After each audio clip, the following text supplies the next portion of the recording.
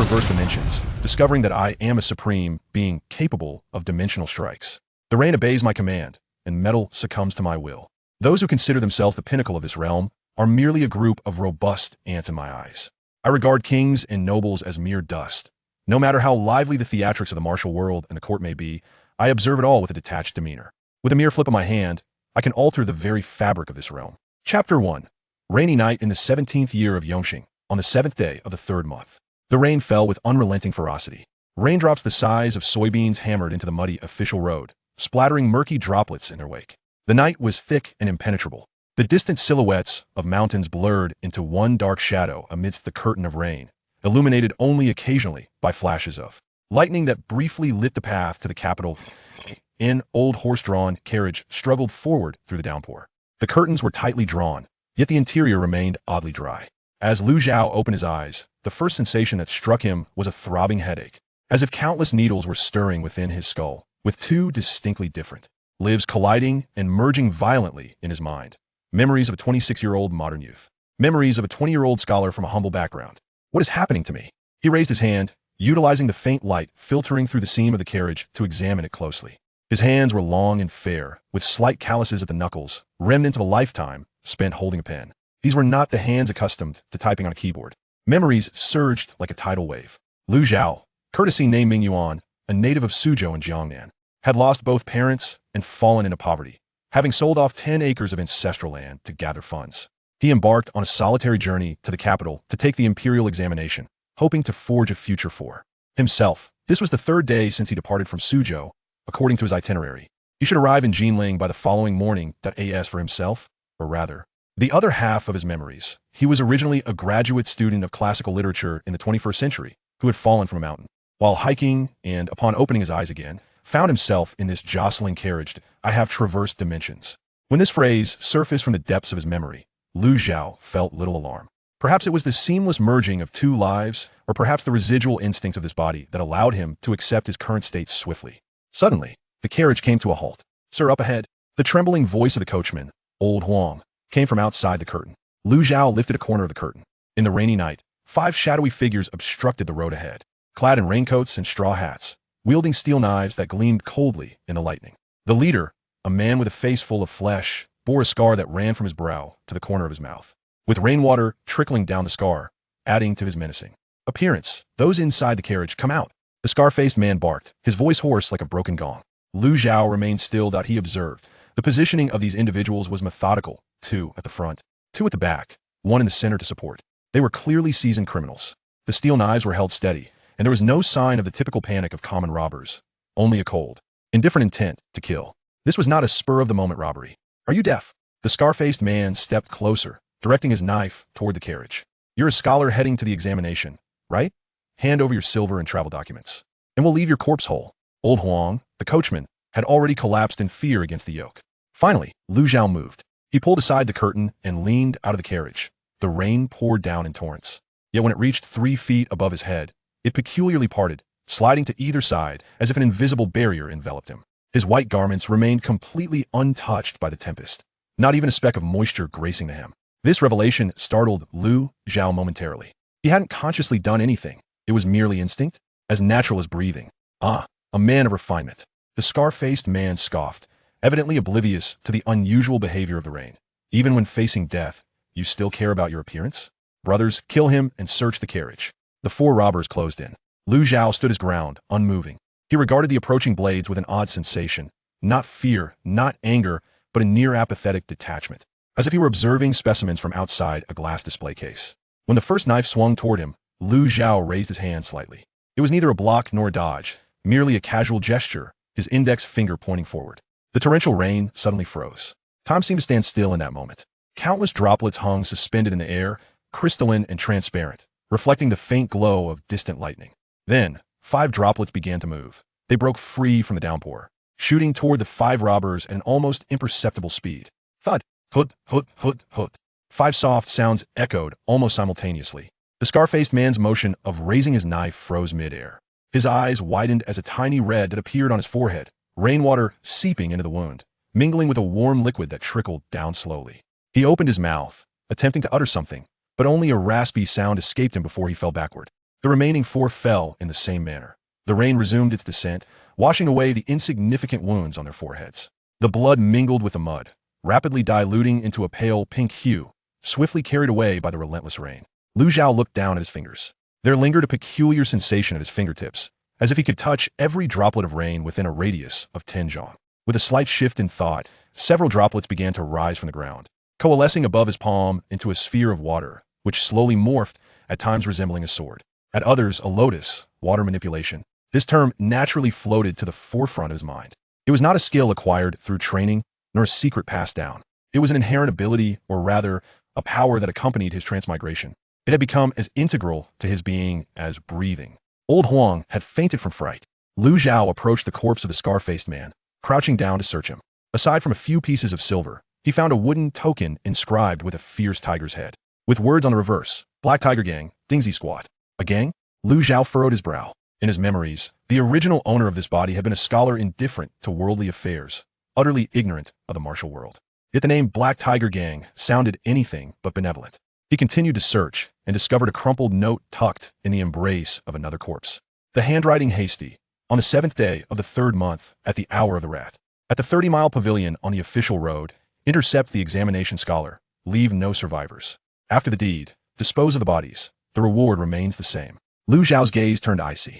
This was not a random robbery. It was a premeditated ambush with a clear target of examination scholars and a directive to leave no survivors. Who would place such a deadly order on a group of scholars? Cheating in the imperial examination? Eliminating political rivals? Or, he straightened, the rain continuing to part around him, his white garments remaining pristine. The water sphere in his palms spun gently, reflecting his visage, 20 years of age, with handsome features that should belong to a refined scholar, yet his eyes held certain detachment not befitting his years, troublesome.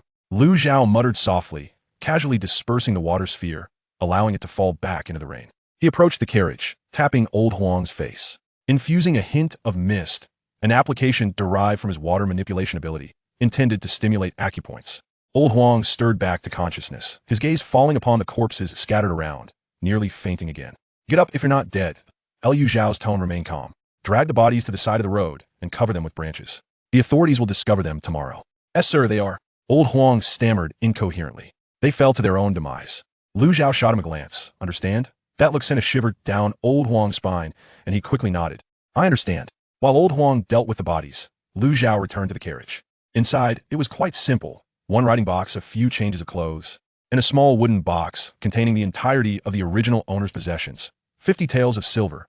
A travel document issued by Suzhou, and the tablets of his parents. He picked up the tablets, his fingers brushing over the engraved names. Lu Wenyuan, Chen Shi. These were the parents of this body, who had passed away 3 years prior. The original owner had mourned for 3 years and was only now heading to the capital to take the examination. Since I have utilized your body, Lu Zhao whispered, I have accepted your fate. The name Lu Zhao shall resonate throughout this realm. This was not a vow, but merely a statement. He returned the memorial tablet to its wooden box, seated himself in a meditative posture, and began to fathom the sudden awakening of this newfound power. Where his thoughts directed, water from the kettle within the carriage flowed forth, twisting and swirling in midair, at times coalescing into words, at others transforming into soaring birds. The range extended approximately 10 paces. The precision of his control was remarkable. A single droplet could penetrate a skull. What was being consumed? Mental energy? Yet recovery was swift, as if there existed a certain resonance with the water of the universe. What an intriguing world. Lu Zhao mused, glancing at the diminishing rainfall outside the window, far more fascinating than Earth. Old Huang, having dealt with the body, timidly returned to the carriage. Master, it is done. Shall we continue our journey? Yes, Lu Zhao replied, closing his eyes to gather his thoughts. Let's press on, aiming to reach Jinling before dawn. The carriage resumed its journey. The rain gradually ceased. The clouds parted to reveal a waning moon.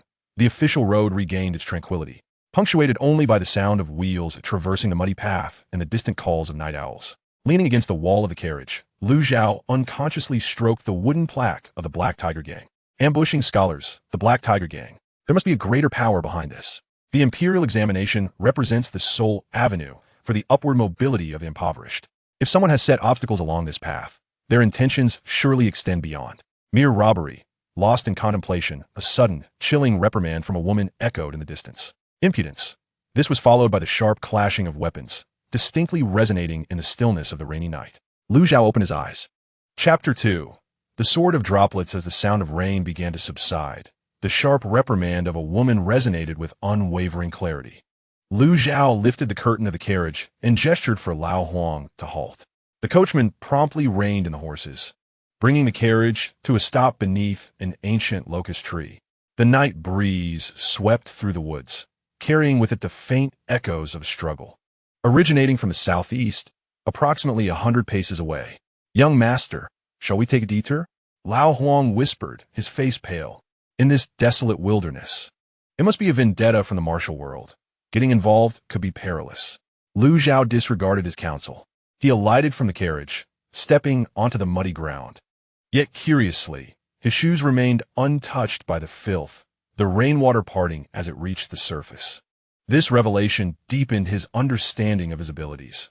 Controlling water was not merely a means of offense and defense, but had evolved into a primal extension of his being, as natural as the movement of his own limbs. "Wait here," Lu Zhao instructed, before vanishing into the shadows of the night. In a mere 10 paces. With a mere thought, the surrounding rainwater coalesced beneath his feet, forming an invisible staircase, allowing him to tread silently, though the trees in the forest intertwined. His speed of advance was astonishing, with the rain curtains parting effortlessly, the slick ground beneath him transforming into a smooth path. After traversing 30 paces, the sounds of combat grew increasingly distinct. Through the layers of shadow, Lu Zhao beheld a clearing in the woods. 3 figures clad in black surrounded a woman dressed in green, attacking her in a triangular formation. The woman appeared to be in her early 20s. Her long hair, cascading like a waterfall, though it was now somewhat disheveled. In her hand, a long sword shimmered with azure light, her swordplay exquisite. Each thrust produced a whistling sound, indicating her considerable skill. However, an arrow was lodged in her left shoulder, the dark shaft stained with crimson. The blood seeping into her green attire, and her steps wavered, breath quickening. She could not endure much longer. "Miss Shun, why persist in resistance?" The leader of the black-clad assailants spoke ominously, his voice gravelly. "The second master has decreed that if you surrender the family order, you may keep your life intact." The woman, her swordplay unrelenting, responded coldly, "In your dreams. Then do not blame us." With a wave of his hand, the 3 assailants shifted their formation, no longer encircling her, but unleashing lethal strikes. The glint of blades sealed off all escape routes, aiming directly for the woman's vital points. Lu Zhao remained concealed within the shadows of the trees, observing intently. He refrained from intervening immediately. Firstly, to ascertain whether these black-clad individuals were connected to the bandits who had previously ambushed him, and secondly, to gauge the woman's limits. More importantly, he needed to discern whether she was worth saving. Indeed, the woman's swordsmanship was remarkable. Though Lu Zhao was no martial artist, the memories he had assimilated afforded him some insight. Her technique was graceful, yet imbued with an air of pride, akin to a cold plum blossoming amidst the snow, far from ordinary martial arts. By the standards of this world, her cultivation was at least at the innate level. Yet, the arrow bore poison, and her vital energy was evidently stifled. "What a pity," Lu Zhao murmured to himself. As the words left his lips, the 3 black-clad figures had closed in on the woman. The blade's edge was merely 3 feet from her throat. At this precise moment, Lu Zhao raised his right hand, gently beckoning with his index finger. The rain, which had not yet ceased, suddenly sprang to life. Countless droplets suspended in the air, turning in mass, aimed squarely at the 3 assailants. Then, 3 glimmers of icy light broke free from the curtain of rain, silently piercing the napes of the 3 men. A series of barely audible thuds followed. The advance of the cloaked figures came to an abrupt halt. Their eyes widened, their faces contorted in grotesque expressions, yet their bodies succumbed to an involuntary softness, collapsing to the ground. Their weapons clattered to the earth, splashing mud. The woman in green, who had closed her eyes in resignation, found herself waiting in vain for the blade to descend. Upon opening her eyes, she beheld 3 lifeless bodies and a figure in white approaching from 10 paces away. The rain continued to fall, yet within a 3-foot radius around the man. The raindrops seemed to possess a will of their own, parting to keep his garments dry. Moonlight slipped through the clouds, illuminating his youthful visage, barely in his 20s. Handsome as a celestial being, yet his gaze was as indifferent as a deep abyss. Shun Qingzi, he spoke, but the movement tugged at his wound, eliciting a muffled groan. And he steadied himself against his sword. Lu Zhao halted 5 paces before her. This distance was sufficiently safe, yet close enough for observation. The woman in green stood slightly shorter than him, her figure slender, and even in her wounded and disheveled state, her back remained unyieldingly straight.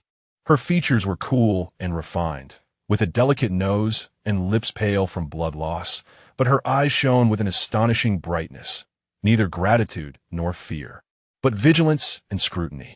Who sent them? Lu Zhao inquired, his tone measured. Shen Qingzi did not respond immediately. She scrutinized the enigmatic figure in white, then glanced at the 3 corpses, each marked with a tiny red at the nape, from which rainwater was seeping, reminiscent of the demise of the scarred-faced man. Did you kill them? She countered. Lu Zhao neither confirmed nor denied, simply raising his hand in a gesture. The pooled water suddenly surged upward, transforming into 3 serpentine streams that coiled around the necks of the corpses, dragging them closer. This method was bizarre, far beyond the realm of martial arts, causing Shun Qingzi's pupils to constrict. Now, answer my question, Lu Zhao commanded. Who seeks your death? Shun Qingzi paused momentarily before finally speaking. The Shun family of Jiangnan. Shun Qingzi. As she uttered her name, her chin lifted slightly, exuding the reserved dignity characteristic of a scion of a prominent family. As for who wishes to kill me, it is of no consequence to reveal. My uncle, Shun Qingshan. Why? My father is gravely ill and wishes to designate me as a successor. My uncle opposes this. Shun Qingzi's words were succinct, yet each one struck like ice. Hiring assassins had now occurred for the 3rd time. Lu Zhao nodded. Internal strife within noble families was not uncommon. He then asked, what is the origin of these men? Assassins from the Blood Robe Tower. Shun Qingzi glanced at the inner lining of one corpse, where indeed a minuscule blood-red robe emblem was embroidered. Her uncle had ties with the Jiangnan branch of the Blood Robe Tower. Blood Robe Tower, Lu Zhao noted this name. It sounded nefarious. Whether they were in collusion with the Black Tiger Gang remained to be investigated. He approached one of the bodies, and the water serpents released their grip, flowing into the mouth and nostrils of the corpse. Moments later, the body suddenly convulsed violently. It turned out that Lu Zhao had intentionally held back during his earlier strike, merely sealing the acupoints to simulate death. The cloaked figure's eyes widened in terror, bubbles emerging from his mouth and nose. Were you assassinating an examinee as part of Blood Robe Tower's business? Lu Zhao questioned. The figure clad in black struggled. Yet the relentless torrent of water continued to pour in, overwhelming him with the terror of death. He nodded desperately. Who was the employer? With a voice squeezed from between clenched teeth, he merely stated that it was a high-ranking official from the court who sought to eliminate the candidates from Jiangnan.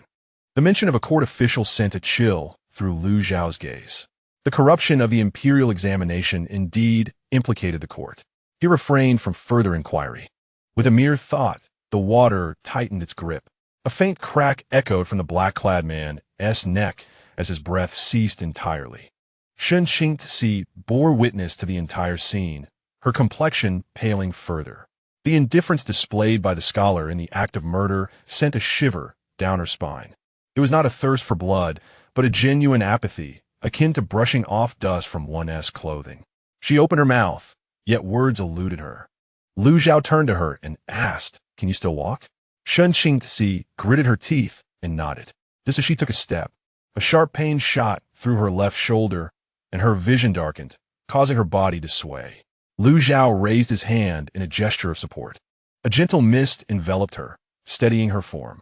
"There's poison on the arrow," he informed her. "The toxicity is mild, but prolonged exposure will incapacitate this arm." Shun Qingzi offered a wry smile. "I am aware. However, this desolate place offers no means for medical assistance." Before she could finish her sentence, Lu Zhao had already moved to her side. He placed his right hand above her shoulder wound, palm facing downward. The mist in the air swiftly coalesced into a transparent orb of water, shrouding the arrow wound. Endure, Lu Zhao instructed. In the next moment, the water within the orb began to swirl violently. Shen Qingzi felt a tearing agony at the wound, stifling a groan as cold sweat beaded on her forehead. Yet, almost immediately, a soothing coolness seeped into the injury, stifling the burning pain. Lu Zhao was manipulating the flow of water to forcibly expel the poison. Dark blood coursed backward along the shaft of the arrow, mingling with the water orb, tainting it a murky crimson. The entire process lasted roughly the time it takes to brew half a cup of tea. When the water orb turned completely black, Lu Zhao waved his hand, dispersing it. The tainted blood fell to the ground, hissing as it corroded the earth beneath. Shen Qingzi gasped for air, but her complexion visibly improved. She glanced down at her wound. The arrow remained lodged, yet the surrounding skin had regained its normal hue, save for the red marks left by the swirling water. It is temporarily suppressed, Lu Zhao remarked. The arrowhead has penetrated the bone. Tools will be required for its removal. Thank you, Shen Qingzi expressed earnestly. May I inquire your esteemed name? Lu Zhao, courtesy name Ming Yuan. He replied, revealing the name of this body, a scholar on his way to the examination. A scholar? Shen Qingzi looked at the 3 corpses on the ground, and then at the young man who claimed to be a scholar, momentarily at a loss for words. What kind of scholar possesses such abilities?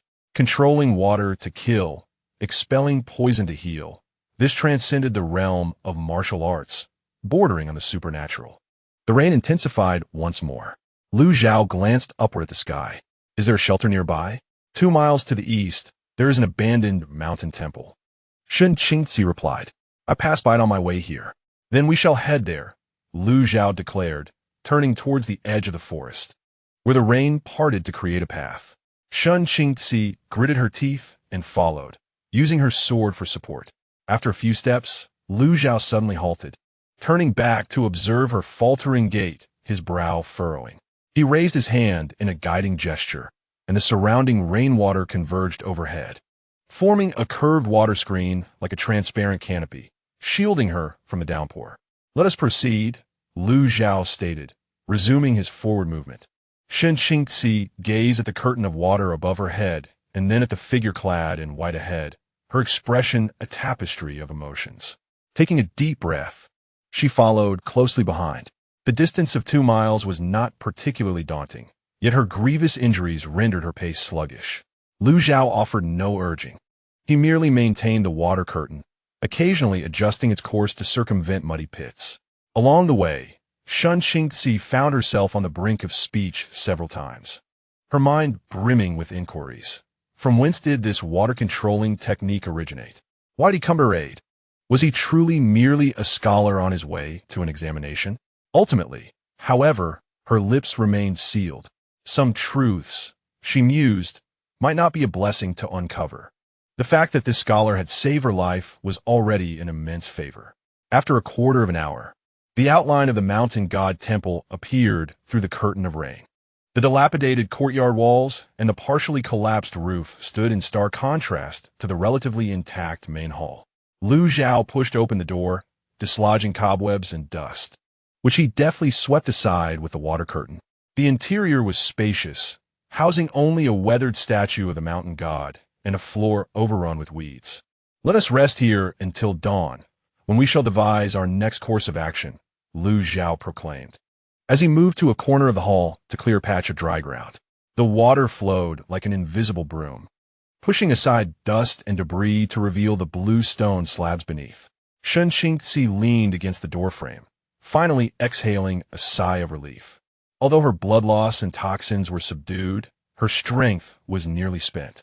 She watched as Lu Zhao kindled a fire in the hall, extracting moisture from the firewood using his water manipulation technique, then igniting it with focused droplets of moonlight. His skill was nothing short of astonishing. As the flames flickered to life, they dispelled the chill within the hall. Lu Zhao settled on the opposite side of the fire, closing his eyes to meditate. Shen Qingzi silently tended to her wounds, tearing a strip from her garment to bandage herself, her movements deft and practiced, clearly not her first encounter with injury. Outside, the rain pattered softly, while inside, the fire cast dancing shadows. Two strangers, brought together in this desolate temple by a pursuit, were unaware that this night would herald a transformation in the tides of the world. Chapter 3. Conversations in the ruined temple. The crackling of the fire cast their shadows against the mottled walls, swaying unpredictably with the flickering light. Having finished tending to her wounds, Shun Qingzi leaned against a pillar beside the shrine, her gaze fixed upon Lu Zhao across from her. This young man, who claimed to be a scholar, sat in stillness with closed eyes, his breathing measured and deep, surrounded by an imperceptible aura that seemed to repel even the drifting dust. After a moment of hesitation, she broke the silence. Young Master Lu, I shall forever remember the life-saving grace you have bestowed upon me this night. Should there ever arise a moment when the Shun family may be of service to you, do not hesitate to speak your needs. Lu Zhao opened his eyes, their depths reflecting the flickering flames. There is no need for such formality. It was merely a matter of convenience. Convenience? Shun Qingzi's lips curled slightly in disbelief. To nonchalantly dispatch 3 innate assassins from the Blood Garment Tower and effortlessly extract a toxin that even esteemed healers found troublesome. Such understatement seemed almost preposterous. She paused, probing cautiously. Your mastery of water manipulation is truly extraordinary. May I inquire as to your source of instruction? Here it came. Lu Zhao had anticipated this question long before. Maintaining an impassive countenance, he replied mildly, in my youth, I encountered an extraordinary individual who imparted to me some rudimentary techniques. What he termed techniques were, in truth, closer to instinct. Where the heart directed, the water would respond. This explanation was a blend of truth and fabrication. The extraordinary individual was a fabrication, while the instinct was genuine. As for whether she chose to believe him, he was indifferent. Shun Qingzi's expression indeed betrayed her skepticism. An extraordinary individual imparting knowledge?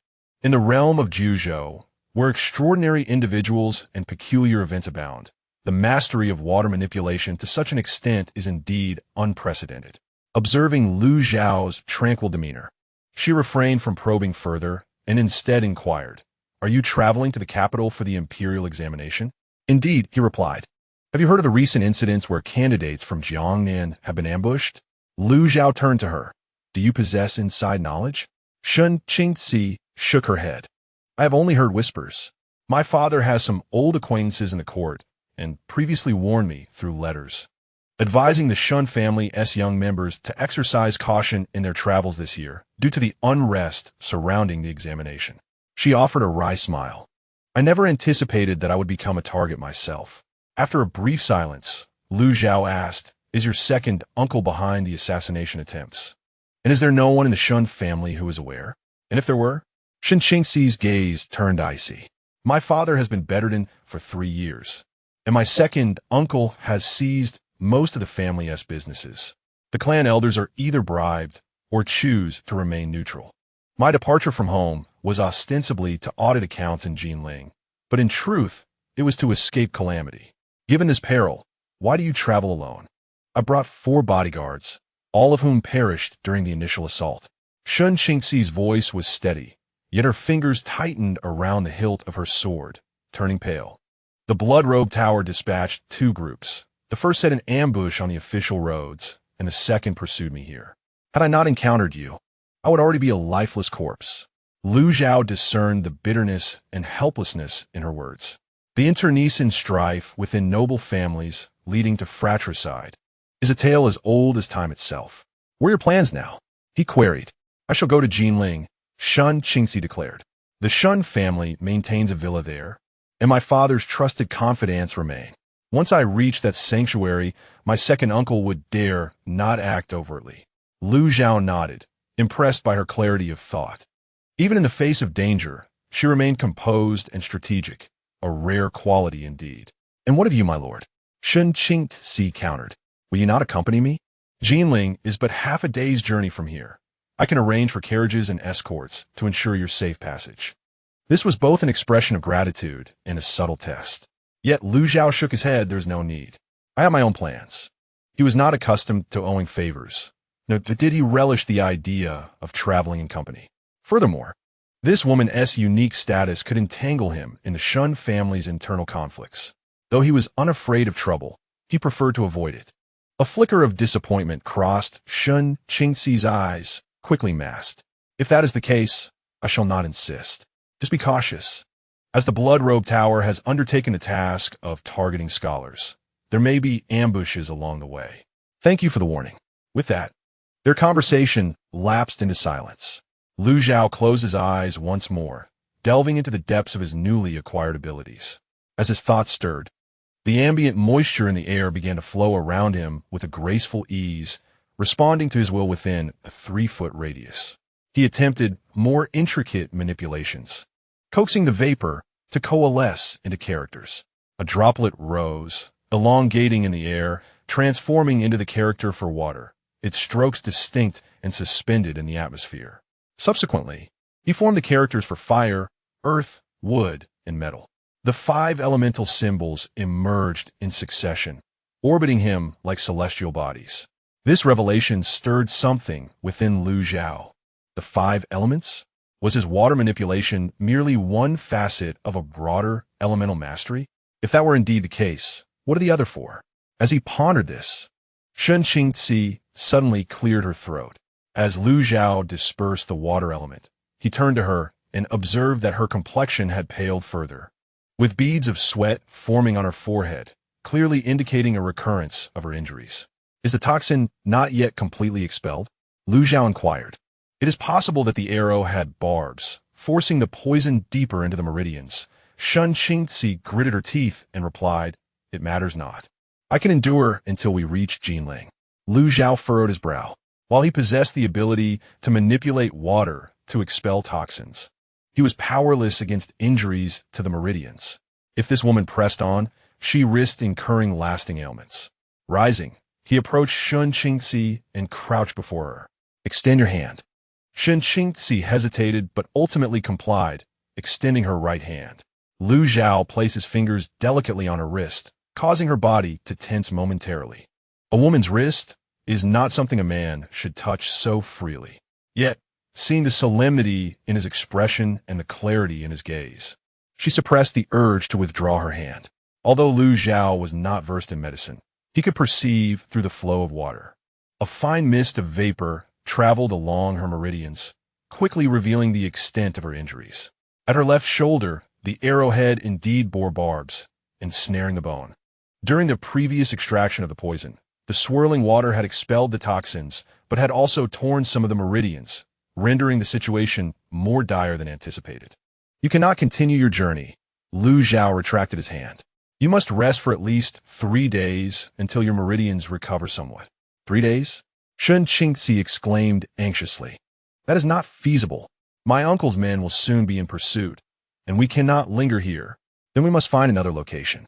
"Where to?" Lu Zhao did not respond immediately. Instead, he moved to the temple entrance and gazed into the night. The rain had ceased, the clouds had dispersed, and the moonlight bathed the forest in a silvery glow. His awareness expanded with the vapor, extending outwards for dozens of steps. Within a radius of 30 paces, every presence of water was detectable. The dew on the leaves, the moisture in the soil, and even the flow of blood within the bodies of animals. This perception was somewhat indistinct, but sufficient to discern positions and movements. To the east lay a stream, to the north a main road, and to the south, 300 paces away, there was a concealed cave masked by a waterfall. "Follow me," Lu Zhao commanded, turning to Shun Qingxi. "Are you able to walk?" Shun Qingxi gritted her teeth and stood, but as she took a step, a sharp pain shot through her left shoulder, causing her to stagger. Lu Zhao raised his hand to support her, a wisp of vapor lifting her gently. "Enough." Before he finished speaking, he positioned himself before her, turning his back to her. "Climb on." Shun Qingxi was taken aback. "This is improper. Is your life more important than propriety?" Lu Zhao replied calmly. "Or would you prefer to wait here for death?" Shun Qingxi bit her lip and, at last, draped herself across his back. The moment she made contact with his body, she felt stiffen, her ears flushing with heat. Throughout her life, she had never been this close to a man. Yet, Lu Zhao had no time to dwell on such thoughts. He supported Shun Qingxi's legs and rose, stepping steadily out of the dilapidated temple. Under the moonlight, with each step he took, the puddles on the ground seamlessly flattened, as if walking on level terrain. As Shun Qingxi lay against his back, she inhaled the faint aroma of ink mingled with rainwater. Though the scholar's back was not particularly broad, it felt remarkably secure. Watching the scenery blur past her, she was astounded. This speed rivaled that of a congenital martial artist at full throttle, yet his breath remained steady, devoid of any fluctuation of true energy. He was certainly no ordinary scholar. In the blink of an eye, they covered the distance of 300 paces. The sound of the waterfall echoed thunderously, while the curtain of water cascaded down the cliff, shimmering like a silver veil under the moonlight. Lu Zhao strode directly towards the waterfall, and as he approached the curtain of water, it parted automatically, revealing a passage tall enough for a person to enter. Shen Qingxi's eyes widened in astonishment. Beyond the water curtain lay a natural cavern, dry and breezy, clearly leading to another exit. Lu Zhao set her down and raised his hand, directing the waterfall to form a layer of water veil at the cave's entrance. From the outside, the waterfall appeared unbroken, yet from within, the outside world was distinctly visible. "We shall rest here for 3 days," Lu Zhao declared. "I will create a water barrier that will be undetectable to outsiders." Shun Qingxi leaned against the cave wall, exhaling a long sigh of relief. Here, she was momentarily safe. She turned to Lu Zhao, her expression earnest. "Young Master Lu, I cannot express my gratitude enough." "There is no need for that," Lu Zhao interrupted. "As I said, it was merely a matter of convenience." He positioned himself at the cave entrance, turning his back to her as he sat cross-legged, resuming his meditation. Shun Qingxi gazed at his silhouette, her heart a tumult of emotions. This enigmatic savior, aloof and detached, had extended a helping hand in her time of peril. She was uncertain how to confront him. As night deepened, the only sounds within the cave were the roaring of the waterfall and the gentle glimmer of the flowing water veil. Shun Qingxi, gravely wounded and fatigued, soon fell into a deep slumber. Lu Zhao, however, remained alert, attuned to the vibrations transmitted through the water veil, sensing everything occurring beyond. After an hour, he suddenly opened his eyes. They have arrived. From the direction of the dilapidated temple came the sound of pounding hooves, not fewer than 10. Lu Zhao's thoughts shifted. The water veil rippled, blurring the distant scene, revealing 8 figures in black, riding towards the temple. The leader, a one-eyed man, dismounted and entered the crumbling structure. "Moments latte." He burst out, shouting, "The blood is still fresh. The person can't have gone far. Search." The 8 scattered, pursuing in different directions, with 2 heading towards the waterfall. Lu Zhao's eyes turned icy.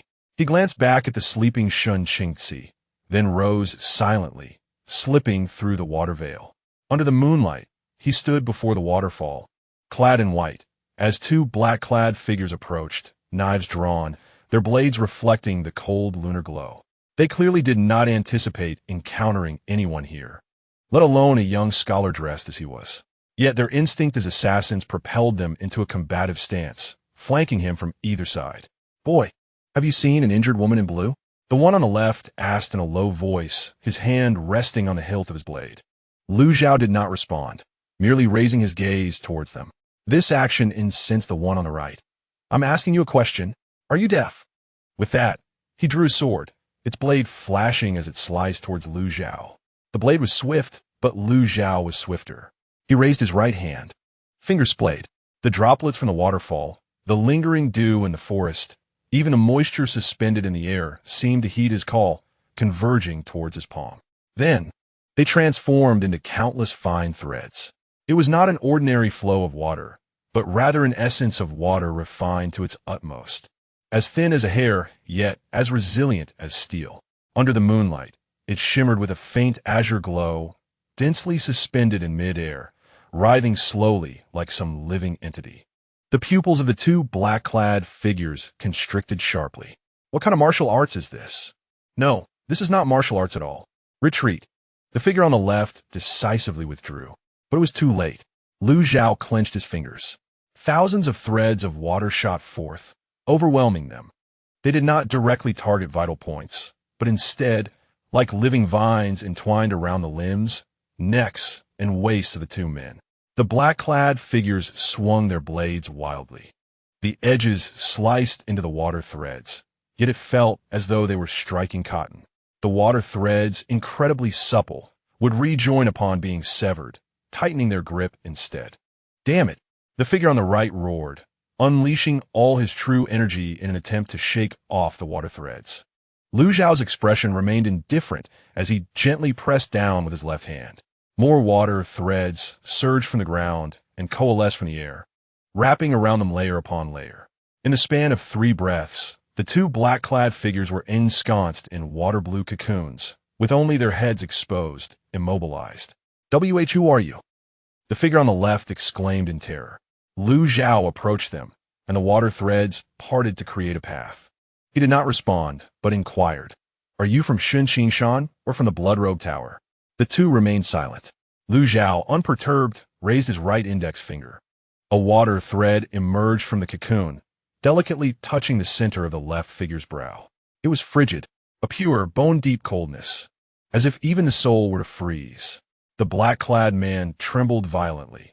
He could feel the water thread gradually penetrating his flesh, not merely piercing, but seeping in, as naturally as water infiltrates a sponge. I'll speak. He finally broke down. "We are from the Blood Robe Tower, but our employer is the second master of the Shun family." He offered 5,000 taels for the head of Shun Qingzi. 5,000 taels. Lu Zhao's gaze grew even colder. A life, in the eyes of these aristocratic families, is worth this much? What about the Black Tiger Gang? He further inquired. Do you have any collusion with the Blood Robe Tower? The figure on the right hurriedly answered, "Yes. The Black Tiger Gang is our peripheral force in Jiangnan, engaging in unsavory dealings. They were the ones who intercepted the scholar." Indeed, Lu Zhao retracted the water threads. The situation was now clear. Shun Qingshan, from the second branch of the Shun family, colluded with the Blood Robe Tower and the Black Tiger Gang, hiring assassins to kill his niece while simultaneously ambushing scholars en route to the examinations. And behind the Blood Robe Tower loomed the shadow of powerful officials within the court. Truly a foul web. "You have worked hard, gentlemen," Lu Zhao said coolly. As his words fell, the myriad water threads suddenly tightened. There were no cries of anguish, no struggles, only the faint crack of bones being crushed. The two cocoons rapidly collapsed, blood seeping from the seams, absorbed by the water threads, transforming into a deeper crimson. After 3 breaths, the water threads dispersed, leaving only 2 indistinct pools of flesh and blood on the ground, no longer recognizable as human forms. Lu Zhao did not cast a glance backward, turning instead toward the direction of the dilapidated temple. There were still 6 individuals remaining. He strode forward, his steps traversing the mire, yet remaining pristine and unblemished. The night breeze stirred the folds of his garments, while the moonlight cast a long shadow behind him, akin to an otherworldly being descending into the mortal realm, or a warrior treading upon bloodshed. Before the dilapidated temple, a one-eyed man paced anxiously. The 8 men dispatched had split into 4 groups to search, and after the passage of incense sticks burn time, none had reported back. This was highly irregular. The assassins of the Blood Robe Pavilion were rigorously trained and would not simply vanish without reason. "Boss," one subordinate hesitated. "Could it be that we've encountered a formidable opponent?" A flash of ferocity flickered in the one-eyed man's gaze. Formidable? In the Jiangnan region, aside from a few ancient clans, who could compel us, the Blood Robe Pavilion, to back down? That little girl, Shun Qingzi, is already at the end of her rope. What more could she possibly muster? As his words fell, he suddenly sensed a chilling presence. It was not the cold of the night breeze, but a penetrating chill that seeped from his very marrow, as if he were being scrutinized by some ominous entity. He spun around abruptly, drawing his blade. Then he beheld it. In the moonlight, a scholar clad in white approached leisurely. He walked with a deliberate calmness, as if meandering through his own garden. Yet wherever he tread, the puddles on the ground parted on their own, the dew in the air receded, and even the wind flowed around him. It was uncanny. Sweat began to bead in the palm of the one-eyed man's grip on the sword. He was the deputy chief of the Jiangnan branch of the Blood Robe Pavilion, possessing the early stage of master-level prowess, having taken the lives of no fewer than 80 men. Yet he had never witnessed such an extraordinary sight. "Who are you?" he asked in a low voice, signaling to his subordinates. The 5 men in black immediately fanned out, encircling the figure. Lu Zhao halted 10 paces away, his gaze sweeping across the 6. "Shen Qingshan hired you to kill Shen Qingci, and also to ambush this scholar?" A jolt of apprehension surged through the one-eyed man. This individual knew too much. "Kill!" He ceased his dialogue and commanded, and simultaneously, the 6 assailants struck. Blades flashed, swords glimmered, and hidden weapons flew from 6 directions, sealing off all avenues of retreat. This was the Blood Robe Pavilion's combined assault formation, the 6 Harmonies killing array. 6 innate martial artists bound together in this formation could compel even a mid-stage master to retreat. Yet Lu Zhao did not flinch.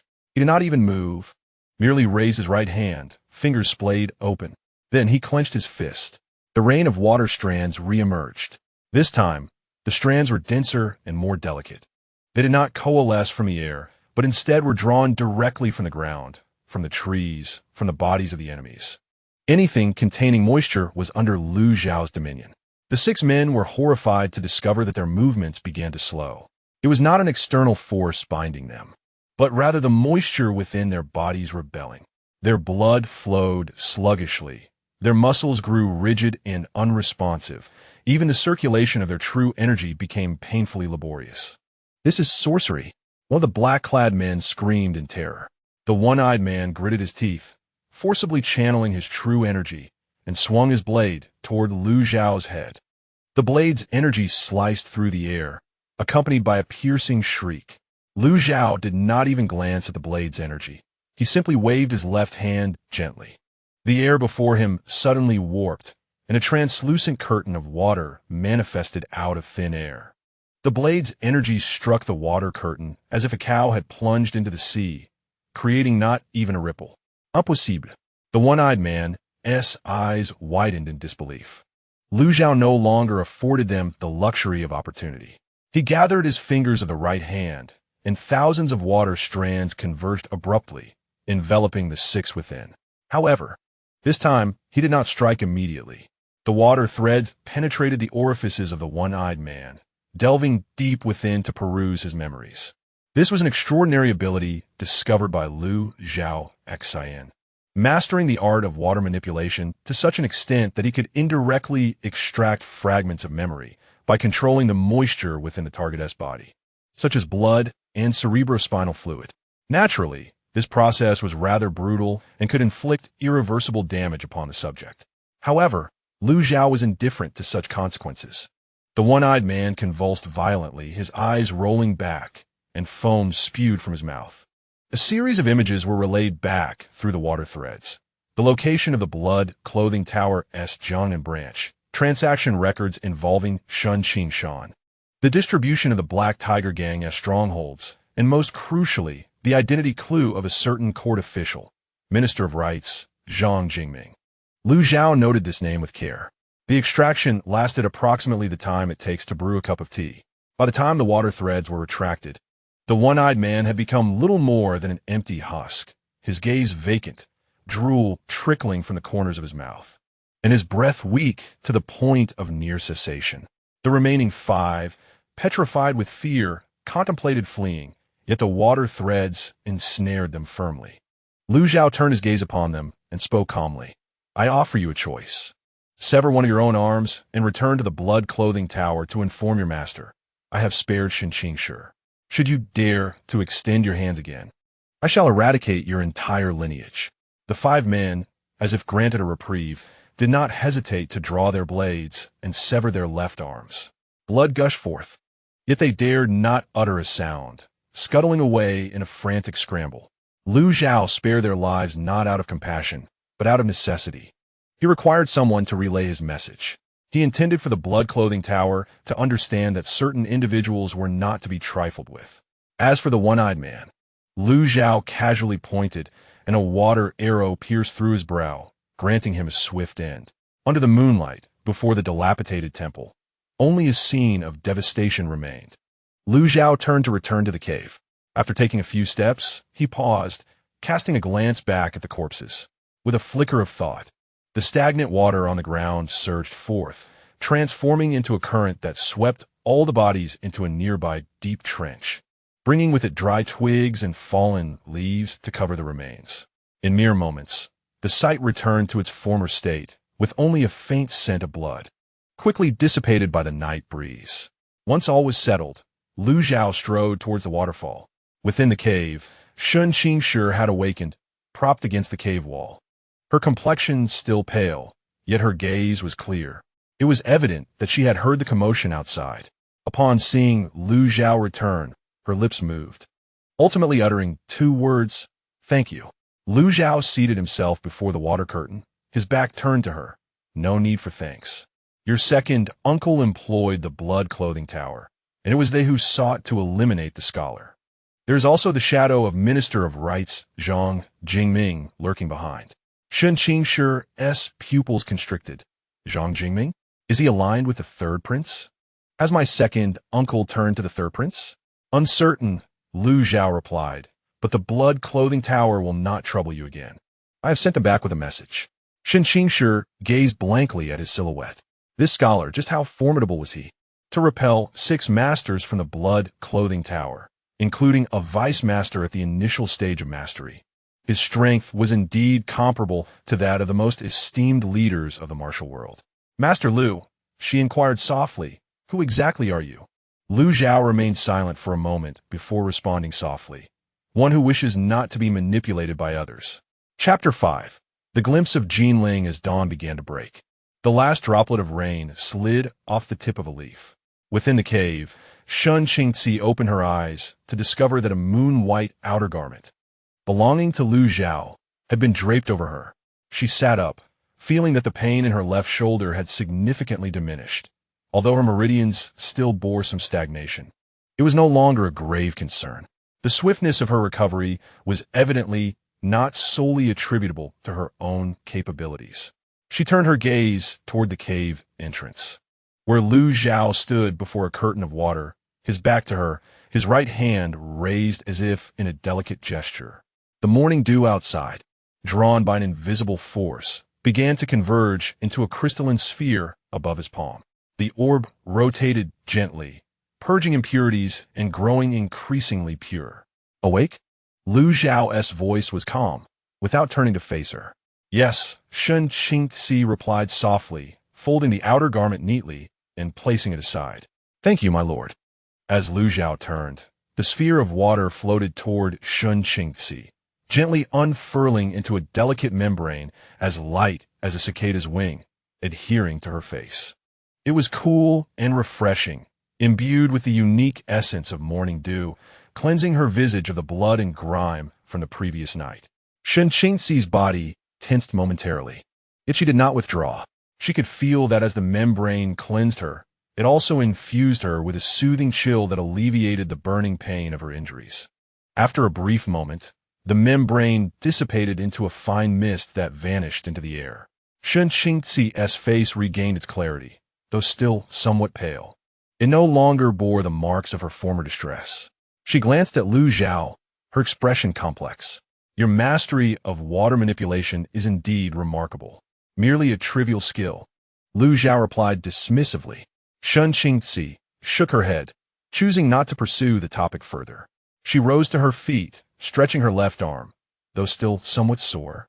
It was functional. We must depart. While this place is concealed, it is not suitable for prolonged stay. Lu Zhao nodded, gesturing to disperse the curtain of water at the cave's entrance. The roar of the waterfall immediately filled the cave. The two of them passed through the cascade, with Lu Zhao leading the way, the water parting seamlessly to create a path. Emerging from the cave, the morning light bathed the forest, and the birds chirped melodiously, as if the previous night's ominous atmosphere had been but a fleeting dream. Upon returning to the official road, they found Lao Huang and the carriage patiently waiting beneath the locust trees. The coachman, upon seeing them return, especially Shun Qingci, was momentarily taken aback. Having not seen her clearly in the darkness of the previous night, he now recognized her extraordinary beauty.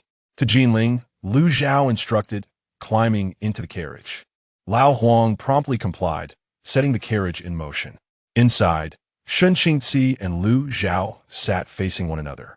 After a moment of silence, she spoke, "My lord, do you have a place to stay in Jinling?" "Not yet," he replied. "Then might I suggest the Shen family's villa?" Shen Qingzi offered. "I possess a private residence in Jinling, tranquil and elegant, with servants who are trustworthy and would never divulge your whereabouts. This is an act of gratitude, as well as a gesture of goodwill," she added. Lu Zhao regarded her with a glance, shaking his head. "There is no need. I can stay at an inn." Shen Qingzi persisted. "My lord may not be aware, but the inns in Jinling are rife with unsavory characters. With the upcoming Sword Pavilion apprenticeship ceremony, the influx of martial artists will inevitably lead to trouble. While the Shun family villa may not be extravagant, it is indeed secure." "Trouble?" Lu Zhao replied with a hint of indifference. "I am not afraid of trouble." Shen Qingzi found herself at a loss for words. She recalled the torrential downpour from the previous night. Indeed, with this scholar's methods, trouble was inevitable, and those who sought it would likely be the ones to suffer. She ceased her insistence and remarked, "In that case, Qingzi shall not press further.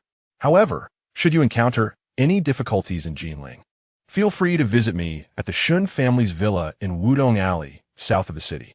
Lu Zhao nodded in agreement. After about half an hour of travel, a modest tea stall came into view ahead.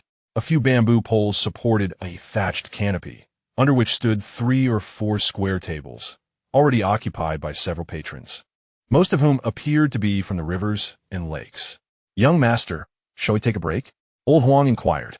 "The horses could use some water." "Let us stop," Lu Zhao replied.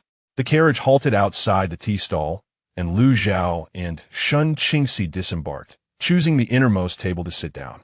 The proprietor of the tea stall was a gaunt old man who promptly served a pot of coarse tea along with 2 earthen bowls. At a neighboring table sat 3 burly men, each adorned with swords, engaged in animated conversation. "Have you heard? The Sword Pavilion's upcoming disciple selection ceremony might even see the reclusive ancestors emerge from their seclusion. Is that true? It has been years since the Sword Pavilion's ancestors have shown themselves."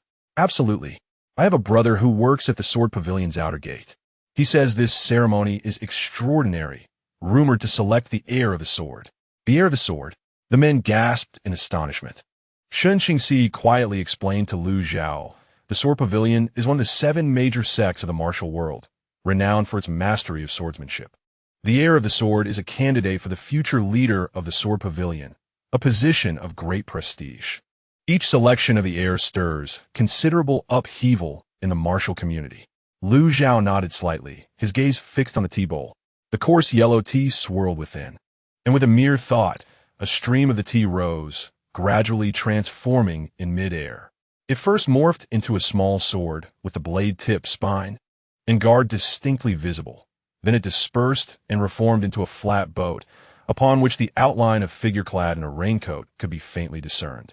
This was merely a spontaneous display, a manifestation of his familiar abilities. However, one of the burly men at the adjacent table caught sight of this and scoffed. TSK. Today's scholars, instead of diligently studying to achieve academic success, indulge in tricks and sleight of hand. Truly, the world is in decline." His companions erupted in laughter. Shen Qingzi's expression darkened, and she cast a cold glance in their direction. Though still recovering from her injuries, the imposing presence cultivated through years of aristocratic upbringing remained, causing the burly man's laughter to falter. Yet, Lu Zhao seemed oblivious, lightly tapping his fingers as the water boat gracefully landed on the table, transforming into a pool of tea that seeped into the wood's grain. The burly man, witnessing this, became even more emboldened. "What is the matter? Can't take a joke?" Scholars ought to embody the essence of scholars, learning these tricks and illusions. Do you actually think you can traverse the martial world? The martial realm is a perilous place, not meant for delicate scholars like you. Other patrons in the tea stall turned to glance, their expressions varied. Finally, Lu Zhao raised his gaze, locking eyes with the burly man. Just a single glance. Suddenly, the burly man felt an icy chill coursing through him, as if a primordial beast had set its sights upon him. Sweat broke out along his spine. He attempted to avert his gaze, only to find his body unresponsive, leaving him frozen in place, helplessly watching as the white-clad scholar slowly raised his right hand, causing the teapot on the table to tilt on its own. The tea that flowed from the spout did not cascade into the bowl, but rather suspended in midair, coalescing, stretching, and shaping itself. In the blink of an eye, it transformed into a vividly animated crane, poised to take flight. The water crane circled the tea stall, its wings shimmering with iridescent patterns under the morning light, creating a dreamlike spectacle. All onlookers were left spellbound. The crane eventually landed on the table before a burly man with a twisted beard, gently pecking at the surface, producing a soft tap before dissolving into clear water. Silence enveloped the scene, a deathly hush. The burly man turned pale, collapsing to his knees. I am blind to your greatness, and have offended you. Please forgive me. Lu Zhao withdrew his gaze and said to Shun Qingzi, "Let's depart." The two rose and left the tea stall. It was not until the carriage had driven far that the patrons of the stall exhaled in relief, while the burly man remained slumped on the ground, unable to rise for some time. Inside the carriage, Shun Qingzi turned to Lu Zhao and softly remarked, "Why must you lower yourself to his level? To reveal such prowess may attract unnecessary attention." Lu Zhao closed his eyes to meditate. It is bothersome. Tranquility is preferable. Shun Qingzi fell silent, realizing that Lu Zhao was not flaunting his abilities, but rather issuing a warning. After this incident, the patrons of the tea stall would surely remember the enigmatic scholar in white, and as word spread, those with ill intentions would naturally steer clear. This, too, was a form of serenity. The carriage continued onward as Shun Qingzi began to recount the political landscape of Jinling. There were 4 prominent families: Shun, Wang, Li, and Zhao. The Shun family had established their wealth through commerce, controlling 30% of the silk trade and 20% of the salt and iron industries in the Jiangnan region. The Wang family had held governmental positions for generations, with deep roots in the court. The Li family was a clan of martial artists closely associated with the Sword Pavilion, and the Zhao family controlled river and land transportation, holding sway over the docks. The 4 families had engaged in both overt and covert rivalries for many years, yet maintained a facade of harmony. One must tread carefully among these families in Jinling, especially with the current heir of the Wang family, Wang Luan, who is narrow-minded and best left undisturbed. Additionally, various factions of the martial world had established strongholds in Jinling. The Sword Pavilion's listening Sword Tower, Shaolin's Diamond Chamber, and the Tiandao Sect's Iron Cutting Hall are places best avoided unless absolutely necessary. As for the influence of the court, Jinling was home to the governor's office, the garrison, and the Jiangnan branch of the Xiankong division, the emperor's personal guard tasked with overseeing the martial world and apprehending criminals, wielding considerable power. Lu Zhao listened intently, committing this information to memory. Shun Qingzi concluded by mentioning, 3 days hence, there will be a poetry gathering by the Qinhuai River, likely attended by many talented individuals from Jiangnan. If you're interested, I can procure an invitation. A poetry gathering? Lu Zhao felt a stir within. He recalled the timeless verses from another world. In this realm devoid of Li Bai, Du Fu, and Su Shi, such poetry might prove invaluable. He chose to defer his response for the moment. As they conversed, the sun gradually dipped lower in the sky. By evening, the carriage finally reached the outskirts of Jinling. The city walls towered over Tianzhong, their gray bricks weathered by the passage of time. The gates stood wide open, with a ceaseless flow of vehicles and pedestrians. The cacophony of voices mingling with various dialects, cries of vendors, and the clatter of hooves, all coalescing into a vibrant tapestry of urban life. Old Huang drove the carriage into the queue for entry. At the city gate, soldiers inspected travel permits. When it was Shun Qingzi's turn, she presented a jade token, prompting the soldiers to immediately bow and grant her passage, foregoing any further inspection. This was the privilege of the noble families. Once inside the city, Shun Qingzi instructed Lao Huang to halt the carriage at a secluded alley. She produced a sheep-fat jade pendant and handed it to Lu Zhao, saying, "Young master, please accept this pendant. With it, you may access all of the Shun family's properties in Jinling and also mobilize up to 100,000 taels of silver." The pendant felt warm to the touch, intricately carved with orchid patterns, and bore the character Shun on its reverse side. Lu Zhao did not decline and tucked it into his sleeve, replying, "Thank you. It is I who should express my gratitude." Shun Qingxi solemnly replied, "I will never forget the life-saving grace. Take care, young master." She disembarked from the carriage, and someone from the Shun family's other residents came to escort her. Before parting, she glanced back at Lu Zhao, her expression complex, and ultimately turned away. Lu Zhao withdrew his gaze and said to Lao Huang, "Find an inn. One that is clean will suffice." "Understood." Lao Huang drove into the main street and soon stopped before a 3-story building, the sign above reading ULI Inn. Chapter 6. The turmoil at ULI in the lobby of ULI Inn was filled with the aroma of food and the cacophony of voices. As Lu Zhao entered, carrying a book box, the innkeeper, who had been fiddling with an abacus, lazily lifted his gaze upon hearing footsteps. Dressed in a somewhat worn white robe, he bore the appearance of a scholar, travel-worn, yet possessing handsome features, though he seemed far from affluent. "Are you here for a meal or accommodation?" the innkeeper asked in a neutral tone, not even bothering to rise. "Accommodation. A room," Lu Zhao replied. Only then did the innkeeper set aside his abacus and scrutinize Lu Zhao. "A room is 2 taels of silver per day, to be paid for 3 days in advance." This price was not the highest in Jinling, but for an ordinary scholar, it was indeed extravagant. The innkeeper was evidently testing him. Lu Zhao produced a 5-tael silver ingot from his sleeve and placed it on the counter. "I will stay for 2 days. A flicker of surprise crossed the innkeeper's eyes, but he quickly regained his composure, accepted the silver, and retrieved a wooden plaque. "Room number 3, on the 2nd floor, turn left at the end." He then summoned a server to escort the guest upstairs, maintaining his indifferent demeanor. Lu Zhao paid no mind and followed the server up. The room was relatively tidy, furnished with a bed, a table, and a chair, and it had a window facing the street. Opening the window, the vibrant scene of Jinling unfolded before him. Carriages flowed like water, pedestrians moved like threads in a tapestry, and the shouts of street vendors rang out in a lively chorus. This was the splendor of the Jiuzhou world. After the server departed, Lu Zhao closed the door and placed his book box on the table.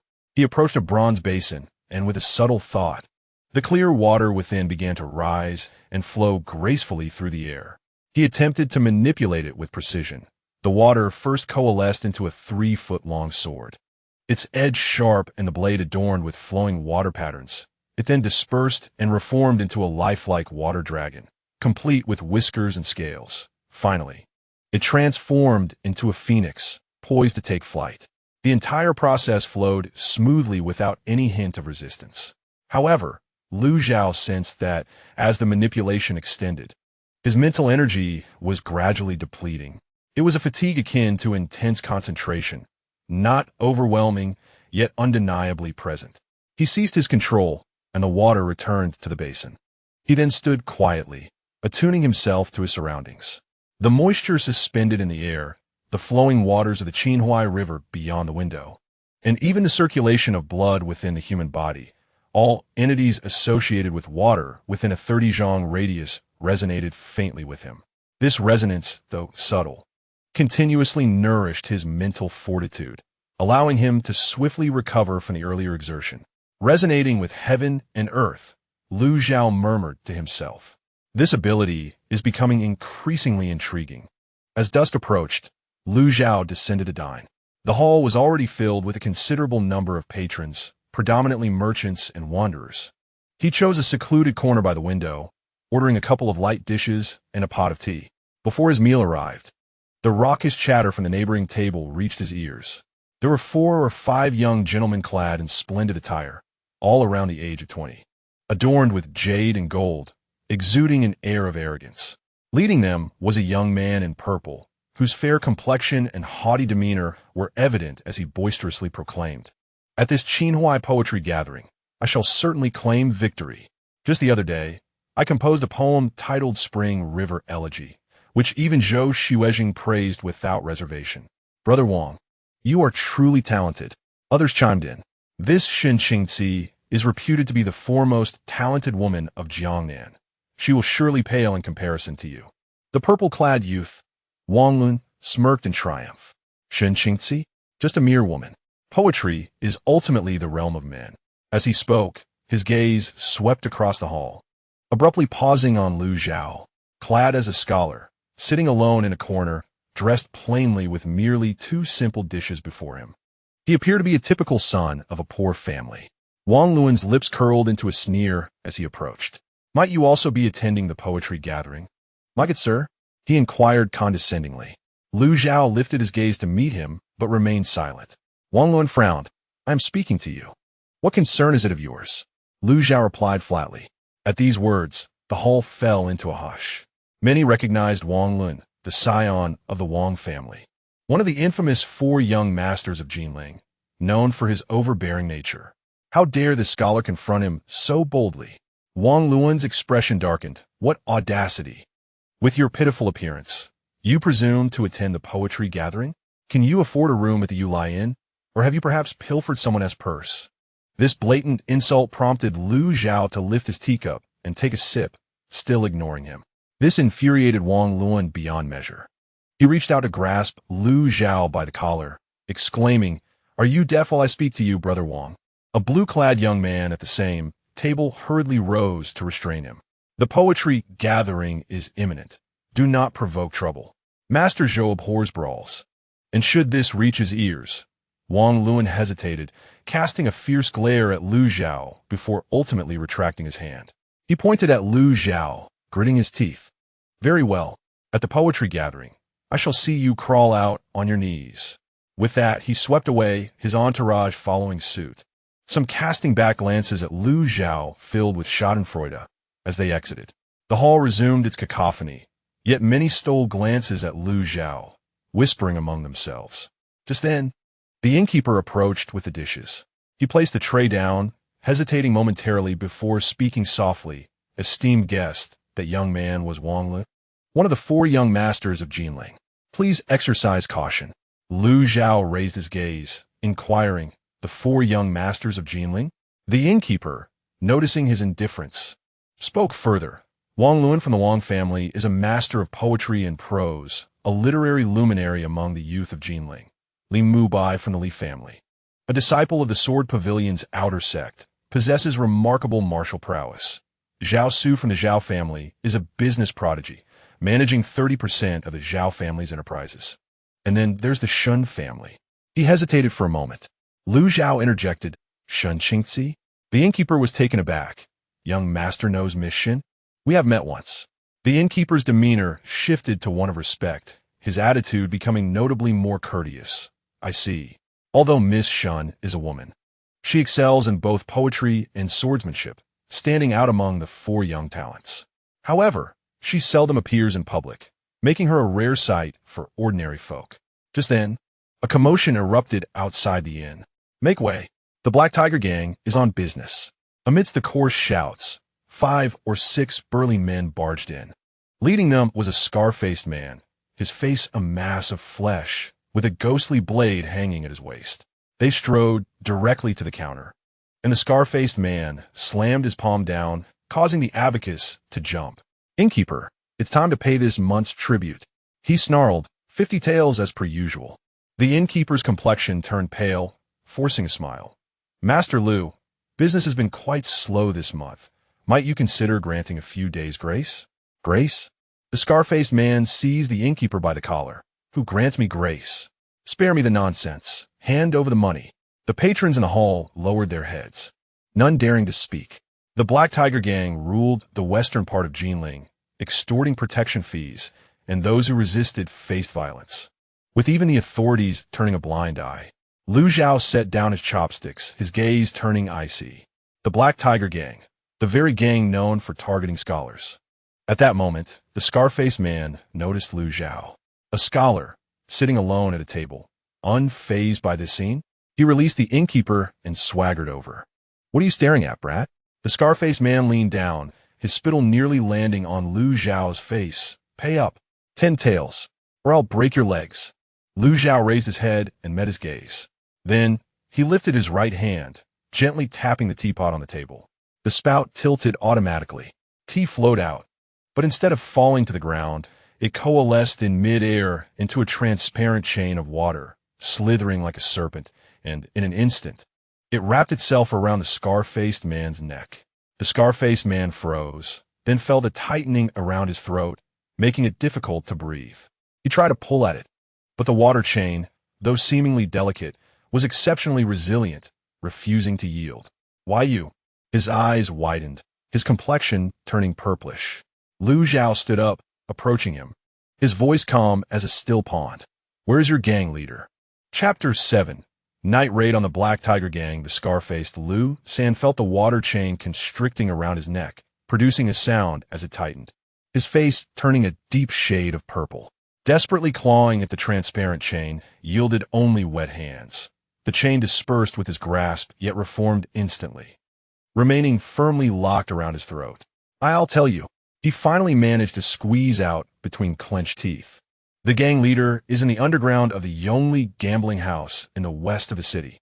Lu Zhao slightly loosened his fingertips, the water chain easing off. Details. Lu San gasped for air. In the back courtyard of the gambling house, there's a dry well. Below it is a secret chamber. The gang leader usually stays there, tonight. "He should be." "Very well," Lu Zhao nodded. The water chain dissipated entirely, leaving Lu San collapsed on the ground, clutching his neck and coughing violently. He gazed in terror at the scholar in white before him. The suffocating sensation he had just experienced, the utter helplessness of having his life and death controlled by another, extinguished any thought of resistance within him. "Return," Lu Zhao commanded, turning to sit back at the table, lifting his teacup. "Inform your leader that I shall be paying a visit tonight." Lu San felt as if he had received a reprieve, scrambling out of the inn in a hasty retreat. The few companions with him had already been terrified into submission, fleeing alongside him. The hall fell into a profound silence. The innkeeper, pale as a ghost, trembled as he approached Lu Zhao's table, lowering his voice. "Young Master Lu, you must not go. The Black Tiger Gang numbers over 300, and their leader, the Black-Faced Tiger, is a master of the second level of innate skills.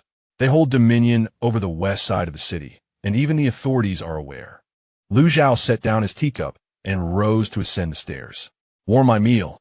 I shall eat it upon my return." The innkeeper wished to offer further counsel, but upon witnessing the calm figure ascending the stairs, the words lodged in his throat, unable to escape. Back in room 3, Lu Zhao opened the window. As the sun dipped below the horizon, the lights of Jinling City began to glow, with faint melodies wafting from the banks of the Qinhuai River. He changed into a fresh white garment, simple yet immaculate, the result of his water manipulation technique that effortlessly cleansed the fabric. Then he settled cross-legged on the bed, closing his eyes to regulate his breath, not to cultivate but to expand his perception. Centered in the inn, he visualized the movement of moisture within a 30-zhang radius, the gentle ripples of well water at the alley's mouth, the swaying of wine cups in taverns, the sweat stains on pedestrians. This perception was somewhat indistinct, yet sufficient to construct a three-dimensional portrayal of his surroundings. He waited, awaiting the nightfall, the peak of activity at the gambling house, the opportune moment for his visit. At a quarter past the hour of the dog, approximately 8 o'clock, Lu Zhao opened his eyes and rose to depart. As he descended the stairs, the innkeeper approached him, holding a sheathed dagger in his hands. "Young Master Lu, please take this for your protection." Lu Zhao glanced at the dagger, noting its exquisite craftsmanship and the embedded fragments of jade on the sheath, indicating its considerable worth. He shook his head.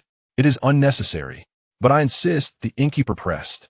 "I said it is unnecessary." Reluctantly, the innkeeper retrieved the dagger, watching as the figure in white stepped out into the night, merging with the shadows. He sighed and whispered to a nearby servant, "Go inform the authorities that someone may die at the Yonglei gambling house." In the west of the city, the Yonglei gambling house was ablaze with light. The sounds of voices clamoring, the shouts of gamblers, the roll of dice, the clinking of silver coins melded together, filling the air with the stench of sweat, liquor, and greed. This establishment was the largest den of iniquity in Jinling City and the stronghold of the Black Tiger Gang. As Lu Zhao entered through the gambling house's doors, a few guards, dismissing him as a frail scholar based on his attire, paid him no mind and continued to yawn against the doorframe. The hall was thick with smoke. Dozens of gambling tables were crowded with patrons, ranging from richly dressed merchants to laborers in simple attire, all with bloodshot eyes fixated on the dice cups and pai gow tiles. Lu Zhao navigated through the throng, making his way directly to the rear courtyard. A middle-aged man, seemingly in charge, blocked his path. "This gentleman, the rear courtyard, is not open to the public." "I seek your leader," Lu Zhao replied. The man hesitated, sizing him up. "The leader does not see visitors. If you wish to play a few rounds, please, go ahead," I stated, expressing my intent to seek out your leader. Lu Zhao reiterated my words, maintaining an even tone that inexplicably sent a chill down the spine of the steward. The steward's expression darkened as he exchanged glances with his companions. 4 burly men encircled us, their hands resting ominously on the clubs at their waists. "Looking for trouble, are you?" One of them sneered, oblivious to the gravity of the situation. Before he could finish his taunt, Lu Zhao raised his hand and, simultaneously, 3 large water jars in the corner of the courtyard shattered. The fresh water within erupted skyward, not scattering chaotically, but morphing in midair into dozens of serpentine streams that hissed as they lunged towards the 4 men and the steward. The water serpents ensnared their wrists, ankles, and necks with an icy grip, binding them tightly and toppling them to the ground like bundles of rice. "An ambush!" Someone screamed. The back gate burst open, and over 20 armed henchmen charged forth.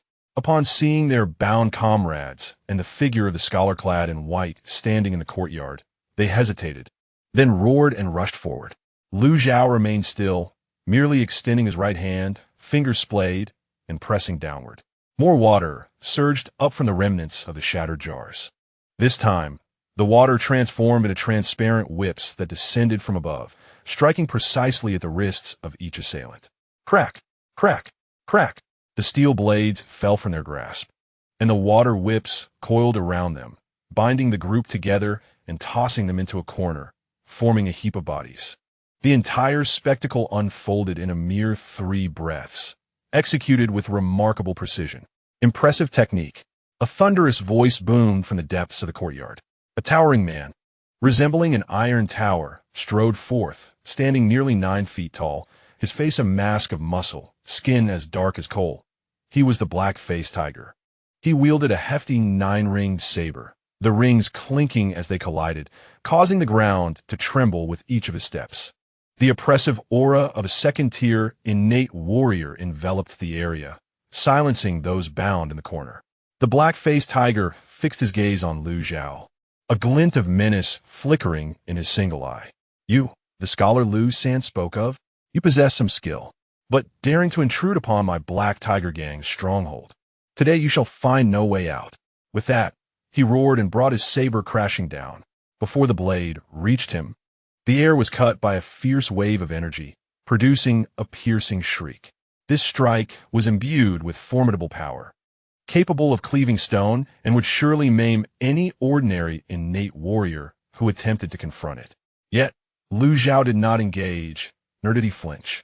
As the blade's energy approached within 3 feet of him, a transparent water barrier materialized before him. The lethal force collided with the water, dissipating silently without so much as a ripple, vanishing into nothingness. The Black-Faced Tiger's pupils contracted sharply. A mere bluff, he thought, unwilling to concede defeat, and swiftly pivoted, unleashing a flurry of strikes with his blade. 1 slash, 2 slashes, 3. He unleashed a total of 18 ferocious strikes in rapid succession, each imbued with lethal intent, encircling Lu Zhao completely. Yet the water barrier remained steadfast. The 18 strikes fell like stones into the depths of the ocean, failing to graze even the hem of Lu Zhao's robe. Panic finally gripped the Black-Faced Tiger. He stumbled back 3 paces, his eyes locked on the barrier, cold sweat beading on his forehead. What sorcery is this? Lu Zhao offered no response. Instead, He raised his right hand and gently flicked his index finger. A single droplet of water broke free from the barrier, crystalline and translucent, glimmering softly in the moonlight. It floated slowly, so languidly that the black-faced tiger could distinctly discern its trajectory.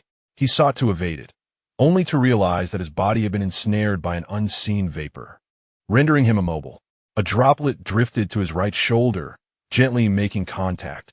A soft pop echoed as blood blossoms erupted forth. The water droplet pierced through his scapula, emerging from his back and releasing a cloud of crimson mist. The nine-ringed broadsword clattered to the ground, and the black-faced tiger let out a wretched scream, staggering backwards, his right arm hanging limply, rendered useless. Lu Zhao approached him, the curtain of water shifting accordingly. "I inquire, you respond," Lu Zhao stated. "Was it you who ambushed the scholarly candidates?" The black-faced tiger gritted his teeth in silence. Lu Zhao raised his hand, and another droplet coalesced. "Yes, yes." The black-faced tiger finally cracked. It was orchestrated by the second master of the Shun family, Shun Qingshan. The deputy minister Zhang seeks to eliminate the candidates from Jiangnan. "We merely acted for a fee. How many lives have been taken?" 37 in total. Lu Zhao nodded affirmatively. "Very well." He ceased his inquiries and turned towards the dry well. Sure enough, below lay a hidden chamber, spacious enough to accommodate tables, chairs, and beds, alongside several large chests. Lu Zhao opened the chests, revealing account books, banknotes, and precious jewels. He perused the account books, which meticulously recorded each transaction. On a certain date, several scholars were ambushed, and the sum received was noted. On another date, the fee for resolving trouble for the second master was recorded in a dense, alarming script. Lu Zhao extracted several large banknotes, amounting to roughly 10,000 taels, and tucked them into his sleeve, returning the account books to the table. Then, he exited the hidden chamber and returned to the courtyard. The black-faced tiger still lay prostrate on the ground, and the more than 20 henchmen remained bound in the corner. The distant gambling hall remained raucous, oblivious to the events that had transpired in the courtyard. Standing in the courtyard, Lu Zhao closed his eyes, completely releasing his thoughts. Within a 30-zhang radius, he became acutely aware of the flow of blood within all living beings, sensing the rhythm of their heartbeats, the velocity of blood, the dilation of capillaries. Then his mind subtly shifted. Reversal. The 20 or so individuals in the corner widened their eyes in unison as blood began to seep from their orifices. They wished to scream, but found their voices stifled. They desired to move, but could not even lift a finger. The blood within them reversed its flow, collapsing veins and tearing organs. In mere moments, they all succumbed to death. The black-faced tiger gazed in horror. You are a demon." Lu Zhao opened his eyes, fixing his gaze upon him. "It is your turn." The same scene unfolded for the black-faced tiger. Blood streamed from his orifices, his body convulsed violently, and ultimately he collapsed to the ground, devoid of life. Lu Zhao surveyed the courtyard filled with corpses, then glanced in the direction of the gambling hall. He did not enter, but merely raised his hand, beckoning. The remnants of the water tank in the courtyard surged forth with clear water, washing away the bloodstains on the ground, along with the bodies, which were swept into the dry well. Having completed this task, he turned to depart. As he exited the gambling hall, the gatekeepers were still yawning, utterly unaware of the happenings in the courtyard. Lu Zhao walked the path back to the inn, the night breeze cool against his skin. Passing beneath an eave, he suddenly felt a stirring in his heart and looked up to see a shadow flit across the rooftop, swift as a specter. Without pausing his stride, Lu Zhao continued onward. Above the eave, the shadow crouched in the darkness, clutching a jade slip, diligently recording something at a rapid pace. The moonlight occasionally illuminated half of his face. He appeared to be in his 30s, possessing an unremarkable countenance, save for a pair of eyes that gleamed with the sharpness of an eagle. He observed Lu Zhao's retreating figure and murmured to himself, "The target is suspected to possess water control abilities. Combat assessment, a master-level threat. Recommendation, conduct close surveillance." The jade slip shimmered briefly, and the information was transmitted. Chapter 8. Invitation to the poetry gathering the following morning. The lobby of the Ulion buzzed with far more activity than usual. As Lu Zhao descended the stairs, he noticed that the tables by the window were filled with patrons engaged in hushed discussions. He chose a familiar corner seat, ordered a pot of tea and 2 steam buns. The conversation from the adjacent table reached his ears clearly. "Have you heard? The Black Tiger Gang was taken down last night. Is that true? The Black-Faced Tiger is a congenital master with over 300 subordinates. Who could possibly achieve such a feat overnight?" "Absolutely true. I have a relative working at the government office who witnessed it this morning. In the dry well behind the Yongli gambling house, over 20 corpses were found, including the Black-Faced Tiger himself, with blood oozing from all 7 orifices. A gruesome sight indeed. Who did this? Unknown. The authorities have classified it as a vendetta, yet there were no signs of struggle at the scene, which is quite peculiar. Could it be that an enemy hired a master to do the deed? A master? There are only a few masters in the entire Jiangnan region. Besides, although the Black Tiger Gang was audacious, they wouldn't provoke a master unnecessarily. I heard," one individual lowered his voice, "that someone saw a scholar in white enter the back courtyard of the gambling house last night, and shortly after, the members of the Black Tiger Gang never reappeared." "A scholar? Don't be ridiculous. Believe it or not, it's up to you." Lu Zhao quietly sipped his tea, seemingly indifferent to the gossip swirling around him. The buns were rather ordinary, yet he consumed them slowly and with great care, a habit from his previous life, cherishing the flavors of food that is hard-earned. As he was enjoying his meal, a young maid dressed in green entered the inn. She appeared to be around 14 or 15 years old. With her hair styled in twin buns, her features delicate and charming. She scanned the lobby, and her gaze brightened upon spotting Lu Zhao, hastening toward him. "Excuse me, are you Lu Zhao, Master Lu?" The maid bowed respectfully, her voice crisp and clear. Lu Zhao nodded. "That is indeed me." The maid produced a gilded invitation from her bosom, presenting it with both hands. "My young lady has instructed me to deliver this note, and it is my earnest hope that you will grace us with your presence." The invitation was crafted from deep blue paper, its cover adorned with silver powder depicting the scenery of the Qinhuai River, with the words "poetry" gathering elegantly inscribed in the center. Upon opening the inner page, the time and location were revealed: tonight at 1/4 the hour of the rooster, at the Lanyu building by the Qinhuai River. The signature bore no name, only a small orchid seal, identical to the pattern on the jade pendant gifted by Shun Qingzi the previous day. Additionally, a plain sheet was tucked within, penned in Shun Qingzi's own handwriting. "Regarding the incident in the west of the city last night, were you involved? Qingzi expresses gratitude. The poetry gathering may seem tedious, yet it offers an opportunity to observe the figures of Jinling. Should you attend, Qingzi will warmly welcome you." The script was elegant yet conveyed strength, much like the person herself.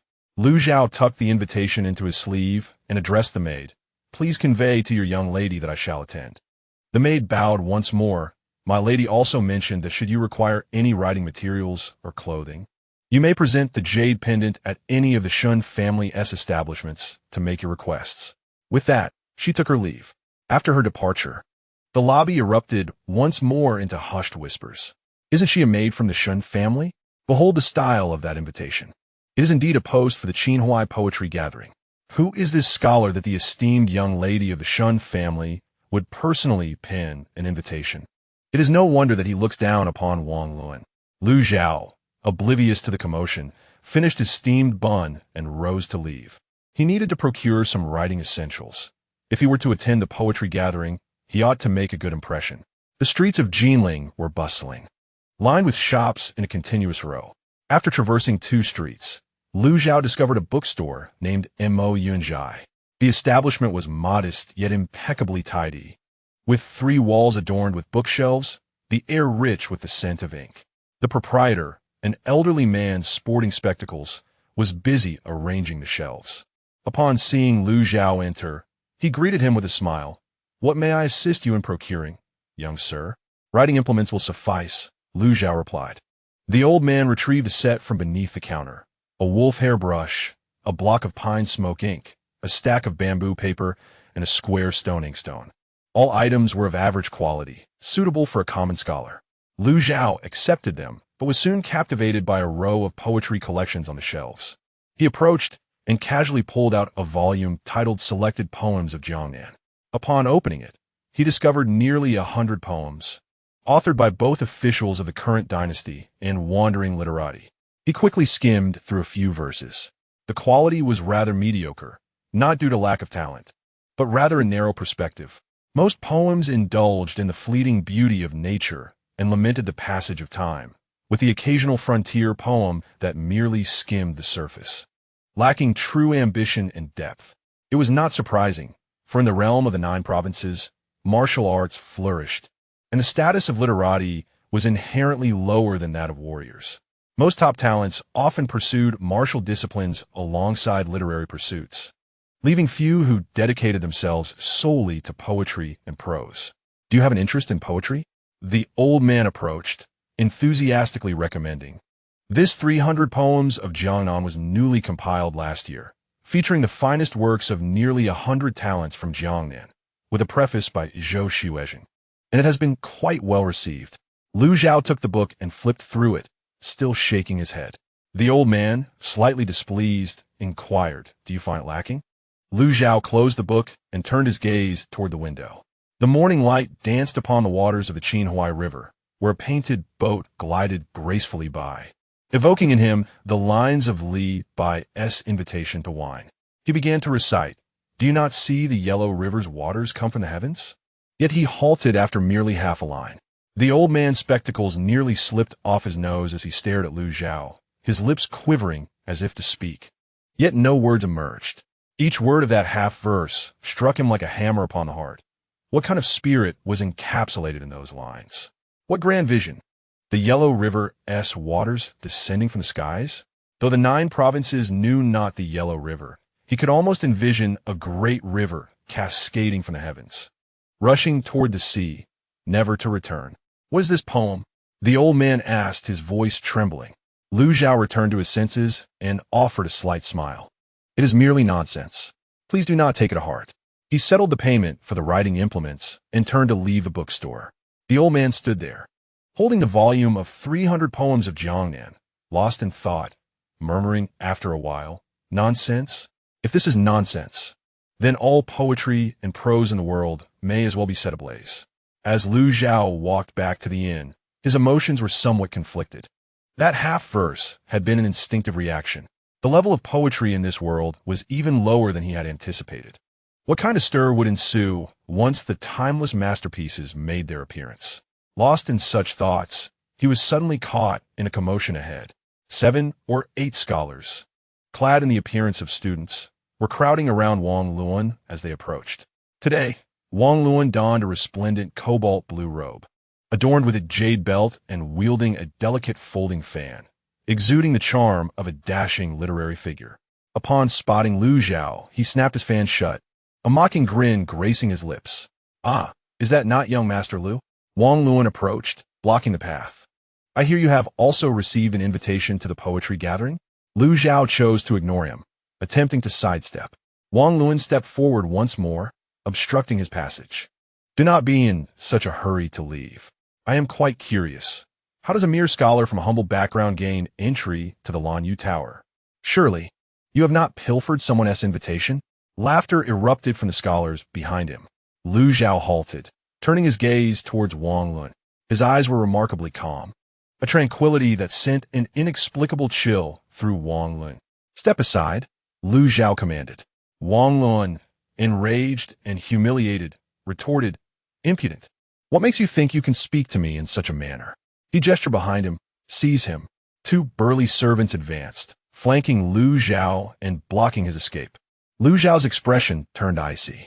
With a mere thought, a servant at a nearby tea stall suddenly trembled, causing the cup he held to spill, the warm tea splashing directly onto Wang Luan's face.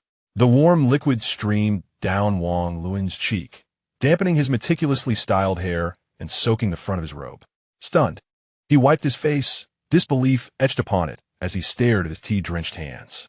The surroundings fell silent for a moment, before someone erupted into laughter, quickly followed by a chorus of amused voices from onlookers who could not contain themselves at the sight of Wang Luan's humiliation. Wang Luan's face turned a deep shade of crimson. He glared at the 2 servants. Who did this?" The servants, frightened, knelt down, young master. We do not know. The cup acted on its own. Wang Luan kicked one of the servants aside, but when he turned to confront Lu Zhao, he found him already vanished, leaving only a fleeting white silhouette as it disappeared around the corner. Lu Zhao, you will pay for this, Wang Luan hissed through clenched teeth, retreating in disgrace amid the laughter of the crowd. Back at the Yulian, Lu Zhao shut the door behind him. He arranged the writing materials he had purchased on the table, grinding ink and laying out paper. The moment his fingers brushed against the brush, he felt an unusual agility. Not merely a memory of muscle, but a deeper connection rooted in spiritual control. It was as if invisible threads extended from his fingertips, allowing him to wield precise control over every nuance of force and angle. Was this an added effect of his water manipulation ability? Or perhaps a byproduct of the merging of two souls? Lu Zhao lifted the brush, dipped it in ink, and hesitated momentarily above the paper. What should he write? Countless masterpieces flashed through his mind, and ultimately he inscribed, "The spring river's tide flows in harmony with the sea, the bright moon rises with the tide." The opening lines of Spring River, Flower Moon Night, Zhang Ruoxu's solitary poem, overshadows the entirety of the Tang dynasty. After completing these lines, he paused, regarding the characters on the paper. The calligraphy exuded an ethereal elegance, imbued with a chill that surpassed his previous life standard. Yet, more importantly, these verses in this world would likely create quite a stir. Too much, Lu Zhao murmured, shaking his head as he crumpled the paper and tossed it into the wastebasket. Steady and gradual, he whispered to himself, "The time is not yet ripe." At the poetry gathering, let's first assess the caliber of the talented individuals in this world before making our plans. As evening descended, Lu Zhao donned a moon-white long robe, simple yet crafted from unembellished cotton fabric. After a gentle wash and a controlled drying process, it remained immaculate, glimmering softly in the candlelight. He tied his hair simply and adorned it with a modest wooden hairpin. The young man in the mirror possessed a striking countenance, his features sharp and ethereal, resembling a celestial being gracing the earthly realm. After a brief glance at his reflection, Lu Zhao turned and stepped outside. Chapter 9. The initial night on Qinhuai River. The pleasure boats on the Qinhuai River were thrice as numerous as usual. Lanterns hung from the eaves of the boats, casting a warm, golden hue upon the river surface. The sounds of silk and bamboo instruments, singing, and laughter rippled through the water, blending with the clamor of the shore. This night in Jinling seemed to gather all the allure and charm along the riverbanks. The Lanyu building, perched by the river, stood 3 stories high, the tallest structure along the Qinhuai. In front of the building, a procession of carriages and horses flowed like a dragon. Adorned gentlemen in splendid attire and elegantly draped ladies gracefully ascending the stairs, surrounded by their attendants. The air was thick with the fragrance of cosmetics, the aroma of wine, and the distinctive scent of ink that lingered about the cultured scholars. As Lu Zhao approached the building, a young servant clad in blue greeted him, bowing respectfully. "Esteemed guest, please present your invitation." After handing over the gilt invitation, the servant scrutinized it closely, his demeanor shifting to one of reverence. You are a distinguished guest of Miss Shan." He gestured for Lu Zhao to follow him, leading him to a reserved table on the 3rd floor. The 1st floor was bustling with the chatter of common merchants and ordinary scholars. The 2nd floor had half-closed doors, revealing glimpses of officials and scions of noble families.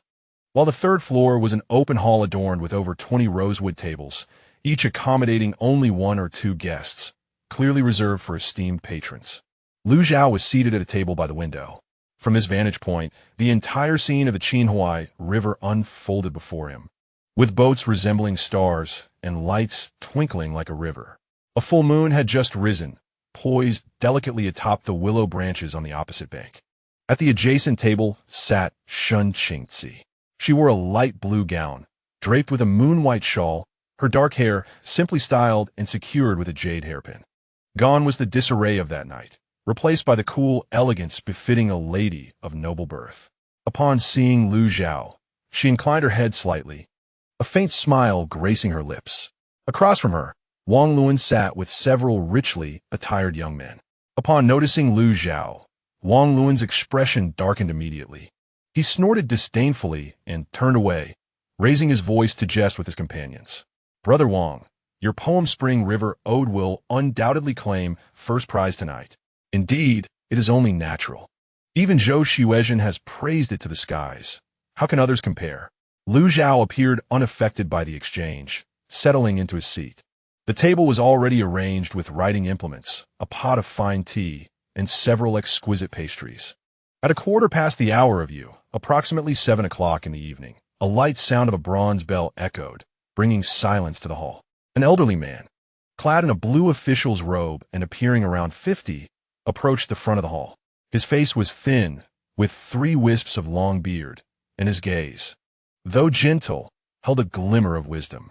He was Zhou Wenyuan, the educational magistrate of Jinling, the highest official overseeing local education and the host of this poetry gathering. Esteemed scholars and talented ladies, he began, his voice resonant and clear. Tonight we gather at the Lan Yu building to foster friendships through literature and express our aspirations through poetry. This is indeed a grand event in the literary world of Jinling. With that, he humbly acknowledged his role as the host. The rules remain unchanged. 2 rounds of poetry. 1 round of lyrical composition. Each round will see the esteemed attendees select 3 exemplary works, culminating in the final judgment rendered by myself and several venerable elders. He paused, casting his gaze over the assembly. The first theme shall be the enchanting spring night of Qinhuai, constrained to 7 character quatrains. Upon the announcement of the theme, some attendees furrowed their brows in contemplation, while others hastily took up their brushes. Shen Qingzi remained still, quietly observing the river scenery outside. Wang Luan, however, immediately unfurled a sheet of rice paper, pausing briefly in thought before commencing to write with fervor. Occasionally, maidens flitted between the poets, collecting completed verses to be transcribed and presented to Zhou Xuezhen and the panel of judges. After the passage of roughly a stick of incense, over 30 poems had been submitted. Zhou Xuezhen and the elderly judges engaged in hushed critiques, nodding or shaking their heads intermittently. Esteemed guests, we have selected 3 remarkable works from the first round. Zhou Xuezhen lifted a poem slip, announcing, in 3rd place, we have The Creation Spring Willows by young Master Zhao Su. A youth clad in blue rose, bowing gracefully, his face alight with joy. In 2nd place, Spring Soared by young Master Li Mubai. Zhou Xuezhen picked up another slip. The valiant youth seated beside Wang Luan stood, revealing himself as Li Mubai, a disciple from the outer sect of the Sword Pavilion. Dressed in robust attire, he contrasted sharply with the surrounding literati, yet his poem earned him 2nd place, indicating he was no mere warrior. For 1st place, Zhou Xuezhen paused, directing his gaze towards Wang Luan. We have young Master Wang Luan's Spring River chant. Wang Luan adjusted his attire, standing tall, and recited with a resonant voice. The spring breeze caresses the willows, green in the southern lands. Swallows return to the eaves of yore, whose jade flute's notes, flown in silence, scatter into the night rain of Jinling. As he concluded, the hall erupted in applause. What a splendid line! Scatter into the night rain of Jinling. The imagery is profound, and the resonance boundless. Young Master Wang possesses exceptional talent. Wang Luan cast a triumphant glance at Lu Zhao before gradually taking his seat. Zhou Xuezhen, smiling, was about to announce the commencement of the next round when his gaze unexpectedly fell upon Lu Zhao by the window. He paused, slightly taken aback, and inquired, "Is that young gentleman in white the newly titled scholar from Suzhou, Lu Zhao?" Lu Zhao rose and bowed. "I am Lu Zhao. Honored to meet you, Lord Zhou. I have long heard of your poetic prowess, and it is a privilege to witness it today." Zhou Xuezhen regarded him with curiosity, having noted Lu Zhao's lack of written submissions. Could he already have a draft in mind? Might we be graced with a glimpse of your talents? All eyes turned toward him. Shen Qingzi observed Lu Zhao quietly, while Wang Luan bore a smirk, eager to see what this humble scholar might produce. Lu Zhao contemplated briefly. He had no intention of seeking the spotlight, but since he had been called upon, he would oblige. Countless spring verses flitted through his mind, ultimately settling on the simplest and most classic of lines. Spring slumber, unawares of dawn, everywhere the songbirds calls. Upon uttering the first line, silence enveloped the hall. Too simplistic. So simple it resembled common speech rather than poetry. Wang Lun nearly burst into laughter, yet Zhou Xuezhen's gaze sharpened, signaling for silence. Lu Zhao continued, "Last night, the sound of wind and rain, how many blossoms have fallen." As he completed the 4 lines, the hall was utterly still. Then, Zhou Xuezhen slammed his hand upon the table. "Excellent." This exclamation seemed to awaken the audience, and gasps of admiration filled the air. Spring slumber, unawares of dawn. Everywhere the songbirds calls. This is simply seamless. It appears simplistic, yet possesses profound depth. It vividly captures the languor and vitality of a spring morning. The final line, "How many flowers have fallen?" appears to inquire about the blossoms, yet it subtly questions the essence of spring, the passage of time, and the intricacies of life. How exquisite! Shen Qingxi gazed at Lu Zhao, her eyes sparkling with admiration. Having cultivated her literary skills since childhood, she recognized the profound prowess of this poem, which eschews embellishment in favor of a return to authenticity, representing the pinnacle of poetic achievement. Wang Lun's countenance darkened, and he retorted defiantly, "It is overly simplistic and lacks elegance." Zhou Xuezhen cast a sidelong glance at him, shaking his head. "Young Master Wang, the value of poetry lies in genuine emotion, not in a mere accumulation of ornate language. Lu Jiexuan has captured the essence of nature in this piece. I find myself unworthy in comparison." With those words, he elevated Lu Zhao's poem above Wang Lun's. Wang Lun clenched his teeth and fell silent. Thus concluded the first round. Zhou Xuezhen took a deep breath to quell his excitement, announcing the second round, with the theme of Jiangyu and the poetic form of Shui Diaoge Tu. Although this form exists in the 9 provinces, there are few renowned compositions. The participants fell into deep contemplation once more, and even Wang Lun frowned in thought for quite some time before finally setting pen to paper. After a stick of incense had burned down, the poems were submitted. Zhou Xuezhen and the judges perused them for a while, only to shake their heads slightly. The caliber of this round was evidently inferior to the first, and even Wang Lun's new work was merely conventional, lacking an element of astonishment. "What a pity," lamented an elderly man with white hair, "since the masterpiece of Mr. You mean 300 years ago, no enduring works have emerged in this form." Zhou Xuezhen felt a sense of regret as his gaze unconsciously drifted back to Lu Zhao. This time, Lu Zhao stood up voluntarily. He approached the window and gazed out at the Qinhuai River. The bright moon reflected upon the water, swaying with the currents, fragmented into myriad points of light. The river breeze caressed his face, carrying the distant melodies of painted boats, ethereal as if from another realm. In that moment, he was flooded with memories, thinking of loved ones on earth, the confusion following his transcendence, the original owner's lingering desires, and the people and events he encountered in the past 2 days. Then, he began to speak softly. "When will the bright moon appear?" I raised my glass to inquire the azure sky. The first line caused Zhou Xuezhen to rise abruptly. Lu Zhao's voice was calm, yet seemed to possess a certain enchantment that captivated everyone's attention. "I know not the celestial palaces above. What year is it tonight?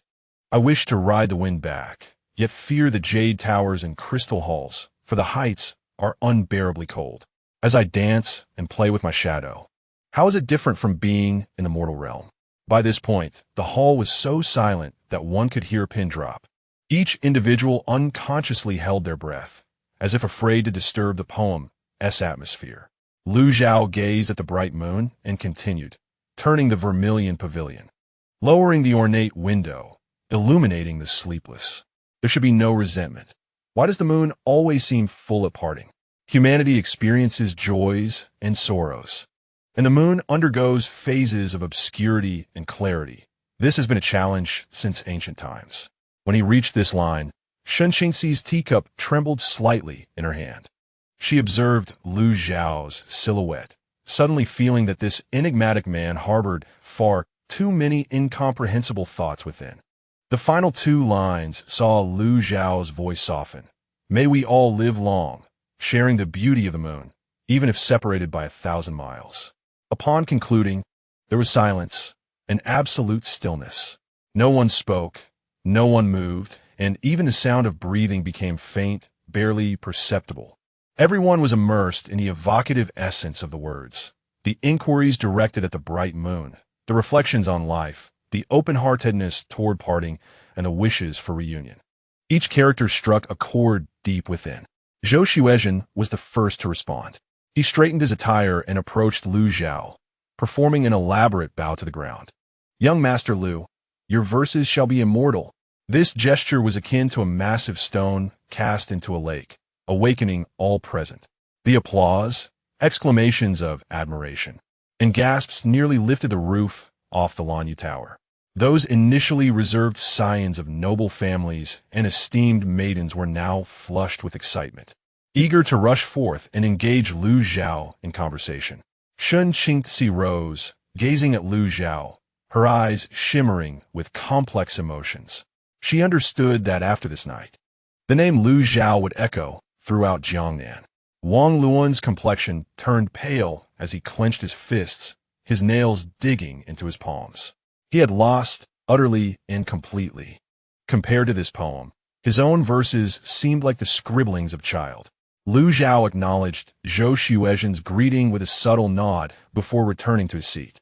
The cacophony around him felt distant, as if separated by a watery curtain, distant and unreal.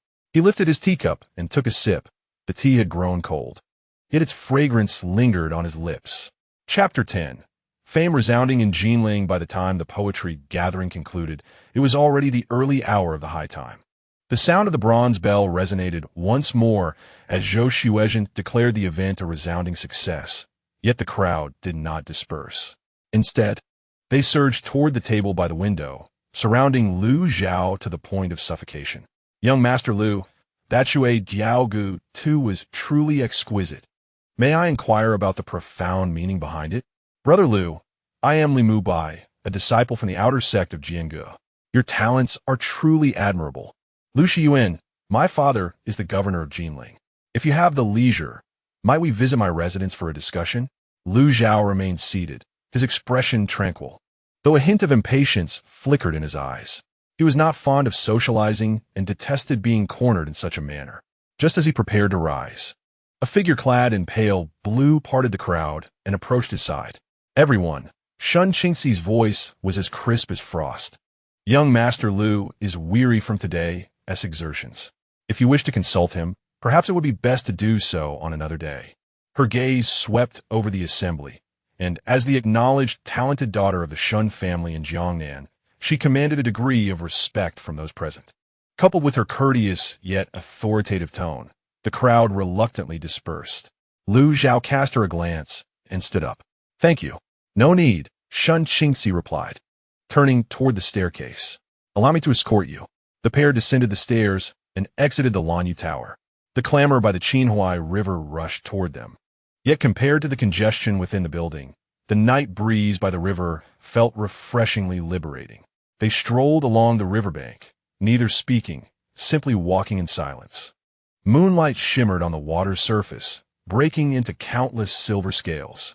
In the distance, the faint melody of a boat song wafted through the air, a tender Jiangnan tune. Imbued with longing, after walking for about 100 steps, Shun Qingxi suddenly broke the silence. Young Master Lu, that poem you recited earlier, wishing you longevity, who was it intended for? Lu Zhao did not halt his stride, responding calmly, for my deceased parents. Shun Qingxi paused, her expression shifting to one of regret. I apologize, I should not have asked. It is of no consequence. After a moment of silence, Shun Qingxi inquired again, and what of sharing the moonlight across 1,000 miles? Lu Zhao halted his steps and turned to gaze at her. Under the moonlight, Shun Qingxi's cheeks were slightly flushed, yet her eyes remained clear, imbued with a subtle curiosity. He regarded her for a moment before countering. What do you think? Shun Qingxi found herself momentarily at a loss for words, diverting her gaze. I was merely asking casually. Lu Zhao chose not to press further and continued onward. Shen Qingzi walked beside him, her heart in disarray. That retort had inexplicably quickened her pulse. After a while, she sought to reinitiate the conversation. Wang Luan lost considerable face tonight. He will not let this go easily. The Wang family holds considerable influence in Jinling. You must be cautious. Merely an ant, Lu Zhao replied with a flat tone, as if discussing a matter of no consequence to him. Shen Qingzi could not help but smile wryly. Only he could refer to the scion of the Wang family as an ant. Ahead, by the riverside, there was a small dock where a frail girl sat on the stone steps, cradling an old pipa, softly singing. Her voice was melancholic, yet imbued with an indescribable sorrow. Before her lay a battered bowl, containing only a few coins. Lu Zhao paused to listen for a moment. She sang a folk song from Jiangnan, telling the tale of a daughter yearning for her distant lover. The girl's voice may not have been exceptional, but it was heartfelt, resonating with a unique charm in the moonlit river breeze. As the song concluded, Lu Zhao retrieved a piece of silver from his sleeve, approximately 5 taels, and placed it into the warm bowl. The girl was taken aback, looking up at him with disbelief in her eyes. This silver was enough to sustain her family of 3 for half a year. She hurried to rise, intent on kneeling to thank him. But Lu Zhao had already turned to leave. Shen Qingzi followed, observing his profile, deep in thought. It seems Master Lu possesses a sense of compassion for the weak. It is not compassion, Lu Zhao replied, merely convenience. Like when one notices wildflowers by the roadside. One may choose to avoid them, but would not intentionally trample them. What kind of person would you intentionally trample? Shen Qingzi inquired. Lu Zhao pondered for a moment. Those that obstruct my path, soil my attire, or disturb my peace. Before he could finish, he suddenly came to a halt. Ahead lay a fork in the road. The left led to a brightly lit main street, while the right descended into a dim alley. At that moment, the alley's depths echoed with the sound of rapid footsteps, more than one person, and their steps were exceedingly light, clearly trained individuals. Shen Qingzi sensed this as well, her hand instinctively resting on the hilt of her sword. 10 dark figures burst forth from the alley, all clad in black and masked, wielding steel blades, swiftly encircling the pair between the riverbank and the alley's entrance. At the forefront stood a one-armed man, the very leader of the Black Tiger Gang, Lu San, whom Lu Zhao had spared the previous night at the ULIN. His expression was fierce, his solitary eye filled with venomous hatred. Today, you shall learn the consequences of offending the Wang family. Lu San ground his teeth. Young Master Wang offers 1,000 taels for your life. He licked his lips. As for Miss Shun, my brothers will treat her well. Shen Qingzi's expression turned icy, her sword unsheathing slightly. Yet Lu Zhao merely sighed. He looked at Lu San, his tone tinged with resignation.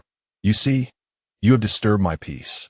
Lu San was taken aback, still processing his words when he noticed Lu Zhao raising his right hand, not aimed at them, but directed toward the Qinhuai River. Suddenly, the tranquil surface of the river began to churn.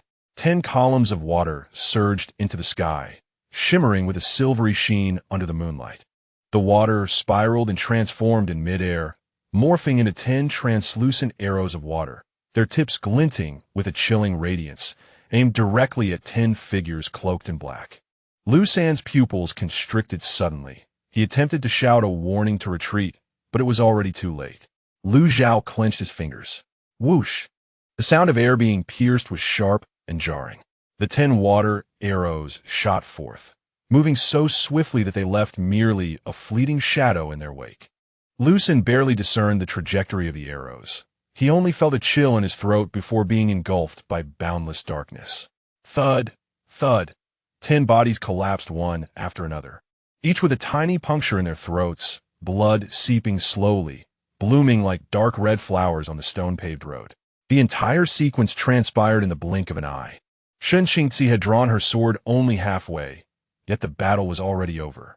She gazed at the fallen bodies, then turned her gaze to Lu Zhao's calm profile. A profound, indescribable shock swelling within her. She understood that Lu Zhao was formidable, but to such an extent to claim 10 lives in the mere blink of an eye, without even a ripple of energy, had far surpassed her understanding of strength. Lu Zhao retracted his hand, his gaze settling on the corpse's eyebrows slightly furrowed. "How filthy," he murmured. Then he raised his hand once more.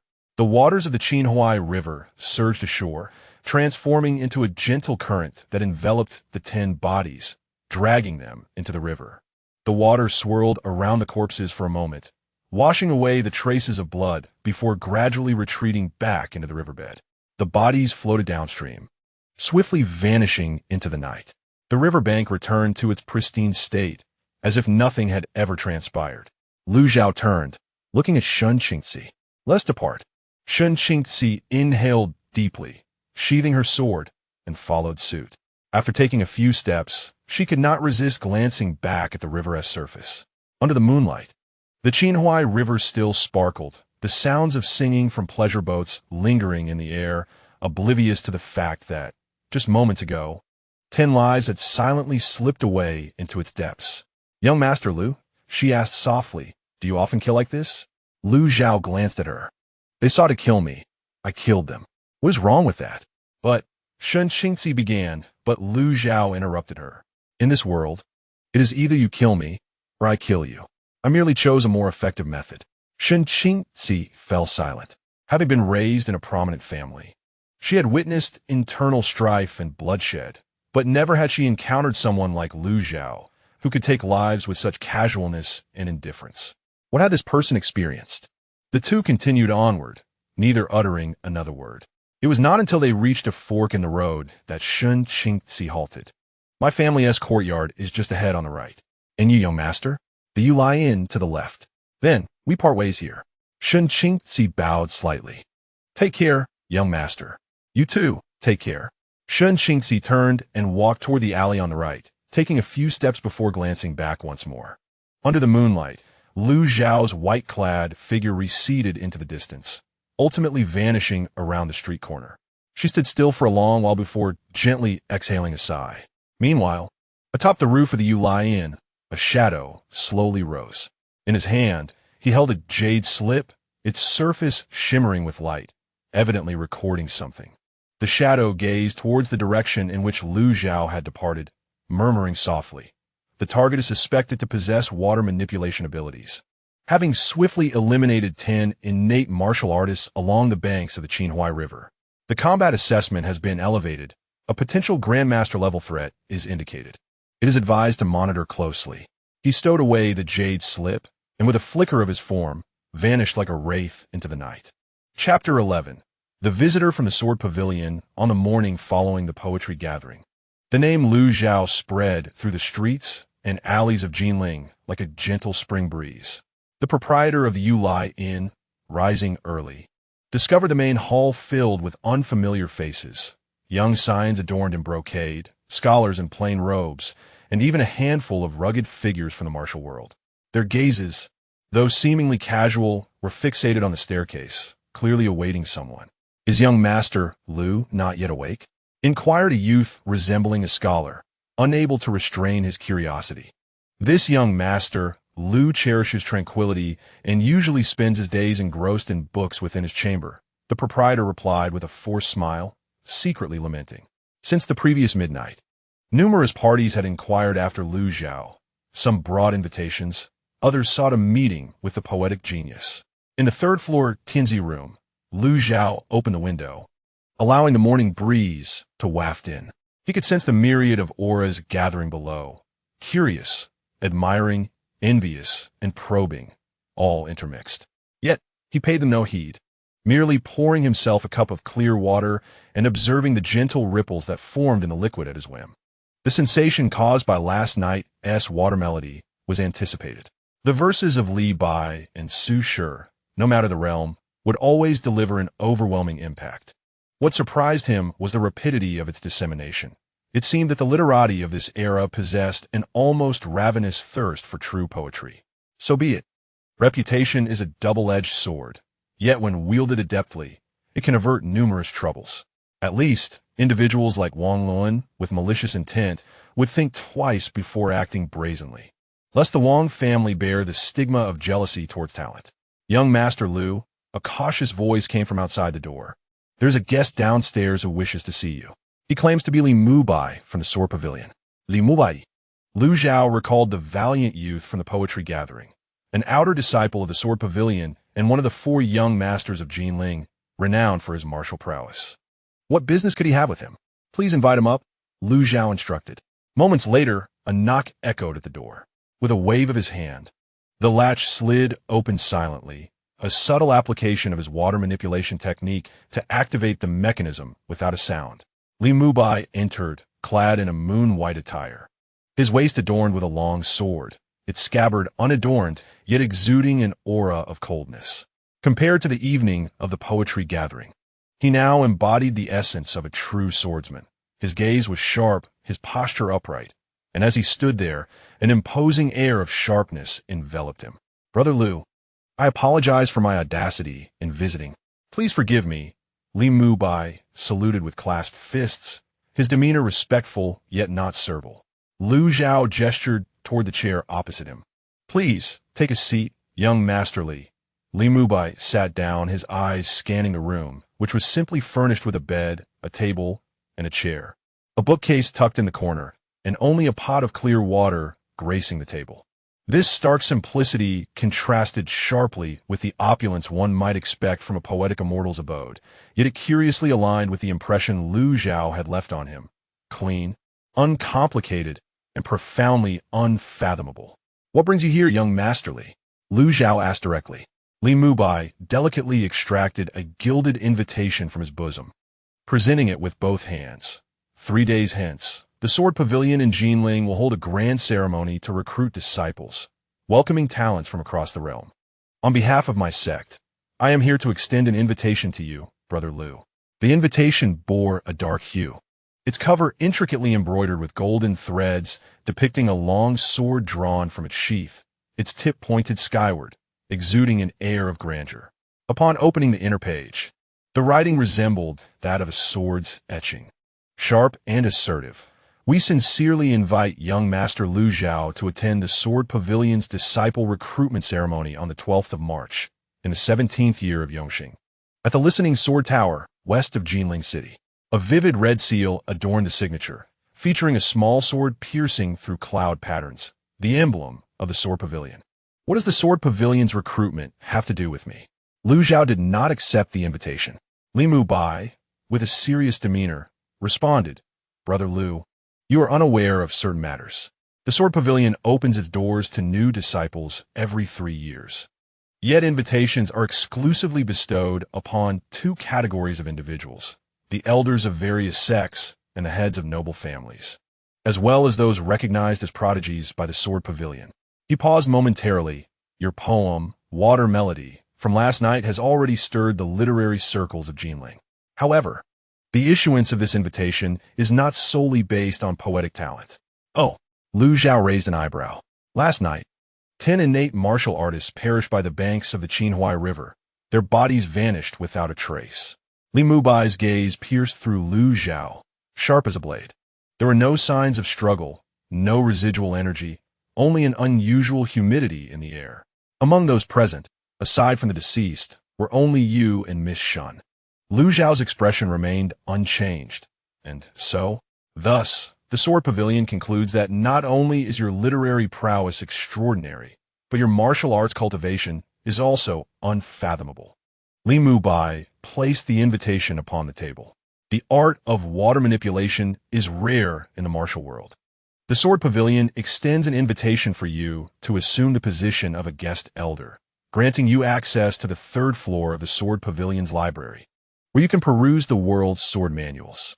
Should you wish to enter the sect, you could directly become an inner disciple, receiving guidance from the ancestor personally. The conditions are quite generous. The Sword Pavilion ranks among the 7 major sects of the martial world, and any sword manual from the 3rd floor could incite chaos if it fell into the world. The position of guest elder is one of elevated status, enjoying resources without being overly constrained. Yet Lu Zhao shook his head. I am not interested. Li Mubai was taken aback. Might I inquire the reason? Is it the conditions that do not suffice, or do you dislike constraints? Lu Zhao replied, I simply do not wish to take anyone as my master. Though spoken plainly, the words carried an inherent pride. After a moment of silence, Li Mubai suddenly asked, "Would you allow me to test you with a sword? A trial?" Lu Zhao glanced up. "A consultation," Li Mubai clarified. He stood, resting his hand on the sword hilt. Having practiced swordsmanship since the age of 7, he had been training for 15 years and considered himself proficient among the younger generation. However, he was genuinely curious about the realm of Lu Zhao's martial path after last night's events. He spoke candidly. Martial artists, upon encountering greater heights, often yearn to ascertain just how lofty those peaks truly are. This was not mere curiosity, but also a means of self-refinement. Lu Zhao regarded him for a moment before nodding. Very well. Li Mubai retreated 3 steps and positioned himself at the center of the room. Rather than unsheathing his sword, he extended his fingers, slowly raising them. Vital energy coalesced at his fingertips, emanating a faint azure glow, the initial stance of the sword pavilion's fundamental sword technique, Qingping sword. This gesture, seemingly slow, concealed 7 variations, sealing off all of Lu Zhao's avenues of retreat. The sword energy, latent yet potent, filled the room, causing the teacups on the table to tremble slightly. Lu Zhao remained seated, merely raising his hand. In the cup, clear water began to rise autonomously, unfurling before him and transforming into a translucent, circular water curtain. The curtain, as delicate as a cicada's wing, rotated gently, reflecting the daylight from outside and shimmering with iridescent ripples. Li Mubai's pupils constricted slightly. He sensed that this water curtain was not merely a simple barrier of vital energy. Rather, it harmonized with the moisture in the entire room, the dew on the windowsill, the humidity in the air, and even the water content within the human body, all resonating subtly with it. This transcended the realm of martial arts, bordering on the Tao. How audacious! Li Mubai exclaimed in a low voice, thrusting his finger forward. The sword energy sliced through the air, swift as a shadow, skimming the water, silent yet as rapid as lightning. He exerted 70% of his strength in this strike. Even a martial artist at the early stage of a grandmaster would hesitate to meet it head-on. Swoosh! The sword energy pierced the water curtain, then vanished as if a drop of water had fallen into the ocean, stirring not even a ripple. The water curtain continued to whirl gently, as though that earlier strike had never existed. Li Mubai stood frozen in place, beads of sweat forming on his forehead. He perceived clearly that the sword energy had not been blocked. It had been devoured. The moment the water curtain made contact with the sword energy, it disintegrated, assimilating it into itself. What manner of technique is this? Should we test it further? Lu Zhao inquired. Li Mubai retracted his hand, taking a deep breath before solemnly clasping his fists. I apologize for my impudence. Brother Lu's cultivation is beyond my comprehension. He paused, a wry smile crossing his lips. It seems my sect has underestimated you, Brother Lu. A grandmaster?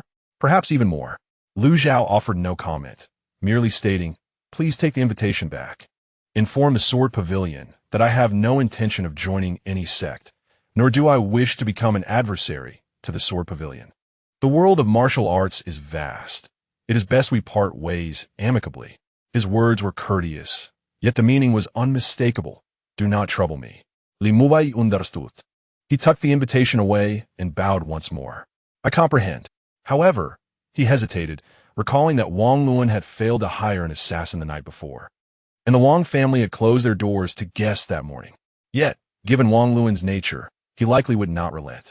Though Brother Lu is unafraid, it is easier to dodge a direct attack than to guard against a hidden one. Thank you for the warning. With that, Li Mubai took his leave. As he exited the room, he cast a glance back. Lu Zhao remained seated by the window, playing with a water orb that morphed into various shapes: dragon, phoenix, sword, and lotus at will. Truly, a celestial being, he murmured to himself, hastening down the stairs. In the hall, those awaiting Li Mubai surrounded him as he emerged. Young Master Li. Did you meet young Master Lu? Is he willing to see guests? Li Mubai shook his head. Brother Lu cherishes tranquility. I implore you all to return. With that, he strode directly out of the inn. Once he departed, the innkeeper exhaled in relief, addressing the crowd with a bow. You all heard. Young Master Lu is not receiving guests today. Please, return. Though reluctant, the crowd dispersed, realizing that even Li Mubai of the Sword Pavilion had encountered setback. Upstairs, Lu Zhao returned the water orb to the cup. Li Mubai's probing had been anticipated. As a major sect in the martial world, the Sword Pavilion would naturally take notice of any emerging experts. However, his demeanor should convey to the Sword Pavilion that he was neither an adversary nor an individual they could easily recruit. This arrangement was preferable. He wished to remain uninvolved in the disputes of sects, yet if others insisted on provoking him, Lu Zhao cast his gaze out the window, his eyes settling towards the western part of the city, where the Wang family estate was located. Chapter 12. Discourse at Qixia on the third morning following the poetry gathering. Lu Zhao had just pushed open the window when he noticed a horse-drawn carriage adorned with a blue canopy parked in front of the eyes.I Inn. As the curtain was lifted, Shun Qingxi emerged, clad in a light azure outfit conducive to movement, her long hair tied back in a ponytail, exuding less of the grace typical of a noblewoman and more of the spirited demeanor of a wanderer. "Young Master Lu," she called, tilting her head towards a third-floor window. "The weather is splendid today. Would you care to accompany me to Qixia Mountain?" Lu Zhao pondered for a moment before nodding. Although he was not fond of socializing, the confinement of the inn over the past few days had left him weary. Moreover, Shun Qingxi was well-mannered and understood the nuances of social interaction, making her company quite agreeable. As he descended the stairs, the innkeeper hesitated, having turned away several visitors over the past couple of days. Lu Zhao casually tossed him a silver ingot and instructed, "If anyone else comes, tell them I am out visiting friends and that my return is uncertain." "Yes, yes," the innkeeper replied repeatedly. The carriage left the city of Jinling, heading eastward for about half an hour until a verdant mountain loomed ahead. Though not particularly high, it was lush with trees, it was early spring, and the peach and apricot blossoms sprinkled throughout gave the mountain a resplendent appearance, hence its name, Qixia. The winding mountain path allowed the carriage to travel only to its foot, and the two disembarked to walk, leaving Shun Qingxi's maid and the coachman to wait below. Qixia Mountain is known for its three scenic highlights. In spring, one admires the flowers. In summer, one listens to the springs, and in autumn, one observes the maple leaves. As they walked, Shun Qingxi elaborated that this was indeed an opportune time for flower viewing. At the summit stood a pavilion offering a breathtaking view of the Yangtze River. Lu Zhao followed closely behind, his gaze sweeping across the sides of the path. The morning dew had not yet evaporated, and the air was rich with moisture. His senses expanded naturally, allowing him to perceive the flow of sap within the flora, the seepage from the crevices of rocks, and even the hidden currents deep within the soil, all vividly reflecting in his mind. It was a wondrous experience, as if the mountain's water veins had become an extension of his own senses. As they reached the mountainside, sounds of commotion echoed from around a bend ahead. Several men, resembling woodcutters, tumbled down the path, their faces pale with fear. "This is bad. Bandits are blocking the road ahead and robbing travelers." Shun Qingxi furrowed her brow. In broad daylight, how could there be bandits on Qixia Mountain? "It's true," one woodcutter gasped. "There are over a dozen of them, armed with knives. They've already robbed several groups of tourists." "Miss, young master, you must return quickly." No sooner had he spoken than mocking laughter rang out from the path. "Run? Where do you think you're going?" 7 or 8 men brandishing steel knives rushed down, led by a burly one-eyed man, a scar running from his brow to his mouth. Upon spotting Shun Qingxi, his eye brightened. "Today is my lucky day, encountering such a lovely lady." He then turned his gaze to Lu Zhao, sneering at his scholar's attire, and a pretty boy to boot.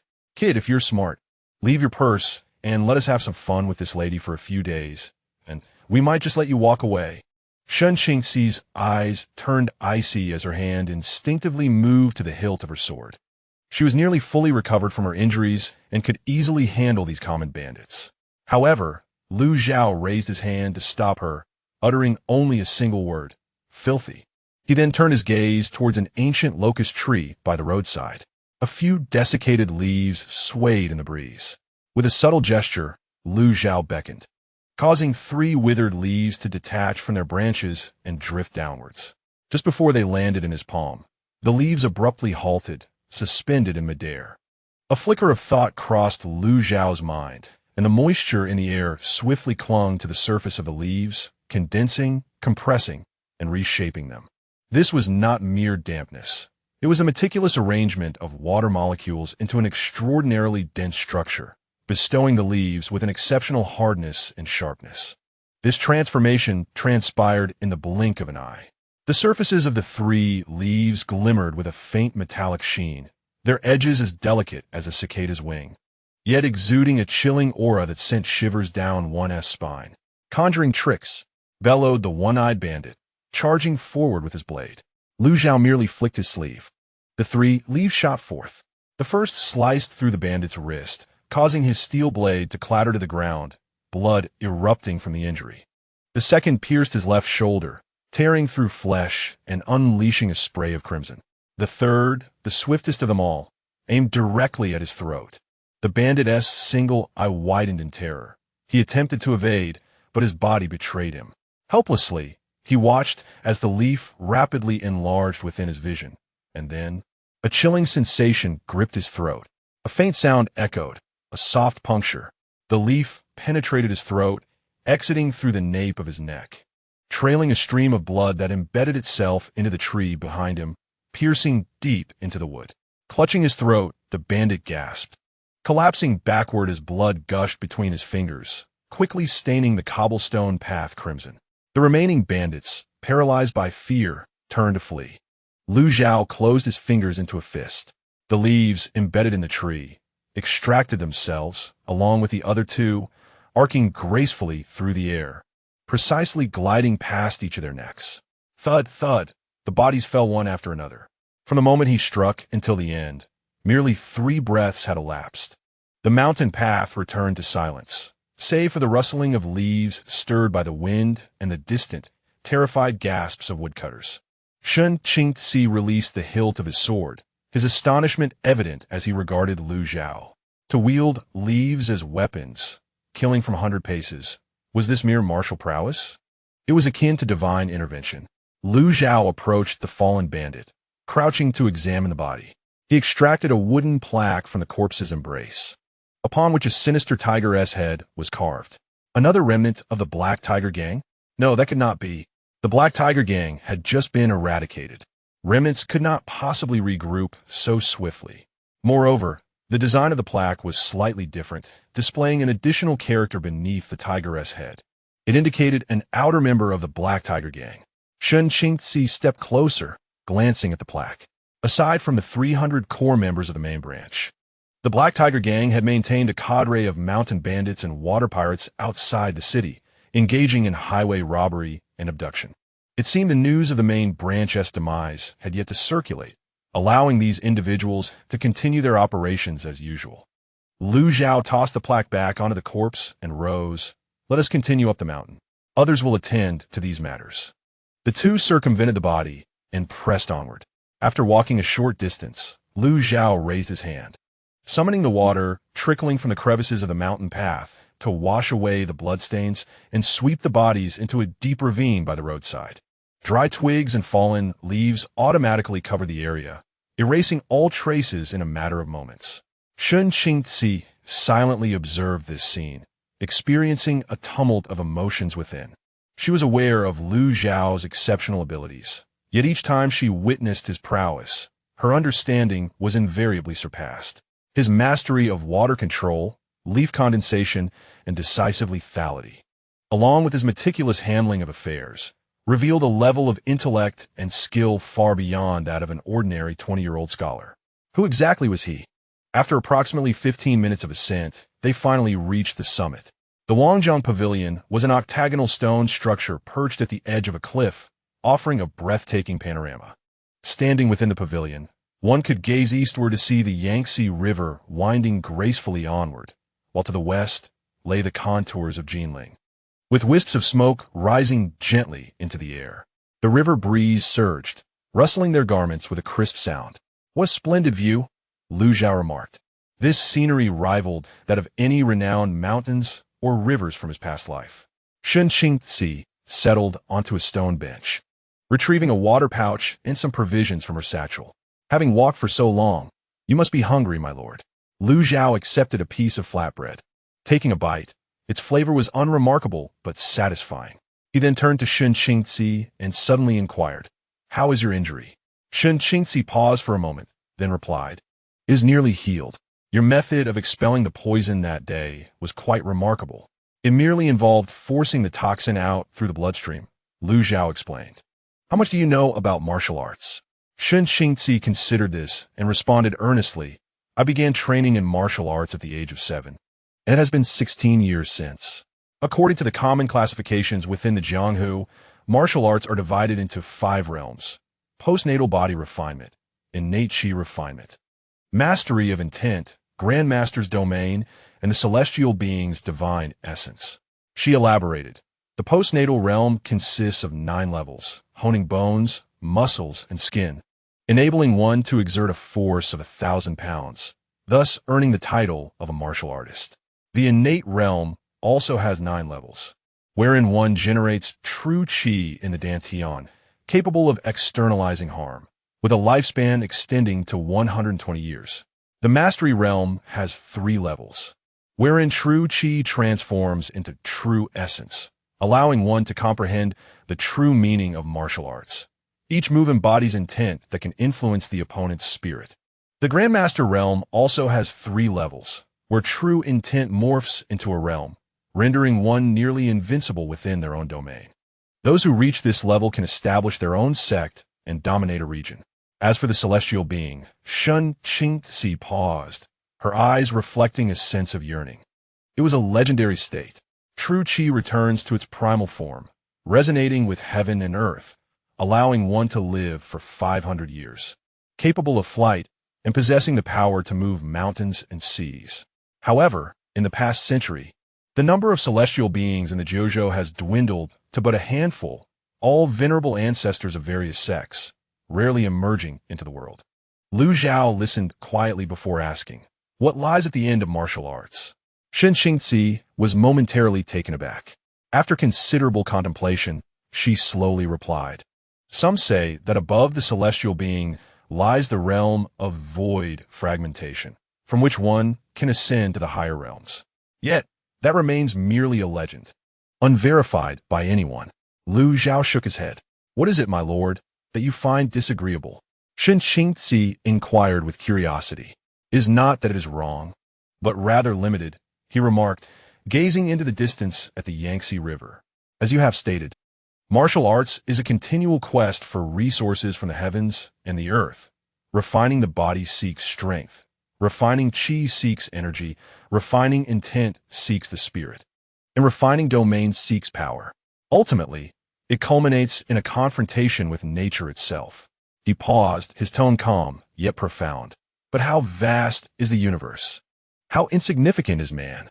To act with such a diminutive being, engaging in acts of plunder, is ultimately a lower path." Shun Qingzi felt a profound shock resonate within her heart. "Then what is your path, my lord?" "I do not take," Lu Zhao replied, raising his hand to conjure a water sphere, within which golden light danced, a remnant of the golden energy he had inadvertently summoned while wielding a withered leaf as a sword the previous day. "I resonate with the universe. When the heavens grant me, I utilize it. When they do not, I shall not seize." The water orb transformed within his palm, at times soaring like a dragon, at times blooming like a flower. Water is formless, adapting to its vessel. My path is, indeed, this very impermanence. Shun Qingzi gazed blankly at the water orb, then glanced at Lu Zhao's tranquil profile. In that moment, she suddenly comprehended the chasm separating her from this man, not merely in strength, but in realm. While she was still contemplating how to scale the heights of martial arts, he had already ascended to the mountain peak, surveying the vast expanse of the sky. The river breeze grew more fervent, tousling the wisps of hair that fell across her forehead. She inquired softly, "Where does your ambition lie, my lord?" Lu Zhao dispersed the water orb, his gaze directed towards the horizon, to discern where the boundaries of this world truly lie. Chapter 13. The gift of a pendant in the rain. The discourse atop the mountain lasted for approximately half an hour. As the river wind turned chillier, Shun Qingzi lifted her gaze to the sky, It is about to rain. We should descend. Lu Zhao nodded in agreement. The two rose from the Wangjiang pavilion and retraced their steps along the mountain path. After walking for a little over a mile, the sky darkened at a visible pace. Ominous clouds rolled in from the southeast, piling upon one another, swiftly obscuring the sun. Distant rumbles of thunder echoed, and the air grew damp and heavy. We must hurry, Shen Qingzi urged, quickening her pace. The rains of Qisha Mountain arrive abruptly, and the path would become treacherous when wet. However, her injuries had yet to heal, and as she quickened her steps, a dull ache flared in her left shoulder, compelling her pace to slow. Lu Zhao observed her discomfort, but refrained from mentioning it, instead walking alongside her, maintaining a half-step distance. After a short distance, large raindrops began to plummet. Initially, only a few sporadic droplets struck the leaves with a crisp sound. However, in an instant, the downpour intensified, cascading like a deluge. The mountain path transformed into a quagmire, rainwater coursing down the stone steps, forming murky little streams. Shen Qingzi retrieved a raincoat from her pack, the only one she had brought, and offered it to Lu Zhao. "My lord, please wear this." Lu Zhao shook his head. "It is unnecessary." No sooner had he spoken than he raised his right hand, fingers splayed. As the myriad raindrops approached within 3 feet of their heads, they abruptly changed direction, sliding to either side as if colliding with an invisible dome. The rainwater parted above them, converging at their sides, creating an elliptical space free from water. The two traversed within this sanctuary, their garments remaining unsoiled, their shoes unmarred, even the ground beneath their feet remaining dry, as the rainwater was deflected by an unseen force before it could touch the earth. Shen Qingzi held the raincoat aloft, her hand frozen in midair, her eyes filled with astonishment. She had witnessed Lu Zhao wield water for combat, seen him wield leaves as a sword. Yet the spectacle before her was far more extraordinary. This was not mere defense. It was an exquisite mastery over each drop of rain in the heavens. The trajectory, speed, and angle of every droplet fell within his meticulous control, gently brushed aside with precision. What a formidable mental acuity must this require? "My lord, from whence does this mastery over water derive?" Shen Qingzi inquired softly as she lowered the raincoat. She had posed this question before, to which Lu Zhao had replied that it was taught by an extraordinary individual. Yet at this moment, she found that answer hard to believe. Such divine prowess could hardly be imparted by human hands. Lu Zhao fell silent for a moment. The sound of rain poured down, enveloping the mountain path in solitude. Beneath an invisible canopy of rain, the two figures walked, enveloped in a mist of white droplets, as if the world had been reduced to just the two of them. It was not something learned. Lu Zhao finally spoke. It was an awakening. Awakening? Shen Qingzi inquired, puzzled. Much like an infant instinctively breathes, or a bird takes to the skies, Lu Zhao continued, this ability has long been dormant within me, until one day it stirred to life. This explanation was partly true and partly false. Indeed, this capability felt innate. However, it was not originally his but had manifested alongside his transference to this realm. Shen Qingzi pondered, "Are you suggesting this is a natural gift?" "One might interpret it thus," he replied. "Are you aware if there are others like you in this world?" Lu Zhao shook his head. "I do not know." This was the truth. He had only been in this world for a few days and had seen little. Yet, judging by Shen Qingzi's reaction, the ability to manipulate water was at least unheard of in the open discourse. Shen Qingzi lowered her gaze, lost in contemplation. She recalled the ancient texts that spoke of a time when beings capable of wielding fire, controlling water, and commanding the wind were known as the heavens favored. However, that was merely a legend, and for nearly a millennium, there had been no concrete evidence. Might there have been any signs when you awakened this ability? She asked again. Lu Zhao recalled the night of his transference, the headache in the carriage, the clash of two memories, and the instinctive, natural ability to control water, as effortless as breathing. It simply felt as it should be, he replied succinctly. Shen Qingzi refrained from further inquiries. Everyone harbors secrets, and Lu Zhao's willingness to share such matters was a rare gesture of trust. She shifted the topic. What are your plans henceforth? Will you remain in Jinling, or proceed to the capital? Lu Zhao stated, the imperial examination approaches. Are you truly intent on taking the examination? Shen Qingzi expressed her surprise. Given the talents Lu Zhao had displayed, fame and fortune seemed easily within reach. Why tread the arduous path of the examination? Lu Zhao met her gaze. I require an identity, one that is reasonable and allows me to navigate this world. A scholar from a humble background, a newly minted genshur would be excellent choices. As for an official title, it matters little. However, possessing such an identity would facilitate many matters. Shen Qingzi understood. She nodded. With your abilities, achieving success in the examination will be effortless. Yet she hesitated. The capital is fraught with peril. Various factions intertwine and conspire. While you possess extraordinary skills, it is easy to dodge a direct assault. Yet hidden dangers are far more treacherous.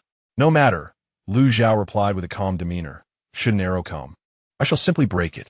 His words, delivered with such casual bravado, betrayed an absolute confidence. Shen Qingzi suddenly felt that the political machinations of the capital might indeed crumble before this man. The rain began to diminish. They had reached the foot of the mountain, where they spotted a carriage draped in blue silk stationed by the roadside, with a maid holding an umbrella peering anxiously. Upon seeing them, she rushed forward. Miss Master Lu, are you both unharmed? The maid paused, astonished to see the pair untouched by the rain. We are fine, Shen Qingzi replied. Let us return to the city. Just before boarding the carriage, she turned abruptly, removing a jade pendant from around her neck. The pendant, crafted from sheep-fat jade, was warm and translucent, adorned with an orchid motif on one side and an ancient character for Shun on the reverse. The jade pendant glimmered subtly, clearly a treasure of no ordinary kind. Young master, Shen Qingzi presented the jade to Lu Zhao, stating, this jade has been passed down through my family, capable of warding off 100 poisons and calming the heart and mind. Given the unrest in Jinling, it may prove useful for you. Lu Zhao gazed at the pendant, hesitating to accept it. He understood its significance. It was not merely a gesture of gratitude, but a symbol of Shun family lineage and a token of her sincerity. It is far too precious, he remarked. In comparison to the life-saving kindness you have shown me, it is of little consequence, Shen Qingzi insisted. Moreover, as you journey to the capital, the road is long and fraught with peril. With this jade in your possession, I will feel more at ease. As she spoke the last part, her voice softened and her ears flushed slightly. After a moment of contemplation, Lu Zhao finally accepted the jade. It felt warm to the touch, as if it still bore her warmth. He tucked it into his bosom, murmuring, thank you. Shen Qingzi exhaled, a gentle smile gracing her lips. Take care, young master. Should you require assistance, you may present the jade at any of the Shun family's establishments.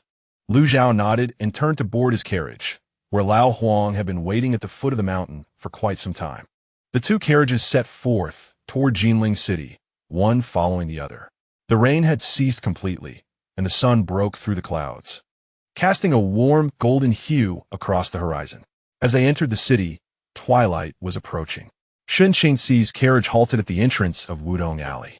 Before disembarking, she glanced back at Lu Zhao's carriage, with a curtain hung down, obscuring the occupants within. After pausing for a moment, she resolutely turned and entered the alley. Upon Lu Zhao's return to the Ui Inn, the innkeeper was in a state of agitation. Young Master Lu, you have returned, he exclaimed, lowering his voice. Today, several groups of people have come. There's a steward from the Wang family who wishes to invite you to their residence. A steward from the Li family brought a box of gifts, and a few individuals dressed as wanderers expressed a desire to meet you. I have, as per your instructions, informed them that you were visiting friends. Very well, Lu Zhao replied, ascending the stairs. The innkeeper followed closely behind. However, there is one matter. Someone from the Xianjing division came by this afternoon. Lu Zhao paused momentarily. Xianjing division? Yes, a man in black attire, not in official garb. But I recognized the waist token. It bore the character Xian of the Xianjing division. The innkeeper's voice dropped further. He inquired about you, when you checked in, your daily activities, and whom you have met. I told him the truth, stating you are a quiet scholar who spends his days reading and occasionally ventures out. Did he believe you? It seems he did not fully trust my words. The innkeeper replied with a wry smile. Lu Zhao's gaze turned cold. The Xianjing division was the imperial agency monitoring the martial world, and it was evident they harbored suspicions about him. Was it due to the events by the Qinhuai River last night, or of the massacre by the Black Tiger gang that had left traces? I understand, he said, pushing open the door to his room. The innkeeper hesitated, then finally uttered a warning, "Young master, be cautious before retreating." Inside, Lu Zhao lit the oil lamp and retrieved the jade pendant from his bosom. Under the lamp's glow, he examined it closely. The jade was of exceptional quality, intricately carved with lifelike orchid patterns. Strikingly, there appeared to be a subtle flow of energy within the pendant, resonating faintly with the moisture within him. He placed the jade pendant on the table and retrieved the jade pendant inscribed with the character Shen that Shun Qingzi had previously given him. Both pendants were made of the same material and bore similar patterns. Yet the one adorned with orchid motifs was evidently more exquisite, its energy fluctuations more pronounced. This was a pair. Lu Zhao positioned the two pendants side by side, remaining silent for an extended period. Outside the window, the night deepened. The lights of Jinling's city flickered on one by one, and the distant melodies from the Qinhuai River faintly reached his ears. This bustling Jiangnan city revealed another visage in the night, gentle and enchanting, yet also fraught with hidden perils. Lu Zhao stowed away the pendants and extinguished the oil lamp. Tomorrow, he would embark on his journey. Chapter 14. The Blue Wolf's ambush at the break of dawn the following day, as the sky remained dim. Lu Zhao had already prepared his belongings. He meticulously reorganized his book box, ensuring that several changes of clothing, the 4 treasures of the study, his parents' ancestral tablets, and the 2 jade pendants gifted by Shun Qingzi were all securely stored. He kept the orchid-patterned pendant close at hand, while placing the pendant inscribed with Shen in his sleeve pocket for any unforeseen circumstances. As he descended the stairs, the innkeeper awaited him at the counter, where steaming buns and rice porridge were laid out. "Young Master Lu, do have some breakfast before you depart," the innkeeper urged warmly. "It will take more than half a month to reach the capital." Lu Zhao took a seat to eat. As the innkeeper busied himself with the abacus, he lowered his voice to say, "Young master, last night, someone from the Xianjing office came again, this time in plain clothes, sitting in the tea house across the street for half the night. It seems they are keeping an eye on our inn." "Indeed," Lu Zhao replied, continuing his meal. The innkeeper, filled with concern, remarked, "Those individuals are not to be trifled with." "I shall not concern myself with them," Lu Zhao said, finishing his last spoonful of porridge. "Today, I must leave the capital." The innkeeper sighed in relief, yet expressed a hint of regret. "With your departure, I wonder when we shall meet again. If you succeed in the imperial examinations and take up an official position, do not forget our Yulian." Lu Zhao placed down his bowl and chopsticks, retrieving a 10-tael silver ingot and placing it on the table.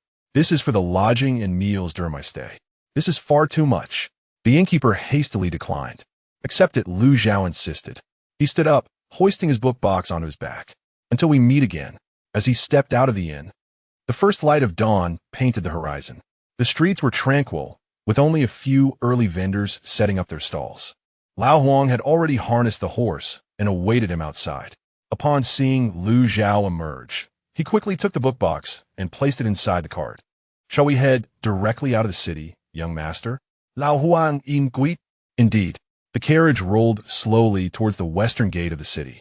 As they passed Wudong Alley, Lu Zhao lifted the curtain to glance inside. The alley was silent, and the gates of the Shun family's villa were tightly shut. He did not linger, and the carriage continued onward.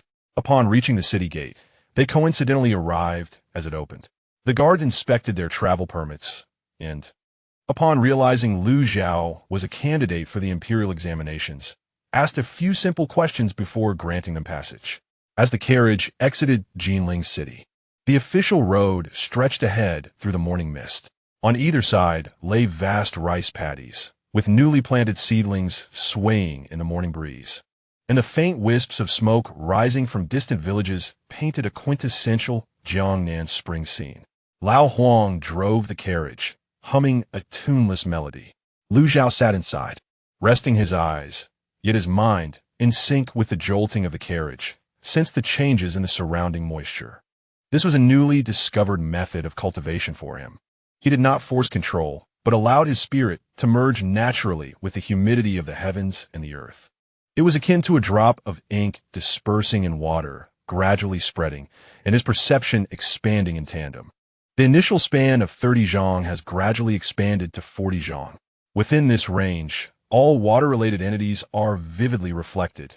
The irrigation channels in the rice fields, the flowing ditches by the roadside, and even the blood coursing through the veins of birds in the sky presents an entirely different visage in his eyes. After traversing approximately 30 li, the sun has risen to its zenith. Ahead lies a grove of trees, with the official road winding through its midst.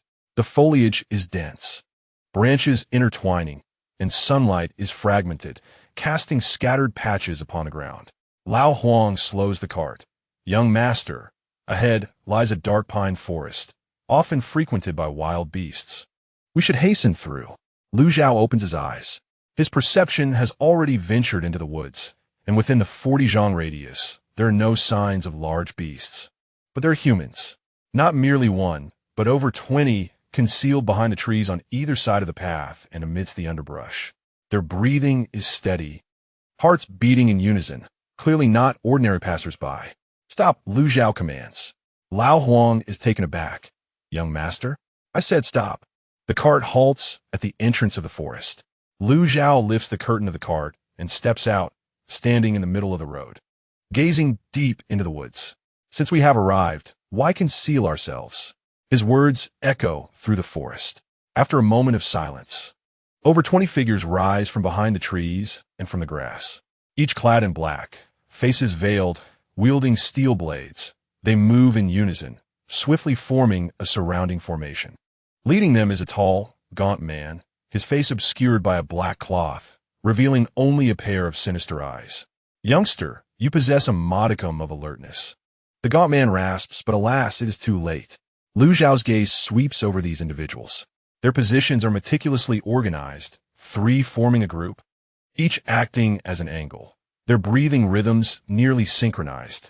The grip on their knives and the spacing of their steps reveal marks of rigorous training. These are not mere mountain bandits. Bandits kill for wealth, their eyes greedy, movements chaotic. Yet these individuals exhibit indifference in their gazes and steadiness in their demeanor, resembling soldiers instead. The Qingling gang? Lu Zhao inquires. The gaunt man's eyes flicker slightly. You know of us? A guess, Lu Zhao replies nonchalantly. With the Black Tiger gang recently eradicated, only you could take over so swiftly. Clever, the gaunt man sneers coldly, but sadly, the clever often meet an early demise. Brothers, attack! Over 20 figures leap into action. The glint of blades flashes, sealing all avenues of retreat. Their coordination is remarkably seamless. 3 feign an assault from the front. 5 on either flank encircle, while 7 cut off the escape route from behind, with 3 on the periphery ready to strike at any moment. This is a military formation. Lu Zhao comprehends. The Qingling gang, or rather, the forces behind it, are connected to the military. Yet he remains motionless. Only when the first blade is a mere 3 feet from his face does he raise his right hand, finger splayed. At that moment, all moisture in the forest, the droplets on the leaves, even the water within the human body, is summoned forth. Countless minuscule droplets converge from all directions, coalescing before him into a massive, transparent water shield. The blade strikes the water shield, as if cleaving through mud, its force dissipated layer upon layer. The black-clad assailants feel a jolt in their wrists, and the knives fly from their grasp. Sorcery! Someone exclaims in astonishment. Lu Zhao offers no reply, merely gesturing lightly with his left hand. The water shield suddenly dispersed, transforming into over 20 whips of water that coiled around each person's neck like agile serpents. The cloaked figures attempted to sever the water whips with their blades. Yet the whips proved remarkably resilient, rejoining seamlessly and tightening their grip instead. Within mere moments, more than 20 individuals found themselves ensnared, suspended in midair, limbs thrashing helplessly, their faces turning a ghastly shade of purple. Among them, a tall, gaunt man possessed the highest cultivation, having reached the 3rd stage of the innate realm. With a furious roar, he unleashed his true energy and managed to break free from the water whips. Upon landing, he staggered backward, his eyes filled with terror. "Who are you?" Lu Zhao approached him, and the water whips parted to create a passage. "Who sent you here?" "Never." The gaunt man gritted his teeth and suddenly produced a black pill from his robe, preparing to swallow it, a lethal poison often used by death warriors to take their own lives when faced with defeat. Lu Zhao's gaze grew icy. The pill in the gaunt man's hand abruptly melted. It did not truly dissolve. Rather, the wax seal had been penetrated by moisture, causing the toxic powder within to be enveloped and transformed into a pool of black liquid that dripped between his fingers. The gaunt man's complexion turned ashen. Lu Zhao raised his hand, ensnaring the man's neck with a water whip, gradually tightening its hold. "I shall ask you once more, who sent you here?" The sensation of suffocation caused the gaunt man's eyes to roll back. Overwhelmed by the terror of death, he struggled desperately, squeezing out the words through clenched teeth. It was Deputy Minister Lu from the Ministry of War. And the objective? To eliminate the candidates from Jiangnan, particularly those from humble backgrounds. Lu Zhao's eyes turned colder still. "Where's the list?" With great difficulty, the gaunt man gestured toward his chest. Lu Zhao's water whip delved into his clothing, retrieving a list wrapped in oiled paper. Upon unfolding it, he discovered 37 names, each accompanied by their place of origin, itinerary, and intended ambush location. His own name was listed in 19th place, with the annotation, Lu Zhao from Suzhou, departing from Jinling on March 10th, ambushed in the Black Pine Forest. Very well. He tucked the list away and turned his gaze back to the gaunt man. "How many scholars have you killed?" 13. "And the bodies?" "Tossed into the Yangtze River." Lu Zhao nodded. The water whip suddenly constricted. A sickening crack echoed as the gaunt man's neck snapped, his head lolling to one side as he drew his last breath. Lu Zhao released his grip, and the body crumpled to the ground. He then looked at the remaining cloaked figures, still ensnared by the water whips, yet not yet lifeless. And a thought flickered in his mind. All 20-plus water whips exerted their force simultaneously. A series of sharp cracks echoed through the woods, followed by an eerie silence. Lu Zhao approached the carriage, where old Huang had collapsed against the yoke, trembling violently. He placed a reassuring hand on old Huang's shoulder, infusing him with a soothing mist to steady his nerves. "Young master, what should we do with these people?" Old Huang stammered. Lu Zhao replied, "Take care of it." He moved to an open space in the forest, raised his hand in a beckoning gesture. The water veins deep within the earth responded, surging to the surface and forming a current that swept away the 20-plus corpses, carrying them into a natural pit deep within the woods. The water then brought mud and stones to fill the pit. In a matter of moments, the scene returned to its original state, leaving only a faint trace of blood, which was swiftly dispersed by the forest breeze. Having completed this task, Lu Zhao returned to the carriage and resumed their journey. Old Huang, still trembling, grasped the reins as the carriage set off once more. As they traversed the Black Pine Forest, he dared not glance to the sides, fixating solely on the path ahead, urging the horses to hasten their pace.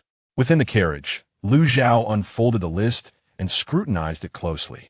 37 names, all of whom were this year's top scholars from the various prefectures of Jiangnan, representing the foremost two positions in the provincial examination. These individuals were meant to be the future pillars of the court, yet they become stumbling blocks in the eyes of certain unscrupulous individuals. He noted the name of Lu, the Deputy Minister of War. Subsequently, he carefully stored the list away and closed his eyes, lost in thought. The corruption surrounding the imperial examinations and the assassination of candidates entailed interests that were likely far more intricate than he had anticipated. And now, he found himself ensnared in this web. As the carriage exited the dark pine forest, the road ahead widened. Lu Zhao opened his eyes and gazed out at the fields that flew past. The journey to the capital was unlikely to be a peaceful one. Chapter 15. Conversations at the post station. In the evening, the carriage arrived at the official post station within the borders of Suzhou. This was a station established by the court, designed for passing officials, messengers, and candidates en route to the examinations to rest. The post station was modest, comprising a square courtyard with 5 main rooms, flanked by 3 rooms on either side.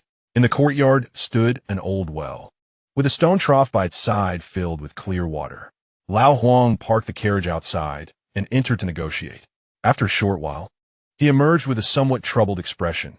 "Young master, the main rooms are fully occupied. The only available space is the innermost room in the west wing. However, the innkeeper mentioned that if you do not mind the crowd, there is a scholar in the east wing willing to share half of his chamber." Lu Zhao glanced toward the east wing. Inside, the light of an oil lamp flickered, and he could faintly discern a figure in a faded blue robe bent over a desk, engrossed in study. "Let's take the west wing," he replied. "But that room," Lao Huang lowered his voice, "is close to the latrine and carries a strong odor. That is of no consequence." Just as he spoke, the door to the east wing opened. A scholar in his early 20s stepped out, clad in a worn but clean blue robe. He appeared slender, yet his eyes sparkled with clarity and intelligence. He clasped his hands in greeting. "Are you also on your way to the capital for the examinations, my esteemed brother?" "I am Chen Ping, from Luzhou. If you do not mind, we could share the room and split the cost." Lu Zhao appraised him. Though the scholar's attire was humble, it was neatly laundered. His fingers bore calluses, a testament to years spent wielding a brush. His gaze was sincere and unfaltering, devoid of any cunning. "Lu Zhao from Suzhou." He returned the gesture. "So his brother Lu." Chen Ping smiled. "Please come in. I've just boiled some water, and we can prepare tea." The west wing room was indeed unsuitable, so Lu Zhao followed Chen Ping into the east wing. The room was small, furnished with a bed, a table, and 2 chairs, all kept tidy. On the table lay open books and sheets of paper, with ink still wet. Lu Zhao glanced at the writing. It was an essay on policy, neatly penned and quite insightful. Chen Ping prepared the tea, a simple coarse brew, yet it exuded a refreshing aroma. The two sat across from each other, and Chen Ping inquired, "Brother Lu, the journey from Suzhou, was it smooth?" "Reasonably well, though my trip has not been entirely uneventful." Chen Ping shook his head. "Just the other day, near the border of Luzhou and Yangzhou, I heard reports of bandits attacking travelers, resulting in the deaths of several scholars. The authorities claim it was an ordinary robbery, but I find it rather unsettling." Lu Zhao took a sip of tea. "What seems unsettling about it?" The deceased were all candidates from impoverished backgrounds who had recently passed the examinations.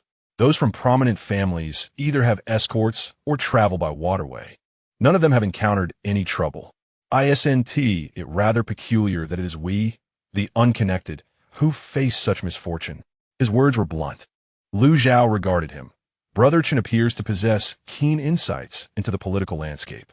Chen Ping smiled wryly, stating that he could not claim to possess any profound insights, merely that he had observed much throughout his life.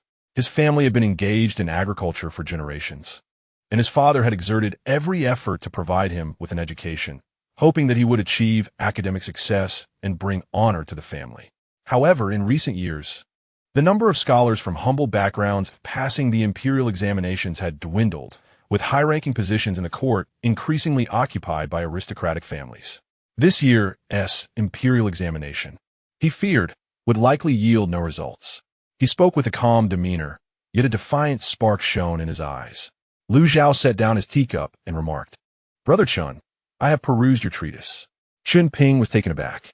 The manuscript on the table discussed the governance of salt and iron. Lu Zhao continued, "Your arguments are incisive and well supported by data. They are far from mere rhetoric." Chen Ping, somewhat embarrassed, replied, "It is merely a collection of rudimentary thoughts. The state-operated salt and iron monopolies were intended to enrich the national treasury. Yet in recent years, collusion between officials and merchants has led to rampant illicit salt trade, making it unaffordable for the common people. I believe we should loosen restrictions on private enterprises and replace profits with taxation." He became increasingly animated, transitioning from discussions of salt and iron to grain transport, and from taxation to bureaucratic reform. Lu Zhao listened intently, realizing that despite Chen Ping's humble origins, his understanding of civil affairs and governance surpassed that of most scholars, with his insights often hitting the mark. He was indeed a man of genuine talent and knowledge.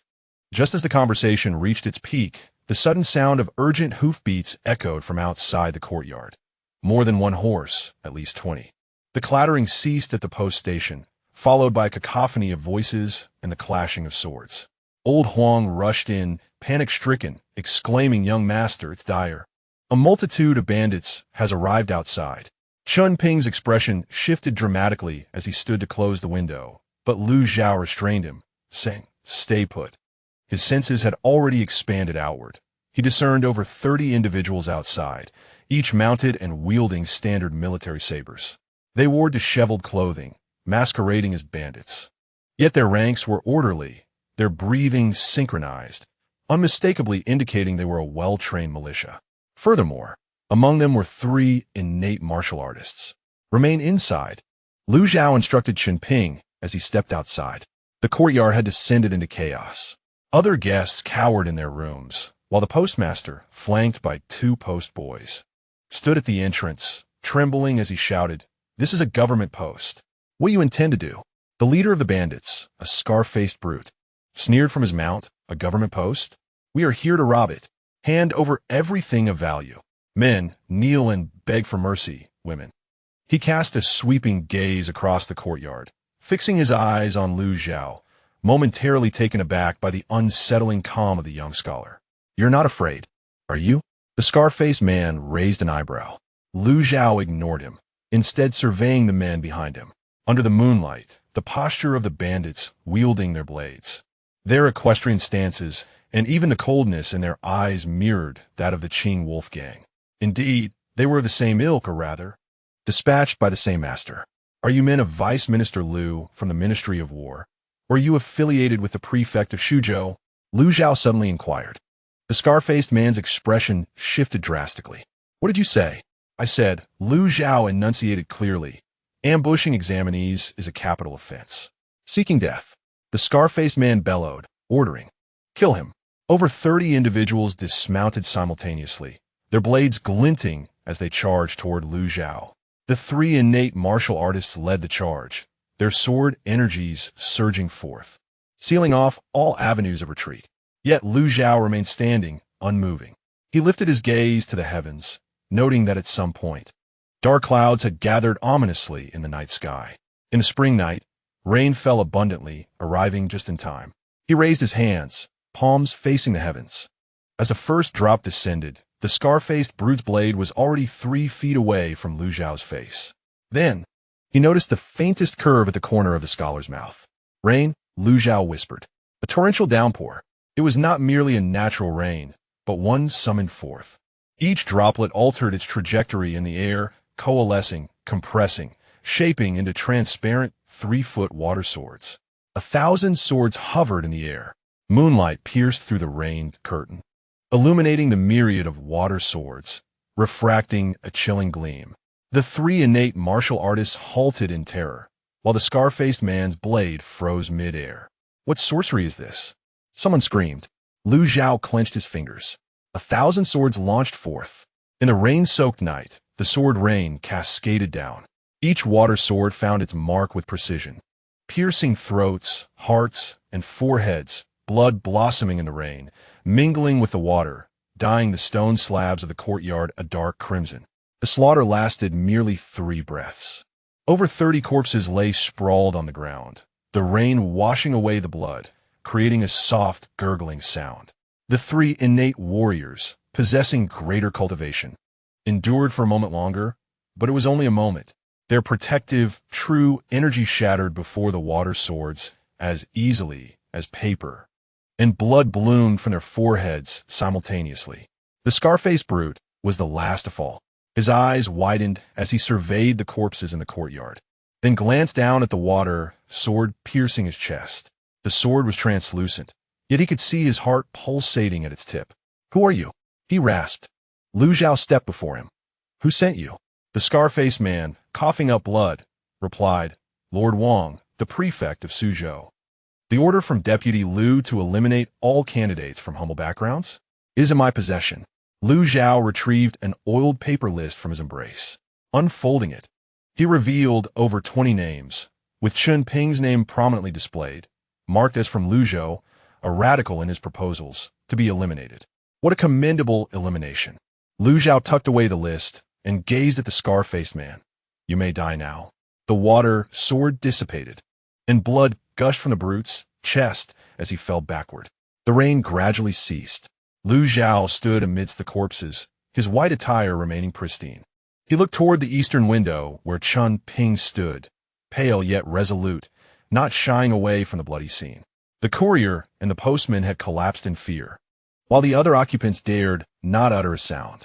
Lu Zhao approached the well, raising his hand in an arcane gesture. Water surged forth, transforming into a current, sweeping all the corpses from the courtyard, carrying them into the distant fields. The water receded, cleansing the bloodstains.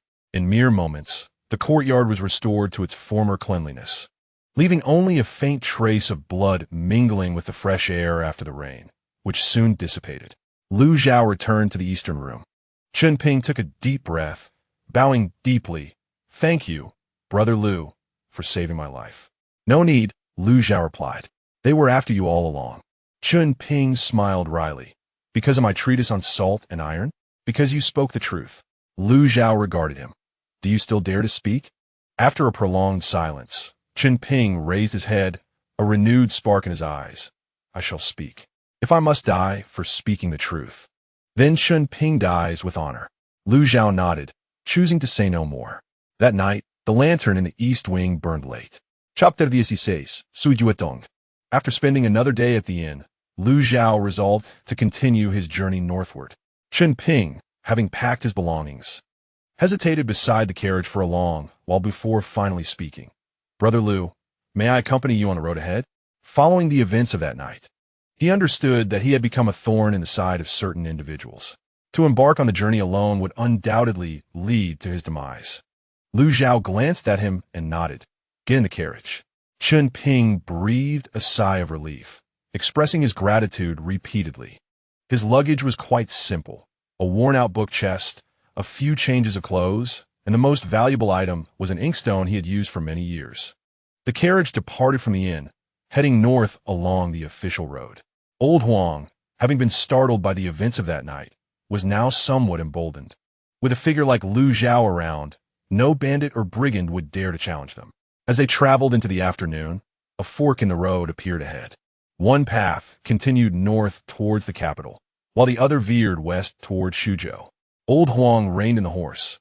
Young master, shall we proceed straight, or enter the city for supplies?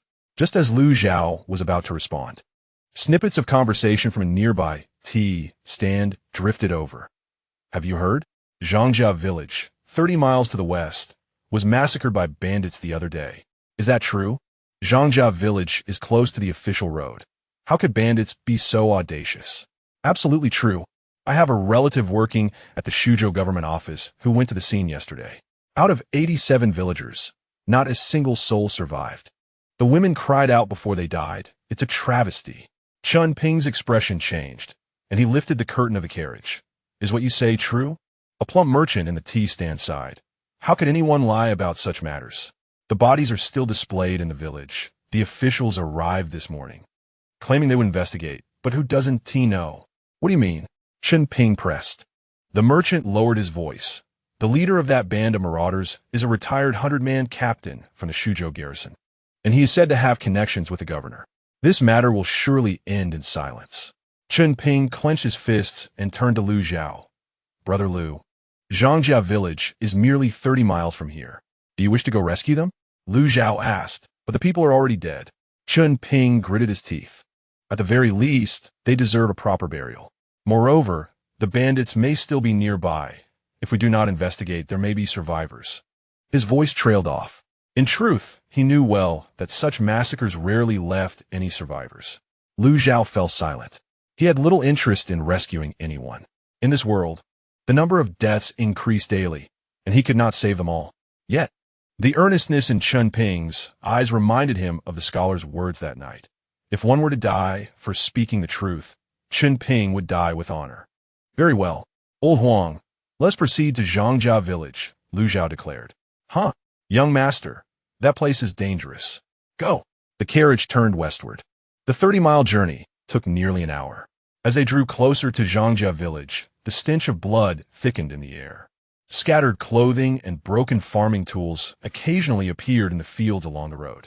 Upon reaching the village entrance, the setting sun stained the sky a deep crimson. It was horrific. At the old locust tree by the village entrance hung 3 corpses, 2 elders and a child. Lying haphazardly on either side of the village path were dozens of bodies, both male and female, young and old. The corpses lay in disarray. Some had their heads severed, while others bore gaping wounds, the female bodies mostly exposed, evidently having suffered indignities before their demise. Upon witnessing this grisly scene, Chun Ping was overwhelmed and wretched. Lao Huang's complexion turned pale, unable to bear the sight. Yet, Lu Zhao remained unfazed. He traversed among the lifeless bodies, his gaze calmly sweeping across them. The methods of murder were highly professional, with precise cuts targeting vital areas, far beyond the capabilities of ordinary bandits. Moreover, there were no signs of struggle. It appeared the villagers had been systematically slaughtered, resembling an execution rather than a robbery. As he pondered this grim reality, a sudden shriek pierced the air from the hillside behind the village. Someone was still alive? Lu Zhao's figure flickered, and he dashed toward the slope, with Chun Ping wiping his mouth and gritting his teeth, following closely behind. Beyond the hillside lay a grove, where a rudimentary mountain stronghold emerged. Encircled by wooden fences that enclosed several makeshift huts, evidently hastily constructed by the bandits. In the clearing of the encampment, a group of 7 or 8 brigands surrounded a young woman. She appeared to be around 17 or 18, her garments tattered, her face smeared with dirt. Yet her delicate features were still discernible. She was pinned to the ground, 2 bandits tearing at her clothing, while others laughed maliciously nearby. "Don't struggle, my dear. Your entire village is dead. Just obediently serve us, and perhaps we shall spare your life." One taunted, "Indeed, you're far more enticing than those village matrons." The girl fought desperately against her captors, crying out, "Let me go. You've killed my parents. Even as a ghost, I shall never forgive you." That voice, Lu Zhao halted in his tracks. It was achingly familiar. Despite the years apart and the quaver of sorrow in her tone, he could not mistake it. Suyu Ro, his childhood neighbor, the little girl who used to follow him around, calling him Brother Lu. She should be in Suzhou. How could she possibly be in Shuzhou? Captured by bandits? Fragments of memory surged forth. When he was 7, the Su family moved in next door, bringing with them a 5-year-old daughter named Uro. Their families were close, once joking about an arranged marriage for their children. After Lu Zhao's parents passed away, the Su family assisted with the arrangements and provided sustenance. For 3 years, while Lu Zhao observed mourning rituals and immersed himself in studies, he had not seen her. How had she ended up here? Lu Ye. Chun Ping caught up, witnessing the scene in the camp, his fury igniting. These beasts! The bandits turned to the sound, their laughter erupting upon seeing only 2 scholars. Look, 2 more lambs for slaughter. And one essay pretty boy. The bandit restraining Suyu Ro raised his head. He was a one-eyed brute, grinning maliciously. "What are you staring at, boy? Once we're done, you can have your turn." Before he could finish, Lu Zhao moved, not to flee, but to materialize within the camp like a specter. His speed was such that none could discern how he traversed the distance. The one-eyed bandit felt a sudden flash before his eyes, followed by excruciating pain in his wrist. The hand holding Suyu Ro was severed at the joint. Blood splattered across her face. She stood frozen, staring at the figure in white that had appeared before her. Lu Ye, she murmured, unsure if she was hallucinating. Lu Zhao did not turn back. He merely focused on the bandits. His gaze transformed. If the act of killing had been previously indifferent and casual, at this moment his gaze was as cold as ancient ice. It was not a mere intent to kill, but something more profound and terrifying, as if a deity had been provoked by ants and was about to unleash divine retribution. Lu Zhao spoke, his voice chillingly calm. "Have harmed her?" The bandits finally reacted, drawing their blades in unison. "Kill him." Lu Zhao raised his hand, not towards the bandits, but toward the heavens. Around the encampment, the sap of every tree, the moisture of the soil, even the humidity in the air, converged wildly at that instant. Countless minute droplets coalesced in the air, compressing and shaping into hundreds of transparent blades. The water blades hovered, reflecting the sunset, suffused with a cold, sanguine glow. Lu Zhao commanded. Thousands of water blades shot forth simultaneously. There were no screams, no struggles. It was all too swift. The blades precisely sliced through each bandit's neck, erupting in sprays of crimson.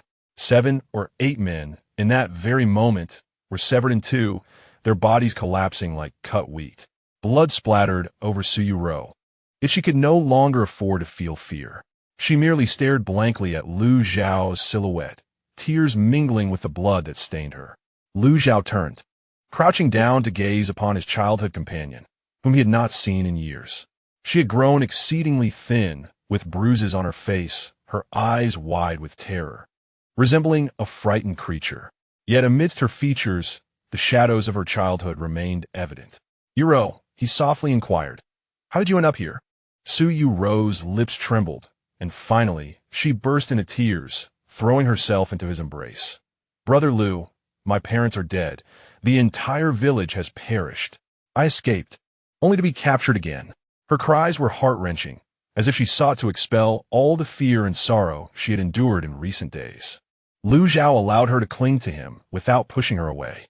He lifted his gaze to the corpses of the bandits strewn across the ground, then to the tragic state of Zhangjia village in the distance. And for the first time, a surge of emotion named anger welled up within him. These bandits, no. These beasts disguised as bandits, deserve to die. Chapter 17. Blood for blood, Suyuro wept for what felt like an eternity, as if she intended to exhaust every tear she possessed in her lifetime. Lu Zhao did not rush her, merely allowing her to hold on until her sobs gradually transformed into quiet gasps. The sun had completely set, darkness enveloping the sky, and the scent of blood in the forest grew increasingly pungent. "Brother Lu, I'm dirty." Suyuro finally became aware of the blood that coated her. Hastily releasing her grip and stepping back, her head bowed in shame. Lu Zhao rose and surveyed the surroundings. There were still a few thatched huts in the encampment.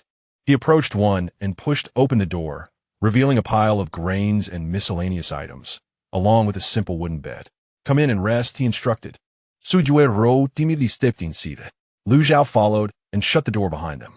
The room was dim, illuminated only by the moonlight seeping through the cracks, barely allowing them to see. "Sit." Lu Zhao gestured towards the bed. Suyuro sat down, her hands tightly clutching the tattered hem of her clothing. Lu Zhao raised his hand, and the water vapor lingering in the air rapidly coalesced, forming a clear sphere of water. The water sphere floated before Suyuro, slowly unfurling into a delicate membrane of water, gently adhering to her face, hands, and body. The flowing water film carried away the blood and grime, yet curiously, it did not dampen the clothing. In a mere moment, Suyuro's face regained its pristine appearance, revealing her originally delicate features. Though gaunt and haggard, her brow and eyes remained gentle, albeit shadowed by lingering terror. "Brother Lu, what is this?" Suyuro gazed at this wondrous scene, momentarily forgetting her fear. "Just a little trick," Lu Zhao replied, retracting the mist. "Now, tell me what transpired. How did you end up here? What of Uncle Su and Auntie Su?" At the mention of her parents, Suyuro's eyes reddened once more. She fought back tears, recounting in halting phrases. "Suzhou was inundated. Our fields were completely submerged. My parents sold everything they could, but it was still insufficient for the rent. Later, we heard that a distant relative in Shuzhou could assist in finding work. So they took me north to seek refuge. After 2 months, we finally reached Shuzhou, only to find the relative had long since moved away. With our funds exhausted, we settled in Zhangjia village, hoping to find odd jobs to earn some money before moving on. The night before last, bandits suddenly invaded the village. Suyuro's voice trembled as she spoke. They killed anyone in sight, looted our belongings, and dragged the women away. My parents hid me in the cellar, but I was discovered. My father, in a bid to protect me, was slain by them. My mother, unable to continue, she covered her face, choking back sobs. Lu Zhao fell into silence, envisioning the scene. The honest and simple Uncle Su and Auntie Su, sacrificing their lives to shield their daughter from the bandits' blades. And Yu, the little sister he had cared for since childhood, had witnessed it all. How did you escape? He inquired. I don't know. Yu shook her head. It was too chaotic. While I was being dragged away, I bit one of their hands when they weren't paying attention, then ran desperately into the mountains, hiding for a day and a night. This morning, I attempted to descend and find a way, but these men captured me again. She lifted her head, her tear-filled eyes searching Lu Zhao's. Brother Lu, am I truly useless? My parents are gone, and I can't even avenge them. Do not blame yourself, Lu Zhao said. These bandits are not ordinary men. What do you mean?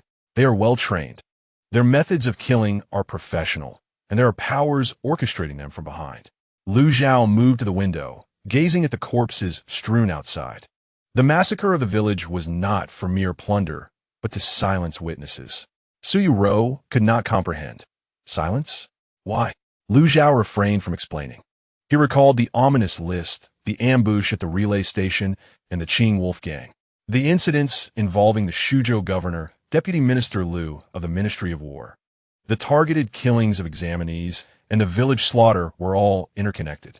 Yet regardless of the nature of this connection, those who dared to harm his acquaintances would pay dearly. Stay here, Lu Zhao instructed, turning away. I need to step out for a moment. Brother Lu, where are you going?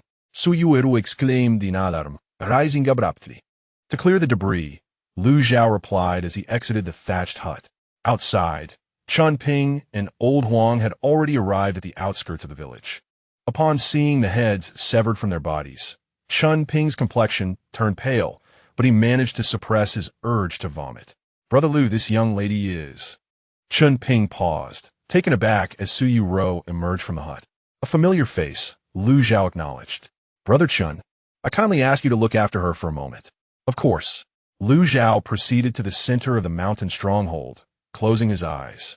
His senses expanded outward, and within a radius of 40 paces, the movement of all moisture reflected vividly in his mind.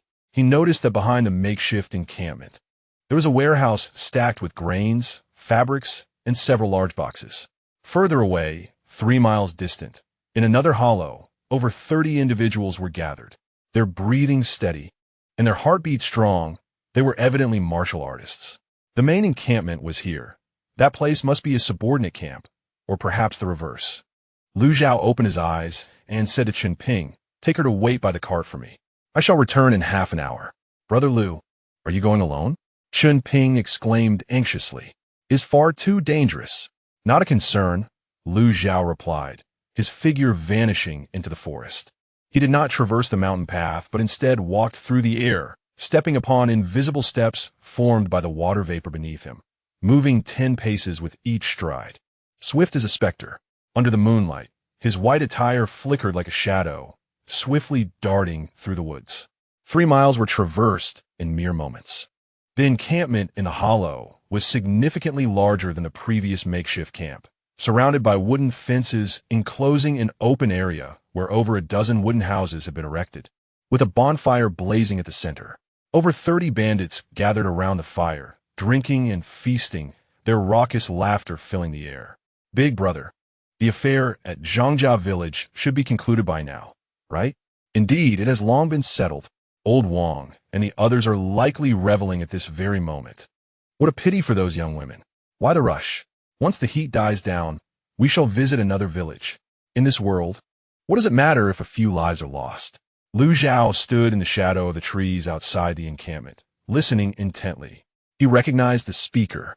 Seated at the head was a bald man with a scar on his left cheek resembling a centipede. None other than Zhang Kuei, a retired 100-man captain from the Shuzhou garrison, the perpetrator of village massacres. Stepping out from the shadows, Lu Zhao entered the encampment. Who goes there? Shouted the bandit guarding the entrance. Ignoring him, Lu Zhao continued forward. The bandit drew his sword and charged, but as his blade reached halfway, he suddenly froze. A silent water line coiling around his neck, tightening gently. His lifeless body collapsed to the ground. The raucous atmosphere of the encampment came to an abrupt halt. All eyes turned towards Lu Zhao and then to the corpse on the ground, momentarily stunned. Zhang Kuei rose, squinting. Who are you, boy? A debt collector, Lu Zhao replied. A debt collector? Sang Kui Skofet. What debt do I owe you? 87 lives. Lu Zhao enunciated clearly. Zhangjia village, 87 lives. Zhang Kuei's expression darkened. Are you a government official? No. Then what business is it of yours? Zhang Kuei bellowed, brothers, slay him. Over 30 men simultaneously drew their swords and lunged forward. These individuals were stronger than the previous batch, with 5 being innate martial artists. And Zhang Kuei himself was at the 5th level of innate mastery, swinging his blade with a force akin to a raging storm. Lu Zhao raised his hand. Near the central bonfire, several large wooden barrels filled with water exploded simultaneously. Water surged skyward, coalescing in midair, compressing and taking shape, transforming into 360 transparent water swords. The blades, tips pointed downward, hung suspended in the air like an impending rain of swords. As Zhang Kuei's blade energy struck towards Lu Zhao, it was intercepted by an emergent water barrier. The barrier rippled, absorbing and dissipating the blade energy until it vanished completely. What kind of martial art is this? Zhang Kuei exclaimed in astonishment. Lu Zhao clenched his fingers. The rain of swords descended. 360 water swords, each finding its precise target. It is not the vital points, but the limbs. He desires these individuals to remain alive, yet suffer a slow demise. The sound of blades piercing flesh is dense and relentless, akin to a torrential rain. More than 30 individuals simultaneously scream in agony as their tendons and veins are severed by water blades, blood gushing forth. Yet they shall not perish immediately. Sankui, possessing the highest cultivation, narrowly evades several strikes, but his right leg and left arm are still pierced. He stumbles backward, fear etched upon his face as he gazes at Lu Zhao. Who exactly are you? Lu Zhao steps before him. Who orchestrated the massacre of the village? I do not comprehend what you are speaking of. Zhang Kuei grits his teeth, resorting to the lie of mere robbery. Lu Zhao raises his hand. A line of water ensnaring Zhang Kuei's neck, gradually tightening. Is it the governor of Shuzhou, Lord Wang, or perhaps Assistant Minister Liu of the Ministry of War? Zhang Kuei's pupils dilate in shock. How do you know? It appears they're all complicit. Lu Zhao nods. Where's the list? The list of candidates you have targeted for assassination. In my bosom. Lu Zhao retrieves a list from his clothing, akin to the one previously acquired at the post station, yet with additional names. Among them is the name of Su Dasha, Su Yuro's father, marked as a refugee from Suzhou, having had contact with the candidate Chen Ping, designated for silencing. Indeed, their targets extend beyond mere candidates to include refugees who may possess knowledge of the situation. The Su family is marked for extermination merely due to their association with Chen Ping at the same post station. How many lives have you taken? Lu Zhao inquires. I cannot recall. Then go to hell and count them slowly. The water line suddenly constricts.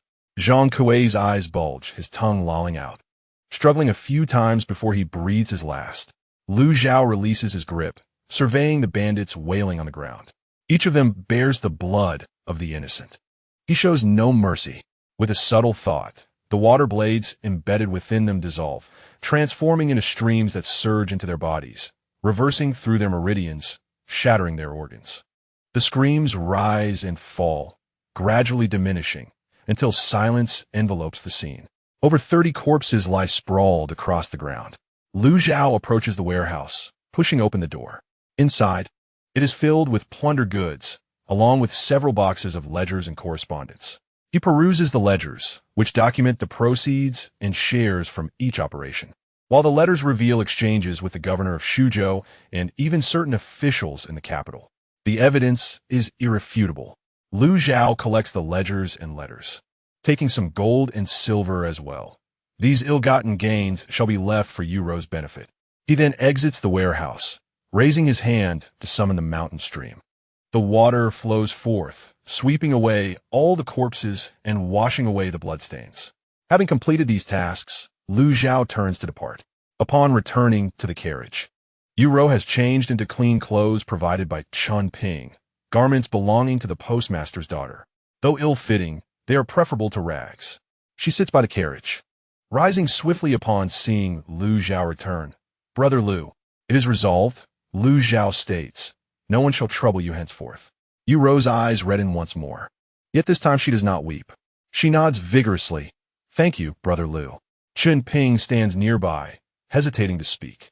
Lu Zhao casts him a glance. Speak freely. Brother Lu, those bandits are likely entangled in something far larger. We should continue northward. Lu Zhao replies. What is meant to come will indeed arrive. He gazes toward the north, his expression tranquil. In the capital, he was eager to uncover the extent of the hidden pests. Chapter 18. Encountering an ambush again, the carriage continued its journey northward, yet the atmosphere within the compartment grew even more subdued with the presence of an additional passenger. Su Rose sat by the window, hugging her knees, her gaze vacantly fixed on the fields rushing past outside. The light blue dress she wore hung loosely on her slender frame, accentuating her diminutive stature. Occasionally, as the carriage jolted, she would clutch the side of the vehicle in alarm, only releasing her grip once she felt assured of her safety. Chun Ping sat opposite her, several times attempting to offer words of comfort, yet unsure of how to begin. Well-versed in literature since childhood, he understood many profound truths. But those sage words felt feeble and ineffectual in the face of such harrowing circumstances. Lu Zhao rested his eyes, yet his consciousness extended to perceive everything within a radius of 40 paces. Yu Ro's breaths were light and rapid. Chun Ping's heartbeat fluctuated, and even the occasional sigh of the old coachman resonated clearly within his perception. After a lengthy silence, Chun Ping finally spoke softly. Miss Su, would you care for some water? He extended a water pouch toward her. Yu Ro hesitated for a moment before timidly accepting it, taking small sips. The water within was pure and sweet, having been purified by Lu Zhao's water control technique. Thank you, Master Chun, she murmured. Please, just call me Chun Ping. He replied gently. Are you from Suzhou? Your accent suggests you hail from the western part of the city. Yu Ro nodded. My family originally resided in Hohat Alley on the west side of the city. How fortuitous. I have a classmate from Suzhou as well. He claims that the osmanthus cake from Hohat Alley is the best in all of Suzhou. Mentioning her hometown brought a glimmer of light to Yu Ro's eyes. The osmanthus cake my mother makes is the most delicious. She continued, her voice dropping to a whisper. When Brother Lu visited my home, he would always enjoy several pieces. At her words, Lu Zhao opened his eyes. Once we arrive in the capital, I shall take you to taste all the osmanthus cakes. Though the statement seemed casual, it caused tears to well in Yu Ro's eyes once more. She vigorously wiped away her tears and nodded earnestly, yes. Chun Ping observed this scene with a sense of reflection. This Brother Lu, appearing aloof, was, in truth, exceedingly gentle toward those he cared for. As dusk fell, the carriage reached the next relay station. This station was even more rudimentary than the previous one, comprising only 5 rooms and a small courtyard. The station master, a gaunt old man, sluggishly registered their arrival. Upon seeing Lu Zhao's travel pass, his eyes flickered momentarily. 3 guests? The station master inquired. 2 rooms, Lu Zhao replied. Excellent. Rooms 1 and 2, conveniently adjacent, the station master handed over the keys, adding seemingly offhand, by the way, a few military gentlemen are also staying here tonight on official business. It would be prudent for the guests to remain in their rooms if they have no pressing matters. Military gentlemen? Lu Zhao accepted the keys without further comment. Yet his awareness silently expanded. Indeed, there were 6 individuals in the back courtyard, their presence steady and profound, each a practitioner of innate martial arts. Their synchronized breathing and heartbeat revealed the results of long-term training. Soldiers, Chun Ping discerned the implication in the station master's words, his expression shifting slightly. Yu Ro too tensed, gripping Lu Zhao's sleeve anxiously. Thank you for the warning, Lu Zhao said to the station master. Please show the 2 of them upstairs. Room 1 was slightly larger, and Lu Zhao assigned it to Yu Ro, while he and Chun Ping took the adjoining room 2. Before entering the room, Lu Zhao handed a jade pendant inscribed with the character Shun to Yu Ro, instructing her to wear it closely, as it was a gift from the Shun family meant to ward off evil spirits. He refrained from mentioning its properties against poisons, fearing it might alarm her. Yu Ro solemnly secured the pendant on her person. Inside the room, Chun Ping closed the door and lowered his voice. Brother Lu, those soldiers are after us. Lu Zhao approached the window, gazing into the courtyard where 6 individuals, all of innate strength, were gathered. The leader appeared to possess at least the 6th level of innate strength. Chen Ping inhaled sharply. What should we do? Should we leave tonight? We cannot, Lu Zhao replied. Since they are waiting for us here, there will surely be ambushes along the way. It is better to confront them here. However, Chen Ping hesitated, aware that killing soldiers of the imperial court carried grave consequences. Who says they are soldiers? Lu Zhao remarked coolly. Attacking scholars in the dead of night. They are clearly disguised bandits. Chen Ping paused, then understood. They intended to turn the tables on their assailants. Since these men were masquerading as bandits to eliminate them, they will be justified in their self-defense. Do you have confidence, Brother Lu? Lu Zhao did not respond, but continued to observe the encroaching darkness outside. The moonlight was obscured by clouds, casting the world into shadow. The air was thick with humidity, and rain seemed imminent. As the night deepened, the inn lay in tranquil silence, interrupted only by the occasional distant chirping of insects. Yuro's room had long since extinguished its light. She was likely asleep. Lu Zhao had ensured she drank a calming potion before retiring, allowing her a restful slumber. Just past the hour of Z, around 11 p.m., movement stirred in the courtyard. 6 shadowy figures stealthily ascended to the second-floor hallway. Their movements were deft and silent, revealing their mastery in stealth. The leader, a lean man, signaled to 2 of his companions to guard the stairway, while another 2 positioned themselves outside Yuro's door. The remaining 2 followed him to the door of Lu Zhao and Chen Ping's room. The lean man produced a bamboo tube from his bosom, inserting it into the door crack, and gently blew into it, releasing a cloud of sleep-inducing mist.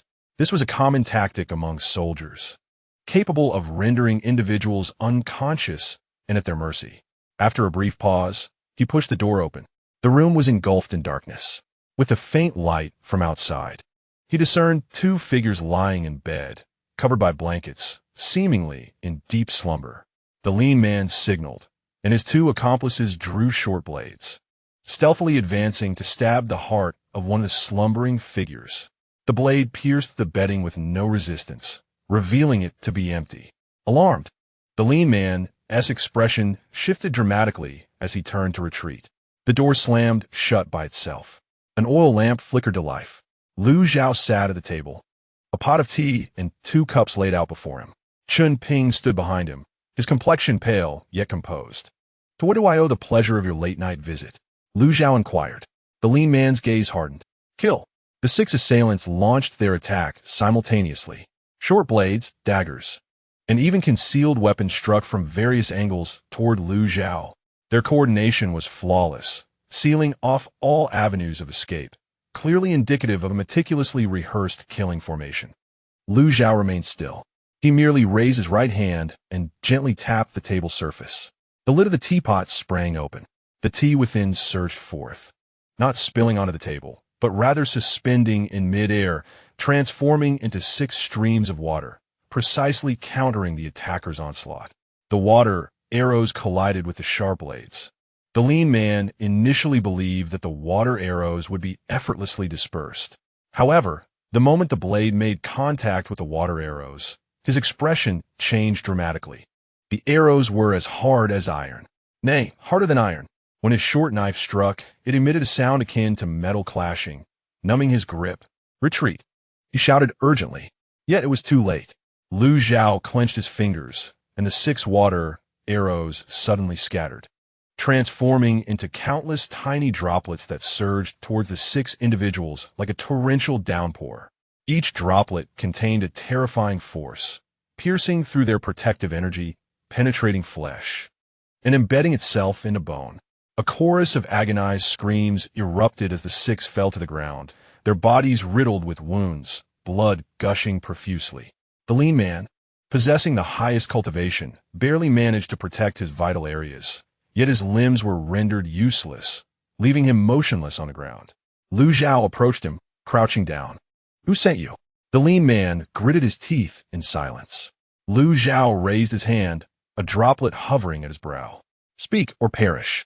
The fear of death ultimately overwhelmed his loyalty. The lean man trembled as he spoke. It was Deputy Minister Liu of the Ministry of War and the governor of Shuzhou. They feared exposure and sought to silence us. And the list? It's in my bosom. Liu Zhao retrieved a detailed list from his clothing. This document not only enumerated the individuals marked for assassination, but also delineated each person's background, potential knowledge of the matter, and the priority for silencing them. Liu Zhao's name was prominently featured, tagged as someone suspected of possessing evidence, classified as extremely dangerous, and marked for elimination. How many have you killed? Liu Zhao inquired. I can't recall, perhaps dozens, maybe even 100. Liu Zhao nodded, rising to his feet. Wait, the lean man cried out in terror. I can testify. I can identify Deputy Liu. Spare my life. Before he could finish, the droplet pierced through his forehead. Liu Zhao turned his gaze towards the remaining 5, his thoughts stirring. Their blood suddenly reversed course within their bodies, shattering their meridians, and they succumbed, blood flowing from every orifice. Swift and decisive. Chun Ping observed this scene, his stomach churning, yet he suppressed his turmoil. He understood that if these individuals lived, it would spell doom for them and countless innocents. Liu Zhao moved to the window, pushing it open.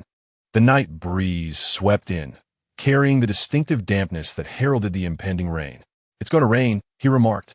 No sooner had he spoken than a bolt of lightning streaked across the distant horizon, followed by the rumble of thunder. A torrential downpour was imminent. Chapter 19. The terrifying night of rain. The deluge began to pour down heavily past midnight. Liu Zhao stood by the window, watching as the 6 corpses in the courtyard gradually succumbed to the rainwater. The rain washed away the bloodstains, creating dark red puddles on the flagstone ground, which then flowed away through the drainage. Chun Ping sat at the table, his fingers absent-mindedly tracing the rim of his teacup. The tea had grown cold, yet he did not drink. His gaze occasionally flickered towards the corpses outside before quickly averting, his face appearing pale under the dim light of the oil lamp. Brother Liu, he finally spoke, his voice slightly hoarse. Were these individuals truly officers of the court? They once were, Liu Zhao replied. But now they are merely private soldiers for certain individuals. Yet they wear military uniforms. Once stripped, they are nothing more. After speaking, Liu Zhao pushed open the door and stepped out of the room. As the rainwater approached him, it parted automatically, allowing him to walk on the dry ground in the courtyard. Chun Ping hesitated for a moment before following, opening an oiled paper umbrella. 6 corpses lay sprawled upon the ground. Liu Zhao raised his hand, and the water pooled at their feet surged forth, transforming into 6 streams that lifted the bodies. The currents swirled, stripping away the military uniforms, which disintegrated in the flow, revealing the black garb beneath. Indeed, it was a disguise. The streams continued their motion, sweeping the remnants of the uniforms into the drainage ditch, while drawing the corpses into the woods behind the relay station. With a subtle thought, Liu Zhao caused the earth to part, creating a pit into which the bodies descended, the soil subsequently filling in the void. In mere moments, the scene reverted to its former state, save for the torrential rain that washed the last vestiges away. Chun Ping observed the unfolding events, a tumult of complex emotions surging within him. He felt gratitude for Liu Zhao's life-saving intervention, yet the almost obliterating method employed instilled a primal fear within him. This transcended the realm of martial prowess. It was divine power. Let us return to our quarters, Liu Zhao suggested. The 2 ascended to the 2nd floor. As they passed by Yuro's room, Liu Zhao paused momentarily, sensing the rapid and unstable breaths emanating from within. Yuro was ensnared in a nightmare. Indeed, upon entering his own chamber, a piercing scream echoed from the adjacent room. Father, mother, no. Liu Zhao turned and pushed open Yuro's door. Inside, she sat upright in bed, her face stained with tears, her hands flailing through the air as if to push away some unseen terror. Yuro. Liu Zhao approached the bedside. Upon seeing him, she froze for an instant before bursting into sobs, flinging herself into his embrace. Brother Liu, I dreamt that the bandits returned. They killed father and mother and sought to kill me. Her body trembled violently, akin to leaves in a wintry gust. Liu Zhao could feel the frantic beating of her heart beneath her frail garment. It was merely a dream, Liu Zhao reassured her, his voice softer than usual. The bandits are dead. They shall not return. Is that true? Yuro looked up at him, her tear-filled eyes searching for solace. Indeed, Chun Ping stood at the doorway, moved by the sight before him. This brother Liu, so decisive and wielding powers beyond comprehension, now exhibited an unexpected tenderness in comforting a young girl. Yuro wept for an extended period before gradually calming. Embarrassed, she released her grip and wiped her tears, murmuring, "I'm sorry, brother Liu. I feel so useless." "It is not your fault," Lu Zhao replied. "After enduring such horrors, anyone would be plagued by nightmares." He approached the table, poured a glass of water, and lightly touched the surface with his finger. A wisp of cool vapor infused the water, soothing the spirit. This was a novel application gleaned from his water manipulation abilities. Water could bear boats and carry intentions alike. "Drink this and sleep well," he offered the glass to Yuro. She sipped tentatively, and indeed, her mind felt significantly more tranquil. She lay back down, but kept her eyes fixed on Lu Zhao. "Brother Liu, may you stay with me for a little while?" "Just for a moment," she requested, her tone laced with apprehension, fearing rejection. Lu Zhao hesitated briefly before settling into a chair at her bedside. "Sleep now. I am here." Only then did Yuro feel reassured enough to close her eyes. Before long, her breathing became steady and deep. This time, she was truly asleep. Chun Ping quietly exited, closing the door behind him. He returned to his own room, seated upon the bed, yet sleep eluded him. The flickering flame of the oil lamp danced in the wind, casting his shadow upon the wall in a wavering motion. He recalled the experiences of his journey, the ambush at the post station, the grim aftermath in Zhang family village, the massacre by bandits, and yet another deadly confrontation looming this night. Within a mere few days, he had witnessed an abundance of death, as well as the astonishing prowess of Lu Zhao. Commanding water as soldiers, wielding leaves as swords, he could take lives with a mere jest. Was this truly within the capacity of a human being? Chun Ping had been raised on the teachings of sages, holding firm to the belief that one should not speak of the supernatural. Yet, the existence of Lu Zhao shattered all his preconceived notions. The legendary abilities of divine beings were indeed manifesting before his very eyes. What perplexed him even further was Lu Zhao himself. He was indifferent, dispatching lives as one would trim grass. Yet he tenderly cared for the frightened Yuro. He seemed unconcerned with fame and fortune, yet still sought to take the imperial examination. Possessing such extraordinary powers, he willingly disguised himself as an ordinary scholar. Who then was Lu Zhao? Outside, the rain had subsided to a gentle patter. Chun Ping approached the window and opened it slightly. The night breeze, imbued with the fresh scent of rain, stirred his muddled thoughts, bringing clarity. He noticed the postmaster below, lantern in hand, conducting a thorough inspection.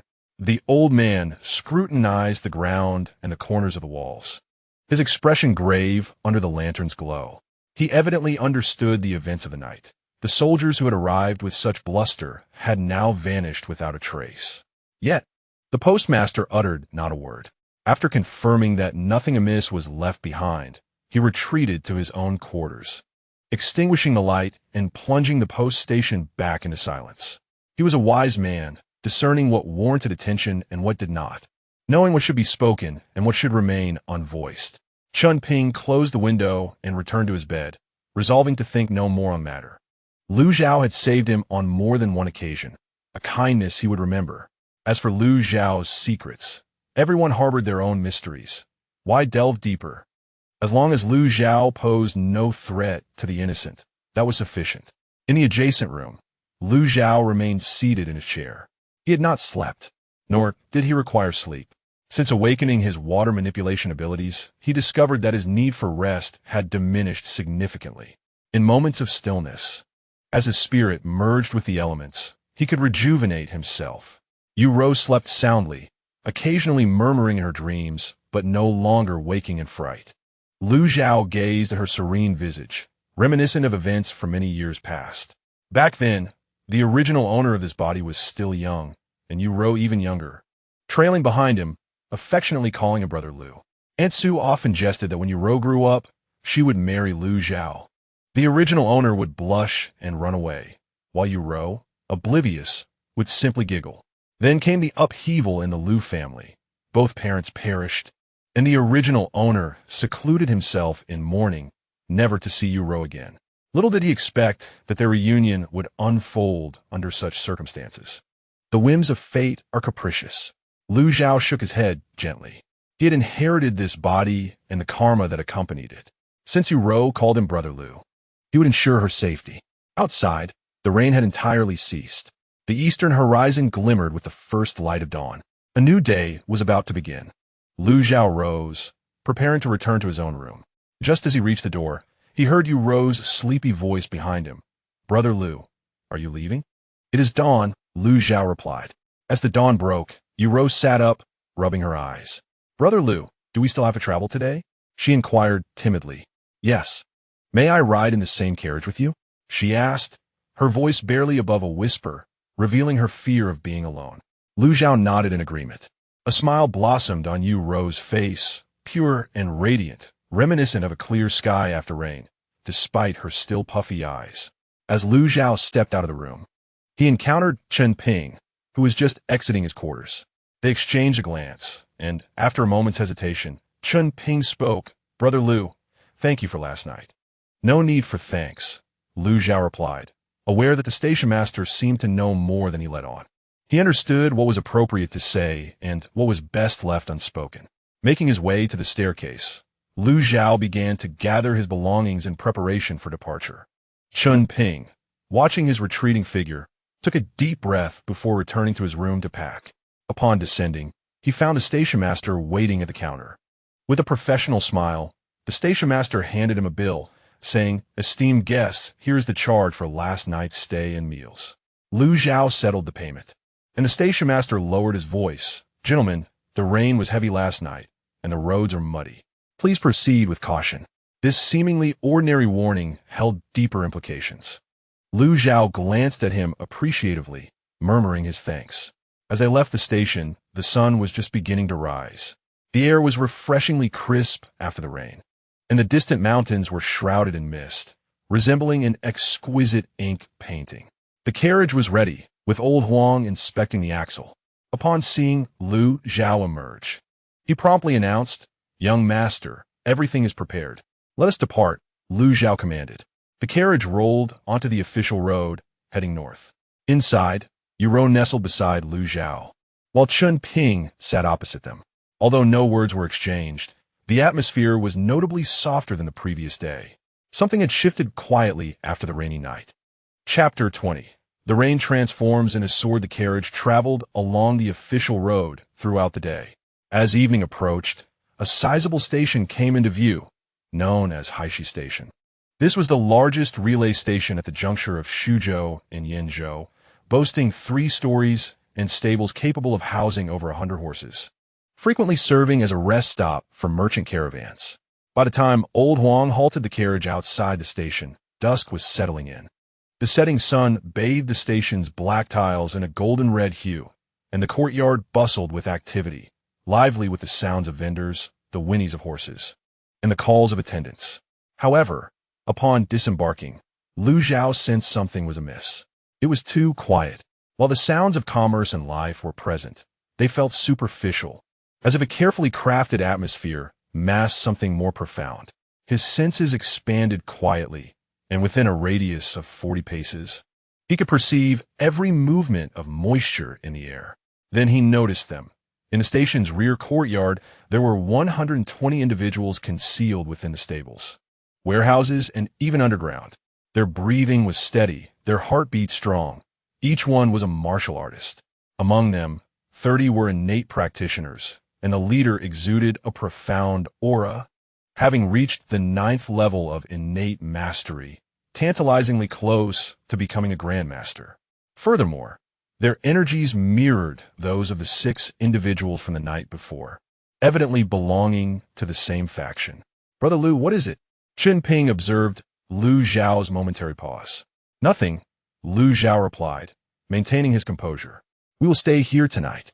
Yu Rou clung tightly to Lu Zhao, instinctively grasping the sleeve of his garment.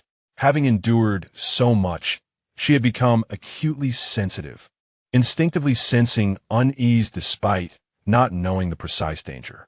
The trio entered the inn's lobby, where the innkeeper, a jovial middle-aged man, greeted them with a broad smile. "Do the three esteemed guests wish to dine or stay?" "We require lodging, 2 rooms," Lu Zhao replied. "Excellent." The innkeeper swiftly recorded their names, assigning them rooms 5 and 6 on the 3rd floor, which promised tranquility and elegance. "Shall the meals be delivered to your rooms or served in the lobby?" "Delivered to the rooms," Lu Zhao specified. As they ascended the stairs, Lu Zhao's gaze swept across the lobby. A few merchants sat at a table, heads bowed over their meals, yet their grip on the chopsticks revealed their true nature, calloused hands honed from years of wielding knives. In a corner, a storyteller tapped his fingers lightly on the table, the rhythm echoing a military cadence. It was all a facade. Upon reaching their rooms on the 3rd floor, Chun Ping shut the door and lowered his voice. "Brother Lu, there is something amiss at this inn." "Indeed," Lu Zhao affirmed. "We must not venture out tonight." Yu Ro's complexion paled. "Is it bandits again?" "This time, it is regular troops," Lu Zhao replied, moving to the window and opening it slightly. From there, he could see the entire courtyard. Dozens of horses were tethered in the stable, all of the same breed and size, clearly military mounts. At least 100 men, all elite soldiers. Chun Ping gasped. 100? Should we not leave? "We cannot," Lu Zhao stated firmly. "There are ambushes outside. Having set this trap, they will not allow us to escape easily. What shall we do?" Chun Ping asked anxiously. 100 regular soldiers. Even though you are formidable, Brother Lu, 2 fists cannot contend with 4 hands. Lu Zhao remained silent, gazing out the window as dark clouds gathered ominously. The air was thick and humid, a storm imminent. "Very well, Brother Chun. You and Yu Ro must remain here. No matter what sounds you hear, do not emerge," Lu Zhao instructed. "I shall take a walk." "Now," Chun Ping exclaimed, "is far too dangerous." "Precisely because they believe it is dangerous, I must go," Lu Zhao declared, stepping through the door and locking it behind him. He descended the staircase, passing through the lobby where the disguised merchants cast fleeting glances in his direction. Ignoring them, Lu Zhao strode out of the inn. Outside, darkness had fallen, the clouds hanging low, with distant thunder rumbling ominously. In the open space before the inn, several attendants were packing up their stalls, momentarily stunned by Lu Zhao's presence. "Sir, it seems rain is imminent. Are you merely taking the fresh air?" Lu Zhao replied, making his way towards the adjacent woods. He walked slowly and calmly, as if truly on a leisurely stroll. Yet with each step, the surrounding air grew more humid, as though he were summoning the moisture of the earth to prepare for the impending downpour. The woods were dim, illuminated only by the faint glow from the inn. Lu Zhao stopped in the center of a clearing. "Have you not grown weary after following me for so long?" he suddenly inquired. The forest fell silent for a moment before shadows emerged from behind the trees and bushes. 20, 30, 50, ultimately a full 120 individuals encircled the clearing, leaving no escape. At the forefront stood a one-armed elder, his left sleeve hanging empty, while his right hand gripped a spear that glinted ominously in the dim light. He fixed his hawk-like gaze upon Lu Zhao. "You have quite the audacity, young man. Knowing full well of the ambush, you dare to appear. Hiding is far too troublesome." Lu Zhao proposed a decisive resolution. The one-armed elder scoffed, "Arrogance. I am Su Zhen, the deputy commander of the Shuzhou garrison, at the 9th level of innate mastery. You have slain 6 of my subordinates, and today you shall pay in blood for your debt." "So is General Su." Lu Zhao nodded. "What benefits has Deputy Lu bestowed upon you to lead your elite forces to certain death?" Su Zhen's expression darkened. "You dare to speak defiantly even as death approaches. Form up." 120 men swiftly maneuvered, creating a formidable circular formation. Long spears at the front, blades and shields in the center, bows and crossbows at the rear, layered upon one another, exuding an aura of death. This was the ironclad formation commonly employed in the military. A harmonious blend of offense and defense. Even a master would find it perilous to navigate. Lu Zhao remained motionless, gazing skyward. The first drop of rain fell, striking his forehead with a chilling touch. Then came the second, the third, as torrential rain poured down, The curtain of rain enveloped the world, rendering the forest a blur, casting only faint silhouettes. Su Jun bellowed, "Release the arrows." Arrows flew from bows and crossbows. Dozens of arrows pierced through the rain curtain, aimed at Lu Zhao. He raised his hand, and the myriad of raindrops abruptly froze in midair. Millions of droplets hung, suspended, crystalline and clear, reflecting the distant light from the post station. Resembling a sea of stars inverted, the incoming arrows also halted in their tracks, mere feet away from Lu Zhao, unable to advance any further. Su Jun's pupils constricted in horror. "What sorcery is this?" "It is not sorcery," Lu Zhao replied, "it is rain." With a gentle clasp of his fingers, the suspended droplets began to transform, elongating, shaping, coalescing into countless transparent water swords. Thousands upon thousands of them. They filled the sky above the forest. Each water sword, delicate as a cicada's wing, yet razor-sharp. The blades quivered in the rain, emitting a subtle hum, akin to the buzzing of countless bees. The sight was both exquisite and terrifying. It was a dreamlike beauty, yet suffocatingly dreadful. Su Jun's face turned ashen, realization dawning upon him. He was not confronting a mere man, but a being of divine and demonic stature. "Retreat!" he screamed in desperation. But it was too late. Lu Zhao waved his hand gently. The multitude of water swords descended in unison, not in a chaotic manner, but as a disciplined army, dividing into 120 streams, each targeting a specific individual. The water swords traced elegant arcs in the air, deftly avoiding branches, striking each target with precision. The sound of blades piercing flesh was relentless, like rain beating on banana leaves. There are no screams, no struggles, for it all happened too swiftly. The water swords pierced through throats, hearts, and foreheads, delivering fatal blows. Blood blossomed in the rain, mingling with the downpour, staining the fallen leaves a dark crimson. Su Jun was the last to fall. With the highest cultivation, he barely deflected the first 3 water swords, but the 4th pierced his right shoulder. The 5th struck his left leg, and the 6th impaled his forehead. He widened his eyes, staring incredulously at Lu Zhao. The iron spear slipped from his grasp, splattering mud. Then he fell backward, the rain washing over his face, cleansing the blood from the wound in his brow. All 120 men were annihilated. From the first strike to the conclusion, merely 5 breaths had passed. Lu Zhao lowered his hand, and the multitude of water swords dissipated, transforming once more into raindrops that fell to the ground. The torrential rain continued to pour, washing away the corpses and blood that littered the ground. He approached Su Jun's lifeless body, crouching down to retrieve a copper token from his embrace. Inscribed on one side with Su Zhou Guard, and on the reverse with Deputy General Su. Alongside it lay a sealed letter. Lu Zhao unfolded it, glancing at it in the dim light from afar. It was penned by Lu, the Deputy Minister of War, commanding Su Jun to eliminate Lu Zhao and all who were aware of him at any cost, promising promotion to the commander of the Su Zhou Guard Battalion upon completion of the task. Indeed, Lu Zhao concealed the token and letter, rising to his feet. He surveyed the field of corpses, a thought stirring within him.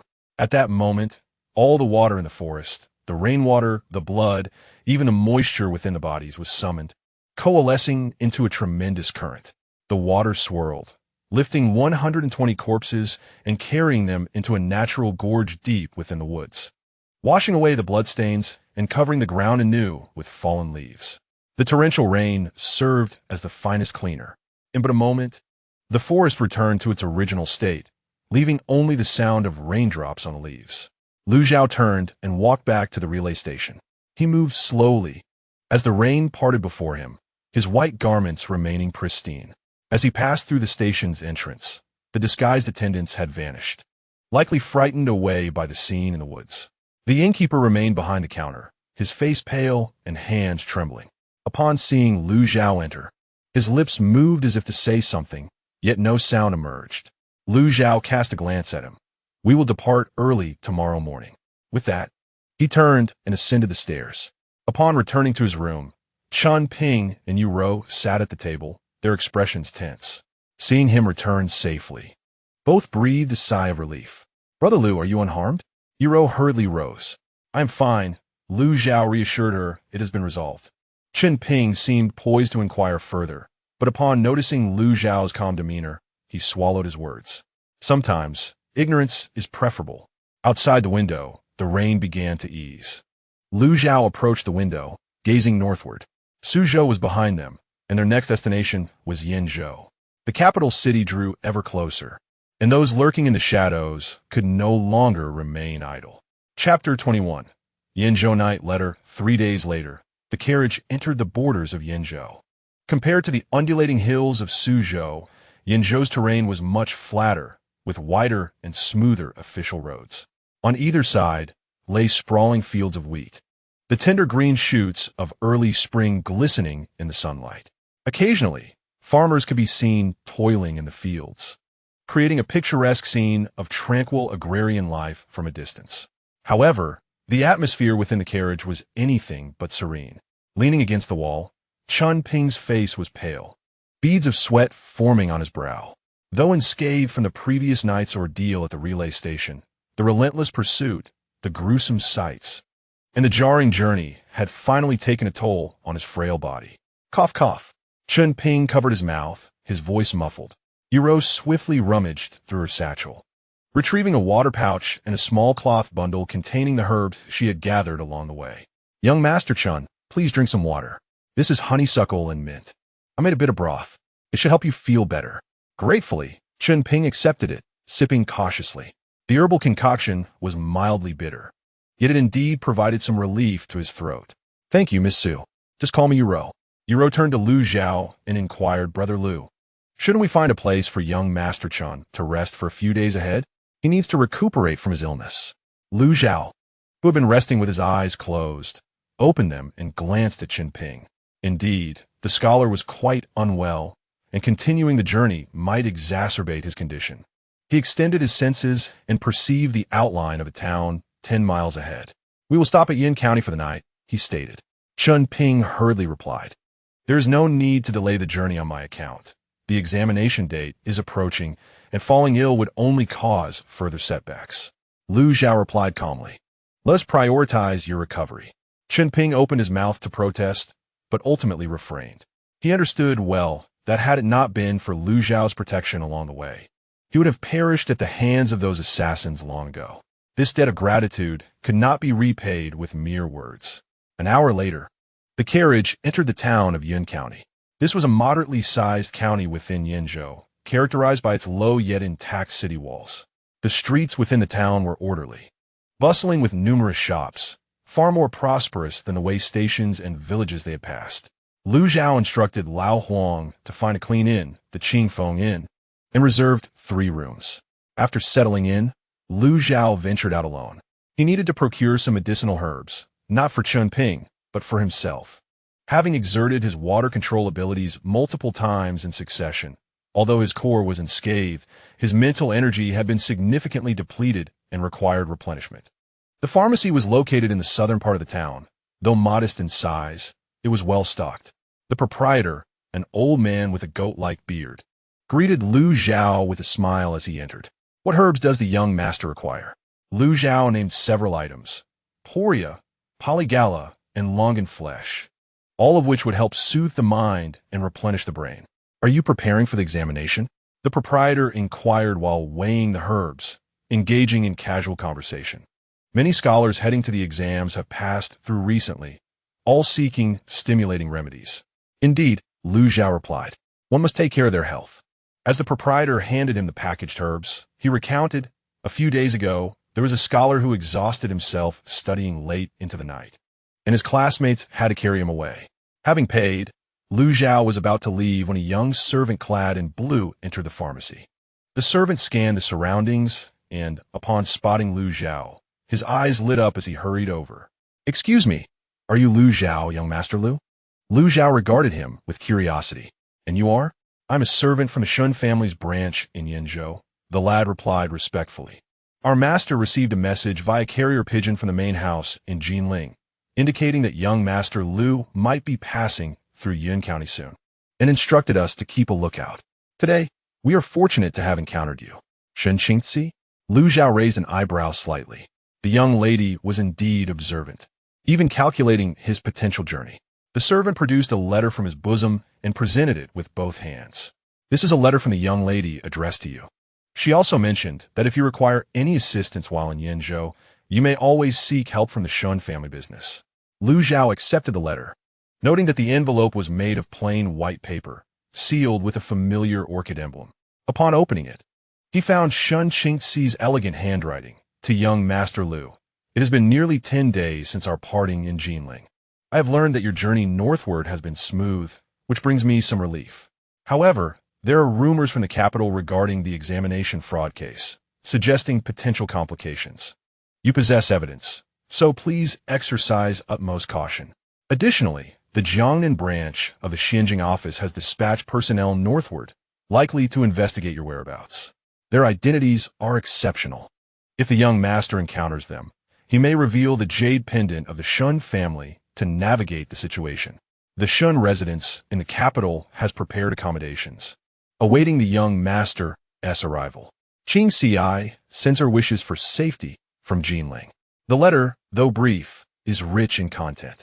Firstly, the examination fraud case can no longer be concealed. There have been movements in the capital. Secondly, the Xinjiang division has indeed set their sights on him and has already dispatched personnel northward. Thirdly, Shun Qingzi has arranged a place for him in the capital. Lu Zhao tucked away the letter and instructed the young servant, "Please convey to Miss Shun that I have received her letter." "Thank you." "Yes," the young servant bowed, adding that the innkeeper mentioned that if the young master required a carriage, guards, or commercial arrangements, they could be arranged. "No need," Lu Zhao replied.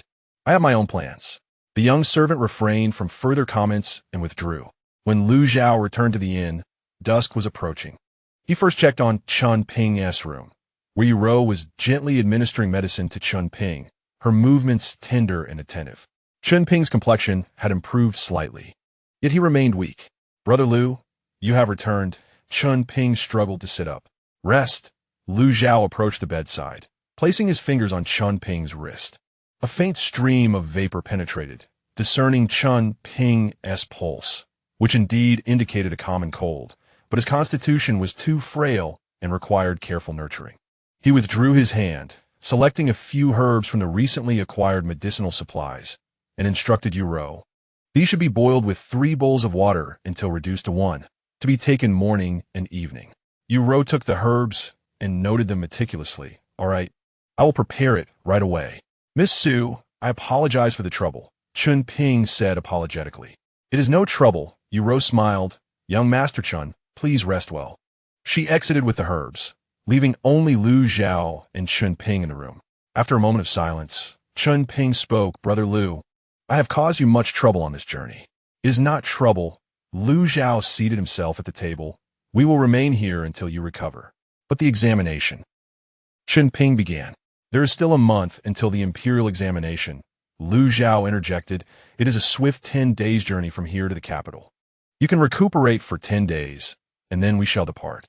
Chun Ping felt reassured by this. Leaning against the headboard, he gazed at Lu Zhao's calm profile and suddenly asked, "Brother Lu, why do you help me?" This question had weighed heavily on his mind. Their encounter had been fortuitous. Lu Zhao had already shown him kindness by saving him once, yet he continued to protect him. With Lu Zhao's capabilities, he could travel alone with ease. Why bear the burden of Chun Ping? Lu Zhao glanced at him. If he were to die, those people would achieve their goal. Chun Ping was taken aback, then comprehended the implication. Those who sought to eliminate them aimed to eradicate anyone who could expose the fraud. His survival posed a threat to them. In a sense, Lu Zhao's protection of him was a defiance against those individuals. "Brother Lu, are you not afraid of attracting trouble?" Chun Ping asked in a low voice. "Their influence is considerable." "Considerable?" A faint smile curved Lu Zhao's lips. "How considerable?" Chun Ping found himself at a loss for words. Indeed, in the presence of someone like Lu Zhao, what influence could be deemed significant? What danger could be deemed perilous? "Focus on your recovery," Lu Zhao stood. "There is no need to dwell on other matters." He exited the room and returned to his own quarters. Pushing open the window, the night view of Yunqing County unfolded before him, with myriad lights twinkling and wisps of smoke rising, embodying tranquility and harmony. Yet Lu Zhao understood that beneath this serenity, undercurrents were stirring. The people from the Xianjing division should be arriving soon. His perception expanded, reflecting all movements of moisture within a distance of 40 zhang. Then, he noticed a middle-aged man in gray seated by the window on the second floor of the tea house across the inn.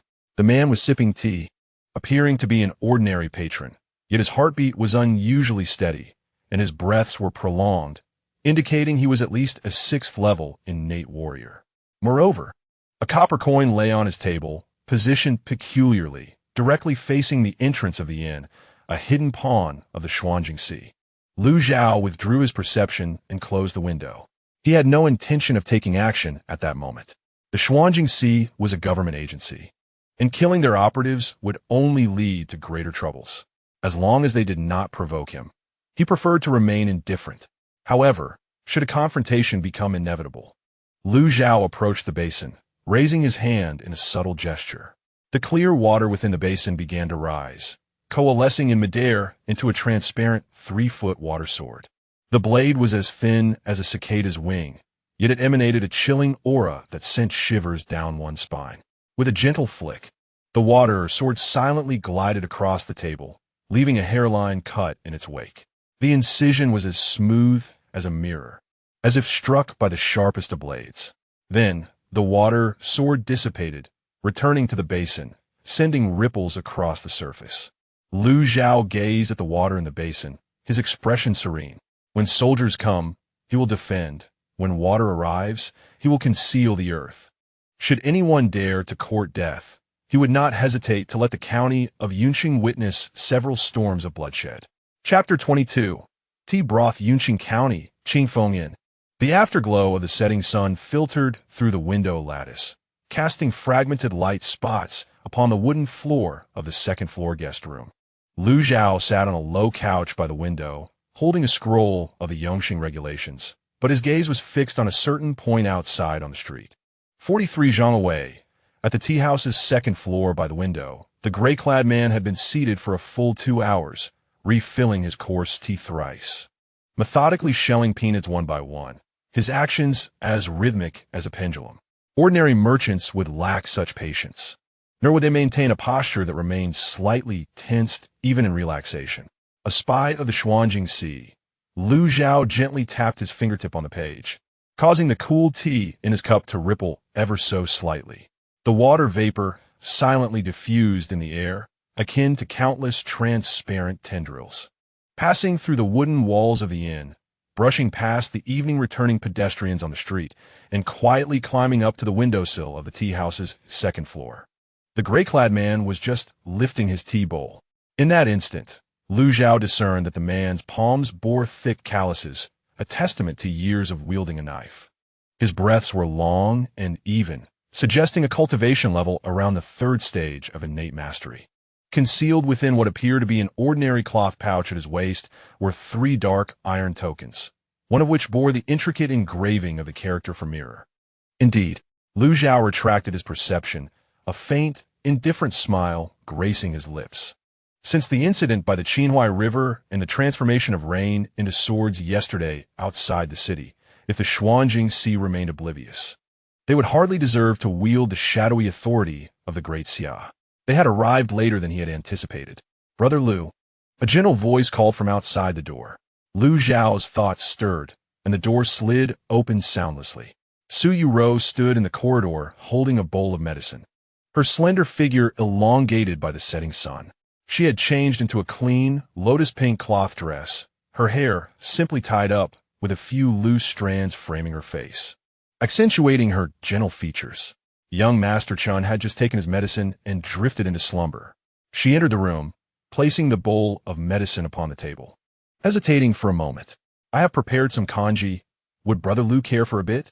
"No rush," Lu Zhao replied, closing his book, his gaze settling upon her slightly flushed fingertips. "Did you burn yourself?" Su Yuro instinctively retracted her hand into her sleeve, murmuring, "It was an accident while preparing the medicine." Before she could finish her sentence, Lu Zhao had already grasped her wrist with a gentle yet insistent touch. Su Yuro froze, her cheeks quickly blooming with a faint blush. A chill mist emanated from Lu Zhao's palm, enveloping her swollen fingertips. This mist seemed to possess a life of its own, seeping into her skin, the stinging sensation dissipating at a visible pace. In just a few breaths, the redness and swelling had entirely subsided. Be more careful in the future. Lu Zhao released her hand, his tone as calm and unruffled as ever. Yet, Su Yu stared blankly at her hand, then lifted her gaze to Lu Zhao's cool profile, her eyes suddenly welling with warmth. She recalled the stormy night a few days prior, when her parents lay in a pool of blood, when the bandit's blade swung towards her. It was this same figure in white who appeared out of thin air. At that moment, the raindrops that flew from his sleeve transformed into countless transparent blades, pinning a dozen bandits into the mud. He had lifted her from the blood-soaked ground, and the first words she heard were, "Close your eyes." Throughout their journey, he spoke little, his expression unchanging even in the act of killing. Yet he would remember to leave her a lamp during the late hours, and would soothe her troubled spirit with a gentle mist when she had nightmares. This exquisite indifference, interwoven with occasional glimpses of tenderness, both awed her and drew her closer. "Brother Lu," Su Yu suddenly summoned her courage. "How many more days must we remain in Yin City?" "Until Chun Ping recovers," Lu Zhao replied, glancing once more out the window towards the tea house. "At the latest, the day after tomorrow." However, Su Yu bit her lip, sensing something amiss in the city. "This afternoon, when I went to the apothecary, I felt as though someone was following me. Although they vanished in the blink of an eye, I know." Lu Zhao interrupted her, his voice devoid of emotion. "Rest now. No matter what sounds you hear tonight, do not leave your room." Su Yu opened her mouth, but ultimately nodded obediently, gently closing the door as she exited. The moment the door clicked shut, the last trace of warmth in Lu Zhao's eyes vanished, leaving only a frozen indifference. At the hour of the rat, all was silent.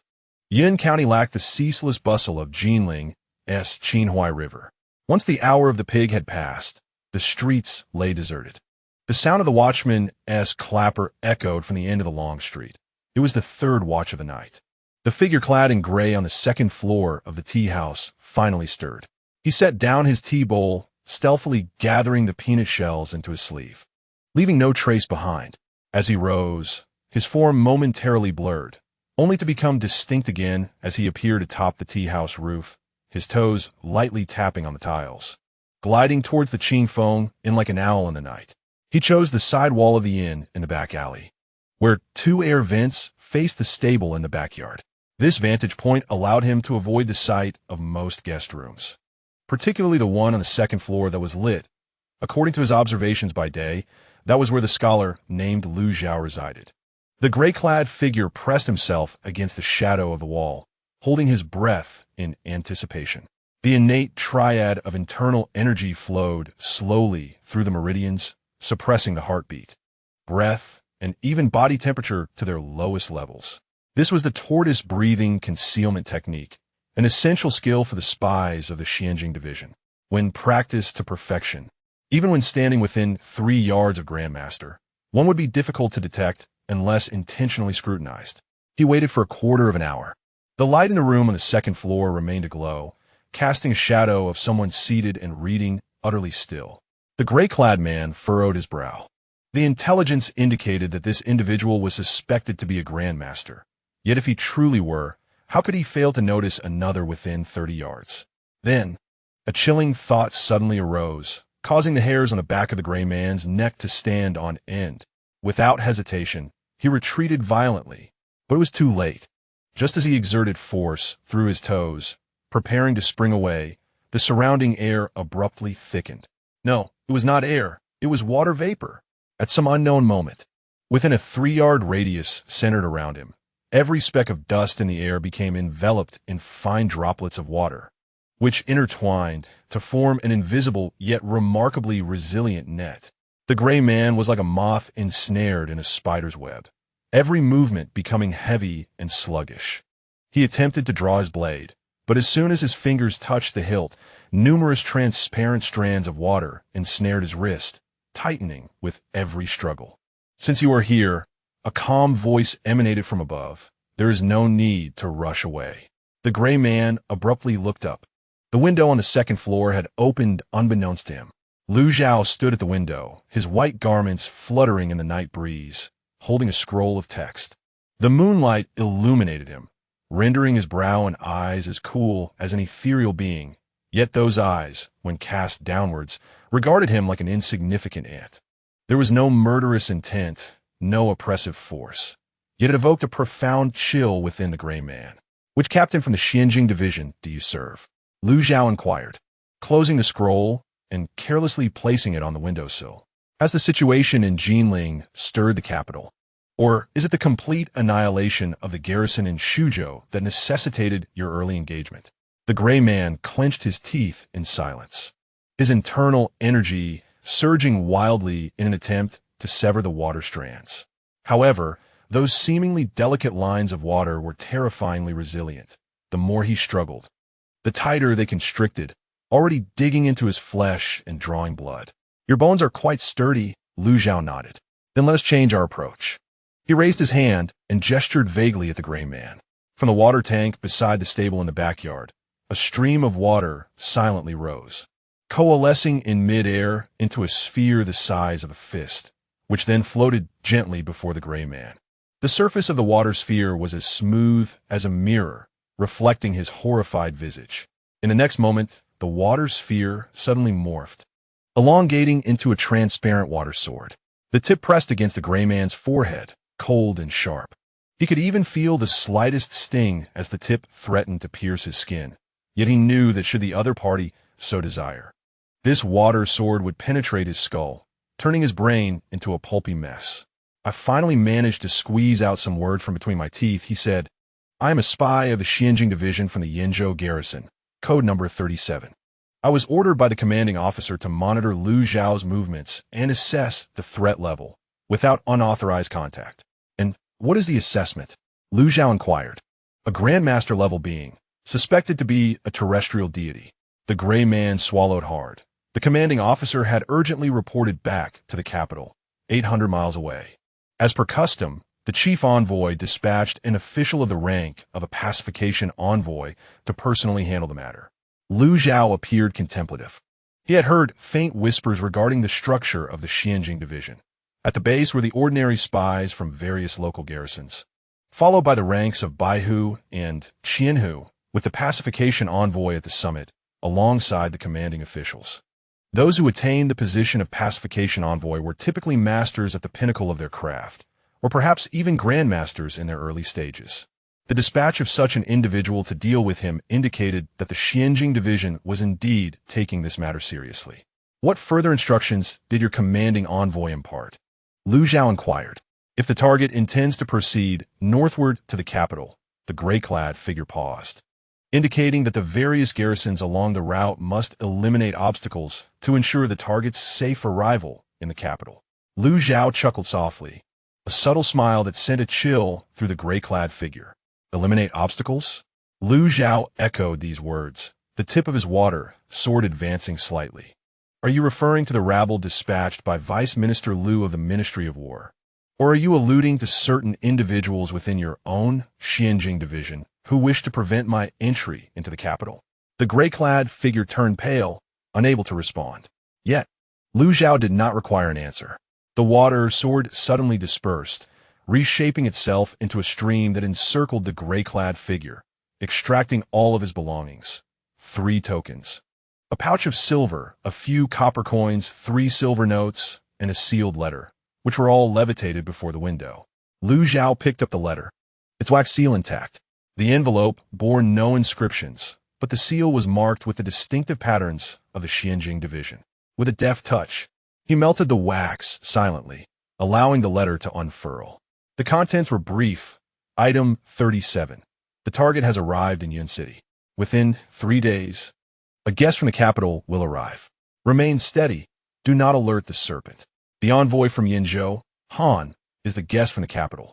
Lu Zhao refolded the letter, allowing the water to gently return it to the gray-clad figure's embrace, the wax solidifying as if it had never been opened. Return and inform Commander Han. Lu Zhao turned, presenting his back. Firstly, I dislike being surveilled. Secondly, should the guest from the capital wish to meet me, Let him come forth himself. Thirdly, he turned his face slightly, the moonlight casting a cool arc upon his nose. If anyone ventures near my residence at midnight, I shall interpret that as an assassination attempt. And I have but one method of dealing with assassins. Cold sweat beaded upon the brow of the gray-clad figure. Understood. The water, binding him, dissipated in an instant. He stumbled to the ground, not daring to glance back, and vanished in the night with a few agile leaps. The backyard returned to silence, save for the snorting of the old horse in the stable. Lu Zhao closed the window and bolted it shut. Suddenly, the oil lamp upon the table extinguished. He stood in the darkness for a moment, lightly tapping his fingers on the window sill. In an instant, all dust stains, and even the faintest odors in the air within the guest room were conjured by an invisible vapor, coalescing into a ball the size of a sesame seed, which then ejected through the window and landed in the corner of the backyard.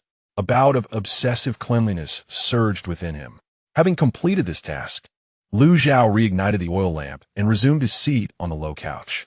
The book opened to the same page of the Yongxing regulations on the imperial examination, as if everything that had transpired moments before had never occurred.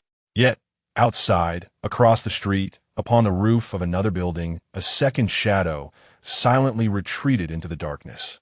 A woman clad in night attire, her face obscured, revealed only a pair of chillingly cold eyes. She gazed at the window of the second floor of the Qingfeng Inn, then turned her attention toward the direction the gray-clad figure had fled, her brow slightly furrowed. After a considerable pause, she produced a slender bamboo tube from her bosom, removed the stopper, and a nearly transparent moth fluttered forth, soaring into the southern night sky. Upon completing this task, the woman swayed slightly and transformed into a wisp of azure smoke, dissipating into the air. Inside the inn, Lu Zhao turned a page of his book, a subtle smile gracing his lips. "Two mice," he murmured, his fingertips gently caressing the edge of the page. The flickering flame of the oil lamp danced momentarily, casting a glimmer in his eyes that resembled a deep, unfathomable pool. Chapter 23. The cloaked interceptor. The following morning, as the eastern gate of Yunqing County swung open, Lu Zhao and his companions departed in old Huang's cart, the sky just beginning to blush with the first light of dawn. Chen Ping, swathed in a thick cloak within the carriage, appeared somewhat pallid, though his spirit had begun to revive. He lifted the curtain to glance back at the receding city walls and let out a long, relieved sigh. "At last, we are leaving." He turned to Lu Zhao, solemnly clasping his hands in gratitude. "Brother Lu, your life-saving grace and the kindness of shelter are forever etched in my memory. Should we safely reach the capital?" "I shall." "No need," Lu Zhao interjected, his gaze fixed ahead on the main road. "I saved you because you are worthy of salvation." Chen Ping was taken aback. Suyu Ro, seated beside Lu Zhao, whispered, "Young Master Chen, my brother Lu does not appreciate such formalities." As she spoke, her fingers unconsciously twisted the hem of her garment, her gaze frequently drifting toward Lu Zhao's profile. Throughout the previous night, she had not slept soundly. In the twilight between dreams, she believed she had heard stirring in the courtyard. Yet recalling Lu Zhao's caution, she ultimately dared not leave her room. This morning, upon seeing Lu Zhao, he still appeared as pristine as ever, as if nothing had transpired. Yet she knew something indeed had occurred. The cart rumbled onward, the fields flanking the official road beginning to don a fresh green hue. The spring of the 17th year of Yongxing was in full bloom, and in half a month, summer would arrive. At this pace, they could reach Jinan in 5 days, and with another 10, arrive in the capital, provided no unforeseen events transpired along the way. "Brother Lu," Chen Ping suddenly spoke, "did someone visit last night?" Lu Zhao turned his gaze upon him. "Though I was unwell, I was not entirely oblivious." In a hushed tone, Chen Ping continued, "Around the midnight hour, there were faint sounds of fabric slicing through the air from the inn's courtyard. Not just one. One individual left in disarray, as if startled.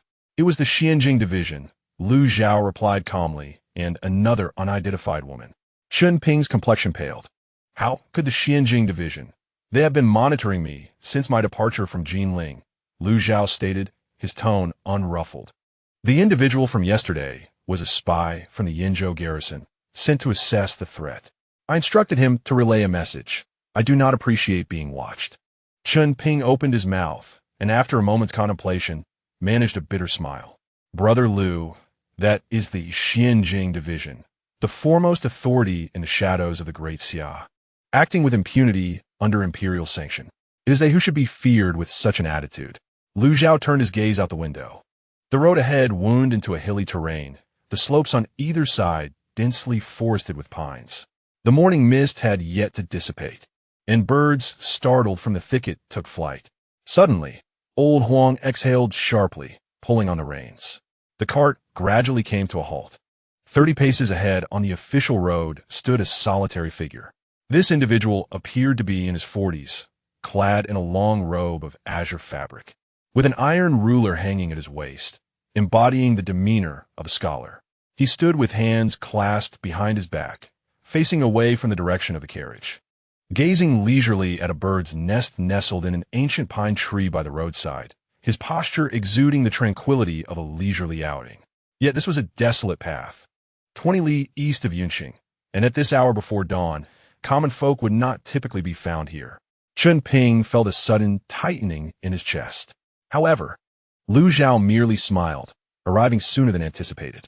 He opened the carriage door, his white garments brushing the threshold without even a wrinkle, leaving the gentle Su Yu Ruo inside.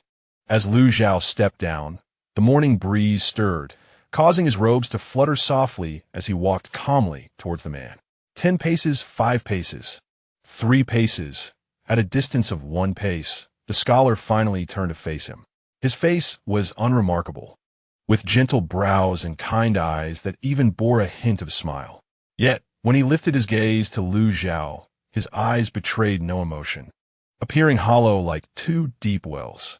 "Young Master Lu," the scholar said, clasping his hands in greeting, his voice equally gentle. "I am Zhao Mu, a 1,000 household officer of the Northern Town Guard of the Xiankong Division, here on the command of the inspector to extend an invitation to you." An invitation? Lu Zhao halted, questioning where he was to be invited. "To the capital, of course," Zhao Mu replied with a smile. "Young Master Lu possesses extraordinary talents, yet chooses to journey to the capital as a humble scholar for the imperial examination. This commendable disposition is admirable.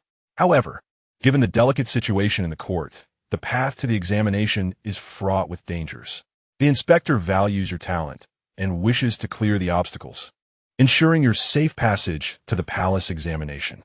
His words were eloquent, yet the implication was unmistakable. The Xiankong Division intended to escort him to the capital, or rather, to control his journey there.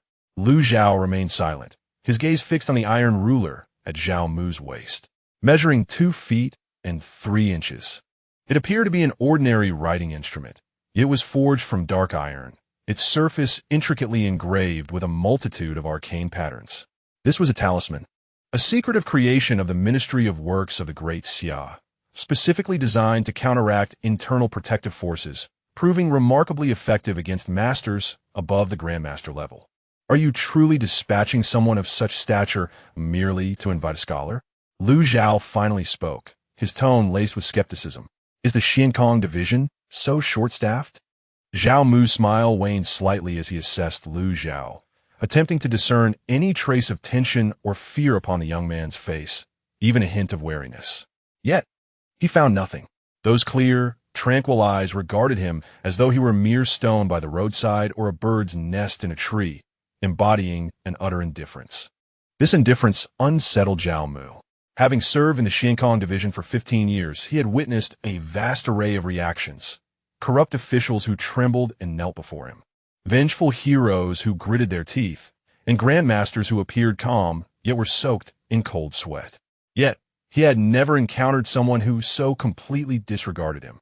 "Young Master Lu, you jest." Zhao Mu suppressed his discomfort, maintaining his gentle demeanor. "The inspector indeed values your presence. After all, a person capable of eliminating 10 innate assassins with a mere thought by the Qinhuai River, or annihilating an entire elite garrison outside Suzhou with a rain of swords, is a rarity in the Great Xia, one not seen in a century." As his words fell, the atmosphere suddenly grew tense. The birds in the forest seemed to sense something, falling silent in unison. The morning mist lingered in the air, and even the wind had ceased to blow. Inside the carriage, Chun Ping clenched his garments tightly, his palms drenched in cold sweat. The Xianying division was indeed aware of everything. Moreover, the envoy they dispatched, Zhao Qindu, though courteous in tone, delivered a veiled threat with a remark about a century of absence, clearly placing Lu Zhao in a precarious position. Consequently, Lu Zhao finally exhibited some emotion, a faint, almost sardonic smile gracing his lips. "Have you come to offer allegiance?" "Rather, it is an invitation," Zhao Mu corrected him. "The Xianying division is willing to treat you as a guest official, with a status equivalent to that of a provincial governor. Young Master Lu may continue to participate in the imperial examinations and serve the court without interference from the Xianying division regarding your official career. We will only act on behalf of the court when necessary." "That sounds appealing," Lu Zhao nodded, "but what if I refuse?" Zhao Mu fell silent for 3 breaths. Then, he sighed, his right hand slowly resting upon the iron ruler at his waist. "In that case, Zhao must take offense. The commander has issued orders. If one cannot serve the court, they cannot be allowed to remain as a potential threat." The moment the last word left his lips, he moved.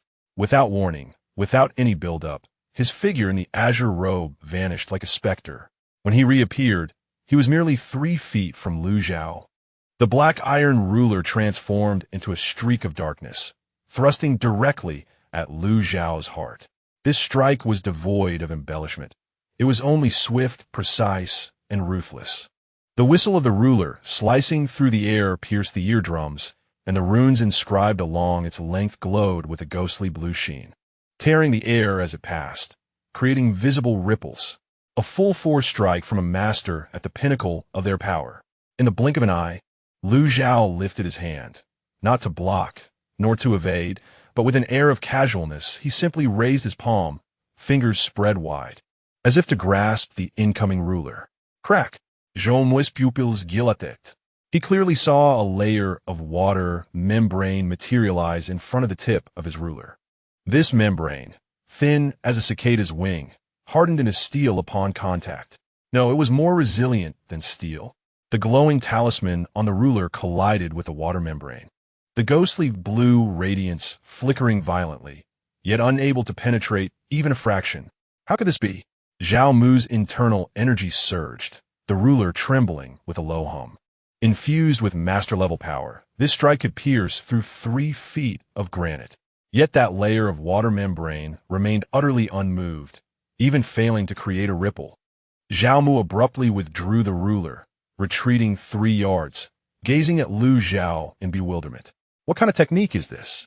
It is not a technique. Lu Zhao lowered his hand, the water membrane dissipating silently into the air. It is a principle. He stepped forward. Zhao Mu instinctively attempted to retreat, only to discover that he could not move. Unbeknownst to him, his feet had been ensnared by 2 streams of water seeping up from the ground. These streams were transparent and formless. Had he not looked down, he would have never noticed them, yet their binding force was terrifyingly potent. "You just said that if one cannot serve the court, they cannot be allowed to remain." Lu Zhao took another step, now merely a yard away. "I wholeheartedly agree." He extended a finger, gently pointing at Zhao Mu. Zhao Mu let out a frantic roar, unleashing his master's domain with all his might. A greenish light shield expanded from him, causing all flora and soil in its path to shatter and collapse. This was his dominance domain, where gravity was exponentially increased, crushing the bones of any ordinary innate master who dared to enter. As that finger pointed forth, the realm was pierced as if it were mere paper. It was not a violent shattering, but rather a dissolution, akin to ice and snow meeting boiling water. The azure-hued light shield began to melt and dissipate from the very point where the fingertip made contact, vanishing without even a breath of resistance. The finger halted 3 inches from Zhao Mu's brow. A droplet of water seeped from Lu Zhao's fingertip, suspended in the air, crystalline and translucent. Zhao Mu's entire being stiffened, cold sweat saturating his inner garment. He fixated on that droplet, his instincts as a master informing him that it could claim his life. Moreover, he could neither evade nor obstruct it. "Return and inform your commander," Lu Zhao retracted his hand, the droplet evaporating silently. Firstly, I require no escort. Secondly, I have no interest in the position of guest scholar. He turned toward the carriage, his voice carried by the wind. Should you send more to obstruct my path, I shall perceive it as provocation.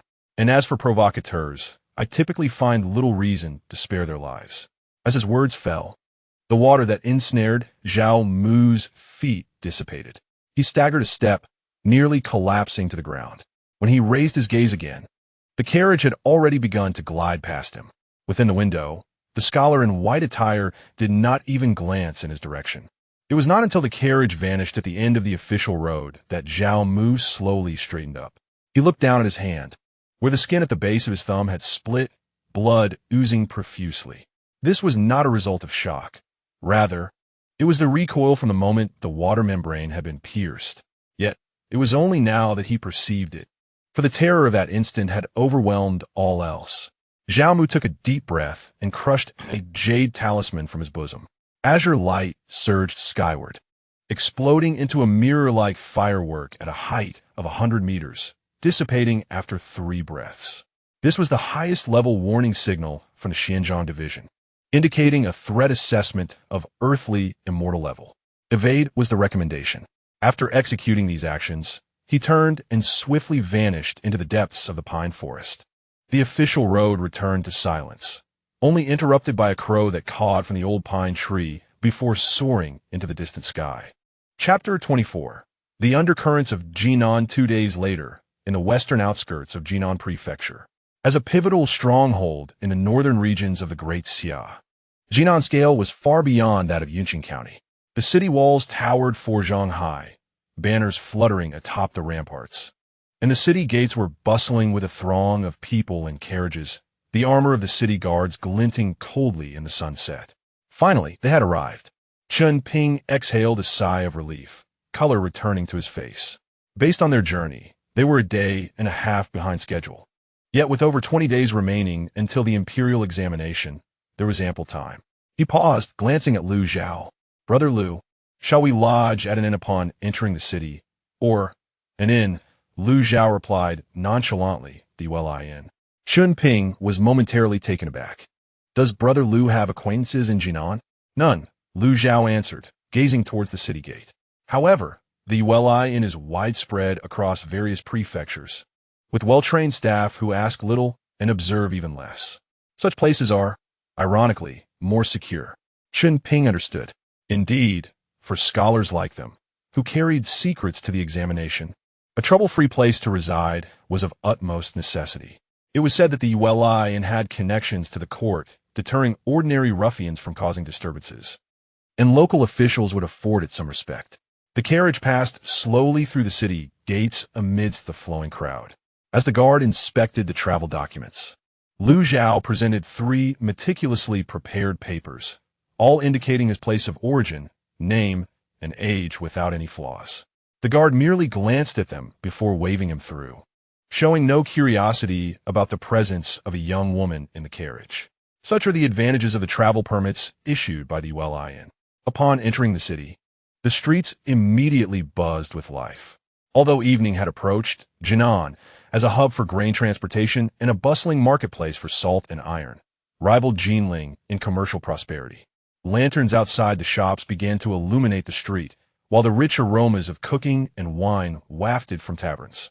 Silk shops, herbal medicine stores, bookstores, and tea houses lined the streets, occasionally interrupted by the hurried passage of guards escorting goods.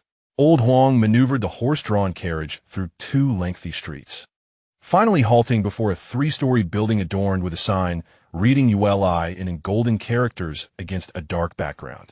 The entrance was spacious, and 2 attendants in blue garments promptly approached as the carriage came to a stop. Welcome, esteemed guests. Will you be dining or seeking lodging? Accommodation, please. Lu Zhao alighted from the carriage, tossing a silver ingot casually, requesting 2 quiet rooms. The attendant received the silver with an even broader smile. Certainly. Rooms 3 and 4 are available, facing the rear courtyard, ensuring utter tranquility. This way, please. After settling the luggage, the 3 followed the attendant upstairs. The designated rooms were located at the inn's innermost section on the third floor. Upon opening the window, they beheld a serene courtyard with several lush, old locust trees, confirming the promised peace. Once inside, Chun Ping slumped into a chair, fatigue from the journey exacerbating his old ailment, rendering his complexion even paler. Suyu Ro set down her belongings and softly said, "I shall fetch some hot water from the innkeeper and prepare a herbal remedy for young Master Chun." "Notarus," Lu Zhao responded, moving towards the window. "You focus on tidying up. I will request the hot water." He turned and descended the stairs. As he passed the corridor on the second floor, he caught a fleeting glimpse of a figure slipping into the shadows at the corner. The individual, clad in simple brown fabric like a common laborer, moved with remarkable lightness, their breath nearly inaudible, indicating at least a fifth-level innate cultivation. Were they from a Xianying division or another faction? Maintaining his composure, Lu Zhao continued his descent. The lobby was already bustling with guests, most dressed as traveling merchants, gathered around tables enjoying drinks and conversation. The innkeeper, a portly man in his 50s, was engrossed in his calculations with an abacus. "Innkeeper, 2 buckets of hot water to rooms 3 and 4, please," Lu Zhao stated, dropping a piece of broken silver and also requesting some light meals to be sent. "Of course, esteemed guest, please wait a moment," the innkeeper replied, his gaze lingering on Lu Zhao's face for a fleeting instant before adopting a professional smile. "The hot water will be ready shortly." In that moment, Lu Zhao perceived every damp breath in the lobby as an extension of his awareness. The innkeeper's sleeve bore a minute embroidered pattern resembling a copper mirror. The curtain behind the counter fluttered slightly, concealing 2 individuals with elongated breaths, and a small hole had been punctured in the window paper of a street-facing guest room, suggesting someone was spying. The Xianying division, at least 3 points of surveillance. Recalling his senses, Lu Zhao turned and ascended the stairs. As he passed the second floor, he did not pause in his stride, but flicked his fingertip gently. A minuscule droplet of water, nearly invisible to the naked eye, shot from his sleeve, traversed the gap between the corridor pillars, and landed precisely on the hole in the window paper of the guest room. With a soft sound, the droplet sealed the small opening, swiftly spreading to form a thin layer of ice upon the paper. A low exclamation echoed within the room, followed by the sound of a hand brushing against the window paper. However, the ice had melted, seeping into the paper without leaving a trace. Lu Zhao's lips curled slightly as he returned to his room on the third floor. At midnight, in the southern part of Jinan, within the military office of Qingzhou, the study was brightly lit. A middle-aged man, clad in the attire of a third-rank military official, stood with his hands clasped behind him, gazing intently at a map. His brow furrowed. His face was square, adorned with a short beard. He was Lu Zheng, the deputy commander of Qingzhou's military affairs. "Is the information accurate?" he asked in a deep voice. A black-clad scout, kneeling behind him, replied softly, "Indeed, it is accurate. 2 hours ago, the target checked into the eyes.I Inn in the western city. Accompanying him, apart from the scholar Chun Ping mentioned in previous intelligence, is a young woman and a coachman, approximately 50 years old, with no martial prowess." "What of the Zhuangqing division?" Lu Zheng inquired further. "Zhao Mu, the captain, returned yesterday with the highest alert, adjusting the threat assessment of the target to that of a land deity. All open surveillance by the Yinzhou garrison has been withdrawn in favor of covert, long-distance monitoring. The capital's command has yet to issue new directives." Lu Zheng slammed his fist onto the table, exclaiming, "Incompetence! How can a peak master like Zhao Mu, armed with the Jinyuan ruler, fail to subdue a mere 20-year-old scholar? And to consider him a land deity, does he think they are as common as cabbages? Only 2 or 3 emerge in a century." The scout dared not respond. Lu Zheng took several deep breaths, forcing himself to regain composure. He was the cousin of Lu Zhang, the deputy minister of the Ministry of War, and this mission to eliminate Lu Zhao had been entrusted to him through Lu Zhang's personal correspondence. The reason was simple. The scholar Qin Ping possessed evidence capable of toppling the entire examination fraud syndicate. Lu Zhao, in this equation, was the greatest variable in escorting Qin Ping to the capital. The original plan had been meticulously devised after the failure of the ambush by the Shuzhou garrison. He had employed the covert network of Qingzhou to establish a second wave in Yinqing. Yet that young man had managed to repel the Zhuangqing division's pacification officer, far exceeding their expectations. "My lord," the scout cautiously spoke, "should we proceed with the original plan to take action within the confines of Jinan?" Lu Zheng remained silent. After a long pause, he turned and sat at the writing desk, swiftly penning a letter. Once completed, he rolled the parchment into a copper tube, sealing it with wax, and handed it to the scout. "Expedite this over 800 miles to the Ministry of War in the capital, addressed to Lu Shilang personally. All actions are to be suspended until a response is received." "Understood." The scout withdrew, and Lu Zheng rubbed his temples, gazing out into the depths of the night. Suddenly, he recalled a confidential report received 3 days prior, in which the commander of the Zhuangqing division had personally noted, "If this young man cannot be persuaded to surrender, then he must not be confronted directly. Rather, one must suppress him through strategic pressure." Suppress him through pressure? Lu Zheng chuckled bitterly. In the face of an entity suspected to be a land deity, what form of pressure could possibly contain him? Unless, his gaze sharpened, unless one employs the strategy of assassination by proxy. Simultaneously, in the backyard of the Uli Inn, Lu Zhao stood beneath a pagoda tree, cradling a fallen leaf in his hand. The leaf was withered and curled, yet it slowly unfurled within his palm, the veins glimmering with a faint golden hue. This was the metallic spiritual energy he had extracted from the air. Though tenuous, it was gradually permeating the leaf under the guidance of moisture. The essence of the golden element. Since that encounter on Qishao Mountain, where he wielded a leaf as a sword, Lu Zhao had been experimenting. Among the 5 elemental origins, the water element had awakened first, for water is ubiquitous, the easiest to sense and manipulate. The presence of gold is exceedingly rare. Unless one resides near a rich vein or in a land beset by conflict, the ethereal essence of gold is so scarce in the world that it is nearly negligible. Yet, the city of Jinan stands apart. It is a hub for ironware in the north, with no fewer than 100 smithies scattered throughout the city. And to the west lies a state-run ironworks.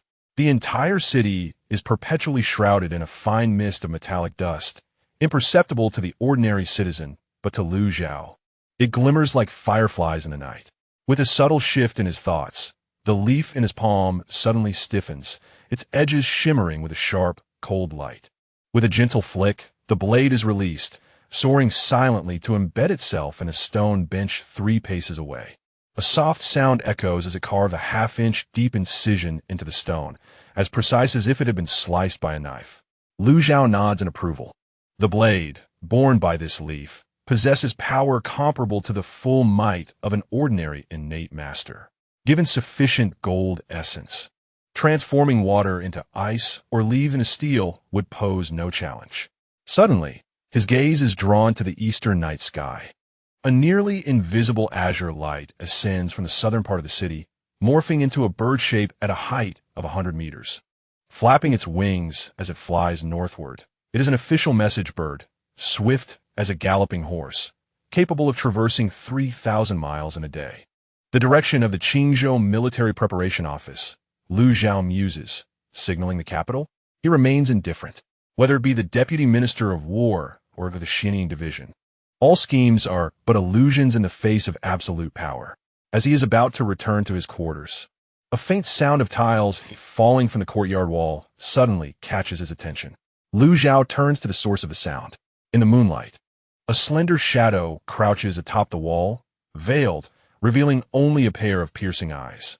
Those eyes meet Lu Zhao's gaze for a fleeting moment before the shadow raises a hand and tosses an object.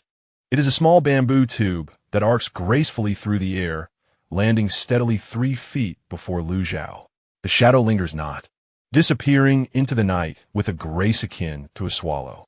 Lu Zhao does not pursue.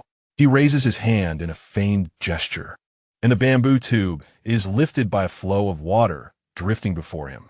The tube feels cold to the touch, its surface etched with a complex star map pattern, one he recognizes from the window paper of a watcher on the 2nd floor of an inn. Upon opening the bamboo tube, he finds a roll of thin silk within. Unfolding, it reveals a single line of delicate script. 3 days hence, at Qianfo Mountain in the south of the city, at the first moment of the Mao hour. The Tianji Pavilion awaits the esteemed Lu Gongzi for a discussion. Tianji Pavilion. Lu Zhao's fingertips glide over the three characters, a flicker of intrigue igniting in his eyes.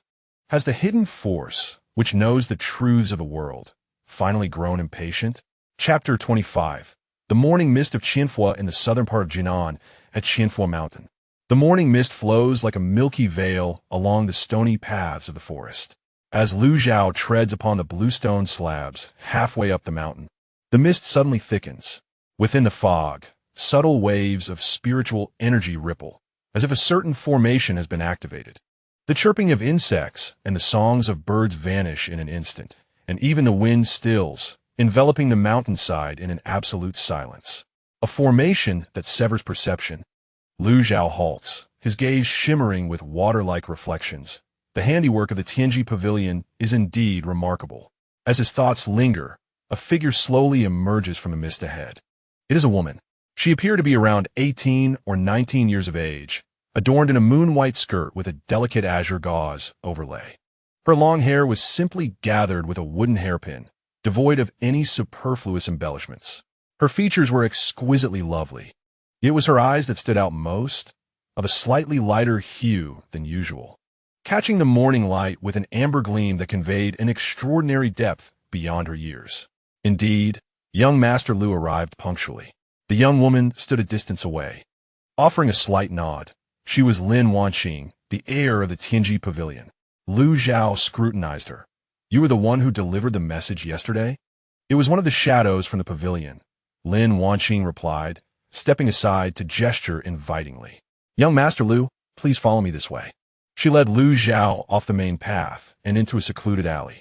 Upon traversing a bamboo grove, they emerged onto a natural platform at the edge of a cliff, measuring over 10 paces in circumference, complete with a stone table and benches already set with tea utensils. At the edge of the platform stood 3 peculiar stones, arranged in a triangular formation, effectively isolating this space from the outside world. This triad of stones could shield them from any prying eyes below the level of a grandmaster. Lin Wanqing took a seat on the stone bench, poured tea from the kettle, and remarked that even if a grandmaster were to arrive, they would not hear their conversation unless they forcefully breached the array. The tea was a vibrant green, exuding a subtle fragrance. Lu Zhao seated himself, but did not touch the teacup. What does the Tianji Pavilion seek from me? He was direct. Lin Wanqing also refrained from circumlocution, placing the teapot down and gazing intently at Lu Zhao. 3 matters. First, to inform you of the truths of this world. Second, to caution you about the present peril. Third, to discuss a transaction. Let us begin with the truth, she continued. Do you know why no one has ascended in the Jiuzhou world for the past 500 years? Her voice, though soft, struck like a stone cast into a lake. It was neither a lack of talent nor a deficiency in cultivation techniques, but rather a flaw in the heavenly principles of this realm. Lu Zhao's gaze shifted slightly. Since the last earthly immortal perished 500 years ago in a failed attempt to break the void, the laws of heaven in Jiuzhou have begun to fray. Lin Wanqing traced the edge of the teacup with her fingertip, explaining that from that moment onward, no matter how gifted or fortunate a practitioner might be, reaching the pinnacle of earthly immortality became the ultimate limit. Any further attempt would invite backlash, at best, resulting in the complete obliteration of their cultivation, and at worst, the disintegration of their very soul. Is that why there have been no ascendants in Jiuzhou for 5 centuries? Indeed, Lin Wanqing affirmed. Moreover, the deficiency in heavenly principles has led to a gradual thinning of spiritual energy. During the founding of the Great Xia, there were over 100 grandmasters, and more than 10 grandmasters. By the time of the Yongxing era, the visible grandmasters were fewer than 20, and earthly immortals became exceedingly rare. If this trend continues, in 300 years, Jiuzhou will be reduced to a mundane world. Lu Zhao paused in silence. What does this have to do with me? Because you're the variable, Lin Wanqing responded, her gaze penetrating. The Tianji Pavilion has observed the stars for 3 years and conducted countless calculations. Finally, 3 months ago, We glimpsed a thread of heavenly secrets. An outsider bearing primordial power may descend, potentially restoring the heavenly principles or utterly annihilating this realm. An outsider. Primordial power. Lu Zhao raised the teacup and took a sip. The tea was initially bitter but turned sweet, leaving a refreshing sensation as it flowed down his throat. Do you believe I am that outsider? There is a 90% certainty, Lin Wanqing replied, retrieving a star chart from her sleeve and slowly unfurling it upon the stone table. The celestial map is densely populated with stars, among which 7 principal stars are interconnected by red lines, forming an extraordinary pattern. 3 months prior, Sirius blazed forth with unprecedented brilliance, while the purple star shifted its position. In the trio of the greedy wolf, the breaking army, and the 7 killers aligned. This is an omen unseen for a millennium, heralding a breach in the heavens. The direction indicated by the celestial phenomenon points directly to Suzhou, the land where the young master has traversed. Lu Zhao gazed at the star chart. Although he did not comprehend the trajectories of the stars or the divinatory implications, he sensed no hint of deceit in Lin Wanqing's tone. She then spoke of a precarious situation. Very well, she continued. Are you aware of why the commander of the Xianjing division, Xiao Jingming, is so eager to recruit you? Is it out of admiration for your talents or a desire for stability? Yes, and yet, no, Lin Wanqing responded, shaking her head. Xiao Jingming reached the pinnacle of terrestrial immortality 3 years ago. He has attempted ascension thrice, each time failing. In his last attempt, he narrowly escaped death and spent a year in seclusion to recover. Now, his lifespan is dwindling, and if he cannot break through, he will only have another decade before he passes into oblivion. You, young master, are the only hope he perceives. Lu Zhao recalled Zhao Mu's words about the commander's admiration for talent. Upon reflection, it was not talent he coveted, but life itself. He seeks to utilize me to mend the celestial order. More precisely, he aims to study the primordial power that resides within you. Lin Wanqing's expression turned grave. The Xianjing Division's secret archives contain remnants of notes from past descendants, which mention legends of the 5 elemental primordials. These are the fundamental forces that constitute our world. Should one attain such origins, it may be possible to repair the fractures in the celestial path and reopen the route to ascension. Lu Zhao set down his teacup. So, the recruitment is a facade, while confinement for research is the true intent. Indeed, Lin Wanqing paused before adding, moreover, you must exercise caution regarding Lu Zhang from the Ministry of War. He received a secret letter from his cousin yesterday, revealing that the Xianjing Division's attempt to recruit you has failed. Given his nature, he will not confront you directly, but will instead resort to treachery. Lu Zhao interjected. Lin Wanqing's eyes flickered with surprise before she comprehended. You are astute, young master. Lu Zhang has presided over the Ministry of War for 8 years, establishing connections throughout the military. His greatest skill lies in inciting discord among various factions while reaping the benefits for himself. I intercepted intelligence last night indicating that he has corresponded with potential spies in Beiliang, divulging your whereabouts and abilities. Beiliang? Lu Zhao pondered the geopolitical landscape of the 5 nations, recalling the northern dynasty known for its martial prowess and lineage of masters. Indeed, Lin Wanqing affirmed, the Beiliang royal family has an ancestral decree. Whenever encountering a suspected terrestrial immortal, they must spare no effort in recruitment. If unsuccessful, they will unleash their full might to eliminate the individual. On the stone table, the water in the teacup trembled slightly. It was not the wind. It was an unintentional aura emanating from Lu Zhao, cold as an ancient abyss, sending chills down Lin Wanqing's spine. She finally grasped the terrifying power harbored within this seemingly gentle scholar. The third matter, Lu Zhao began slowly, is the transaction. Lin Wanqing steadied herself. The Tianji Pavilion is willing to provide you with 3 items. First, a complete intelligence network. Information regarding the Xianjing Division, the Ministry of War, Beiliang, and the movements of the 7 great sects will be at your disposal. You shall receive updates within 12 hours of your request. Second, resources for cultivation. The pavilion houses the remnants of cultivation techniques left by past descendants, as well as rare treasures. You may utilize them at your discretion. Third, She produced a jade pendant and placed it upon the table. The jade pendant is shaped like the Tai Chi yin-yang fish, one half crafted from smooth white jade and the other from deep black ink jade, elegantly separated by flowing cloud patterns in the center. This is the celestial mechanism order. Lin Wanqing stated that the bearer of this order could mobilize all powers of the celestial mechanism pavilion, excluding the pavilion master, including 3 esteemed guest grandmasters, 17 elder masters, and 700 shadow guards scattered across the 9 provinces. Lu Zhao gazed at the jade pendant and inquired, "What is the cost?" The price is Lin Wanqing, rising to her feet and bowing deeply to Lu Zhao, requesting that if the young master ever restores the celestial path, he grants 3 ascension quotas to the celestial mechanism pavilion. Silence ensued. The mountain winds swept through the stone formations, carrying the distant, faint sound of bells. The morning chime from the temple atop the mountain. Lu Zhao picked up the celestial mechanism order. The pendant felt cool to the touch. The yin-yang fish slowly rotating in his palm as if imbued with life. I can agree. He tucked the pendant into his sleeve. But the matter of ascension felt too distant. For now, I require you to accomplish one task. Please speak, young master. Investigate the reason behind the celestial path's deficiency 500 years ago. Lu Zhao raised his gaze, his eyes piercing through the morning mist towards the horizon. Furthermore, who was the earthly immortal that attempted to shatter the void and failed back then? Lin Wanqing was taken aback. This request was beyond her expectations.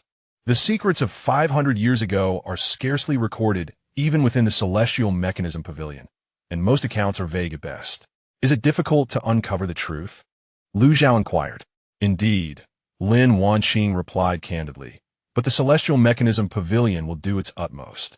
Within 3 months, we shall provide you with an answer. Good. Lu Zhao rose and turned back towards the path he had come from. As he reached the edge of the bamboo grove, he suddenly looked back. Miss Lin, please. Young master, should today's words contain even a half-truth? Lu Zhao's voice remained calm.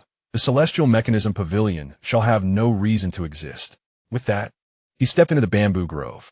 The mist silently enveloped him, and his figure in white vanished in the morning light. Lin Wanqing stood still for a long while before slowly returning to her stone bench. She lifted the now cold tea, her hand trembling slightly.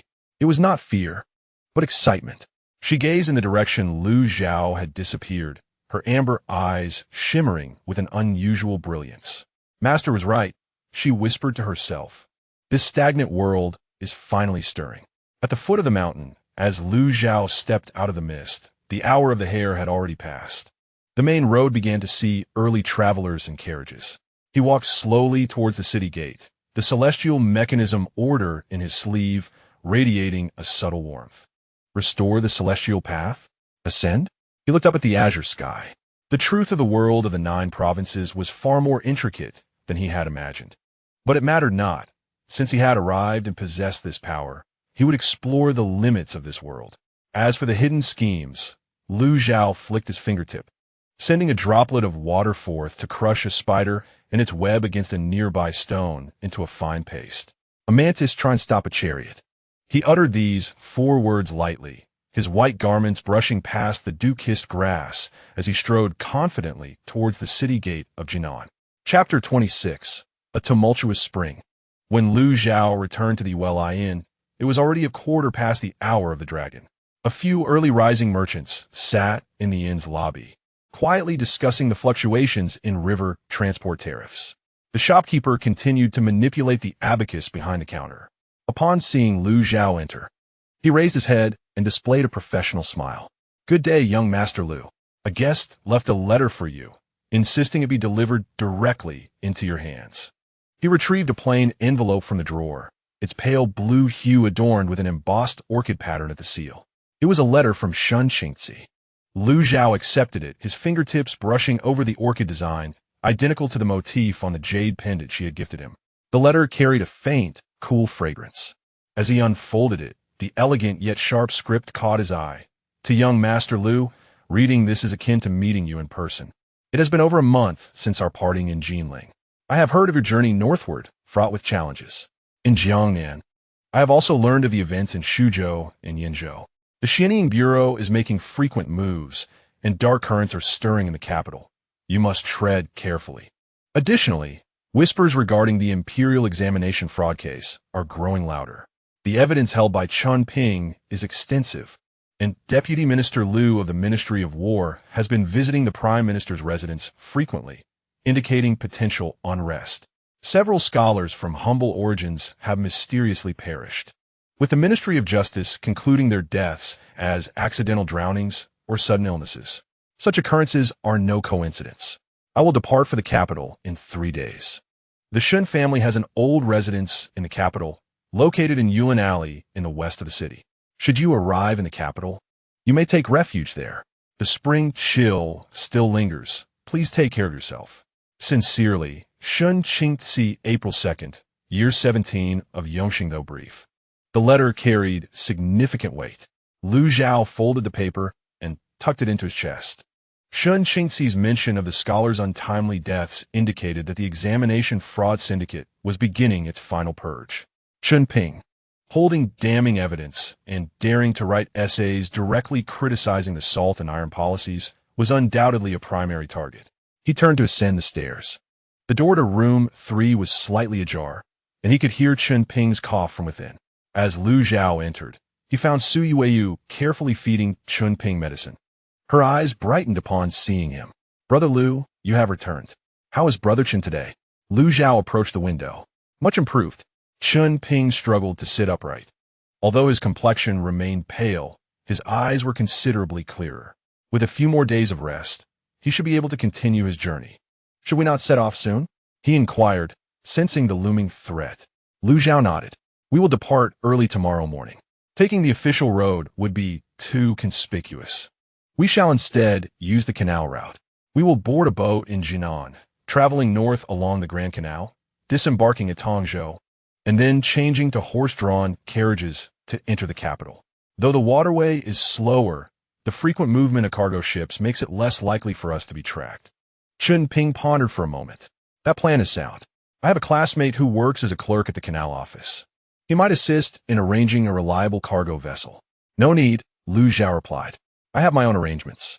He turned and exited the room, leaving Chun Ping and Su Yueyu exchanging glances. Su Yueyu bit her lip and hurried after him into the corridor. "Brother Lu, have you encountered trouble again?" Lu Zhao paused, turning to face her. The young girl tilted her head back, her eyes filled with concern, her almond-shaped eyes reflecting his cold demeanor. Some matters were safer left unspoken. He reached out and gently patted her head. "Go pack your things. We must rise early tomorrow." The gesture was light, barely intimate, yet it caused Su Yueyu's face to flush crimson in an instant. She stood frozen in place until Lu Zhao's figure vanished around the corner of the staircase, before suddenly covering her face, her heart pounding like a drum. Afternoon, a gentle rain began to fall over Jinan, a fine mist reminiscent of the drizzles common in the Jiangnan region, enveloping the entire city in a hazy veil of moisture. Pedestrians on the street hastily opened their oiled paper umbrellas, while the bluestone path gradually shimmered with the touch of water. Lu Zhao sat in a tea house on the second floor of an inn, positioned by the window. He ordered a pot of Longjing tea, sipping it leisurely while his gaze rested on the scenery outside. The rain became his most exquisite conduit of perception. Each drop that landed on the ground, rooftops, or the umbrellas of passers-by transmitted subtle vibrations. Through these vibrations, he could discern the activities of the entire street. In the silk shop across the way, an attendant was introducing shoe brocade to a noble woman.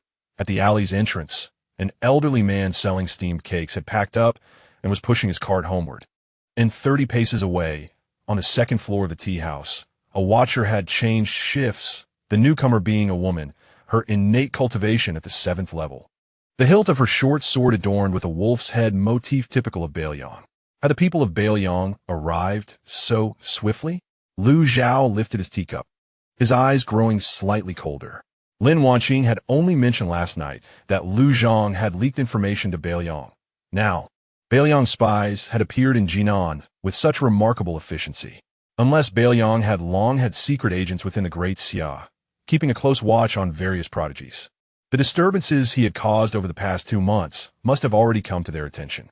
While he pondered this, the sound of hoofbeats echoed from around the corner. 3 swift horses galloped toward him through the rain, their riders clad in dark blue attire, each wielding a standardized long knife and draped in rainproof oilskin cloaks. Leading them was a man in his 30s, a scar running across his cheek, his gaze sharp as an eagle's. The trio reined in their horses in front of the eyes.I Inn, dismounting with swift precision. The scarred man glanced at the inn sign before striding into the lobby. "Innkeeper." His voice boomed. "Is there a young gentleman by the surname Liu staying here?" A person from Suzhou, around 20 years old, dressed in white. The innkeeper hesitated, his hand pausing on the abacus, before looking up with a forced smile. "This esteemed military officer. Our establishment receives numerous guests daily. I cannot recall them all." "Less chatter," the scarred man retorted, producing a token from his bosom, slamming it onto the counter with a sharp sound. The token was dark, inscribed on one side with Qingzhou Military Affairs and on the other, Inspection Officer. Liu Zhao observed everything from his second floor, perceiving clearly that the 3 men were formidable. The scarred man at the 8th level of innate cultivation, while the other 2 were at the 6th level. Moreover, they carried a faint smell of blood, suggesting they had recently encountered violence. "Indeed, we have this guest." The innkeeper's expression shifted as he recognized the token. "He is in room 3 of the Tian series." However, young Master Liu just stepped out. "Stepped out?" The scarred man furrowed his brow. "When will he return?" "I do not know." The scarred man scrutinized the innkeeper for a moment before abruptly turning. "Let us go wait in his room." The 3 made their way directly upstairs. Liu Zhao set down his teacup, lightly tapping his fingertips on the table. As the scarred man stepped onto the second floor, his foot suddenly slipped. The water on the wooden plank seemed to come alive, instantly forming a thin layer of ice. He lost his balance and fell backward, crashing into the 2 men behind him. Bang! 3 men tumbled into a disheveled heap. The scarred man reacted with remarkable swiftness, pushing himself off the ground with one hand, casting a bewildered glance at the floor. The dampness lingered, yet there was no trace of ice. "Brother," one of his subordinates rose, his face pale. The scarred man remained silent, his gaze fixed intently on the door of room number 3. After a moment, he stepped back slowly and cupped his fists. Addressing the door in a deep voice, "Young Master Liu, I am Li Ji, the inspector of the military affairs in Qingzhou, sent by Deputy Liu to extend an invitation. We kindly request your presence." Silence reigned within. After a brief pause, Li Ji continued, "Deputy Liu has urgent matters to discuss with you. Matters concerning your safety and that of young Master Chun. This involves the northern Liang." Still, there was no response. As Li Ji's expression grew increasingly grave, the door to room number 4 creaked open. Suyu Ruo timidly peered out. "Gentlemen, Brother Liu has truly left." Li Ji scrutinized her for a moment before abruptly inquiring, "What is your relation to him?" I am his sister," Suyu Ruo stammered. A calm voice emanated from the staircase. "I am Liu Zhao." He stood there, holding a teacup, his white attire untouched by the slightest moisture. He approached with measured steps, his gaze sweeping over Li Ji and his companions. "What business does Deputy Liu have with me?" Li Ji was taken aback, pondering when this man had appeared. Despite his own innate strength at the 8th level, he had sensed nothing. "Young Master Liu," he steadied himself, bowing again. "Deputy Liu has prepared a modest banquet at the Yamen, wishing to invite you for a discussion. There are matters that cannot be addressed here." "Cannot be addressed?" Liu Zhao entered room number 3, taking a seat at the table, then write a letter. "I have no desire to move." His demeanor was undeniably arrogant. One of Li Ji's subordinates could no longer restrain himself and shouted, "Liu, don't be ungrateful." Our deputy, Liu, personally extended an invitation as a sign of respect. Before he could finish, he suddenly froze. A droplet of rain drifted in through the window, landing on his brow. Instead of sliding off, it instantaneously crystallized into ice, a chilling sensation piercing through to his skull. The subordinate trembled, yearning to move, only to find his limbs already numb. "I do not appreciate loud voices in my presence." Liu Zhao sipped his tea. "Inspector Li, manager man." Li Ji's face turned ashen, yet he dared not act rashly. He sensed the terrifying power contained within that droplet, with but a thought from Lu Zhao. His subordinate's head could burst like a watermelon. "Young Master Lu, please temper your wrath." Li Ji forced the words out through clenched teeth, shooting a glare at his subordinate. "Get out now." The subordinate fled the room in a panic, followed closely by another. Taking a deep breath, Li Ji continued, "Since you are unwilling to attend, I shall be direct. Deputy Lu wishes me to convey that the Northern Liang Wolf Guards have entered Jinan, led by the formidable threefold master, Tuoba Hong. Their target is none other than you." Lu Zhao raised an eyebrow and, in light of this, Deputy Lu is willing to collaborate with you. Li Ji lowered his voice. "The military affairs could discreetly escort you out of the territory and send someone to impersonate your convoy, drawing the Wolf Guards away. The condition is that you must surrender the duplicate evidence in Chunping's possession." "Ah, I see," Lu Zhao chuckled. "Deputy Lu has devised a clever scheme. He wishes to extend a favor to me while ensuring the destruction of incriminating evidence. A twofold gain, indeed." Li Ji's thoughts were laid bare, and his expression shifted subtly. "Return and inform Deputy Lu," he commanded. Lu Zhao set down his teacup, rising to approach the window, turning his back to Li Ji. "First, I have no need for the military escort from the Bingshu Road. Second, the evidence will not be relinquished.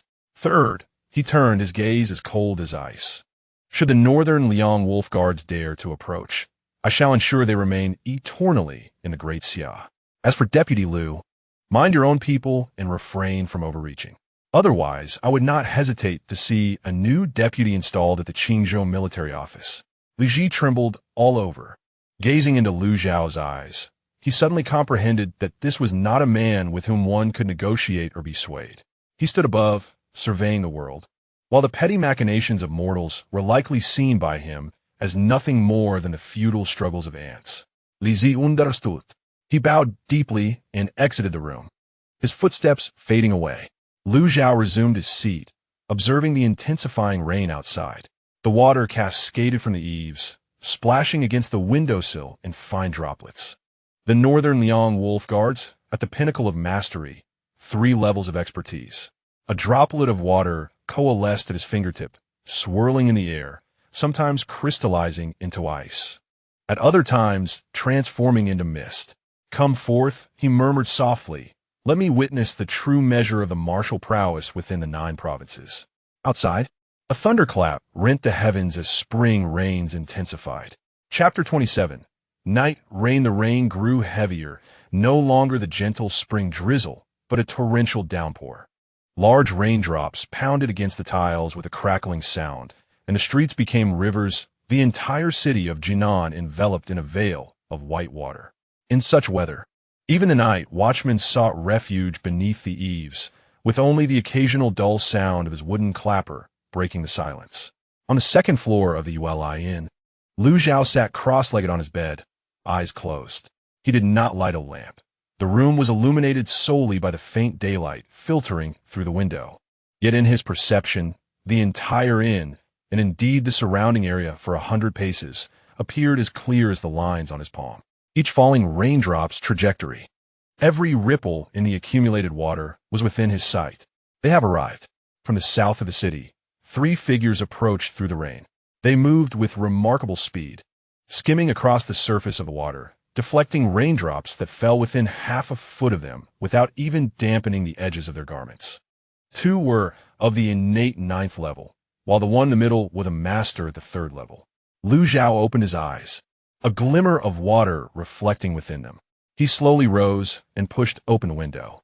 The fierce wind, laden with rain, rushed in but parted 3 feet in front of him, allowing not a single droplet to approach. "You row," he transmitted to the room next door. "Stay inside and do not come out, no matter what you hear." From the adjacent room came Suyu Ro's restrained response. "Be careful, Brother Lu." Lu Zhao spoke no further. His white robes flashed as he leapt from the window.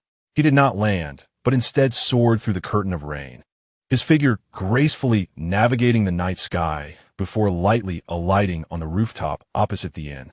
The view here was expansive, directly overlooking the long street. Almost simultaneously, 3 dark figures emerged from around the corner, halting 20 paces from the entrance of the eyes.I Inn. Leading them was a tall, rugged, middle-aged man, cloaked in black. adorned with a wolf's fawn earring in his right ear.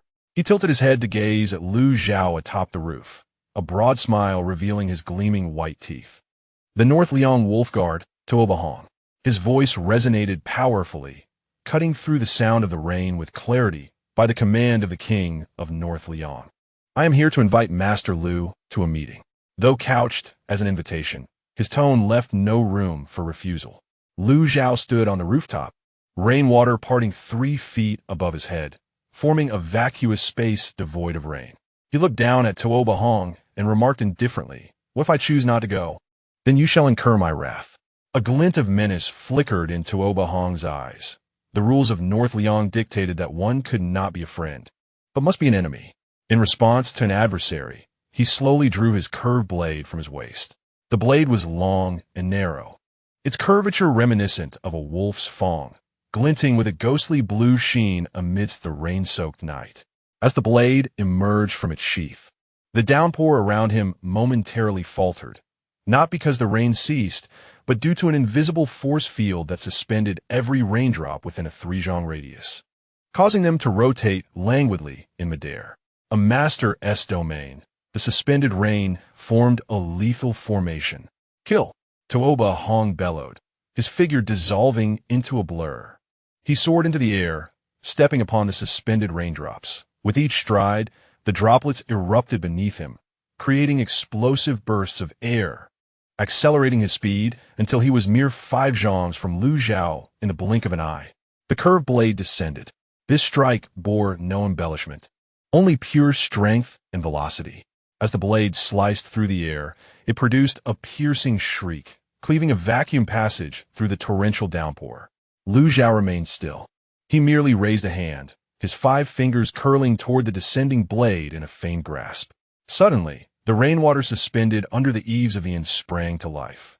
Thousands of raindrops broke free from the eaves, coalescing in midair into a transparent chain of water, writhing like a serpent toward the curved blade. At the moment of collision between the water chain and the blade, an echoing sound akin to metal clashing resonated. Tuoba Hong's pupille constricted. His blade struck the water chain as if it had met tempered steel. Not only did it fail to sever, but the recoil left his grip tingling. "Retreat." He decisively withdrew his blade, landing on another rooftop 3 zhangs away. Lowering his gaze to inspect his weapon, he was astonished to find a minuscule chip on the blade's edge. How could this be?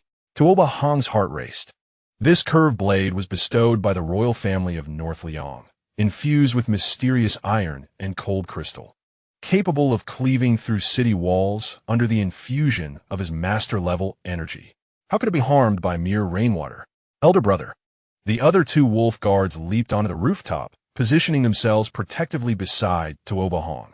One of them whispered, "The intelligence was erroneous.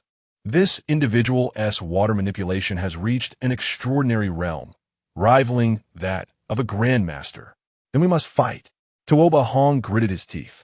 The wolf guards received their orders. For retreat was never an option. He gripped his blade with both hands, a surge of energy radiating from him. The suspended raindrops began to whirl chaotically, each transforming into a sharp water blade, creating a storm of slaughter within the domain. 1,000 rain-killing formation. As Tuoba Hong struck, thousands of water blades simultaneously hurtled toward Lu Zhao. Each blade contained the power of a master, capable of piercing through iron armor.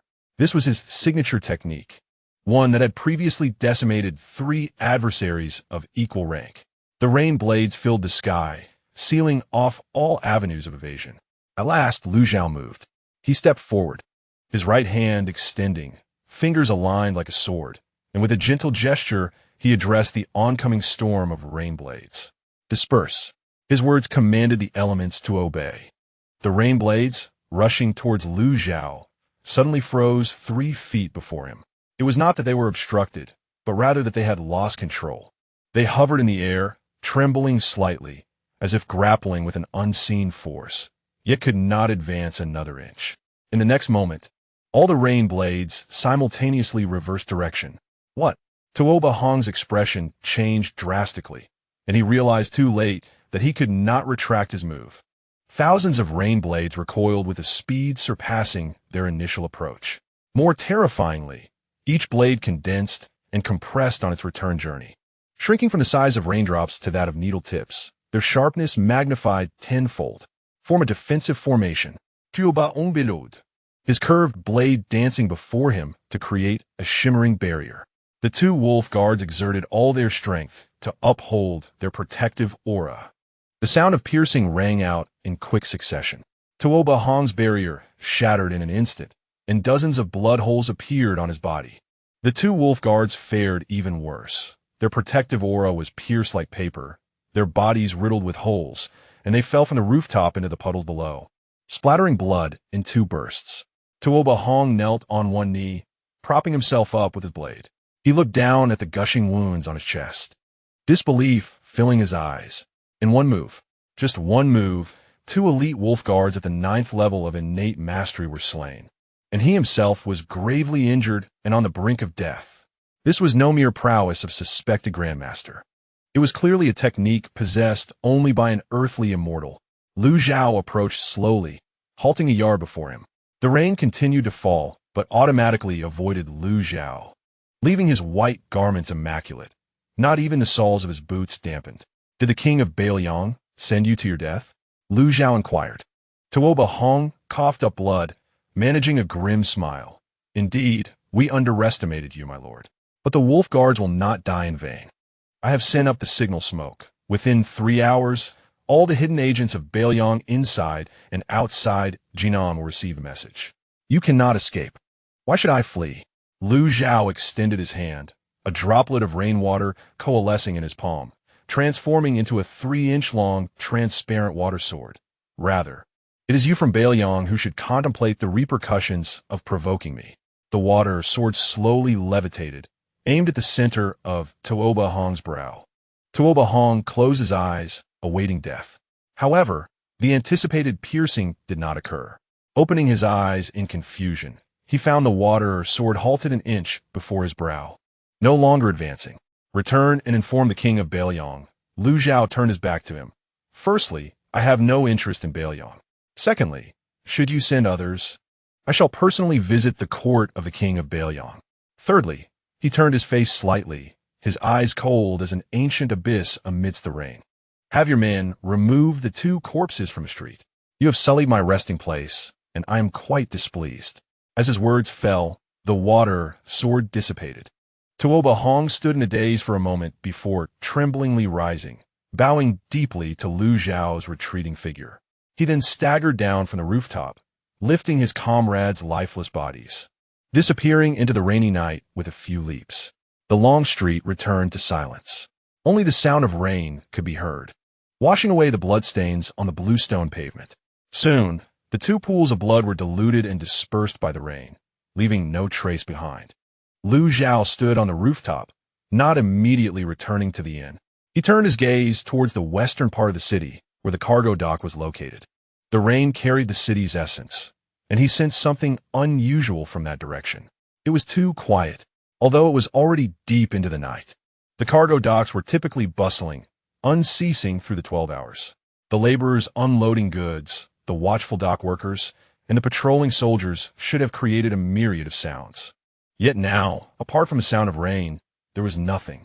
It was as if everyone had been cleared out. Lu Zhao's lips curled into a faintly indifferent arc. "Lu Zheng," he murmured the name softly, pondering if this was your contingency plan. Testing the northern Liang wolf guards. Should they succeed, he would reap the benefits. Should they fail, he would lay traps on the cargo ship, waiting for the opportune moment to spring them. Alas, Lu Zhao raised his hand, gesturing vaguely towards the western city. 10 miles away, at the cargo dock, a medium-sized freighter lay quietly docked at berth number 3. There were no lights aboard, yet within the hold lurked 20 men clad in black, each armed with a powerful crossbow, their bolts tipped with a blue toxin designed to end lives swiftly. In a watertight compartment below, 10 barrels of gunpowder lay stacked, the fuses already connected, poised to ignite once the target embarked and the ship had sailed 100 paces from the dock. This was Lu Zheng's lethal gambit. If he could not secure a truce, if negotiations failed, he would obliterate everything, both the people and the evidence, sinking them into the depths of the canal, eradicating future threats. However, at that very moment, an unexpected turn of events unfolded. The barrels of gunpowder began to seep water, not from the outside, but from within. Each grain of powder inexplicably grew damp and clumped together. Where did the water come from? No one knew. In merely 3 breaths, all 10 barrels were thoroughly soaked. Even if a fuse were lit, it would only emit a puff of blue smoke, failing to detonate. Inside the hold, the leading figure among the black-clad men suddenly felt his crossbow grow heavy. Looking down, he realized the bowstring had inexplicably snapped. The break as clean as if cut by a knife. Not only him, but all the bowstrings of the black-clad men broke simultaneously. What happened? Someone screamed. There are ghosts on this ship. In the ensuing chaos, one attempted to inspect the gunpowder barrels. As he pushed open the hold door, a torrent of water surged forth, instantly flooding the entire cabin. The water was icy and piercing, possessing an eerie suction, dragging the 20 black-clad men down before they could even struggle, sweeping them through the breach in the ship's bottom and into the raging currents of the canal. The entire ordeal transpired in less than 10 breaths. The freighter remained quietly docked, as if nothing had occurred. On the roof of the Inn, Lu Zhao withdrew his hand. He gazed towards the west, sensing the 20 presences struggling in the canal, descending, and ultimately vanishing, his expression betraying no emotion. Self-conceit. Leaving behind these 4 words, he vanished into the rainy night. In the second-floor window of the inn, Suyu Ro clutched the curtain tightly, her knuckles turning white. She had glimpsed fragments of the recent battle. Although the rain-soaked night obscured details, the sight of that figure in white standing atop the roof, raising his hand as formidable foes crumbled, was deeply etched in her mind. A mix of reverence and heartache enveloped her. She was unaware of what burdens Lu Zhao bore, only knowing that he consistently faced all dangers alone. In the adjacent room, Chen Ping stood by the window, his face pale. He had seen it too, although the details were indistinct. The image of those 2 figures plummeting from the roof sent his heart racing. Is this the trouble Lu Zhao spoke of? Chen Ping took a deep breath, a resolute glint flashing in his eyes. He could no longer be a burden to Lu Zhao. Upon reaching the capital, he would, by all means, submit the evidence, even if it cost him his life. The rain gradually subsided. A faint light of dawn began to break through the eastern horizon. The long night was drawing to a close. Chapter 28. The dawn of the canal. At the initial hour of the rabbit, the rain ceased entirely. Unlike the usual clamor, the wharf today appeared remarkably tranquil, with nearly half of the laborers, who should have been unloading goods, absent. The patrolling dockhands were sparse, their gazes occasionally drifting towards berth number 3. The cargo ship that had encountered trouble the previous night remained moored there, its hull slightly tilted, clearly taking on water. Several officials dressed in military attire stood guard by the ship, forbidding anyone from approaching. When Lu Zhao and his companions arrived at the dock, they immediately attracted numerous glances. Old Huang led the horse-drawn carriage to the storage yard, while Chen Ping carried a simple bundle of belongings. His complexion was still somewhat pale, but his steps were steady. Suyu Ro followed closely beside Lu Zhao, clutching a small package, stealing glances at him. After the battle the night before, Lu Zhao had returned to his room in pristine white garments, yet she sensed an almost imperceptible hint of fatigue etched upon his brow. Master Lu, a middle-aged man clad in the blue official uniform of the transport office, approached briskly, clasping his hands in greeting. I am Zhou Kong, a clerk from the transport office, here at the behest of young Master Chen Ping, to arrange for your vessel. As he spoke, his eyes flickered, lingering a moment longer than necessary on Lu Zhao's face. Lu Zhao regarded him briefly. Thank you, Clerk Zhou. Not at all, Zhou Kong replied, quickly gesturing to lead the way. The vessel is ready. It is a passenger cargo ship owned by Master Wu, who has operated on the canal for 20 years and is quite reliable. Please, this way. He guided the trio towards berth number 7, where a medium-sized sailboat, approximately 10 zhang in length, was docked. The hull was coated with tung oil, and the main mast displayed the banner of the Shunfeng vessel. At the bow stood a lean, weathered man in his 50s, directing 2 crew members as they stowed the gangplank. Master Wu, the guests have arrived. Zhou Kong called out. The lean man turned, his gaze sweeping over the three before narrowing slightly upon Lu Zhao. He leaped down from the bow and clasped his fists in greeting. I am Wu Xuan. Please, esteemed guests, step aboard. The rooms have been prepared, and we shall depart promptly at the hour of Chun. Lu Zhao stepped onto the gangplank with a light tread. The moment he set foot on the deck, his perception expanded like mercury, encompassing the entire structure of the ship, the water flow beneath, and the breath of those within. 12 crew members, all ordinary folk, exhibited deep, powerful breaths, a testament to their years of labor on the water. Concealed among the cargo in the hold were 3 individuals. Their cultivation levels ranging from the 3rd to the 5th stage of innate strength, their breaths subdued. There was a hidden compartment behind the stern-S steering room, housing a crossbow and poison bolts. Additionally, 2 objects were affixed near the waterline of the hull, mechanical devices resembling iron hooks, connected by fine strings extending 300 zhang downstream to another vessel. Maintaining an impassive expression, Lu Zhao walked directly into the cabin. Zhou Kong waved goodbye from the shore, and only after the ship had drifted 10 zhang away did he turn and hastily leave the dock, turning into a narrow alley. In the alley, a man clad in the attire of the Qingzhou military awaited him. Have you boarded? The man asked in a low voice. Yes, Zhou Kong replied. Zhou Kong wiped away the non-existent sweat from his forehead, reassuring himself that the vice envoy had his own arrangements. The man tossed him a bag of silver, commanding him to keep his mouth shut if a word of today's events were to leak. I wouldn't dare. Zhou Kong bowed repeatedly, accepting the purse and fleeing without a backward glance.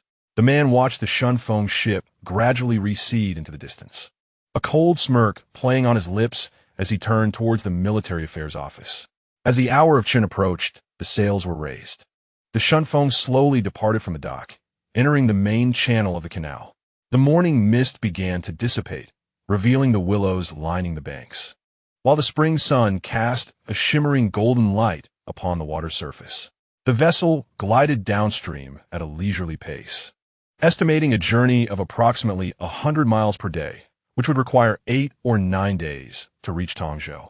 The finest cabin on the second deck was assigned to Lu Zhao, with Chen Ping and Su Yuro's quarters adjacent to his. The ship's captain, Wu Xuan, personally delivered tea and snacks, his demeanor excessively respectful. Should young Master Lu require anything, please do not hesitate to command, he bowed, informing him that they would dock at Zhangjiawen for half an hour to replenish fresh vegetables. Young Master may disembark and stretch his legs. Lu Zhao nodded, and once Wu Xuan had exited, he approached the window and pushed open the porthole. The river breeze, laden with moisture, enveloped him as the scenery on both banks gradually shifted. Brother Lu, Su Yuro entered with a tea tray, her voice barely above a whisper. Is there something amiss with this ship? Although her cultivation was modest, she possessed a keen intuition as a woman. Ever since boarding, she had sensed an odd atmosphere. The way the crew looked at them felt less like that of ordinary merchants and more akin to predators eyeing their prey. Indeed, Lu Zhao replied candidly, taking the teacup. There are 3 assassins hidden in the hold, a crossbow mechanism at the stern, and traps installed beneath the hull. A ship has been following us from 300 paces away, never leaving our line of sight since we departed the dock. Su Yuro's hand trembled, nearly spilling the tea. Then what shall we do? Lu Zhao took a sip of tea. Let them follow. However, Yuro, he turned to her, many wish to kill me in this world, yet they are incapable, so there is no need for fear. Indulge in your meals and rest as if we are merely enjoying a scenic excursion. He spoke with a nonchalance that belied the gravity of the situation. Yet Su Yuro felt a pang in her heart. She recalled the time following her parents' death, plagued by nightmares, and awakening to find Lu Zhao seated nearby, meditating in silence. He never uttered comforting words, yet his mere presence instilled a sense of safety. I will go check on young Master Chun, she murmured, hastily exiting. Lu Zhao observed her retreating figure, tapping the rim of his teacup gently with his fingertips. A wisp of steam drifted silently from the porthole, merging with the river's mist as it floated towards the pursuing vessel. 300 paces away, an inconspicuous cargo ship trailed the Shunfeng at a leisurely pace. 2 men stood at the bow, dressed in plain clothes, yet standing straight with piercing gazes. Captain Zhao, the target is aboard the ship. The younger man reported in a hushed tone. The Shunfeng has our listening device attached to its hull, allowing us to monitor all activities on board. We can hear everything they discuss. Zhao Mu, the captain who had intercepted them 3 days prior outside of Yunqing, wore a grave expression. His right hand was still bandaged. The pain of recalling Lu Zhao's indifferent eyes causing his heart to race. Do not get too close. He spoke in a low voice, noting that this individual possessed an exceptionally vast range of perception. Just yesterday in Jinan, he was capable of destroying Lu Zhang's explosives from 10 miles away. Our distance of 300 zhang may not guarantee safety. His subordinate, puzzled, inquired, Captain, since we are to monitor him, why not board the ship directly? Under the name of the Xianjing Division, do you think the commanding officer wouldn't want to? Zhao Mu offered a wry smile, recalling the message he received from Commander Xiao last night. This individual had unequivocally rejected surrender and demonstrated earthbound supernatural prowess. The strategy of the Xianjing Division had shifted to observation and documentation, avoiding conflict unless absolutely necessary. Essentially, as long as he did not openly rebel, we would merely observe and refrain from provocation. His subordinate gasped in astonishment. What kind of terror must Lu Zhao embody to compel the Xianjing Division to retreat? Just then, a faint crack echoed from beneath the ship. Their expressions changed as they rushed to the side to inspect the water-sensing device hanging from the bow, which had inexplicably shattered, its fragments slowly sinking to the riverbed. When did this happen? His subordinate was alarmed. Zhou Mui's complexion darkened. He gazed at the increasingly distant Shunfeng ship and suddenly felt that this mission was likely more perilous than he had anticipated. In the capital, within the Ministry of War's back office, Deputy Minister Lu Zhang slammed a confidential letter onto the table. Incompetence. Utter incompetence. Veins bulged on his forehead as he seethed, recalling the complete annihilation of the Shuzhou garrison. The Qingzhou military had failed twice. Even the Bailiang Wolf Guards had been defeated. Was Lu Zhao some kind of celestial being? The informant kneeling before him trembled. And Master, Tuoba Hong returned heavily injured, stating that Lu Zhao indeed possesses the abilities of an earthbound deity, wielding rainwater as swords with a mere gesture. They could not withstand even a single blow. Nonsense. Lu Zhang erupted, hurling a teacup to the ground. He is merely 20 years old. A 20-year-old earthbound deity? Do you take me for a child of 3? The informant dared not respond. Lu Zhang paced the study, his expression fluctuating between anger and contemplation. After a long moment, he halted, a fierce glint in his eyes. Since we cannot kill him, we shall resort to a different tactic. The evidence in Chun Ping's possession must never reach the capital. He returned to his desk and began to write fervently.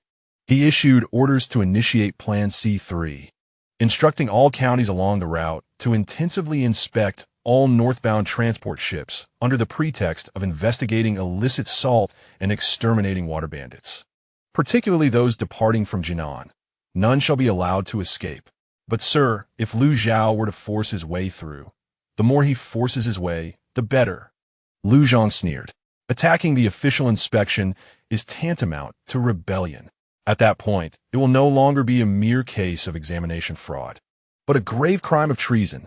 I intend to see whether he dares to stand against the entire Great Xia court. The informant, having received his orders, withdrew.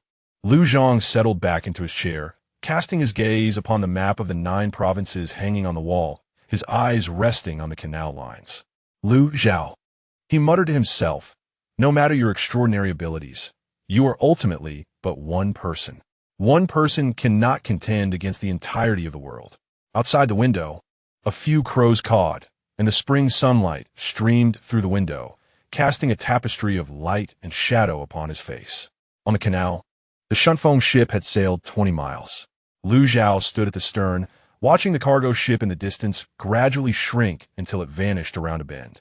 He withdrew his gaze, looking at his palm, where a sphere of water coalesced, reflecting the intricate structure of the shattered water-sensing device. An exquisite creation, capable of transmitting sound through water flow, akin to a listening device. Regrettably, before him, it was merely a toy. Brother Lu, Chun Ping emerged from the cabin and approached his side, his expression grave. The boatman just informed me that 30 miles ahead lies the Linqing Lock. It is a crucial hub for grain transport, equipped with customs and inspection offices, where all vessels must dock for inspection. Lu Zhao nodded. What do you wish to convey? Chun Ping took a deep breath, stating that if anyone were to impede our passage, the Linqing Lock would be the most opportune location. Brother Lu, should it come to that, you need not concern yourself with me. I have concealed the evidence on my person, given the chance. I will find a way to send it forth. He spoke with utmost seriousness, a resolute glint in his eyes. Lu Zhao regarded him for a moment before suddenly asking, Chun Ping, after 10 years of arduous study, what is your purpose? Chun Ping was momentarily taken aback. Naturally, it is to serve the public and benefit the populace. Then if you were to perish here today, how would you fulfill that purpose? Remember this. Lu Zhao turned, facing the canal ahead, the river breeze lifting the sleeves of his white garment. I shall ensure you achieve your aspirations. As for those who obstruct our path, he raised his hand and gestured vaguely over the river's surface. Suddenly, a 3-foot-wide vacuum passage opened up in the river water 100 feet ahead, closing after a brief 3 breaths. The scene startled several boatmen, nearly causing them to kneel in fear. They are nothing but mere rabble. Lu Zhao withdrew his hand, his voice calm and unperturbed. We shall simply pass through. Chapter 29. The Linqing turmoil around noon. The Shunfeng vessel approached the Linqing Lock. From a distance, one could see the massive water gate spanning the canal, its stone walls soaring approximately 50 feet high, with the gate partially open to allow a single vessel to pass. Watchtowers flanked either side of the gate, where the figures of crossbow-wielding soldiers were visible. In the water before the lock lay more than 20 boats waiting to pass, arranged in crooked lines. The clamor of voices carried by the river breeze. Why are there so many boats stuck? Chun Ping frowned at the bow of the ship. The captain, Wu Xuan, leaned out from the helm, his demeanor less than pleasant. Typically, at this hour, there are only 3 to 5 boats in line. Something must be amiss. Please remain calm. Esteemed guests, I shall send a crew member to inquire. He beckoned a slender young attendant and whispered a few instructions. The young man hopped onto a small skiff and deftly paddled toward the lock. Lu Zhao stood at the ship's railing, his gaze sweeping over the watchtower at the lock. There, alongside the soldiers in inspection uniforms, were several men in plain clothes, their waists conspicuously bulging with hidden weapons. Further away, beneath the shade of the lock's wall, sat a middle-aged man in a blue official robe, leisurely sipping tea, flanked by 4 sword-bearing guards. Brother Lu, those individuals, so you row moved closer. Her voice taut, do not appear friendly. Lu Zhao replied calmly. You row, you and Chun Ping should return to the cabin. Su Yuro bit her lip and shook her head. I will not leave. I wish to stay by your side. Chun Ping also stood firm. Brother Lu, I cannot simply remain in your shadow this time. Lu Zhao glanced at them, but did not insist further. He turned and walked to the center of the deck, found a low stool, and closed his eyes to meditate. This calm demeanor left Wu Xuan and the crew bewildered. Clearly, they were heading into a den of danger. Yet this young master seemed utterly unperturbed. Approximately a quarter of an hour later, the young attendant returned in the skiff, climbing onto the ship with a pallid face, leaning close to Wu Xuan to speak urgently in whispers. As Wu Xuan's countenance grew increasingly grave, he finally approached Lu Zhao with great difficulty and said, Young Master Lu, the situation is dire.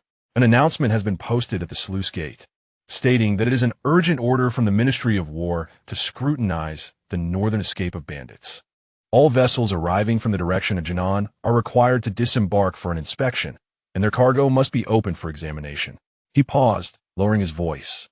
In that pavilion sits Lord Zhou, the inspector of the Linqing sluice. However, the attendants by his side appear to be formidable soldiers, likely at least of innate caliber. Chun Ping's expression shifted. They are targeting us. It was evident to any discerning observer that the so-called inspection of bandits was merely a pretext. If they truly sought to apprehend fugitives, they would have set up checkpoints at the city gates. Why would they intercept boats at the sluice? It was clear that someone was exploiting the authority of the government to ambush them here. What shall we do? Wu Xuan fretted, wringing his hands. If we force our way through the sluice, It would be tantamount to defying the imperial court, akin to rebellion. Lu Zhao opened his eyes and gazed towards the sluice. Among the lined-up vessels, 3 had already been ordered to dock, with passengers compelled to disembark for questioning, while their cargo was in disarray. Several merchants attempted to argue, only to be met with the harsh blows of a soldier's sword sheath, instantly silencing them. "Approach," Lu Zhao commanded, rising to join the queue. "But approach," Lu Zhao insisted. Wu Xuan, daunted, refrained from further protest and directed the helmsman to steer the vessel. The Shunfeng slowly maneuvered to the end of the line, inching forward along with the preceding ships. They waited for half an hour. The spring sun grew increasingly fierce, and steam rose from the river surface. The queue's occupants began to grow restless, grumbling in discontent. Yet, whenever a vessel attempted to cut in line or argue, warning bolts would rain down from the watchtower, embedding themselves into the bow of the ships, a military-grade crossbow, capable of piercing wood from a distance of 100 paces. At last, when it was the Xuanfeng's turn, it was nearly noon. In the cool pavilion beneath the sluice wall, Lord Zhou set down his teacup and approached slowly with his guards. He appeared to be in his 40s, with a fair complexion and 3 strands of long beard, resembling a scholar, yet his gaze was sharp as an eagle's. "Who is aboard this vessel? For where do you come, and where are you headed? Report the cargo and personnel," he commanded. His tone was indifferent, yet his eyes were fixated on Lu Zhao. Wu Xuan hurriedly disembarked, bowing as he presented the travel document. "To your excellency, I am Wu Xuan, the ship's owner. These 3 are my esteemed guests, traveling from Jinan to Tongzhou. This is young Master Lu, young Master Chun, who are en route to the capital for the imperial examination. And this young lady, Miss Su, is young Master Lu's sister." Lord Zhou accepted the travel document, glanced at it briefly, and then tossed it back at Wu Xuan's face. "This document is issued by the Jinan Prefecture. Who can guarantee it is not a forgery? Recently, there have been bandits masquerading as scholars heading north. I must exercise caution." He then turned his gaze towards Lu Zhao. "You 3, please disembark for inspection. If your identities are verified, you will be allowed to proceed." Though his words were courteous, the 4 guards had already fanned out, hands resting on their sword hilts, effectively blocking all avenues of retreat. Chen Ping took a deep breath, preparing to disembark, but was halted by Lu Zhao's raised hand. "Lord Zhou," Lu Zhao finally spoke, his voice calm, "we are on a tight schedule to reach the capital for the examination. If your excellency insists on an inspection, might it be conducted aboard the vessel? Disembarking and reboarding would only delay us." Lord Zhou chuckled coldly. "Rules are rules.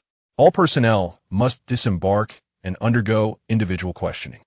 How is it that Master Lu harbors treachery in his heart?" The last 4 words were pronounced with such gravity that the atmosphere became taut. The onlookers aboard the queue of vessels held their breath, for even a fool could discern that the inspection officials were deliberately creating obstacles. Yet, who would dare to confront authority when the common man does not challenge the officials? Lu Zhao stepped onto the gangplank, his white attire gliding over the wooden planks without gathering a speck of dust. He halted approximately 10 paces before Lord Zhou and remarked nonchalantly, "What if I choose not to disembark?" Lord Zhou's gaze sharpened. "That would be an act of defiance. According to the laws of the Great Xia, any resistance to the government's inspection warrants execution on the spot." As his words fell, 4 guards simultaneously drew their blades. The glint of the swords was blinding, their blades inscribed with military runes. These were the weapons of the elite Tiger Vanguard, designed specifically to pierce through protective auras.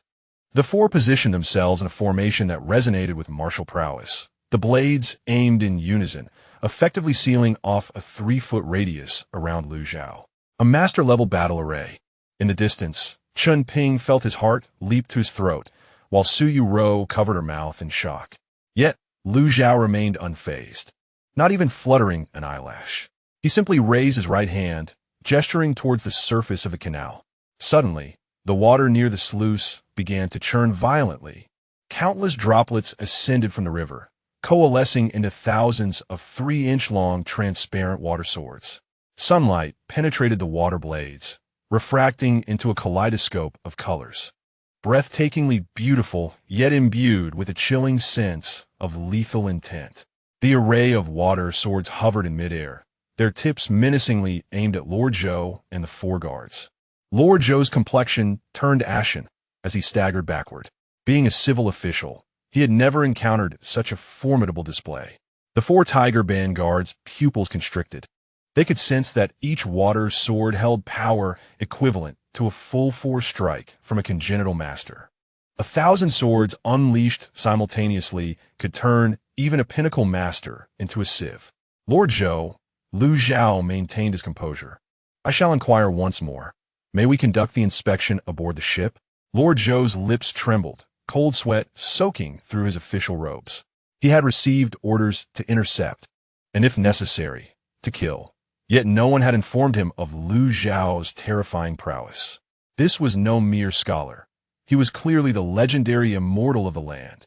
Master Lu, please, quell your anger. Lord Zhou forced a smile that was more painful than tears.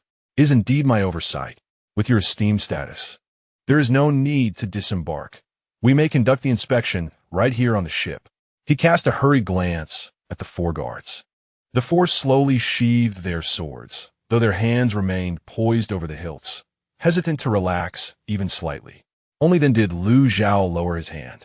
The array of water swords dispersed with a splash, transforming back into raindrops that fell into the river, creating delicate ripples. I appreciate your cooperation, Lord Zhou. He nodded slightly before turning back to the ship, his demeanor as composed as if he were merely brushing off dust from his sleeve. Wiping the sweat from his brow, Lord Zhou bellowed at the scribe behind him. What are you dawdling for? Conduct the inspection. Quickly. The scribe, trembling, boarded the ship, hastily rifled through the belongings, posed a few questions to Chen Ping and Su Yu Rou, then hurriedly disembarked, stamping the passage documents. Release them. Lord Zhou waved his hand. The sluice gates creaked open, and the Shunfeng vessel glided through the opening amidst countless awestruck gazes, vanishing beyond the sluice walls. Once the ship was out of sight, Lord Zhou's legs weakened, and he was supported by the guards. He trembled as he retrieved a jade talisman from his bosom and crushed it. This was an urgent communication token from the Ministry of War, signifying a failed mission, indicating that the target was insurmountable. Having done this, he gazed downstream at the canal, his eyes filled with trepidation. Such a person, Lu Shilang, actually wished to kill? He murmured to himself, madness, pure madness. On the other side of the dam, the Shunfeng boat drifted downstream, leaving the Linxing lock far behind. The crew looked at Lu Zhao with an almost reverent awe. Wu Xuan personally brought tea and snacks, bowing deeply as he withdrew. Chen Ping sat in the cabin, regaining his composure after a long while. He glanced at Lu Zhao, who was meditating with his eyes closed, and suddenly felt that his desperate attempts to provide evidence might truly be a liability. Brother Lu, he whispered, will anyone obstruct us next? Yes, Lu Zhao replied, opening his eyes, but the method will change. If force fails, they will resort to subtler means. If they cannot kill, they will attempt to control, exploit, or negotiate. Such is the nature of political maneuvering. Just as he spoke, a fluttering sound came from outside the window. A translucent feathered bird alighted on the sill, tilting its head to peer inside. It was a jade message bird from the Tianji Pavilion, raised through special techniques, capable of flying thousands of miles to convey secret messages. Lu Zhao extended his hand, and the bird hopped onto his palm, releasing a wax seal before soaring away into the night. Upon crushing the wax seal, he found a thin piece of silk within, inscribed with only 3 lines. 500 years ago, the failed ascendant named Chu Shanhe, hailing from the Sword Pavilion. The cause of failure remains unclear, yet 7 grandmasters were present at the time, all above the rank of grandmaster. 2 of their identities have been confirmed, Liao Kong of Shaolin and Nye Guangdao, the master of the Heavenly Blade sect. The others are still under investigation. Furthermore, the Northern Liang Royal Court issued an urgent order last night to suspend all actions against Master Lu and shift to observation and persuasion. Lu Zhang's plans have been reported to the Prime Minister's office, signaling the onset of courtly intrigue. Lin Wanqing respectfully submitted this. After reading, Lu Zhao let the moisture from his palm saturate the silk, reducing it to powder that scattered out of the window. Chu Shanhe, the Sword Pavilion, Shaolin, and the Heavenly Blade sect were all entangled in this matter. The forces involved in that failed ascension 5 centuries ago appeared to be far more extensive than he had anticipated. Brother Liu?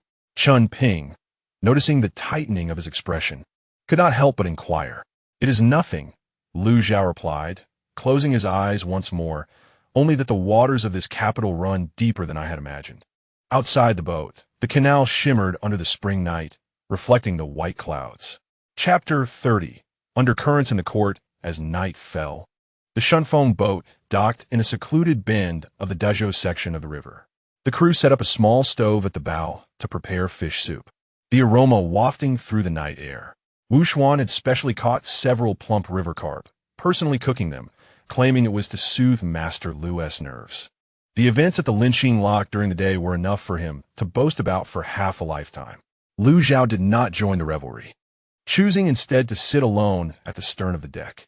The spring night on the canal was tranquil, the only sounds being the gentle lapping of water against the hull and the occasional croaking of frogs from the reeds along the banks.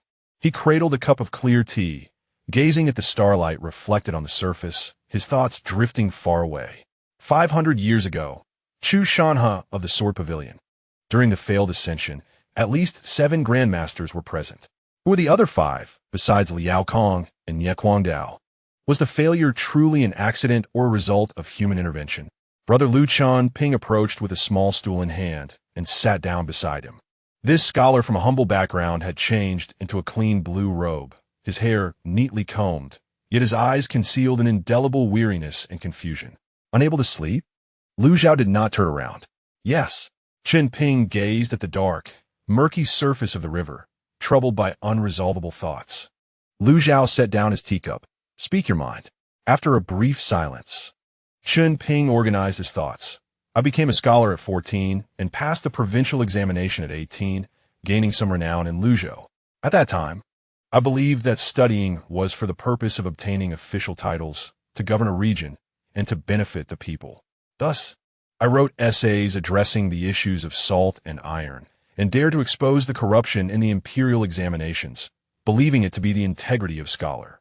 He chuckled bitterly. But on this journey north, witnessing the Black Tiger Gang committing murder and robbery, the Green Wolf Gang slaughtering villages and silencing witnesses, and the Deputy Minister of War resorting to military force to cover up crimes, even the Xianying Bureau, a pillar of the court, Lu Xiong, tell me, is there any clean place left in the court of the Great Xia? The night breeze swept by, carrying the dampness of the river. Liu Zhao lifted his teacup, took a sip, and then spoke slowly. Chen Ping, you have read history and should know that throughout the ages, there have always been corrupt officials and schemes of power. This is not a problem unique to the Great Xia. It is a manifestation of human nature. However, Liu Zhao interrupted him. It is precisely because darkness exists that there is a need for someone to illuminate the light. Your exposure of corruption paves a relatively fair path for future generations. Your writings on salt and iron advocate for a portion of livelihood for the common people. While these actions may not alter the entire court, they can certainly change the fate of some individuals. Chen Ping stared at him in astonishment. Liu Zhao turned his face slightly, the starlight reflecting in his clear, cold eyes. You asked me if there's a clean place in the court. There is none. But as long as there are individuals like you willing to step forward and plant seeds in the mire, it may gradually become cleaner. His words, calm yet impactful, struck Chen Ping's heart like a heavy hammer.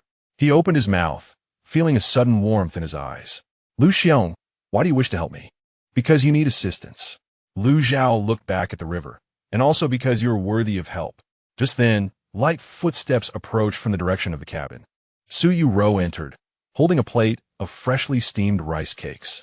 Noticing the two in conversation, she hesitated momentarily. Am I interrupting? Not at all. Liu Zhao took the plate. The rice cakes still emitted steam, carrying the fragrance of lotus leaves. Su Yu sat beside him and spoke softly. The boatman Wu said we would reach Tongzhou in 3 days. Mr. Chun, do you think you can endure? Chen Ping nodded. I am much better now. What about you, Lu Xiong, on this journey? I am fine. Liu Zhao picked up a piece of rice cake and suddenly asked, You, What are your plans upon reaching the capital? Suyu Ro was taken aback, her fingers unconsciously twisting the hem of her garment. I do not know.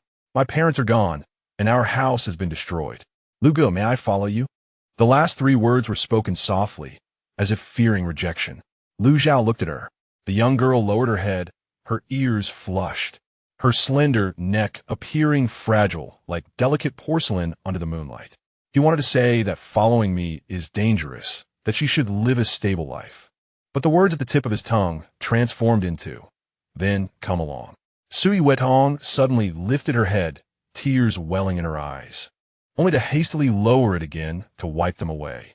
Chun Ping, witnessing this scene, felt a wave of emotion surge within him. At that moment, he realized that Lu Zhao was not truly indifferent to everything. Rather, he concealed all his tenderness beneath a veneer of coldness. Much like the tranquil surface of the spring river, which belies the turbulent undercurrents nourishing the myriad lives along its banks. Under the same starry sky, 1,000 miles away in the capital, in the Prime Minister's residence, the study in the back hall was ablaze with candlelight, and 4 individuals were seated around a long Zeton wood table. At the head of the table sat the current Prime Minister, Zhang Qian, over 60 years of age. His hair and beard grizzled, yet his gaze remained sharp. To his left was the Deputy Minister of War, Lu Zhang, and to his right sat the commander of the Xianjing Division, Xiao Jingming. At the foot of the table sat a middle-aged man clad in a scarlet official robe. The Minister of Rights, Zhou Wenyuan. The atmosphere was so tense it could be wrung of moisture. Gentlemen, Zhang Qian began slowly, his voice hoarse, yet underscored with undeniable authority. Let us share our views on Lu Zhao. Lu Zhang was the first to rise, forcefully slamming a stack of documents onto the table. Prime Minister, this man has slaughtered countless individuals since his northward journey from Suzhou. 37 from the Black Tiger Gang, 42 from the Blue Wolf Gang, and 120 soldiers from the Suzhou garrison. All were slain by him. Moreover, he openly defied the government at the Lingqing Lock, coercing Inspector Zhou Tai with sorcery to release him. This is treason. He deserves to be executed by 1,000 cuts. His fervent speech was punctuated by spittle flying. Xiao Jingming, however, allowed a cold laugh. Deputy Minister Lu, why do you not address why the Black Tiger Gang sought to ambush the impoverished scholars? Why did the Blue Wolf Gang massacre the villagers? And why were the soldiers from the Suzhou garrison on the official road to slay 3 scholars? Furthermore, why did Zhou Tai at the Lingqing Lock specifically set up a checkpoint to inspect vessels arriving from Jinan on that very day? His series of rhetorical questions left Lu Zhang's complexion alternating between pale and flushed. What is the meaning of this, Commander Xiao? Are not the lives of those fallen soldiers and civilians counted as lives? Indeed, Xiao Jingming replied, lifting his teacup and gently blowing upon it. But what I wish to ascertain is who granted them the audacity to ambush scholars en route to the capital in broad daylight, and who orchestrated this from behind the scenes. Enough. Zhang Qian rapped the table, his voice rising. This is no way to conduct ourselves in court. Both men fell silent, yet their eyes continued to clash. Zhou Wenyuan, the Minister of Rights, cleared his throat and cautiously interjected, I believe this matter requires careful deliberation. Although Lu Zhao has committed acts of violence, it has been ascertained that they were in self-defense. Furthermore, he escorted Chun Ping northward to expose the corruptions of the imperial examination, a service to the nation and its people. If we hastily condemn him, we risk disheartening scholars across the realm. Your words are misguided, Minister Zhou, Lu Zhang exclaimed urgently. One cannot balance merits against demerits. His killings are a fact. If such ruthless fiends are tolerated, where lies the authority of the court? Where is the majesty of the law? Xiao Jingming set down his teacup, his voice suddenly softening. Deputy Minister Lu, do you know that the earthly immortals are not subject to the law? A sudden stillness enveloped the study. Lu Zhang gaped, and, after a moment, stammered. What do you mean, Commander Xiao? According to the 3rd article of the Grand Ancestors' Law, earthly immortals transcend the mundane and are not bound by worldly laws. As long as they do not openly rebel or annihilate cities and nations, the court cannot interfere. Xiao Jingming spoke each word with deliberate cadence. A rigid decree established at the founding of the nation, intended to retain those unparalleled warriors capable of safeguarding the realm. Deputy Minister Liu, as the Deputy Minister of War, you should be well aware of this, should you not? Liu Zhang felt cold sweat trickle down his forehead. He undoubtedly recognized it. Yet he believed it to be an antiquated regulation from centuries past, long overdue for abolition. Moreover, a terrestrial immortal emerges only once in a century. Who would take such claims seriously? Zhang Qian spoke slowly. Is it confirmed that Liu Zhao is indeed a terrestrial immortal? I'm 90% certain. Xiao Jingming replied earnestly. Zhao Mu of the Yinzhou garrison witnessed him effortlessly neutralizing a peak master's full force strike outside of Yin City. Moreover, outside of Jinan City, the master Tuo Ba Hong of the Beiliang Wolf Guard led an ambush, only to be vanquished with a mere wave of his hand, resulting in the immediate demise of two innate ninth-tier practitioners. The Thousand Water Sword suspended over the Lingqing lock. None of these feats could be accomplished by an ordinary grandmaster. He paused momentarily and added, at the very least, not by a typical grandmaster. The study fell into silence once again. The flickering candlelight cast dancing shadows on each face. After a prolonged pause, Zhang Qian finally said, if he is truly a terrestrial immortal, he cannot be judged by ordinary standards. Commander Xiao, you have interacted with Liu Zhao. What are his intentions? It appears he merely wishes to escort Qinping to the capital for the imperial examination. Xiao Jingming responded. Though this young man acts with decisive ruthlessness, he is not one to engage in indiscriminate killing. Those he has slain all provoked him. Furthermore, he seems disinterested in the power and positions of the court. Liu Zhang became anxious, exclaiming, My Lord Chancellor, even if he is a terrestrial immortal, can he truly act with impunity? What are the fallen officials and soldiers? Deputy Minister Liu, Zhang Qian interjected, his gaze frosty. I ask you, why would the Su province garrison heed your orders to intercept 3 scholars? Liu Zhang trembled, falling to his knees. I am wronged. Su Zhen acted independently. It has nothing to do with me, whether it is or not. The Xianjing division will ascertain the truth, Zhang Qian replied coolly. Until we clarify matters, Deputy Minister Liu, you shall rest in your residence for a few days. The affairs of the Ministry of War will temporarily be overseen by the left deputy minister. This was tantamount to house arrest. Liu Zhang's face turned pale, and as he attempted to argue, he was silenced by a single glance from Xiao Jingming, one that bore unmistakable intent to kill. As for Liu Zhao, Zhang Qian turned to Xiao Jingming. Commander Xiao, you have full authority to handle this matter. The principle is strive for amicability. If that is unachievable, then it is imperative that he not be made an enemy. The great Xia cannot withstand the wrath of a terrestrial immortal. I understand, Xiao Jingming replied, rising to clasp his hands in respect. Minister Zhou, he called. I am here, Zhou answered. The preparations for the imperial examination shall proceed as normal. If the evidence in Qinping's possession is authentic, a fierce glint flickered in Zhang Qian's eyes. Those who must be apprehended will be, and those who must be executed will face their fate. The imperial examinations are the foundation of the nation and must not be tainted by corruption. Understood. After the others withdrew, only Zhang Qian remained in the study. He approached the window and opened it wide. The night breeze surged in, causing the candlelight to flicker violently. The elder gazed at the night sky to the south, murmuring to himself, it has been 500 years since a terrestrial immortal has emerged. Is the fate of the great Xia reaching its end, or is it on the verge of transformation? No one responded.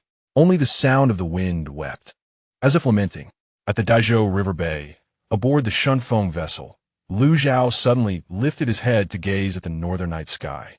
His perception pierced through the 1,000-mile cloud cover, sensing a powerful aura in the direction of the capital slowly awakening. The atmosphere was aged and grand, imbued with the weight of time, akin to a slumbering dragon awakening from its dreams. On the pinnacle of the terrestrial deities, there was more than one presence. Xiao Jingming. Liu Zhao softly uttered this name, a faint smile curving his lips. Was he finally to step onto the stage personally? He drained his cup of cold tea and rose to return to the cabin. The waters of the capital were already beginning to boil. Chapter 31. Tongzhou Wharf on the 8th day of the 4th month, at the tail end of the Qin hour. Tongzhou Wharf stood as the northern terminus of the Grand Canal, its prosperity incomparable to Jinan or Linqing. A multitude of sails gathered, boats interlinked, and the wharf was alive with a cacophony of voices, as bustling as a boiling cauldron. Laborers toiling under heavy burdens shouted their chants, while warehouse workers called out the unloading lists. Tax officials inspected each vessel with their ledgers in hand, and vendors selling breakfast weaved through the throng, steam billowing from their bamboo steamers. As the Shunfeng ship slowly approached berth 12, Lu Zhao stood at the bow, his gaze sweeping across the wharf. His perception expanded like mercury spilled upon the ground. Within 3 breaths, he grasped the presence, movements, and even the heartbeat frequencies of every individual within a radius of 200 paces. At least 7 groups of observers were concealed at the wharf, 2 groups dressed as transport workers, yet possessing extensive breaths, belonging to the Xianjing division. Another group masquerading as laborers but with calloused hands, suggesting they were seasoned fighters, and 3 more scattered throughout, their energies diverse, likely spies from various factions. Additionally, near the green canopy carriage to the west of the wharf, he sensed a familiar presence. A slight smile crept onto Lu Zhao's lips. "Lu, brother, we have arrived." Chun Ping emerged from the cabin, luggage in hand. He surveyed the bustling crowd at the wharf, took a deep breath, and finally acknowledged their arrival in Tongzhou. Su Yuro trailed closely behind him, nervously clutching the straps of her bundle. She had never witnessed such a lively scene. The clamor, the scent of sweat, and the fishy aroma intertwined, leaving her somewhat dizzy. Wu Xuan directed the boatman to set up the gangplank. Bowing slightly, "Young Master Lu, we have reached Tongzhou. I am grateful for your care along the way," the old man began, but Lu Zhao had already tossed out a silver ingot. "For your troubles." The silver was a substantial 10 taels, 5 times the usual fare. Wu Xuan received it, repeatedly expressing his gratitude, inwardly relieved to have safely delivered this formidable figure. The harrowing journey had provided enough nightmares for a lifetime. As the 3 disembarked and stepped onto the blue stone slabs of the wharf, the curtain of the green canopy carriage to the west was lifted. A figure clad in azure gracefully descended.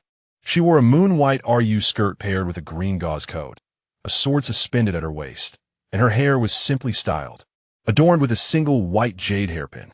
Her countenance was as cold as frost, yet her eyes sparkled with uncontainable joy. "Young Master Lu," Shun Qingzi approached briskly, stopping 3 paces before him to scrutinize him. "You have lost weight." The remark was casual, yet upon uttering it, her ears flushed faintly. Lu Zhao regarded her. After a month apart, Shun Qingzi appeared slightly leaner, yet her eyes shone brighter, and her sword energy felt more refined. Evidently, she had not neglected her training during this time. "Miss Shun," Lu Zhao inclined his head slightly, "I apologize for keeping you waiting." "Not all." Shun Qingzi shook her head, her gaze shifting to Chen Ping and Su Yuro behind him. "This must be Master Chun, and this young lady is Su Yuro, my sister," he replied. Lu Zhao briefly introduced, "This is Shun Miss Su Yuro. Su Yuro dimili gritid. Hello, Sister Sen." She secretly admired Shun Qingzi, whose beauty resembled that of a celestial being stepped out from a painting, and she noticed the gentle gaze Shun Qingzi directed towards Lu Go. Shun Qingzi also scrutinized Su Yuro. The young girl possessed a graceful demeanor, and although her attire was simple, it could not obscure her innate beauty. Recalling Lu Zhao's mention of childhood companions in his letter, a pang of bitterness arose in her heart, but she quickly suppressed it and spoke warmly. "Sister Su, you must be weary from your journey. The carriage is ready. Let us first settle at the villa in the west of the city." She led the 3 of them towards the carriage. The coachman, a taciturn middle-aged man with innate strength at the 5th level, immediately jumped down from the carriage and greeted. "Mississippi Fu Bo, return to Yulin Lane." "Yes." The carriage was spacious, accommodating 4 without feeling cramped. Once the curtains were drawn, the clamor from outside was significantly muted. Shun Qingzi retrieved the tea set from a hidden compartment and skillfully brewed the tea, filling the carriage with an elegant fragrance. "How are things in the capital?" Lu Zhao inquired, taking the teacup and getting straight to the point. Sun Qingxi's expression turned serious. 3 days ago, Prime Minister Zhang Qian summoned the Ministry of War, the Xianying Division, and the Ministry of Rights for a secret discussion. Liu Zhang has been placed under house arrest, and the Ministry of War is temporarily overseen by the left deputy minister. The court's attitude towards the young master has shifted to one of goodwill. She paused to add, "This information comes from my father within the palace." Prime Minister Zhang personally decreed that the immortal of the land should not be made an enemy. Upon hearing this, Chun Ping felt a significant weight lift from his heart. He had anticipated a bloody storm upon entering the capital, yet the high-ranking officials seemed to be retreating voluntarily. However, Liu Zhao maintained a stoic expression. Was Xiao Jingming. Sun Qingxi, the commander of the Xianying Division, lowered her voice. He left the capital yesterday, and his whereabouts are unknown. However, there are rumors that he has gone to the Sword Pavilion. The Sword Pavilion, Liu Zhao mused, lightly tapping the edge of his teacup. 5 centuries ago, Chu Shanhe, who failed to ascend, hailed from the Sword Pavilion. Was Xiao Jingming visiting to investigate past events or seeking assistance? The carriage entered Tongzhou City. Unlike the bustling docks, the streets within the city were considerably neater, lined with shops, and the pedestrians were dressed more respectably. Though Tongzhou was merely a garrison city, its status as a transportation hub rendered it as prosperous as the grand southern capitals. After approximately half an hour, the carriage halted in a secluded alley in the west of the city. At the end of the alley stood a 3-courtyard residence with white walls and black tiles, bearing the Shun family plaque with ancient, vigorous calligraphy.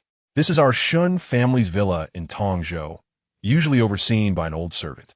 Sun Qingxi guided the 3 of them inside. You may rest here for a few days before proceeding to the capital. The courtyard was impeccably tidy, with several crabapple trees in full bloom, and the stone tables and benches were spotless. An elderly servant with graying hair approached respectfully. "Miss, the rooms have been prepared." "Thank you, Zhoubo." Sun Qingxi nodded and turned to Liu Zhao. "Young Master Liu, please take your rest. I will have Zhoubo bring the lunch once it is ready."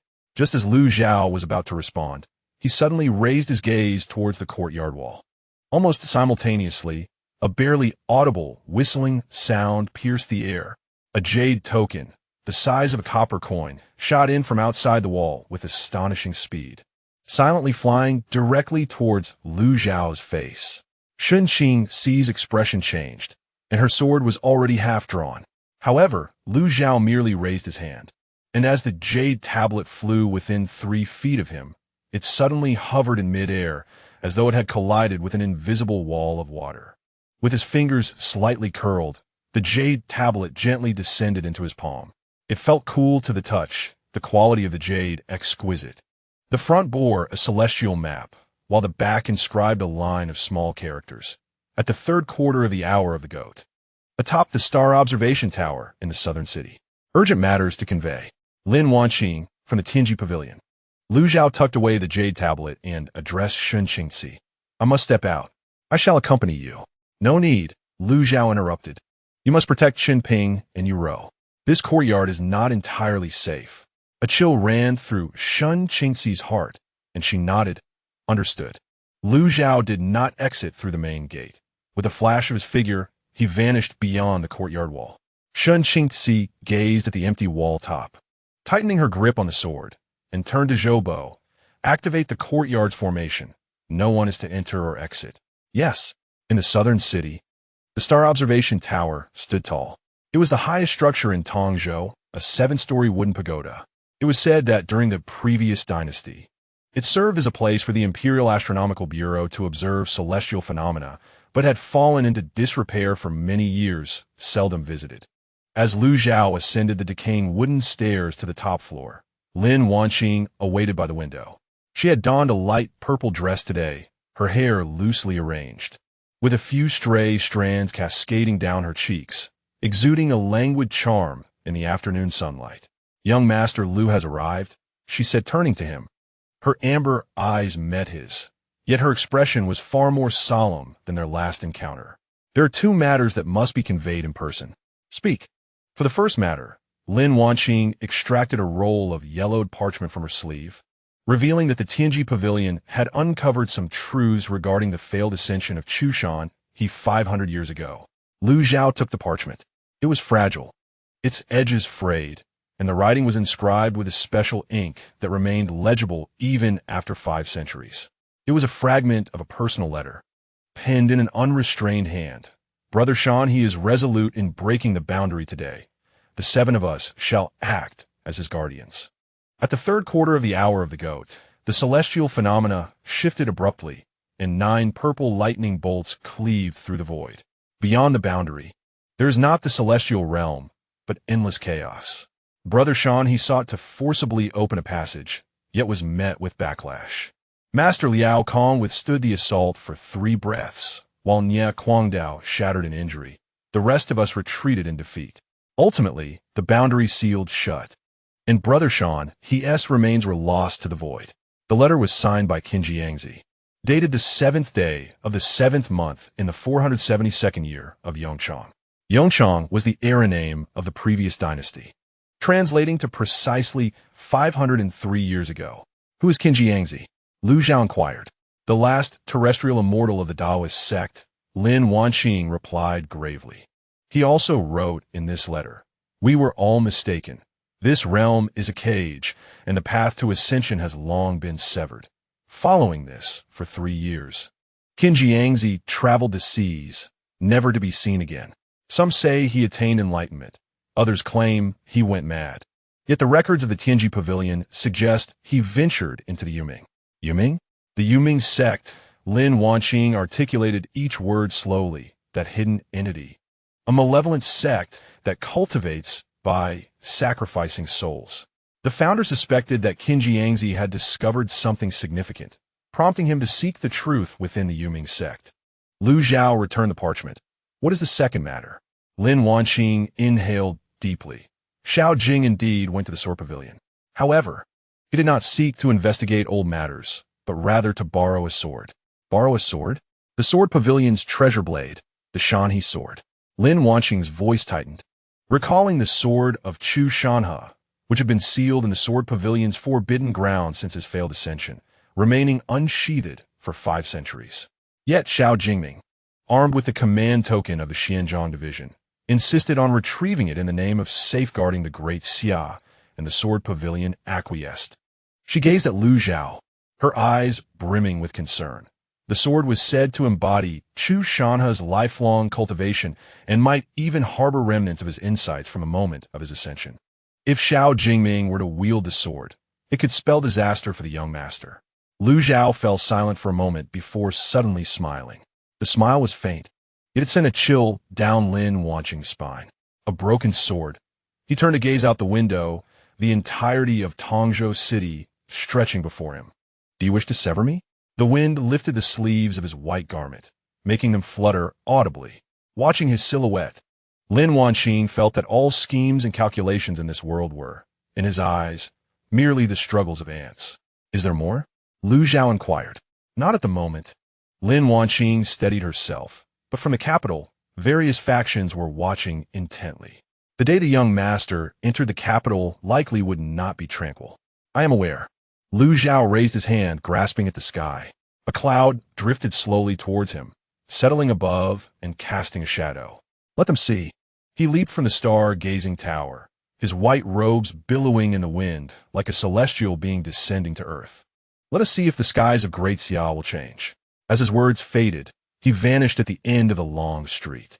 Lin Wanqing stood by the window, gazing at the direction in which he had disappeared, unmoving for a long while. She suddenly recalled her master's final words.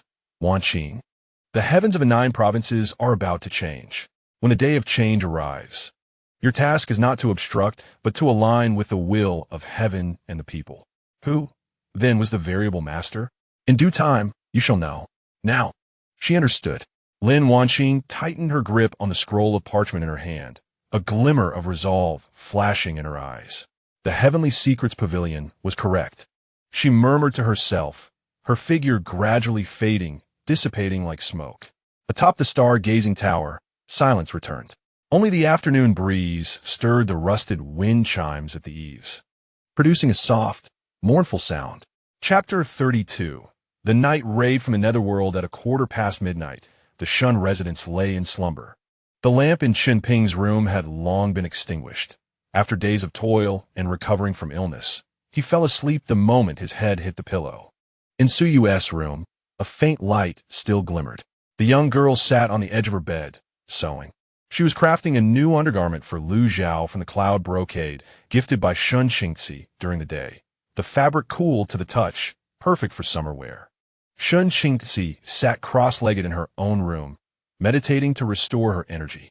A sword rested on her knees, her breath long and steady, while a faint azure sword aura swirled around her. She had reached the pinnacle of the 7th level of the innate realm, but the threshold to the 8th level had eluded her for 3 months. Her master had remarked that this was a mental barrier that required a fortuitous encounter to overcome. Yet, Lu Zhao was not in his room. On the roof of the tallest building in the courtyard, Lu Zhao sat cross-legged, his white robes billowing in the night wind. Though his eyes were closed, he was acutely aware of every sound within a radius of 300 feet. The watchman striking his clapper as he passed the alley. A drunken man causing a ruckus across the street. A guard on the city wall stifling a yawn. And 3 chilling presences drawing closer from the southern direction of the city. These energies were peculiar, neither internal force nor true qi, but rather a viscous, tainted essence, laden with an overwhelming stench of blood and resentment, like a decomposing corpse submerged in a pool of blood, emanating a foul stench. The underworld sect. Lu Zhao opened his eyes, a glimmer of water reflecting within. Lin Wanqing had mentioned that 500 years ago, Qin Jiangzi ultimately joined the underworld sect.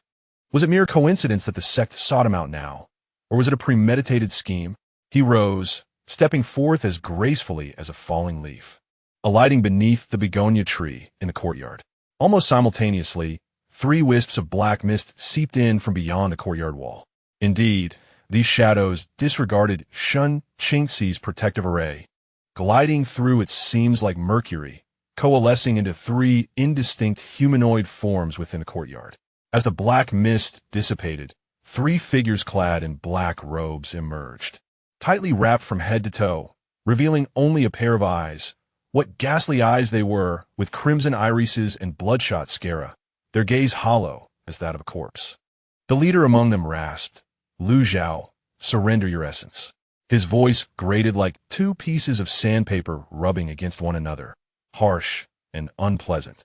Lu Zhao remained silent, merely raising his right hand. The water in the corner of the courtyard's water tank rose silently, crystallizing in mid-air into 3 translucent water swords, their tips aimed directly at the 3 black-robed figures. "Underworld sect," he intoned coolly, "who has given you the audacity to wreak havoc before me?" No sooner had the words left his lips than the 3 water swords shot forth.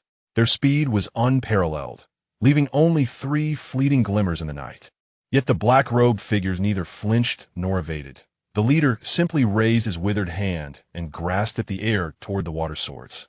With a hiss, the water swords disintegrated into mere droplets just 3 feet from him. "Water is of no use to us," the black-robed man cackled. "The underworld conquers the 5 elements." Before his words had fully escaped, the 2 black-robed figures behind him sprang into action. Their forms darted like phantoms, trailing several afterimages as they lunged towards Lu Zhao from either side. As their robes billowed, skeletal claws emerged, not human hands, but rather bones refined from some demonic beast, their tips glimmering with a sinister green hue, clearly coated in potent poison. Lu Zhao's gaze turned frigid, not from fear, but from revulsion, akin to witnessing maggots crawling from cesspool, filthy and repugnant. He remained unmoved, merely shifting his thoughts slightly. Several begonia petals drifting in the courtyard suddenly hovered, then took on a metallic sheen. The edges of the petals sharpened like blades, reflecting a cold, piercing light under the moon. The golden power began to take shape. "Go!" Lu Zhao uttered softly. Dozens of metallic petals transformed into streaks of light, shooting towards the 2 black-robed figures. Their speed surpassed that of the previous water swords, imbued with an unmatched sharpness. The 2 figures clearly did not anticipate such an attack. hastily raising their claws to defend. The sounds of metal clashing erupted. The bone claws met the metallic petals, sparking a shower of flames. One black-robed figure managed to deflect most of the petals, yet a few still grazed his robe, slicing open several wounds that revealed skin as parched as tree bark, oozing black pus instead of blood. The other, however, was far less fortunate. A single petal penetrated the gap in his skeletal claws, striking true at his forehead. The black-robed figure froze, his crimson eyes widening, then slowly slumped to the ground. As the figure collapsed, the black robe unfurled, revealing a half-decayed corpse, its chest adorned with ominous talismans, while a petal embedded in its brow had turned black and was emitting wisps of green smoke. The corpse puppet, Lu Zhao, furrowed his brow. No wonder the aura was so foul. It was a puppet crafted from the dead. The methods of the Netherworld sect were indeed sinister. You, who bear the essence of the 5 elements, are more formidable than I anticipated, remarked the black-robed man, his voice tinged with gravity. He abruptly spread his arms, and the black robe billowed like bat wings. A sudden chill swept through the courtyard, plummeting the temperature and even frosting the ground. Countless tendrils of black mist surged from his robe, coalescing in the air into grotesque, twisted faces that emitted piercing wails. The ghostly howl. This was a dark sorcery of the Netherworld sect, capable of attacking the soul directly with the wails of vengeful spirits, causing even the most seasoned warriors to crumble in despair upon hearing it. The ghastly visages surged toward Lu Zhao like a tidal wave. At that moment, a clear and melodious sword cry rang out. A beam of azure sword light descended from the heavens, cleaving through the tide of ghostly faces. Where the sword light passed, the black mist dissipated like melting ice, and the ghostly faces let out even more anguished cries, scattering into nothingness. Shen Qingxi landed beside Lu Zhao, her azure attire rustling in the night wind, her eyes filled with frost. The scoundrels of the Netherworld sect dare to wreak havoc in the Shen family? She had heard the commotion from her room and rushed out. Upon witnessing the scene in the courtyard, she felt a mix of shock and fury, astonished that the Netherworld sect had dared to infiltrate Tongzhou and enraged that they would lay hands on Lu Zhao. "Miss Shun, please step back. I can handle this," Lu Zhao urged. Yet, Shen Qingxi took a step forward. Her sword pointed at the black-robed man. Such ghostly tricks are unworthy to manifest in broad daylight. The azure light of her sword surged, the sword energy like a rainbow, illuminating half the courtyard. This was the Shun family's ancestral technique, the azure Luan sword art, embodying utmost yang and rigidity, specifically designed to vanquish malevolent forces. The black-robed man cackled. "Little girl, you seek death." He formed seals with his hands, and the ground suddenly cracked open, revealing numerous skeletal arms reaching out to grasp Shen Qingxi's ankles. Simultaneously, the dissipated, ghostly faces began to reconstitute, rushing from all directions. Shen Qingxi snorted coldly, her sword light sweeping through, severing the skeletal hands. Her figure soared like the azure wand, the sword's might unleashed as she systematically obliterated the incoming ghostly faces. Her swordsmanship was exquisite, her movements agile, momentarily matching the black-robed man blow for blow. However, Lu Zhao discerned that she could not sustain this for long. The black-robed man's cultivation was at least at the early stage of the Master Realm. The ghostly faces and skeletal arms were mere distractions. The true lethal strike was yet to come. Sure enough, after 10 exchanges, the black-robed man suddenly opened his mouth and spewed forth a jet of pitch-black flames. These flames bore no warmth, but instead exuded a chilling coldness, freezing the very air into crystals as they passed. This was the ghostly flame of the Netherworld, igniting upon contact, specifically designed to consume the soul. Shen Qingxi's expression shifted. She attempted to evade, but it was too late. In a critical moment, Lu Zhao moved. He stepped forward, positioning himself before Shen Qingxi, raising his right hand to press against the oncoming ghostly fire. "Congeal." His words manifested as a spell. The ghostly fire abruptly solidified in midair, resembling frozen ink. then began to flow backward, compressed and condensed by an invisible force. It ultimately transformed into a black pearl the size of a sesame seed, resting in Lu Zhao's palm. The black-robed man's pupils constricted. You can manipulate the power of the netherworld. Not manipulation. Lu Zhao crushed the black pearl, and the ebony powder trickled through his fingers, signifying purification. He raised his hand, this time directed towards the figure in the black robe. All the moisture in the courtyard, the mist, the dew, the water in the jar, even the humidity in the air, converged into his palm, forming a 3-foot-long transparent water sword. However, unlike before, this sword was laced with faint golden threads coursing through its blade, a fusion of golden elemental energy and the essence of water. The 5 elements harmoniously interact. Gold begets water. The sword's edge surged with tenfold brilliance. You just claimed that water is of no use to you, Lu Zhao proclaimed, advancing slowly towards the figure in the black robe. What of this gold-water synergy?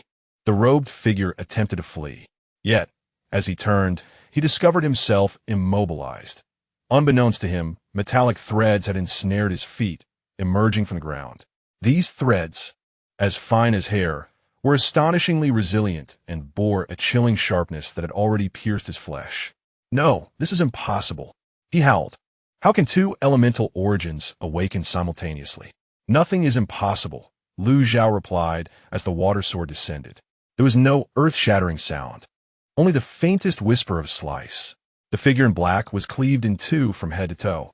No blood spattered for where the sword passed. The wound had frozen, and the metallic threads spread forth, reducing the 2 halves of the corpse to mere fragments. As the black mist dissipated, the courtyard returned to clarity, though the remnants of the brief, yet perilous battle lay strewn across the ground. Shun Qingxi sheathed her sword and approached Lu Zhao, gazing at the slowly dissipating water, sword in his hand with a complex expression. Young Master Lu, you have saved me once again. It was you who came to my aid first. Lu Zhao turned to her with gratitude. Thank you. Shun Qingxi felt her cheeks flush, lowering her head to softly murmur. I didn't contribute much. No, Lu Zhao replied, glancing towards the courtyard wall. You delayed him for a breath's time, and that was sufficient. It was in those fleeting moments that he could thoroughly analyze the structure of the underworld's power, enabling the flawless fusion of gold and water. Suddenly, hurried footsteps echoed from beyond the courtyard. It was old Master Zhou accompanied by several guards. Upon witnessing the scene, the elder's face paled. Miss, this is... Clean it up. Shun Qingxi regained her composure, stating with icy resolve, what transpired tonight must not be disclosed. Yes. The guards began to clear the battleground.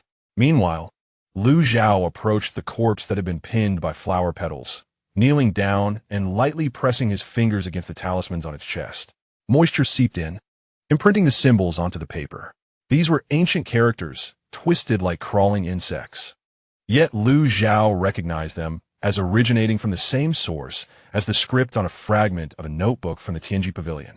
Indeed, he murmured to himself, the underworld sect is connected to the truth from 500 years ago. Soft footsteps approached from behind. Su Yuro stood in the corridor, clutching a coat. Her delicate face pale, but her gaze resolute. Brother Lu, are you unharmed? I am fine, Lu Zhao replied, standing to face her as he donned the coat. Go to sleep. I cannot sleep, Su Yuro bit her lip. What were those things just now? Things that should not exist. Lu Zhao gently patted her head, but they will not appear again. As he spoke, his gaze swept over the shadows in the corner of the courtyard, where the last wisps of black mist were quietly dissipating. Yet Lu Zhao understood that this was merely the beginning. The Yumming sect, having revealed its presence, would not simply retreat. And then there was the sword of mountains and rivers from the Sword Pavilion. He lifted his gaze to the night sky, where the bright moon hung high, casting its serene glow. A storm was approaching. Shun Qingxi stepped to his side and softly inquired, Young Master Lu, when shall we enter the capital?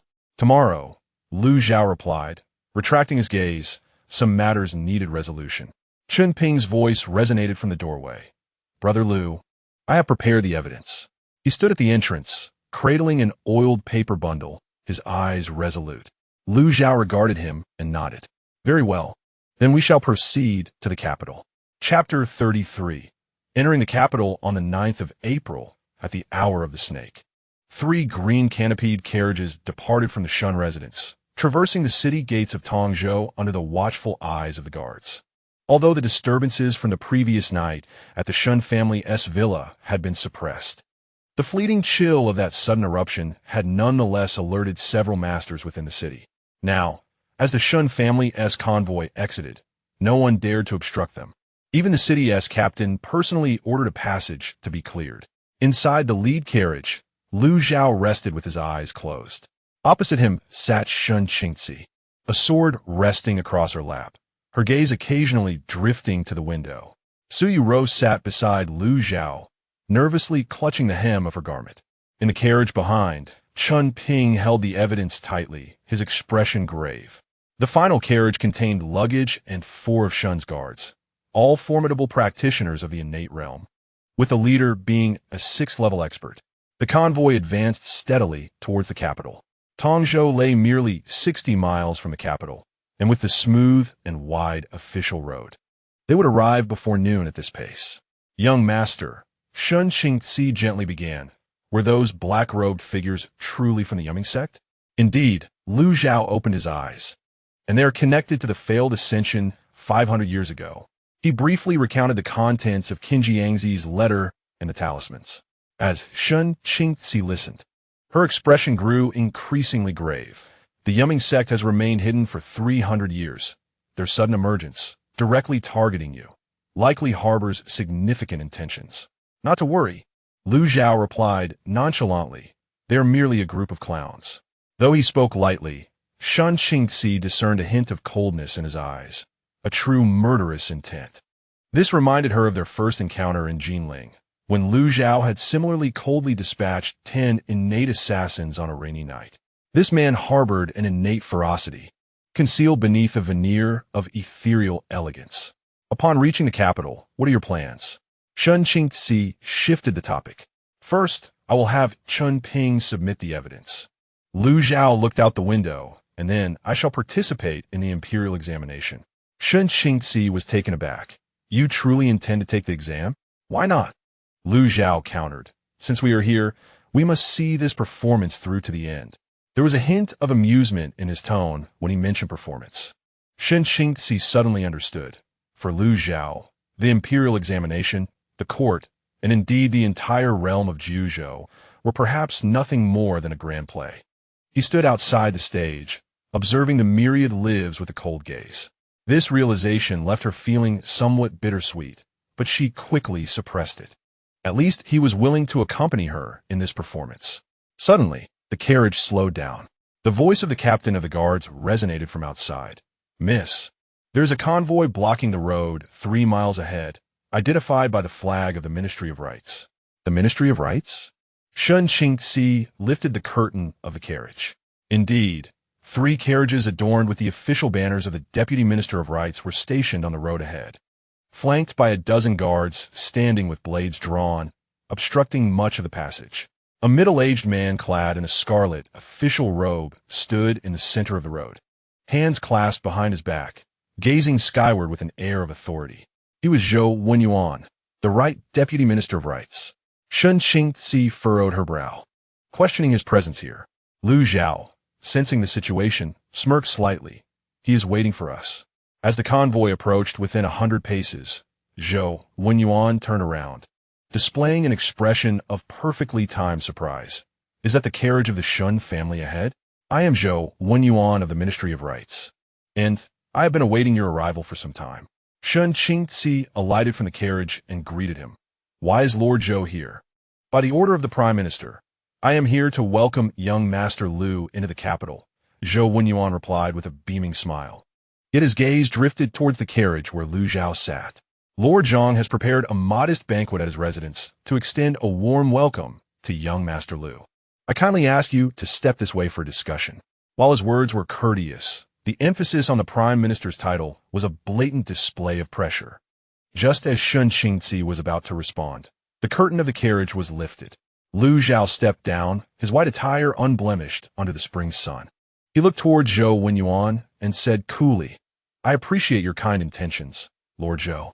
However, as I have just arrived in the capital, weary from my travels, it would be inappropriate to receive guests at this time.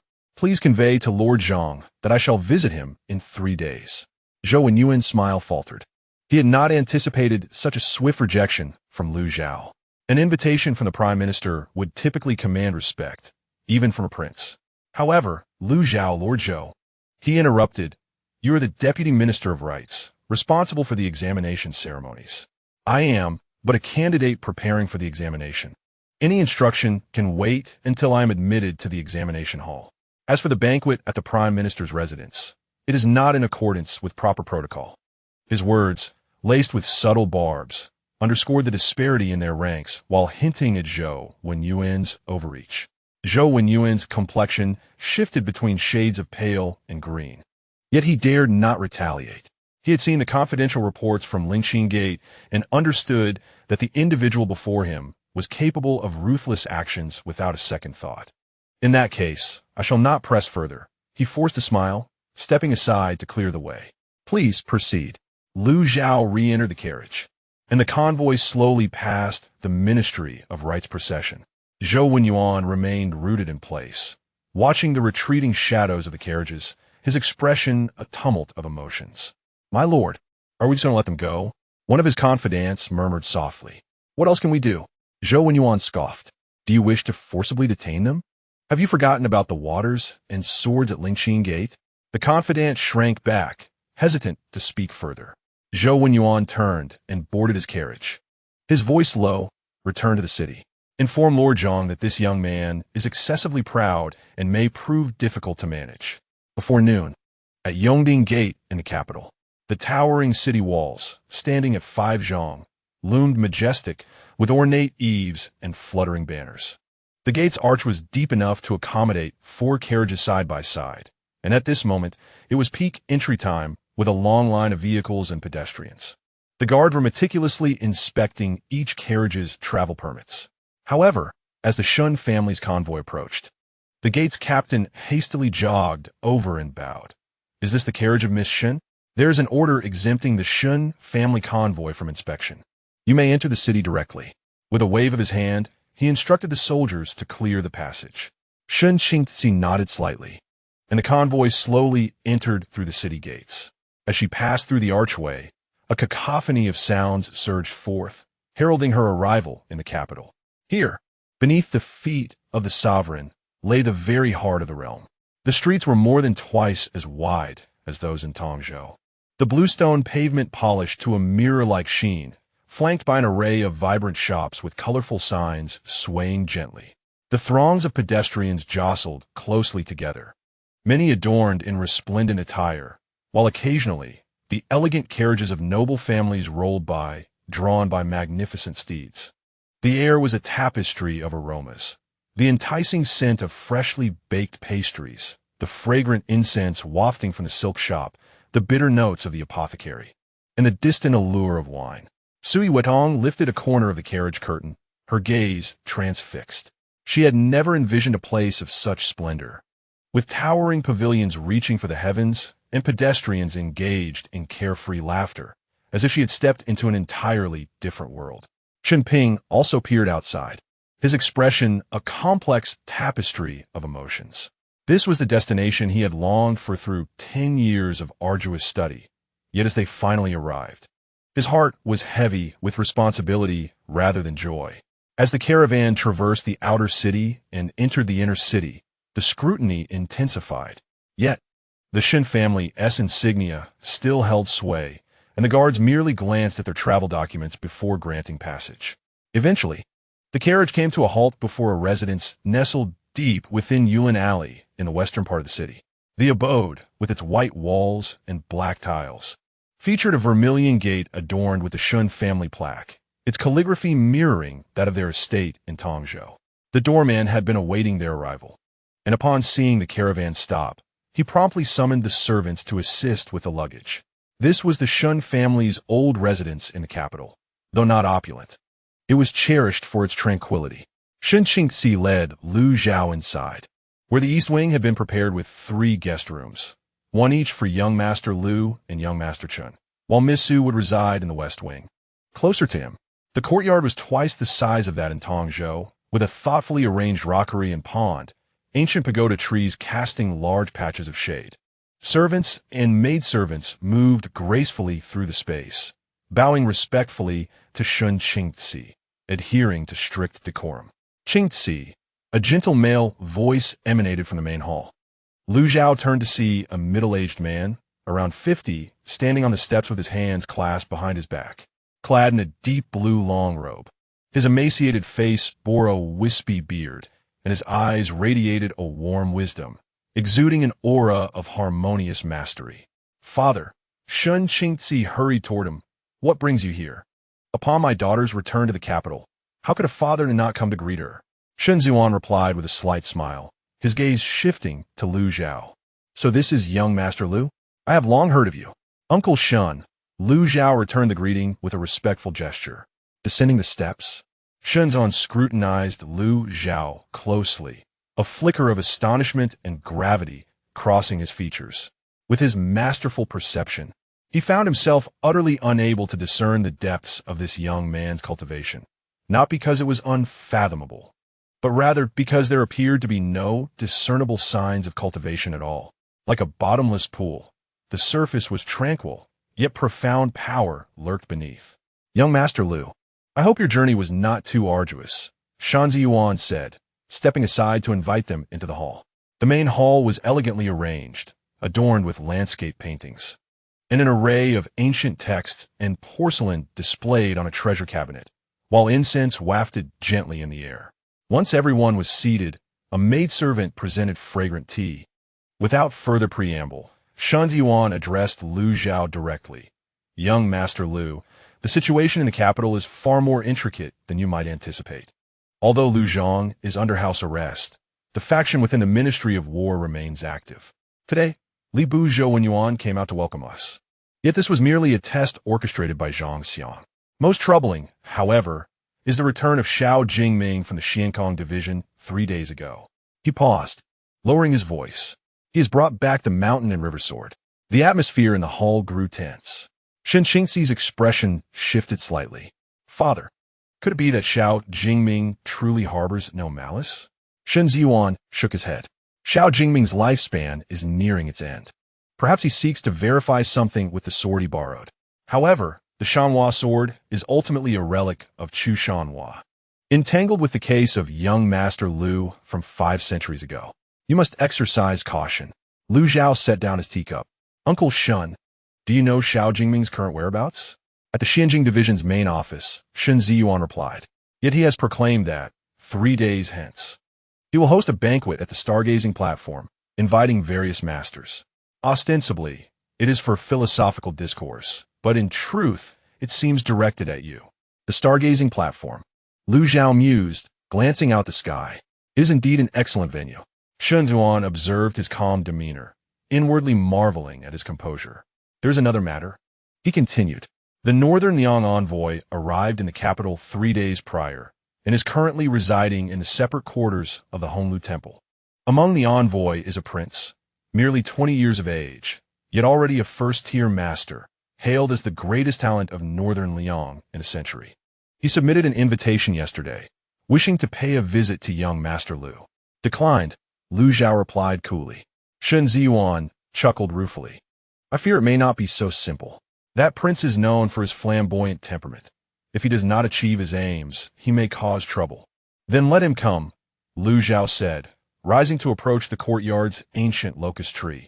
"I am quite curious to gauge the mettle of Northern Liang's genius." As his words settled, a locust leaf drifted down. Lu Zhao raised his hand, the leaf hovering in his palm, its edges glimmering with a faint golden hue. Shen Ziyuan's pupils constricted. He sensed a chilling sharpness emanating from that leaf. "Young Master Lu," he said solemnly, clasping his hands together. "The Shen family still has some connections in the capital. Should you require assistance, do not hesitate to speak." "Thank you," Lu Zhao replied, tucking away the leaf and turning to Chun Ping. "Brother Chun, when will the evidence be submitted?" Chun Ping rose. "Tomorrow morning, I will go to the supervisory court. I will accompany you." "There is no need." Chun Ping shook his head, resolute determination gleaming in his eyes. This is a path I must tread alone. You have protected me too much already.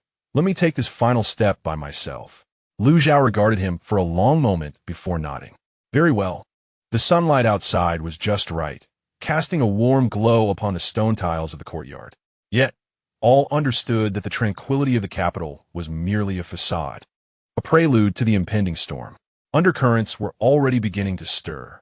Chapter 34. Dual undercurrents on the 10th of April, at a quarter past the hour of the rabbit. Chun Ping donned his most respectable azure robe, meticulously stitching the evidence wrapped in oiled paper into his inner lining, adjusting his attire before the bronze mirror. The reflection revealed deep-set eyes, yet a bright gaze, embodying the resolve of one nearing the completion of his mission. Young Master Chun, the carriage is ready, came the voice of the old servant, Zhou Bo, from outside. Chun Ping inhaled deeply and stepped through the door. The morning mist lingered in the courtyard, dew still clinging to the petals of the flowering crabapple. Lu Zhao stood in the corridor, clad in white as snow, and nodded slightly upon seeing him emerge. "Brother Lu, I am off," Chun Ping said, clasping his hands. "Be careful," Lu Zhao replied with just 4 words.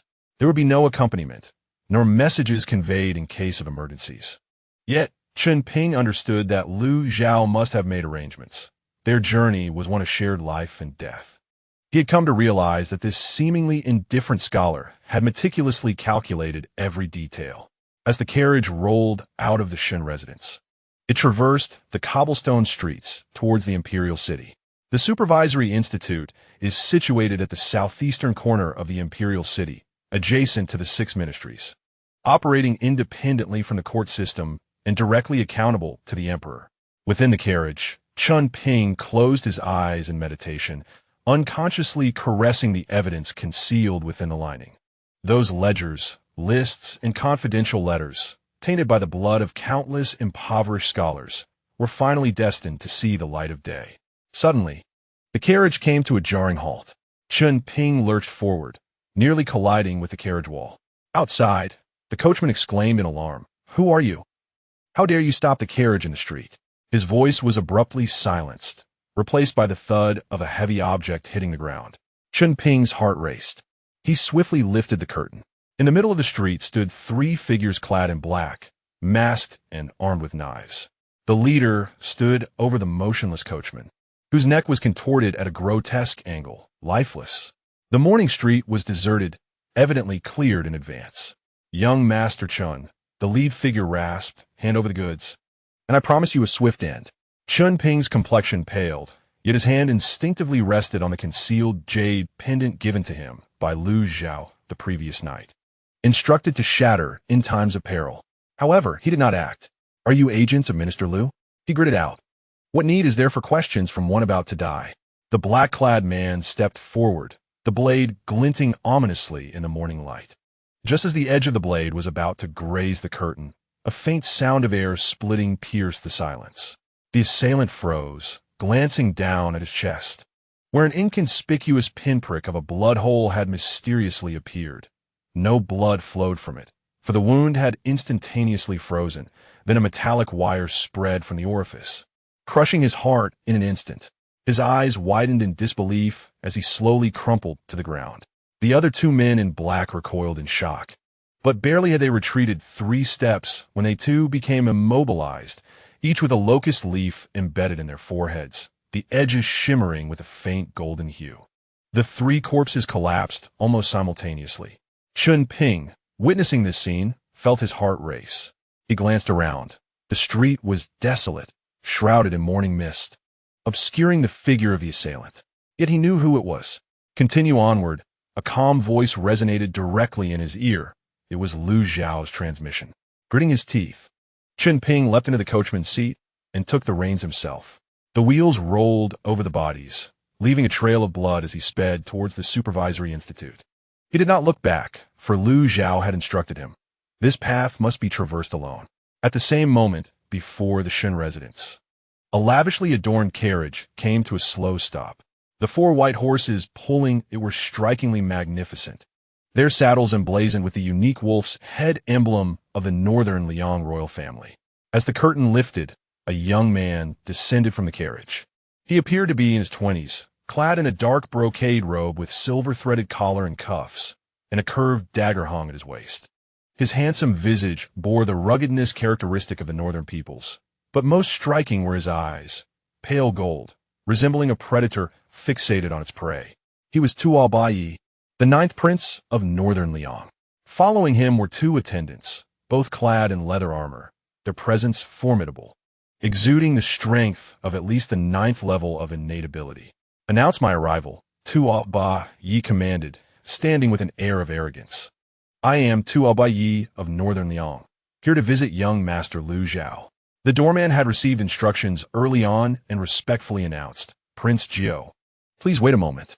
Before he could finish, the gate unexpectedly swung open. Inside stood Lu Zhao, draped in white garments as pure as snow. His gaze calm as he regarded Yi. "What brings you here?" Yi's eyes glimmered with a golden light as he appraised Lu Zhao, then broke into a sudden grin. "Indeed, your reputation precedes you. I am here on the command of my father, the king, to extend an invitation to you, young Master Lu, to visit Beiliang. Our nation is founded on martial prowess and holds heroes in high esteem. Should you choose to accept, a position of honor awaits you at the royal court." His words were straightforward, imbued with a distinct northern frankness, or perhaps arrogance. Lu Zhao did not respond. His attention was drawn to the curved dagger at Yi's waist.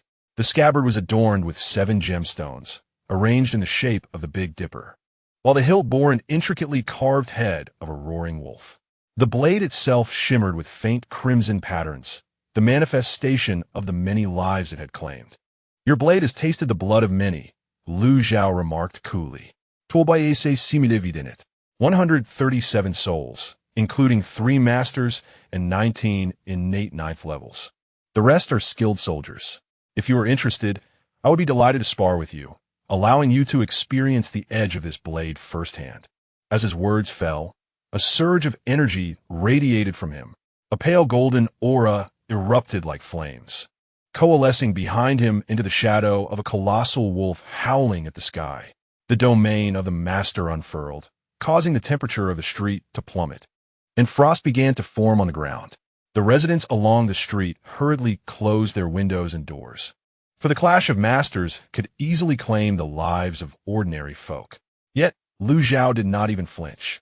He simply raised his right hand and gestured towards Yi. "Kneel." The command was absolute. Y's aura soudainement dissipated. The spectral giant wolf howled in despair and shattered into fragments. An indescribable pressure descended from above, as if the very heavens conspired to reject and suppress him. Thud! Yi's knees smashed against the stone pavement, and he truly knelt. His eyes widened, veins bulging on his forehead as he struggled, only to find that not even a finger would respond. This pressure did not merely bind his body, but also crushed his very soul, threatening to shatter it at any moment. The 2 attendants behind him fared even worse, collapsing to the ground, blood oozing from their orifices. "You!" Yi forced out a few words through clenched teeth, his eyes filled with terror. He was hailed as the greatest genius of Beiliang in a century. A master at 20, heralded as the most promising candidate for ascension to the realm of immortals. Even in the face of a grandmaster, he could withstand 10 exchanges without defeat. Yet before this white-clad scholar, he could not even make a move, reduced to kneeling in submission. What level of cultivation is this? An earthly immortal? But he is only 20 years old. "Return and inform the king of Beiliang," Lu Zhao stated, retracting his hand, the pressure dissipating abruptly. "First, I have no interest in Beiliang. Second, if you send another to bother me, I shall personally visit the royal court of Beiliang. Third," he lowered his gaze to Yi, his eyes indifferent as if regarding an ant, "your blade is too tainted. Should you draw it before me again, I shall melt it into a pool of molten iron." With that, he turned and entered the residence. The gates slowly closed behind him. Yi remained on the ground, drenched in cold sweat. He fixated intently on the closed door, his eyes reflecting humiliation and anger, which ultimately transformed into profound fear. In that fleeting moment, he truly sensed the specter of death. Lu Zhao was an entity far beyond his capacity to confront. "Your Highness," the attendant struggled to rise, attempting to assist him. "Get away." Tuoba Yi swatted the attendant aside, unsteadily regaining his footing. He cast one last glance at the gates of the Shun residence and gritted his teeth. "Let's go." The carriage sped away, as disheveled as a stray dog. In the inspection court, within the grand hall, Chun Ping knelt upon the frigid, golden-bricked floor, presenting a bundle of evidence with both hands. 3 inspectors sat in the hall, the foremost being an elderly man with a head of white hair. His demeanor stern and his gaze as sharp as an eagle's. "Chun Ping, should your words prove false, it will be tantamount to slandering a high-ranking official of the court. Warranting your execution by law," the elder intoned slowly. "I am willing to stake my life on it," Chun Ping replied, bowing deeply. "The evidence is here. I implore you to examine it, my lord." The elder leafed through the account books. With each page he turned, his expression grew increasingly grave. Upon reaching the last piece of classified correspondence from the Ministry of War, he slammed his palm on the table. "This is utterly outrageous." The other 2 inspectors, after perusing the documents, also wore expressions of fury. "The imperial examination is the foundation of our nation. To dare defile it so." A middle-aged inspector seethed. "Lu Zhang aims to destroy the very roots of our great Xia." The elder took a deep breath and looked at Chun Ping. "You have done well in your revelation. But this matter involves far-reaching implications. You must remain in the inspection court while the investigation unfolds." Before he could finish, hurried footsteps echoed from outside the hall. A captain clad in the attire of the Xianying division strode in, clasping his fists in salute. "Esteemed lords, by the command of the commandant. This case is to be taken over by the Xianying division. Young Master Chun Ping, please accompany me." The expressions of the 3 inspectors shifted. The Xianying division intervening? This is an overreach. Yet upon seeing the iron token in the captain's hand, they ultimately refrained from protest. It was a direct order from Xiao Jingming. And to see the command was akin to seeing the commandant himself.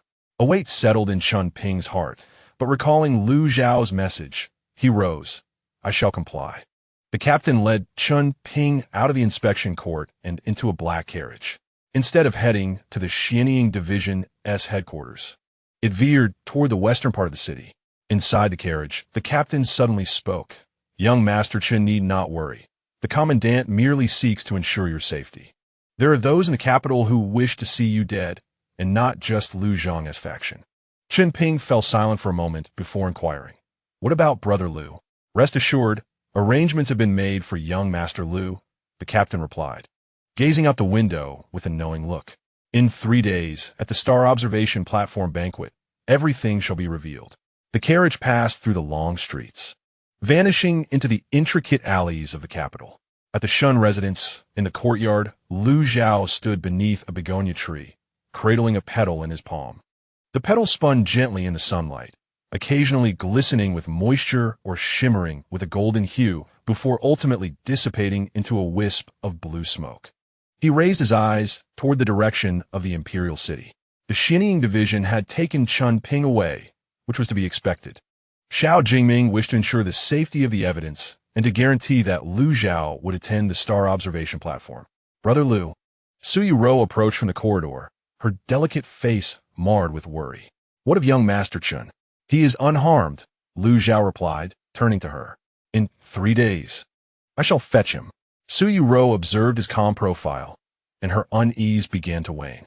She suddenly felt that as long as Lu Zhao was present, she need not fear the heavens collapsing. "And what of that prince from Beiliang?" she whispered. "Merely a foolish jester," he dismissed. Lu Zhao raised his hand, catching a falling leaf that instantly crystallized into ice, only to dissolve into powder in the golden light. The true source of trouble was that sort of mountains and rivers. He gazed towards the north of the city, where the headquarters of the Xianying division was located and where Xiao Jingming, along with the sword imbued with 5 centuries of karma, awaited him. Chapter 35. The smoke of humanity. The afternoon sun slanted into the small courtyard on the west side of the Shun residence, casting a warm golden hue upon the bluestone slabs. This was the abode that Shun Qingzi had specially arranged for Su Yuro. Although it lacked the grandeur of the main courtyard, It excelled in tranquility and elegance. 3 side rooms encircled a small courtyard, with an old well at one corner, its side adorned with a grapevine that had just begun to climb the bamboo trellis. Suyu-ro rolled up her sleeves and drew a bucket of well water, the coolness of which was a rare sweetness in the capital. She meticulously polished the railings, window frames, and stone benches in the corridor, her movements gentle and focused, as if tending to some precious artifact. After a bumpy journey from Tongzhou to the capital, she finally had a stable place to settle, and she wished to make it feel like home, at least a temporary home for her elder brother Lu. The thought of Lu Zhao made her pause, her cheeks flushing slightly. She had witnessed the scene outside the door that morning, where the arrogant prince of Bailiang was brought to his knees by a single word from her elder brother. Such a powerful figure, yet he would tend to her wounds with the coolness of vapor when she burned herself, and stand guard outside her door when she had nightmares. "Yu-ro," a cool voice drifted in from the courtyard gate. Suyu-ro turned to see Shun Qingzi standing at the entrance, holding a bamboo basket. Elder sister Shun. She hurriedly set down her cloth and wiped her hands on her apron. "No need for excessive courtesy," Shun Qingzi replied as she stepped inside, placing the bamboo basket on the stone table. "I noticed your courtyard was lacking some provisions, so I had the kitchen send some over, oil, salt, soy sauce, vinegar, rice flour, vegetables, and even some seasonal fresh fruits." The basket was well stocked, even containing 2 live crucian carp swimming in shallow water. Suyu-ro felt a warmth welling in her eyes. "Thank you, elder sister Shun. It is only right," Shun Qingzi said, surveying the small courtyard, nodding in approval at its cleanliness. "Young Master Lu is resting in his room. I will trouble you to prepare the evening meal." She paused, a rare smile gracing her lips. "He mentioned he wanted something light." Suyu-ro nodded emphatically. "Yes, I will make it." After Shun Qingzi departed, Suyu-ro looked at the ingredients in the basket and formulated a plan. She unearthed a small bag of glutinous rice, a few pieces of cured meat, and a handful of tender bamboo shoots, traditional ingredients for the Suzhou dish of marinated bamboo shoots and fresh meat enjoyed in spring. Although the ingredients in the capital differed slightly from her hometown, she believed she could replicate it quite closely. She lit a small stove, cutting the cured meat into chunks to blanch, and chopping the bamboo shoots into thick pieces. From beside the well, she picked a few mint leaves, which the gardener in the front courtyard had inadvertently planted. In the capital, people regarded mint as merely ornamental, but in Suzhou, it was used to enhance the flavor of soups. As the water in the pot gradually boiled, the savory aroma of the cured meat mingled with the fresh sweetness of the bamboo shoots, wafting through the air. Suyu-ro carefully skimmed off the foam, sprinkled in a pinch of salt, and let it simmer gently. Memories of her childhood flooded back, her mother bustling at the stove, her father reading in the courtyard, and she herself adding firewood beneath the pot. Those times had been humble, but a bowl of hot soup could bring satisfaction to the entire family. Unfortunately, such days would never return. She wiped away a tear from the corner of her eye and continued her work diligently. Wash the glutinous rice thoroughly and steam it, while using another small pot to fry the fish. Before placing the crucian carp into the pan, rub the surface with slices of ginger to prevent sticking. As the oil heats, the fish slides into the pan with a sizzling sound, releasing an aromatic fragrance that instantly fills the air. As the sun descends, the courtyard is enveloped in the delightful scent of cooking. Lu Zhao steps out just as dusk deepens. He has spent half a day in contemplation within the confines of his room, meticulously organizing the foundational principles of the golden water duality. The practical experience from the previous night at the Yuming sect has bestowed upon him fresh insights into the fusion of the 5 elements.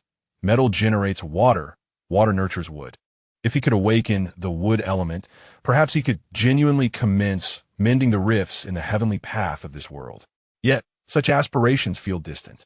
In this moment, he stands beneath the corridor, observing the rising smoke from the kitchen, the familiar yet foreign aroma stirring a sense of nostalgia. It reminds him of home on earth. His mother would often brew a pot of soup in the evening, always adding a few mint leaves, a tradition passed down from his grandmother, she claimed, to ward off the chill and warm the stomach. Back then, while pursuing his graduate studies, he would return home to hear, "Lugu, dinner is ready." Sui Wetong emerges from the kitchen, holding a bowl of soup. Upon seeing him standing there, her eyes crinkle into a smile. I made pickled fresh soup and fried Crucian carp. I hope the steamed glutinous rice with cured meat suits your taste. On the small stone table, 3 dishes and a soup are neatly arranged, the tableware precisely aligned. The dishes, though simple, are presented with care. The fried Crucian carp is golden on both sides. The cured meat glistens translucently, and the soup is a milky white, adorned with vibrant green mint leaves. Lu Zhao takes a seat and accepts the bowl of soup offered by Sui Wetong. The soup is steaming hot. He blows on it gently and takes a tentative sip. It is savory and sweet, with a hint of minty coolness, reminiscent of his mother-esque cooking, perhaps 7 or 8 parts similar. He pauses momentarily. Is it not to your liking? Sui Wetong inquires anxiously. It is delicious, Lu Zhao replies, taking a hearty gulp, the warmth flowing from his throat to his stomach. Indeed delightful. Sui Wetong breathes a sigh of relief, sitting down across from him, eating slowly while occasionally stealing glances in his direction. Observing Lu Zhao eat earnestly fills her heart with sweetness akin to honey. Wetong, Lu Zhao suddenly speaks. Thank you. Sui Wetong's face flushes as she lowers her head to continue eating. I'm glad you like it. I can prepare other dishes as well. Like the squirrel-shaped fish from Suzhou or crispy eels in oil. Once I acquire the ingredients, I'll cook them for you. Very well. The two continue their meal in comfortable silence, broken only by the gentle clinking of utensils. The evening breeze rustles the grapevines, the tender leaves whispering softly. In the distance, the faint sound of the night watch drum echoes, signaling the hour of the dog. This is perhaps the most tranquil dusk since his arrival in the capital. As night deepens, Shun Qingxi arrives. She has changed from her daytime attire into a moon-white RU skirt, her hair loosely styled, exuding less of a swordsman's sharpness and more of the gentle grace of a Jiangnan woman. Carrying a food box, she notices the stone table is cleared and smiles. It seems I have arrived too late. Sister Shun, please take a seat. Su Wetong stands to prepare tea. There is no need to rush, Shun Qingxi replies. Sitting beside Lu Zhao, she opens the food box, revealing an array of exquisite pastries, freshly made osmanthus cake and juju pastries, intended for their evening snack. Lu Zhao picks up a piece of osmanthus cake. The delicacy is petite, melting instantly in the mouth, with a subtle, elegant fragrance of osmanthus. He suddenly recalls the banks of the Qinhuai River in Jinling, where Shun Qingxi had gifted him a pendant at a poetry gathering. Her presence infused with the same aroma of osmanthus. Chun Ping inquired softly from Shun Qingxi. With the protection of the Xianjing division, they were momentarily safe. Lu Zhao remarked that in 3 days, at the Star Observation Terrace banquet, Xiao Jingming would make an appearance with him. Shun Qingxi furrowed her brow, recalling her father's words that the location was the site of the former dynasty's astronomical observatory, rumored to harbor remnants of ancient formations. Xiao Jingming's choice of venue might indicate ulterior motives. Lu Zhao nodded in acknowledgement. Having sensed the faint fluctuations of spiritual energy emanating from the mountain peak where the Star Observation Terrace was situated, akin to some form of seal or formation. 500 years prior, when Chu Shana's ascension failed, 7 grandmasters provided protection, and it was likely that the location was the Star Observation Terrace, being the highest point near the capital and closest to the heavens. Suyuro entered with tea, and the 3 gathered around the stone table. Moonlight cascaded down, cloaking the courtyard in a silvery frost. Brother Lu, Suyuro asked softly, will there be danger in 3 days? Lu Zhao gazed into her concerned eyes, then instinctively reached out to gently ruffle her hair. The gesture felt natural, yet he paused slightly, recalling how he had often done the same with his sister back on Earth. Suyuro froze, her face flushing crimson, even her ears tinged with a rosy hue.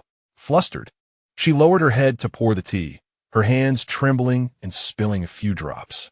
Shun Qingxi observed this scene, her heart stirring with a bittersweet sensation.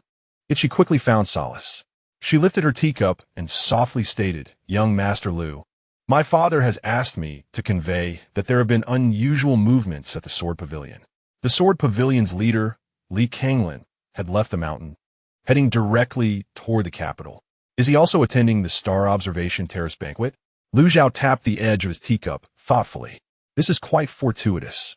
It provides an excellent opportunity to inquire about the Sword Pavilion's role during Chu Shanha's ascension 500 years ago and why the Mountain River Sword is in Xiao Jingming's possession. The night breeze grew cooler. Shun Qingxi rose to take her leave. As she approached the courtyard gate, she glanced back. In the moonlight, Lu Zhao sat on a stone bench, while Su Yuro busied herself with tidying up the dishes in the warm glow emanating from a kitchen. The scene was so heartwarming that it felt almost surreal, reminiscent of the daily lives of an ordinary couple. She gently closed the door, burying that feeling of envy deep within her heart. In the kitchen, Su Yuro meticulously washed and dried the dishes, arranging them with care. She worked slowly, as though her diligence could prolong the passage of time. When Lu Zhao entered, she was on her tiptoes, placing a dish into the cupboard. "Let me help," Lu Zhao offered, taking the bowl from her hands and effortlessly placing it on a higher shelf. His breath brushed against her ear, causing Su Yuro to freeze. Unable to move, Lu Zhao stepped back, meeting her gaze. "Starting tomorrow, I will teach you how to cultivate." Su Yuro's head shot up in surprise. "Really? Is that true?" "Indeed," Lu Zhao affirmed with a nod. "Although you lack a spiritual root, the water element's essence can nourish your meridians. I do not expect you to become a master, but you must at least possess the ability to protect yourself. The path ahead is fraught with peril, and I cannot always be by your side. It is better to teach you to fish than to give you a fish." Su Yuro's eyes glistened again, this time with joy. "I will study diligently. I promise to learn well. Go now, and rest early," Lu Zhao instructed as he exited the kitchen. "Tomorrow at the hour of the rabbit, meet me in the courtyard." "All right." Su Yuro watched his white-clad figure vanish beyond the door of the chamber, then covering her face. She twirled around the kitchen a couple of times in delight. She reminisced about her parents, her hometown of Suzhou, and the storm she had weathered along the way. Now, she had a new home and people to cherish. That was sufficient. As night deepened, the small courtyard returned to silence. Lu Zhao sat in his room with closed eyes, his palm cradling a sphere of water that shimmered with golden light. Suddenly, he recalled the taste of his soup from the evening, thought of his mother on earth, and pondered why he had traversed to this realm. Perhaps this was the very essence of his arrival in this world, not to dominate the universe, nor to transcend into the heavens, but to safeguard these tangible warmths, these earthly joys.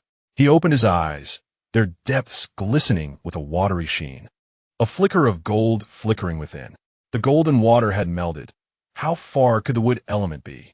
Outside the window, the moonlight flowed like water. A night of tranquility. Chapter 36. Tea talk in the capital the following morning.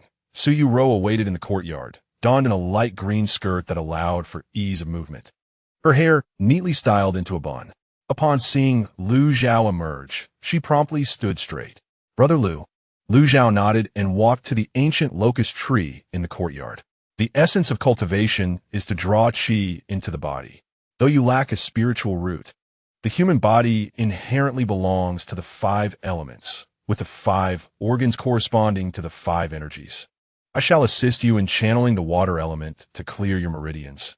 You must focus and feel the trajectory of the vapor circulating within you.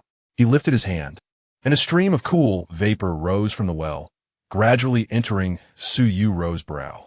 The young girl trembled slightly before closing her eyes, concentrating on guiding the breath as instructed by Lu Zhao. Morning light filtered through the leaves, casting dappled shadows upon her face. Lu Zhao stood beside her, sensing the faint pulses within her body. The vapor flowed like a gentle stream through the 12 meridians.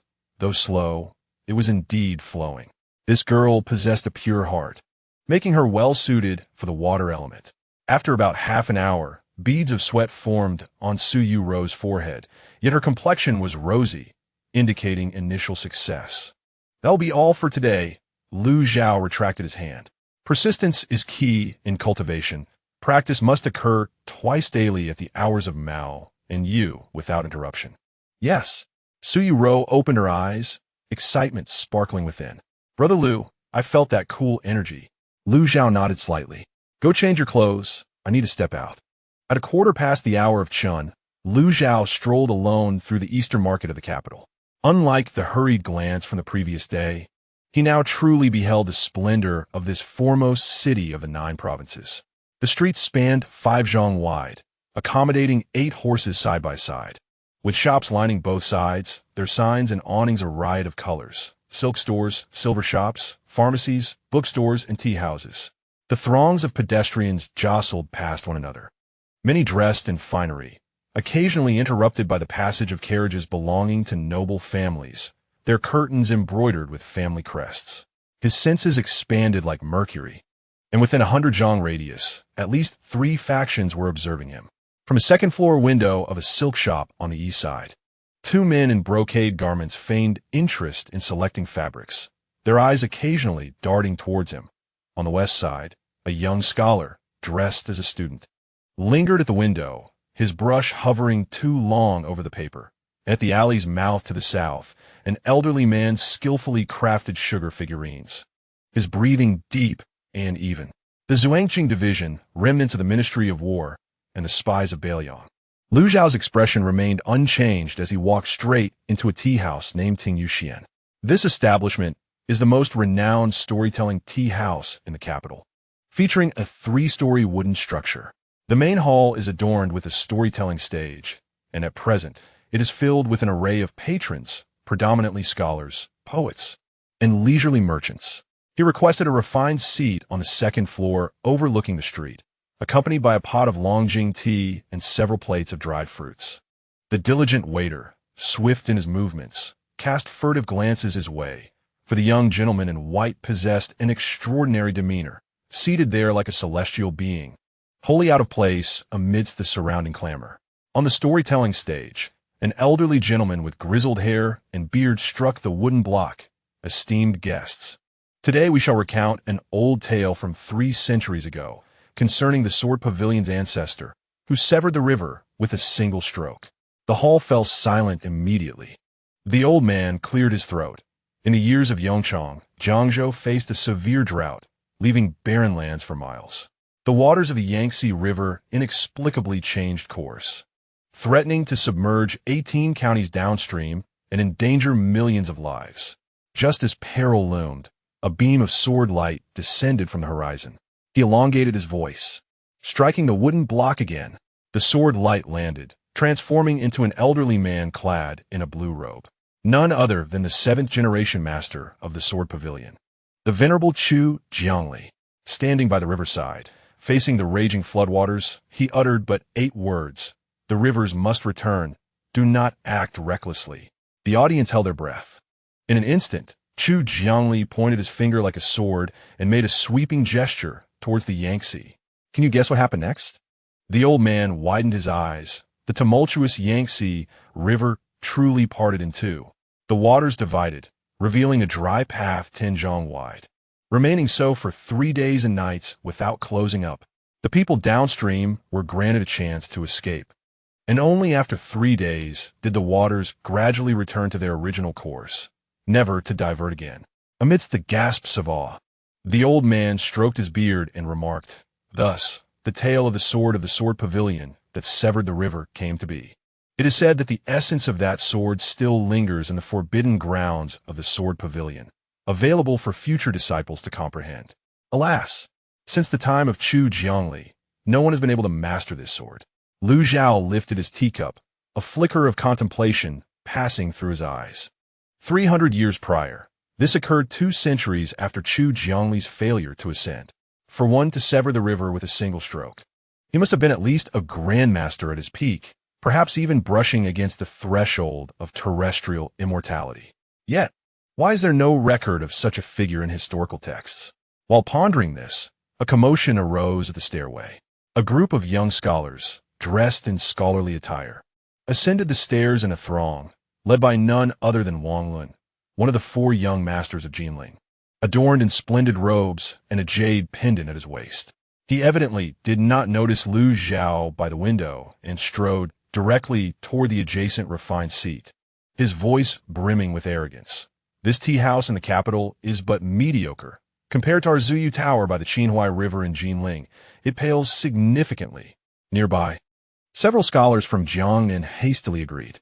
Brother Wang is right. Though the capital is prosperous, it ultimately lacks the elegance of Jiangnan. After the examination, we shall return to Jinling. Now, that is true joy. As Wang Lun settled down, his gaze casually swept the room, but suddenly froze. He spotted Lu Zhao, the very scholar who had humiliated him at the poetry gathering in Jinling and caused his failed assassination attempt. How dare he appear in the capital? Wang Lun's expression darkened instantly as he pushed aside his companions and strode purposefully to Lu Zhao's table. Oh, is that not the illustrious talent, Lu? His voice rose, drawing the attention of patrons on the second floor. What brings you to the capital instead of feasting on soft rice in Jiangnan? I heard you reside at the Shun family courtyard? TSK. Shun Qingxi is indeed the foremost talented woman of Jiangnan. Brother Lu, you truly savor the advantages of a soft life. The insinuation is clear that Lu Zhao is merely a kept man, reliant on a woman's support. A group of scholars from Jiangnan gathered around, their laughter echoing. They were all followers of Wang Lun, eager to chime in. Lu Zhao set down his teacup and raised his gaze to Wang Lun. His expression was remarkably calm, so tranquil that it inexplicably sent a shiver of unease through Wang Lun, akin to a prey under the watchful eye of a ferocious beast. Yet, with so many witnesses present, Wang Lun could not show weakness. Gritting his teeth, he extended his hand to grasp Lu Zhao's collar, exclaiming, "I'm speaking to you. Are you deaf?" However, just as his hand reached within 3 feet of Lu Zhao, it suddenly collided with an invisible barrier. A minuscule mist had coalesced into a transparent shield in the air, appearing fragile, yet possessing remarkable resilience. Wang Lun felt a tremendous force rebound against him, sending him hurtling backward like a kite severed from its string. Bang! He crashed into a neighboring table, sending tea and fruit dishes scattering, leaving him in utter disarray. Several scholars hurried to assist him, only to discover that Wang Lun's right wrist was grotesquely twisted, evidently fractured. You use sorcery?"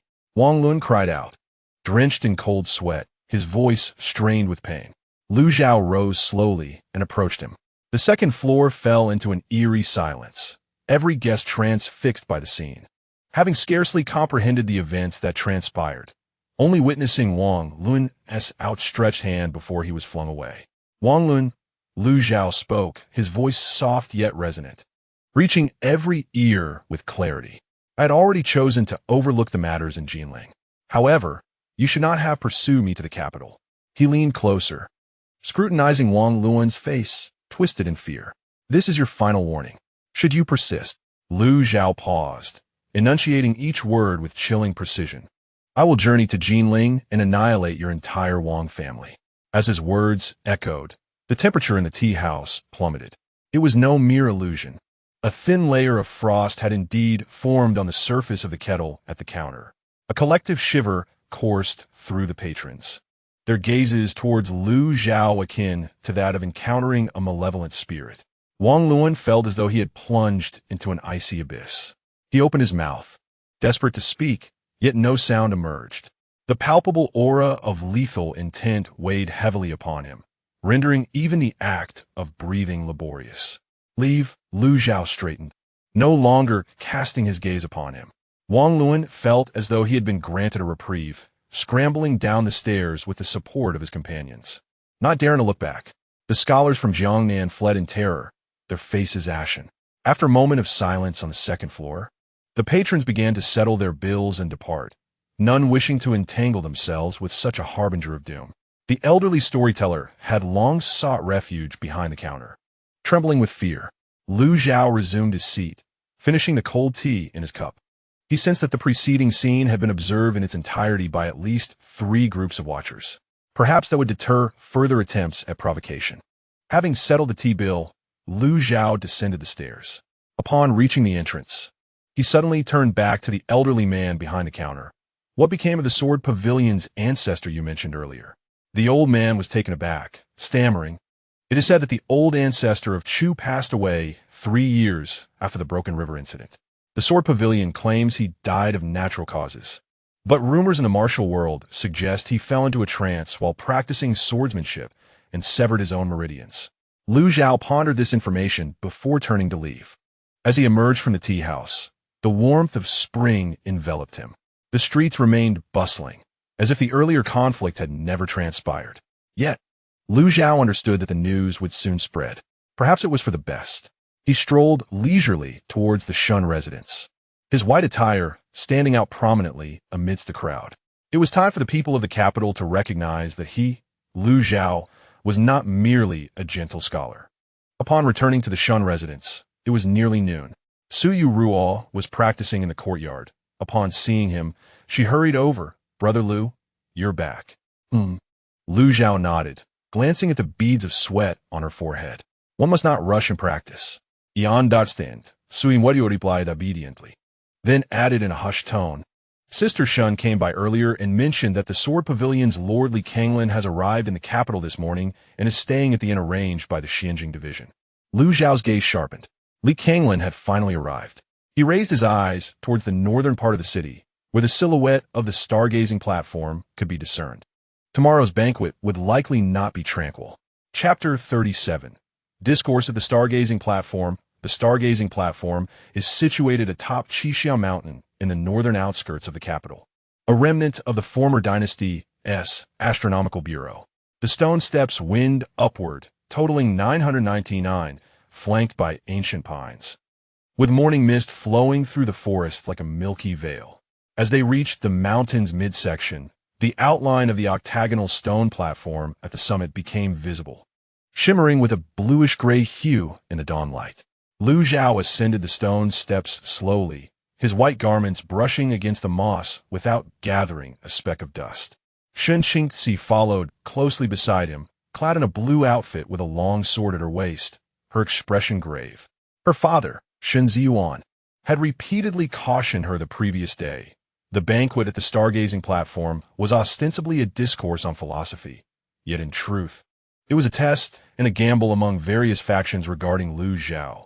Utmost caution was imperative. "Young Master Lu," she said, stopping at the 10th step and pointing to a weathered stone tablet beside the steps. "Look at this." The tablet was partially buried in the earth, inscribed with dense runes. Time had weathered most of the characters into obscurity, but one could still make out phrases such as "in the year 472 of Yongchang, 7 guardians faced the heavenly tribulation." The surface of the tablet bore several deep sword scars, one of which cleaved through the entire stone, the cut as smooth as a mirror, a testament to profound swordsmanship. 500 years ago, Chu Shanhe ascended here, Shun Qingzi whispered. This tablet was erected by the 7 guardians to record the events of the ascension. However, it was later intentionally defaced, and the Sword Pavilion, Shaolin, and the Heavenly Blade sect all deny any involvement in this matter. Lu Zhao reached out to trace the sword marks on the tablet. The moment his fingertips made contact, a faint remnant of sword intent surged into his consciousness, imbued with despair, unwillingness, and a hint of fear. The sword bearer had experienced great terror at the moment of failed ascension. "Let us proceed," he said, retracting his hand. What needed to be seen must be seen. The two continued their ascent. As they approached the summit, the fluctuations of spiritual energy in the air became increasingly palpable. This was not mere earthly spiritual energy, but rather remnants of a sealing formation, imbued with an ancient and profound aura. At the third watch of the day, they reached the summit. The stargazing platform was an octagonal stone platform with a diameter of 30 zhang, its surface paved with dark slate engraved with celestial patterns. At that moment, a dozen individuals were already gathered on the platform, distinctly divided into several factions. To the east stood the members of the Xianjing division, led by Xiao Jingming. Today, this commander was not in official garb but donned a deep blue long robe, standing with hands clasped behind him, gazing thoughtfully at the sea of clouds. Behind him stood Zhao Mu and 3 other Thousand House leaders, along with Chen Ping. Chen Ping's complexion appeared somewhat pale, yet he maintained a semblance of composure. A flicker of excitement crossed his eyes upon the appearance of Lu Zhao. To the west were 3 monks, the foremost being a gaunt old monk draped in a golden-red robe, wielding a Zen staff. He was Master Lu Chun, the abbot of the Shaolin Arhut Hall. With his eyes closed, he silently recited the Buddha's name, flanked by two young monks standing solemnly behind him. To the south stood 3 sword-bearing men, all clad in dark attire, led by a one-eyed elder whose face bore a menacing scar. He was Nyahan, the deputy leader of the Tiandao sect. His singular eye fixated on Lu Zhao, its gaze sharp as a blade. To the north was the envoy from Beilyong. To Oba, Yi had donned formal attire. Yet his countenance was grim, evidently still haunted by the disgrace of kneeling in the street on that fateful day. Beside him stood an old man in a black robe, his features obscured by the shadow of his hood, his aura inscrutable. In the center of the stone platform stood a solitary figure, a middle-aged man in a blue robe. His countenance was unremarkable, and his frame was slender, with an ancient longsword hanging at his waist. He stood there casually, yet it was as though he was one with the stone platform and the surrounding mountains. The wind rustled his clothing, the folds appearing effortlessly harmonious. He was Li Kanglin, the master of the sword pavilion. As Lu Zhao ascended the platform, all eyes turned toward him. "Young Master Lu, a pleasure to finally meet you," greeted Xiao Jingming, his voice gentle. "I hope you forgive my bold invitation today." Lu Zhao nodded slightly, yet his gaze was drawn to the sword at Li Kanglin's waist. The scabbard was antiquated and somewhat damaged, yet the sword emanated a faint humming sound, as if it sensed something. "This is Master Li of the Sword Pavilion," Xiao Jingming introduced. Master Li has heard of young Master Lu's remarkable presence and came to pay his respects. Li Kanglin turned to face Lu Zhao, his eyes gleaming as though they concealed 2 swords. "You are Lu Zhao?" "Indeed." "Excellent." Li Kanglin nodded and, without warning, drew his sword. There was no preamble, no murderous intent. It was a natural motion. The blade, measuring 3 feet and 3 inches, was a hue of blue-gray, with a slender blood-red vein coursing along the spine, as if it were a living entity. At the moment the sword was unsheathed, the air around the stargazing platform became tumultuous, and the star patterns etched into the stone glimmered faintly. "This sword is called Mountain River, the treasure blade of our sword pavilion's founder, Chu Shanha," Li Kanglin declared, holding the sword before him. 5 centuries ago, our founder wielded this sword and ascended here, yet met with failure and perished. For the past 500 years, no one has managed to draw this sword from its sheath until 3 days ago, when Commander Xiao visited the sword pavilion, swearing by the nation's fate to borrow it for a purpose. He turned his gaze to Lu Zhao. Commander Xiao stated that this sword awakens only when it encounters true primordial power. Might young Master Lu allow me to witness what constitutes the essence of the 5 elements? As his words faded, the blood-red vein on the blade surged to brilliance. A vast and profound sword-intent soared into the heavens. It was not an intent to kill, but one of sorrow, unwillingness, and a hint of longing. A longing for transcendence, for shattering the void, for witnessing the scenery beyond the boundaries of existence. The birds of Qishan Mountain took flight, and the clouds rolled tumultuously. The expressions of those on the platform shifted dramatically. The sword intent was overwhelming. So much so that even Nyahan, a master of the blade, instinctively grasped his sword hilt, and Master Lu Chun opened his eyes, softly chanting the Buddha's name. Yet Lu Zhao remained unperturbed. He gazed at the sword, suddenly raising his hand to grasp at the air above it. A hum resonated as the mountain river sword trembled violently. The blood patterns on the blade swirled frantically, detaching from the sword's body, coalescing in the air into a spectral figure. It was the silhouette of a scholar in a green robe, tilting his head towards the heavens, sword in hand, as if he wished to cleave the firmament in 2. The lingering essence of Chu Shanha. The figure turned to face Lu Zhao, though the visage was blurred. The eyes were strikingly clear, revealing shock and realization, ultimately dissolving into a long, mournful sigh. So is the lingering essence uttered 4 words before vanishing. The blood patterns returned to the sword, though its radiance had considerably dimmed. Li Kanglin's hand trembled around the sword as he fixed a fierce gaze upon Lu Zhao. "What did you see?" "A fragment of memory." Lu Zhao withdrew his hand, recounting how, 5 centuries ago, when Chu Shanha ascended, the realm beyond the barrier was not the celestial realm, but a chaotic void. He forcefully broke through the boundary, suffering a backlash that led to his demise. Yet, in his final moments, he glimpsed the truth. He paused, articulating each word with care. The Nine Provinces world is a cage sealed by human hands. The path to ascension was severed 500 years ago. Silence enveloped the stone platform. Master Liao Chen's staff clattered to the ground, while Nyahan's single eye brimmed with astonishment, and Tuoba Yi turned ashen. Only Xiao Jingming wore a complex expression, evidently privy to part of the truth. Impossible, Li Kanglin cried out. The master's records clearly document. The records have been tampered with. Lu Zhao interrupted. The true account lies with the Yuming sect. Qin Jiangzi discovered the truth back then and sought a means to unravel it with the sect's assistance. He turned to Xiao Jingming. Commander Xiao borrowed the sword not to confront me, but to verify this truth, did you not? After a moment of silence, Xiao Jingming nodded. Indeed, my lifespan is drawing to a close, and I have failed 3 attempts at ascension. During my last seclusion, I fortuitously obtained a half-scroll of Qin Jiangzi's notes, which revealed the hidden secrets of 500 years ago. However, the matter is too astonishing. I require confirmation. He looked at the mountain river sword. This sword encapsulates Chu Shana's lifelong sword intent and lingering essence. Only a true variable can awaken it. Young Master Lu, you are that variable, the only potential force capable of breaking the cage in 500 years. Lu Zhao remained silent, gazing towards the distant outline of the capital. A cage? A seal? No wonder the heavenly path has flaws. No wonder no one ascends. It turns out the entire Nine Provinces world is a colossal prison. Young Master Lu.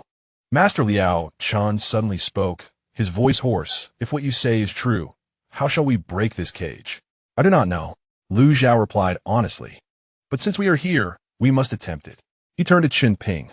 Commander Xiao, may I take him with me? Xiao Jingming nodded.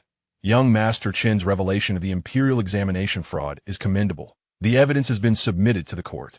His Majesty has decreed a thorough investigation into the matter, with severe punishment for all involved.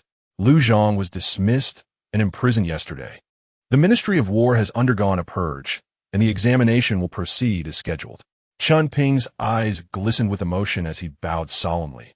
I thank the commander. There is no need for thanks. Xiao Jingming waved his hand. This is the justice you deserve. He turned to Lu Zhao, his expression earnest. Young Master Lu, will you still participate in the upcoming examination in 3 days? I will. Lu Zhao nodded. As I have said, I intend to see this performance through to the end. Very well. Xiao Jingming clasped his hands. I shall herewith wish you, young master, the best in achieving top honors. Lu Zhao descended the mountain accompanied by Chun Ping and Shun Qingzi. As they exited the confines of the stargazing platform, Chun Ping could no longer contain his curiosity. Brother Lu, was what we just witnessed genuine? Is our world truly a cage? Indeed it is, Lu Zhao replied, gazing towards the horizon. Yet, whether it be a cage or a prison, life must continue. Prepare for the upcoming examination first. We shall discuss other matters later. Chun Ping nodded solemnly. However, Shun Qingzi appeared troubled. Young Master Lu, should today's events become public, it may cause unrest. It matters not. Lu Zhao responded with a calm demeanor. Let them know. At least we shall enjoy a few days of tranquility. Indeed, for the next 2 days, the Shun residence was abuzz with visitors.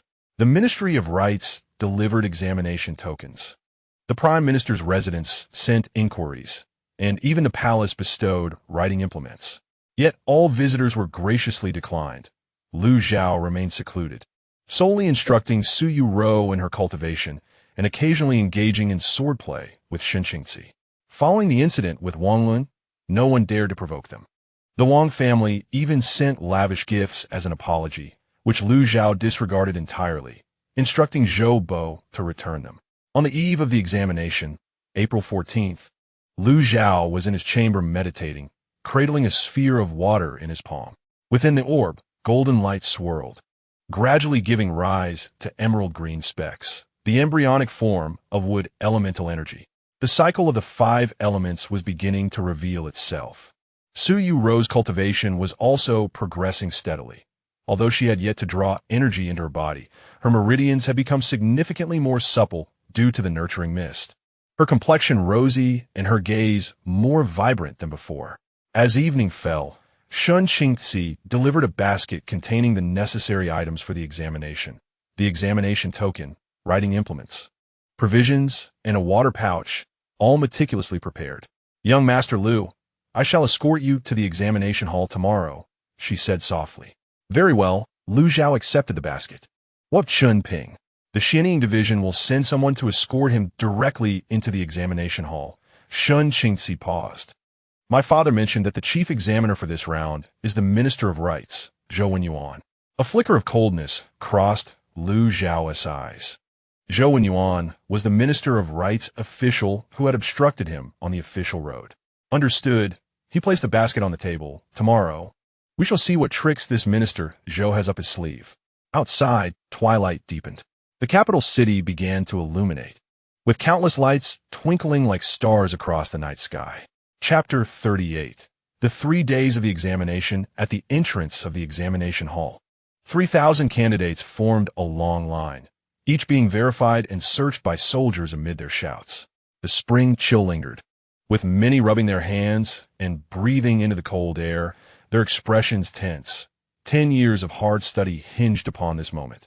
Lu Zhao stood in the midst of the line, his white robes standing out vividly in the dawn light. Surrounding candidates occasionally stole glances at him, whispering amongst themselves. Although news of the stargazing platform incident had yet to spread, the tale of Wang Luan being thrown into the street and the Wang family's rejected gifts had already circulated among the examinees. Chun Ping stood in another line, accompanied by a captain sent by the Xianying division, bypassing the search and entering directly. As he passed by Lu Zhao, he nodded slightly, gratitude evident in his eyes. As the clock struck the hour of the rabbit, the gates of the examination hall creaked open. The officials of the Ministry of Rights elongated their voices as they called the names. The candidates streamed in, passing through 3 layers of security, entering the inner sanctum.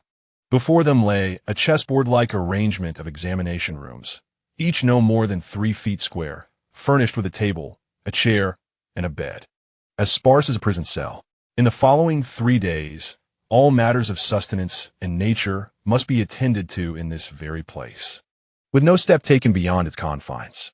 Lu Zhao's examination quarters are located at number 17 of the Xian district, a position reasonably favorable, though the ventilation does not align directly with the breeze. He set down his examination basket and methodically arranged his ink, paper, and brush. A solitary oil lamp perched at the corner of the table, its oil sufficient for only 3 days, necessitating careful conservation. As dawn broke, the drum sounded thrice. The Right Vice Minister of the Ministry of Rights, Zhou Wenyuan, clad in a scarlet official robe, ascended the high platform of the Mingluan Pavilion. He cast a sweeping gaze over the 3,000 examination quarters below, his eyes pausing momentarily in Lu Zhao's direction, a slight frown crossing his features. Ultimately, he refrained from uttering a word, for Xiao Jingming had conveyed a message the previous day. The imperial examination must be conducted with utmost fairness, and any discrepancies would prompt a thorough investigation by the Xianying division. With Zhou Wenyuan's commanding voice, the examination topic board was raised high by soldiers, parading thrice around the arena before being distributed among the quarters. Lu Zhao received the topic board with anticipation. The first examination focused on classical texts, with the topic being on the resonance between heaven and humanity. A traditional subject indeed, yet it posed a challenge, demanding both citation of classical texts and the presentation of novel insights. Many candidates had already begun to ponder deeply, the sound of grinding ink resonating throughout the quarters. However, Lu Zhao did not hasten to put pen to paper. He closed his eyes for a moment, his thoughts already forming a coherent structure. He intended to anchor his arguments in classical texts, while ensuring they resonated with the realities of the 9 provinces. With a deft motion, he dipped his brush into the ink, his wrist dancing fluidly. The movements of heaven are constant, neither preserved for Yao nor extinguished for Jia. Yet the ways of humanity respond.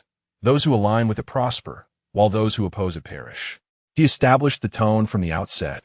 using Xuanzi's heavenly treatise as a foundation to elucidate the objectivity of heavenly principles, while asserting that human conduct must adapt to celestial timing.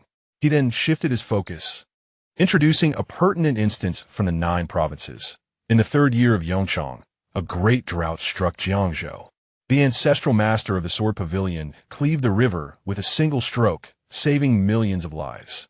This was not mere fate, but rather a manifestation of humanity resonating with the will of heaven, compensating for celestial deficiencies through human endeavor.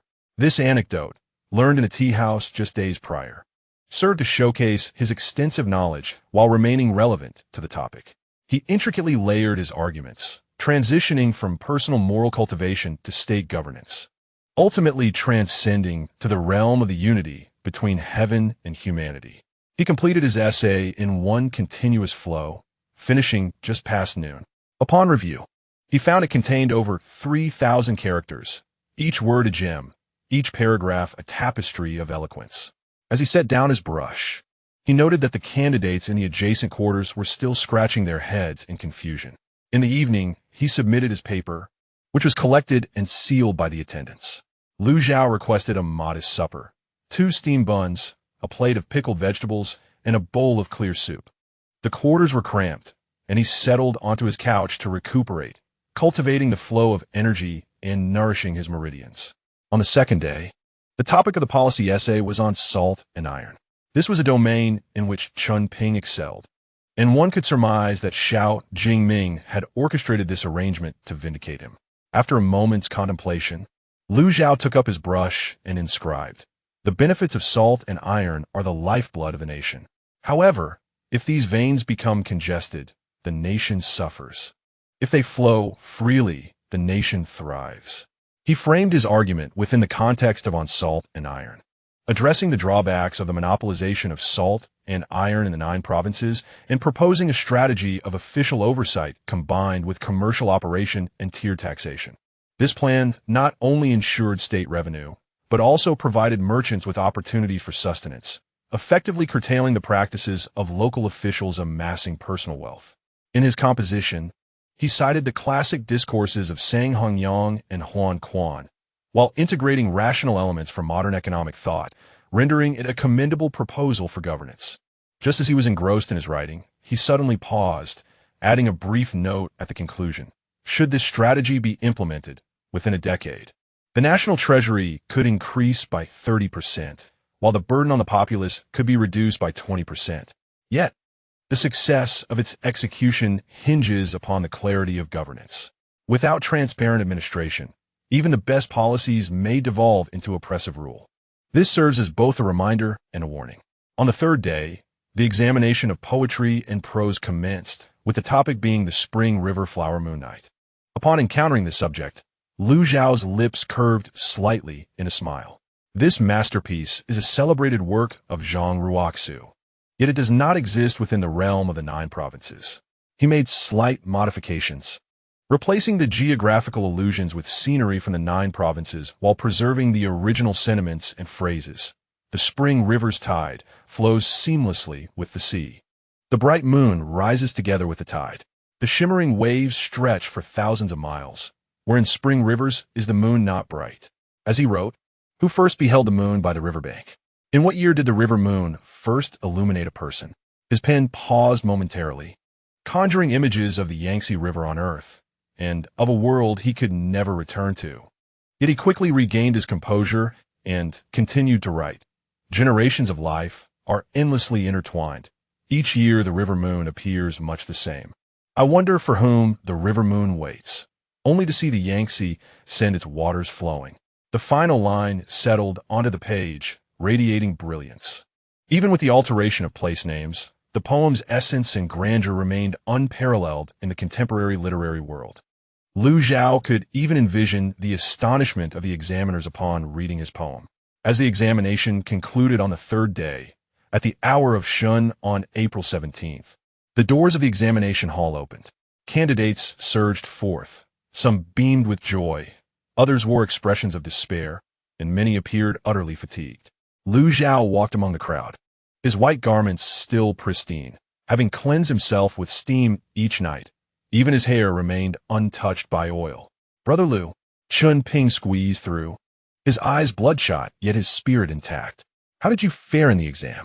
Fairly well, Lu Zhao replied. What about you? For the essay, I penned 4,000 words.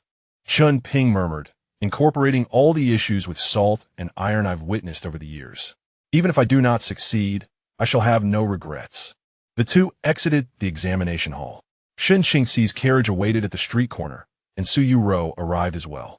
Upon seeing Lu Zhao, her eyes lit up and she trotted over. Brother Liu.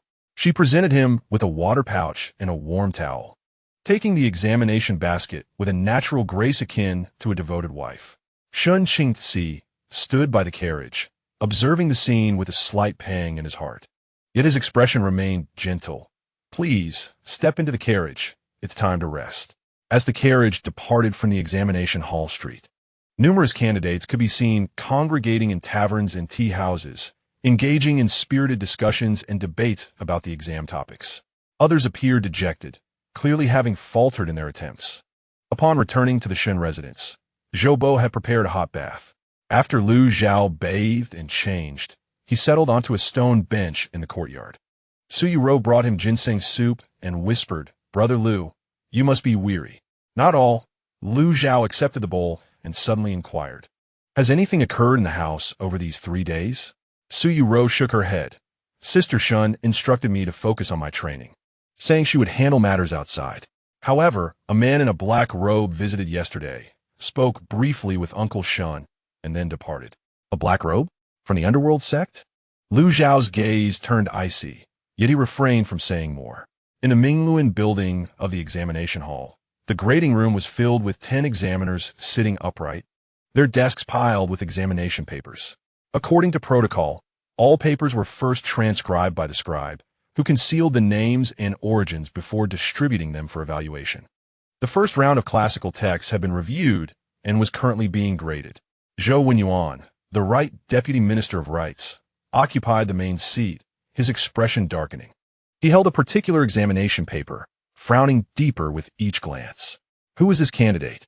How dare he quote from the wild histories in a classical essay? He slammed the paper down on the table. The tale of the Sword Pavilion's ancestor severing the river is not recorded in the official histories. How can it be used as evidence? An elderly Hamlin beside him took the examination paper, glanced at it a few times, and remarked, Lord Zhou, temper your anger. Although this essay references unofficial histories, its reasoning is profound and its literary flair remarkable. Observe this phrase. Humanity resonates with the heavenly principles, compensating for the voids in the celestial realm with human effort, which approaches the wisdom of sages. Yet rules are rules. Zhou Wenyuan gritted his teeth, asserting that the citation was inaccurate and warranted demotion. Lord Zhou, a gentle voice emanated from the doorway. Xiao Jingming entered the grading chamber, hands clasped behind his back, flanked by 2 officials from the Xiankong division. He did not acknowledge Zhou Wenyuan, but proceeded directly to the desk to seize the examination paper. This essay is indeed commendable, he stated slowly. Though the incident at Sword Pavilion has not been recorded in the official annals, it is well known in the martial world. The imperial court's historians should not solely document the court's affairs while neglecting the tales of the rivers and lakes. What do you say, Lord Zhou? Cold sweat beaded on Zhou Wenyuan's forehead. Commander Xiao, this is not in accordance with the rules. Rules are man-made, Xiao Jingming replied, placing the paper down. By the decree of His Majesty, this examination will be judged solely on the quality of the essays, without bias stemming from factional disputes or personal affiliations. He surveyed the assembly of examiners. Gentlemen, do you comprehend this clearly? Hearing the command, the officials bowed in unison. Xiao Jingming then picked up another paper, Lu Zhao's treatise on the salt and iron debate. He read it thoroughly, astonished as brilliance flickered in his eyes. This essay is worthy of being passed down through generations. Zhou Wenyuan leaned in for a closer look, growing increasingly alarmed. The essay not only critiqued current issues, but also proposed practical reform measures, some of which were unheard of yet logically sound. If implemented, as stated at the conclusion, the national treasury could increase by 30%. Suddenly, he He recalled that day on the official road when Lu Zhao had declared, "This does not conform to the rules." At the time, he had deemed the youth arrogant. Now, it seemed the young man truly possessed the audacity to back it up. "Let us continue grading," Xiao Jingming announced as he turned to leave. Upon reaching the door, he halted abruptly and addressed Lord Zhou. "Remember to send a copy of Lu Zhao's poetry and prose to the Xiankong division. I wish to preserve it." Zhou Wenyuan's face paled as he bowed in acquiescence. Once Xiao Jingming departed, the elderly Hamlin whispered, "Lord Zhou, we cannot afford to provoke Lu Zhao." "I am aware," Zhou Wenyuan replied through gritted teeth as he resumed his seat, determined to evaluate according to the rules. Yet, deep down, he recognized that Lu Zhao's 3 works, his treatise, his essays, and his poetry, each merited the highest honors. If this young man truly emerged victorious in the examinations and entered the court as an official, Zhou Wenyuan shivered at the thought, unwilling to entertain it further. In the Shun residence, late at night, Lu Zhao stood in the courtyard, cradling a newly sprouted locust leaf in his palm. The leaf, a vibrant green, shimmered with a faint golden glow along its edges, nourished by the moisture in the air, while the veins pulsed with the essence of wood. Gold generates water, and water nurtures wood. The third element of the 5 elements was beginning to take shape. He lifted his gaze to the night sky, where the stars twinkled intermittently. Chapter 39. Dialogue at the heart of the lake. On the 3rd day, following the conclusion of the imperial examination, the essence of spring intensified. The begonia blossoms in the Shun residence's courtyard had reached their zenith, with pink and white petals cascading in the breeze, creating a delicate layer upon the bluestone pavement. Su Yuro, wielding a broom, attempted to sweep them away, but no sooner had she cleared a patch than the wind scattered more petals upon it. Ultimately, she abandoned her efforts, settling in the corridor to admire the flowers. In her hands was an unfinished garment, a summer outfit she was sewing for Lu Zhao. Crafted from the ice silk gifted by Shun Qingxi just days prior, its touch refreshingly cool. The needle danced between her fingers with practiced grace. Pausing occasionally as she glanced towards the eastern chamber, where Lu Zhao had remained secluded for 2 days. "Yuro," came the gentle voice of Shun Qingxi from the moon gate. Today, she wore a light azure RU skirt, her hair loosely styled and adorned with a single jade hairpin, lending her an extra touch of elegance. "Sister Shun," Su Yuro rose to greet her. Shun Qingxi approached the corridor, casting her eyes upon the garments in Su Yuro's hands, and spoke softly, "Your craftsmanship is truly impressive. Is Mr. Lu still in his room?" "Yes." Su Yuro nodded. "He mentioned he needed a few days of solitude." Just as she spoke, the door to the eastern chamber creaked open. Lu Zhao stepped across the threshold, clad in white, as pure as snow, his complexion appearing more radiant than in the past 2 days, a testament to the nourishing effects of nascent with spirit energy. He held in his palm a newly sprouted willow leaf, its vibrant green glistening with moisture, the edges adorned with faint golden veins. "Brother Lu." Su Yuro's eyes lit up. Lu Zhao nodded and took a seat at the stone table in the courtyard. Su Yuro hurried to the kitchen to bring breakfast, a bowl of light congee accompanied by a plate of freshly steamed osmanthus cake. The pastries were something she had specially learned to make the day before. Though their shape lacked refinement, their fragrance was inviting. "Mr. Lu," Shun Qingxi sat across from him. "The weather is splendid today, and the lotus flowers at Taiping Lake have begun to bloom. Would you care to join me for an outing?" As she spoke, her gaze drifted downwards, a faint blush coloring her ears. Such a bold invitation was a considerable step for someone of her disposition. Lu Zhao raised his gaze to meet hers. Morning light filtered through the branches of the begonia, casting dappled shadows upon her face, while her cool eyes concealed an almost imperceptible glimmer of anticipation. "Very well," he nodded. Shun Qingxi's eyes sparkled with delight. Then at the 3rd watch, "I shall await you at the gate." Taiping Lake, located in the western outskirts of the capital, had been transformed from a former royal garden into a public space for the citizens to enjoy. The expansive lake was adorned with lush lotus leaves. Although it was not yet midsummer, early blooms had already begun to unveil their delicate pink and white buds. Pleasure boats glided across the water, and the sounds of silk and bamboo music mingled with laughter rippling along with the waves. Shen Qingxi rented a small pleasure boat, accommodating only 4 or 5 people. The boatwoman, a woman in her 40s, recognized the guest's distinguished demeanor and wisely positioned herself at the stern to row, leaving the front for the two. The boat gently drifted into the heart of the lake, surrounded by tranquility, with only the sound of water murmuring and the faint scent of lotus lingering in the air. Shen Qingxi had prepared wine and delicacies, a flask of green plum wine, and several exquisite small dishes. As she poured the wine, her movements were graceful, though her fingertips trembled slightly with nerves. "Mr. Liu," she raised her cup, "I toast to you." Liu Zhao accepted the cup and drank deeply, the sweet flavor of the wine mingling with a hint of tartness from the plums. The two sat across from one another, momentarily silent, with only the soft sound of the oars and the gentle lapping of water against the boat. After a while, Shen Qingxi broke the silence, speaking softly. "That day at the Star Observatory, you mentioned that the 9 provinces are like a cage. If that is indeed the case, have you contemplated the future?" Liu Zhao gazed into his cup, where remnants of wine swirled. "We take each step as it comes. And if one day you discover a way to break free from this cage," Shen Qingxi lifted her eyes to meet his, "would you leave? Like Chu Shanhe, attempting to ascend?" "Perhaps," Liu Zhao replied candidly. "My path has never truly been in this realm." Shen Qingxi's fingers tightened around her cup, the liquid within rippling slightly. After a brief silence, she suddenly asked, "Have you ever considered marrying?" The directness of her question took even her by surprise. But since the question was posed, she mustered her courage and gazed directly into Liu Zhao's eyes. Liu Zhao was momentarily taken aback. He turned his gaze towards Shen Qingxi. The woman's cheeks were tinged with a delicate blush, whether from the effects of wine or a sense of shyness was uncertain, yet her eyes sparkled brightly, as if they concealed 2 flickering flames, stubbornly burning within. "A person like me," he spoke slowly, "is not suited for attachments." "Why is that?" Shen Qingxi pressed. "Is it because the path you must tread is fraught with peril? Is it because you fear dragging others down with you? Or do you feel that we mundane women are unworthy of someone as transcendent as yourself?"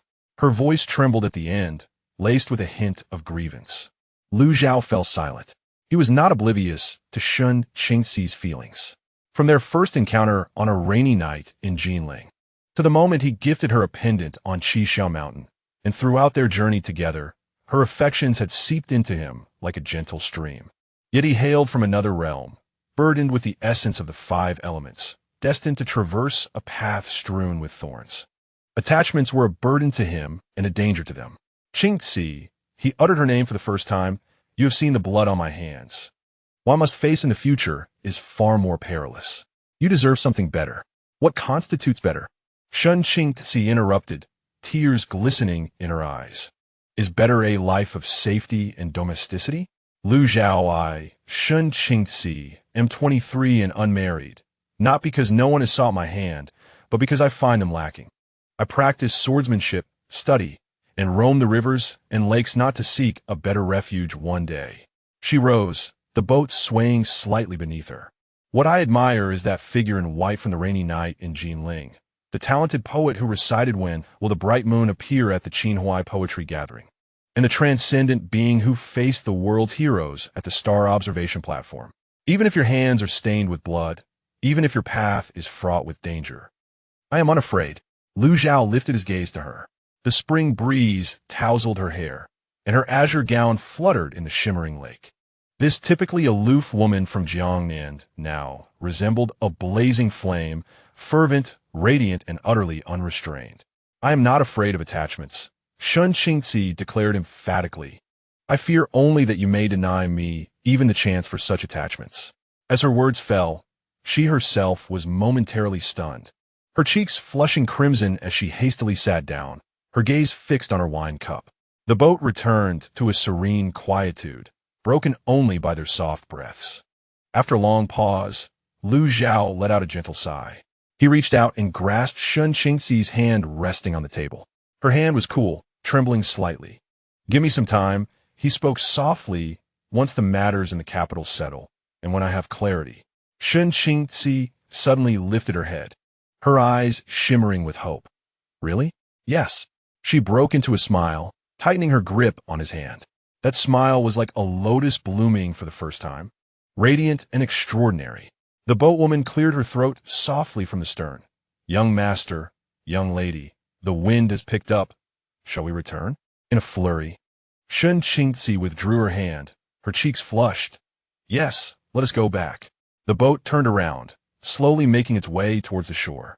By the time they returned to the Shun residence, it was already evening. Su Yu was practicing in the courtyard, and, upon seeing them return, trotted over. Lu Gij. Shinjijia, you're back. Her gaze lingered for a moment on Shun Qingzi's slightly flushed face, a flicker of melancholy crossing her eyes, but she quickly masked it. Yu, Shun Qingzi said softly, is dinner ready? It's ready, kept warm in the kitchen. Sui Wetong responded obediently and turned to Lu Zhao. Brother Lu, while practicing today, I felt a warm flow in my dantian. It seems that my qi sensation is beginning to awaken. Lu Zhao nodded. After dinner, I shall examine it. The three of them shared a meal together. During the dinner, Shun Qingzi's demeanor was gentle, frequently serving Lu Zhao. Sui Wetong silently ate, occasionally stealing glances at the two, taking small bites of her rice. After the meal, Lu Zhao assessed Sui Wetong's progress in the courtyard. The young girl closed her eyes, concentrating as she guided her breath according to his teachings. Lu Zhao lightly tapped her brow, a wisp of vapor permeating her senses. Her meridians had opened to 30%. And indeed, a faint vortex of qi was forming in her dantian. Well done. He rarely offered praise, noting that at this pace, she could reach the first stage of postnatal development in 3 months. Sui Wetong opened her eyes, her gaze brimming with joy. Really? Thank you, Brother Lu. It is your own diligence. Lu Zhao withdrew his hand. Looking into her sparkling eyes, he suddenly asked, Yu Wetong, have you ever contemplated the future? Sui Wetong was taken aback. Lowering her head, I just wish to follow Brother Lu. Whatever you ask of me, I shall do. What if I must go to a perilous place? Then I must go even more. She raised her head, her expression resolute. Though I may be clumsy, I can cook for you, wash your clothes, tidy your room. If you're injured, I can care for you. If you are weary, I can keep you company. Brother Lu, my parents are gone. You are my only family. Her voice faltered, overwhelmed with emotion. Lu Zhao fell silent, reaching out to gently ruffle her hair. This gesture felt more natural and tender than before. Go rest now, he said softly. Sui Wetong wiped her eyes and returned to the west chamber. Lu Zhao stood in the courtyard, gazing at the moonlit garden. The fallen begonia petals carpeted the ground, resembling a layer of crushed snow under the moonlight. He guided the flow of vapor, golden light flickering. And verdant with spiritual energy sprouted from the moisture like tender shoots. This time, he was determined to grow stronger, strong enough to protect all whom he wished to safeguard, strong enough to shatter this prison. As the moonlight deepened, in the east chamber, Shun Qingzi was grooming herself before a mirror, her fingers brushing over the jade hairpin nestled in her locks, a smile gracing her lips. In the west chamber, Sui Wetong embraced an unfinished garment, meticulously stitching it beneath the lamp, her gaze soft. Meanwhile, the figure clad in white stood alone in the courtyard, as if a celestial being descended from the heavens, or a solitary swan reflecting in the moonlight. Chapter 40. Old friends and past affairs. Sui Wetong rose early, drawing well water to wipe down the corridor pillars, a habit cultivated during her time in her family home in Suzhou. Each morning, she would tidy up. As her mother said, it was essential for keeping the home serene. When Lu Zhao stepped out, she was on her tiptoes, reaching for the cobwebs formed beneath the eaves. With the arrival of spring, insects abound, and new webs can be spun overnight. I'll do it. Lu Zhao raised his hand, a wisp of vapor gliding past, causing the cobweb to vanish silently. Not even a speck of dust remaining. Sui Wetong turned to see him wearing a slightly worn moon-white long gown, the fabric ordinary, yet impeccably clean. This was the attire he had brought from Suzhou, seldom worn since arriving in the capital, but today it seemed to have resurfaced. Good morning, Brother Lu. She set down her duster. What would you like for breakfast? There is glutinous rice in the kitchen. I can make porridge. Just something simple. Lu Zhao sat on the stone bench, gazing at the old well in the courtyard, suddenly asking, Yuedong, do you miss home? Suyue ropost, her fingers unconsciously twisting the hem of her garment. Without a second thought, she felt the absence of her family weigh heavily upon her. She approached the edge of the well and sat down, her voice scarcely above a whisper, as if speaking to herself. That year, Suzhou was struck by a great flood, submerging the fields beyond the city. Our food supply was depleted, and my father suggested we seek refuge with my uncle in the north. Upon reaching the borders of Suzhou, we encountered bandits. She hesitated, her eyes glistening with unshed tears. Father hid me in the cellar while he and mother distracted the thieves. I heard mother's anguished cries and father pleading for their mercy, but soon there was silence. I was then captured by the bandits, convinced my fate was sealed. And then, Brother Liu, you arrived.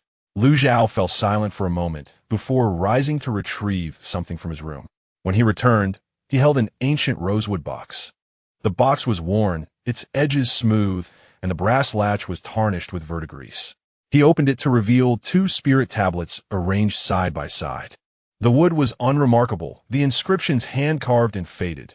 Spirit tablet of the Honorable Lu Gong, Wen Yuan, and Spirit tablet of the Honorable Lu Mu, Chun Shi. Su Yu Rou recognized the box. 3 years prior, Liu Zhao had taken it with him when he went to the family estate to observe mourning. Even when he traveled to the capital for the imperial examinations, this box never left his side. My father was a scholar in Suzhou, dedicating his life to the examinations, yet never achieving the title. Liu Zhao traced the engravings on the spirit tablets, recalling that mother was the daughter of the tailor next door, illiterate yet skilled in her craft. Every piece of clothing I wore as a child was stitched by her hand. His voice remained calm, as though recounting the tale of another. 3 years ago, during the provincial examinations, I achieved the highest honor. On the day the results were announced, my father knelt in the ancestral hall for half the night, proclaiming that the Liu family grave had emitted green smoke. Mother prepared a feast of my favorite dishes. Su Yu Rou remembered that day vividly. The sound of gongs and drums filled Hohot Alley as neighbors came to offer their congratulations. Uncle Liu beamed with joy, while Aunt Liu discreetly wiped away tears, overwhelmed by elation. At just 15, she had hidden among the crowd, watching Liu Zhao ride through the streets on a white horse, clad in white garments, as handsome as a figure from painting. Later, I attended Jinling Academy to further my studies in preparation for the following year's examinations. Liu Zhao closed his eyes momentarily. 3 months later, I received a letter informing me of my parents' passing, my father succumbing to tuberculosis and my mother to grief. Unable to endure beyond half a month. By the time I returned, the mourning hall had already been set up. He observed the mourning period for 3 years, as was customary, but the additional year was a time of uncertainty. After a decade of rigorous study, achieving success should have filled him with ambition, yet suddenly, he found himself devoid of purpose. Once his mourning period concluded, there were no remaining family assets. Liu Zhao took the spirit tablets from the box and placed them upon a stone table. The family's ancestral 12 acres of rice fields had been reduced to 2, having sold 10 acres to gather sufficient funds for his journey to the capital. The remaining 2 acres were entrusted to a family elder for management, with the hope that should he fail the examinations, he would have a place to return to. Su Yu Rou felt a pang of sorrow. She understood the Liu family's modest means. Uncle Liu earned a living as a teacher, his salary meager, while Aunt Liu supplemented their income with needlework. Selling 10 acres of their ancestral land was a desperate gamble. Liu Zhao rose and went to the kitchen to fetch incense candles. Lacking a proper incense burner, he filled a small bowl with rice and inserted 3 sticks of incense. Lighting them, thin tendrils of blue smoke spiraled upward. He bowed 3 times before the spirit tablets. Su Yuedong knelt down as well, respectfully bowing 3 times. During her time in Suzhou, Aunt Liu treated her like her own daughter, often inviting her to their home for meals and teaching her needlework. Although Uncle Liu was stern, he would guide her in reading and writing, emphasizing that knowledge would prevent her from suffering in the future, as education was uncommon for women at that time. Father, mother. Liu Zhao murmured softly as he gazed at the spirit tablet. I have arrived in the capital. The imperial examination has concluded, regardless of success or failure. I have traversed the path you yearn for throughout your lives.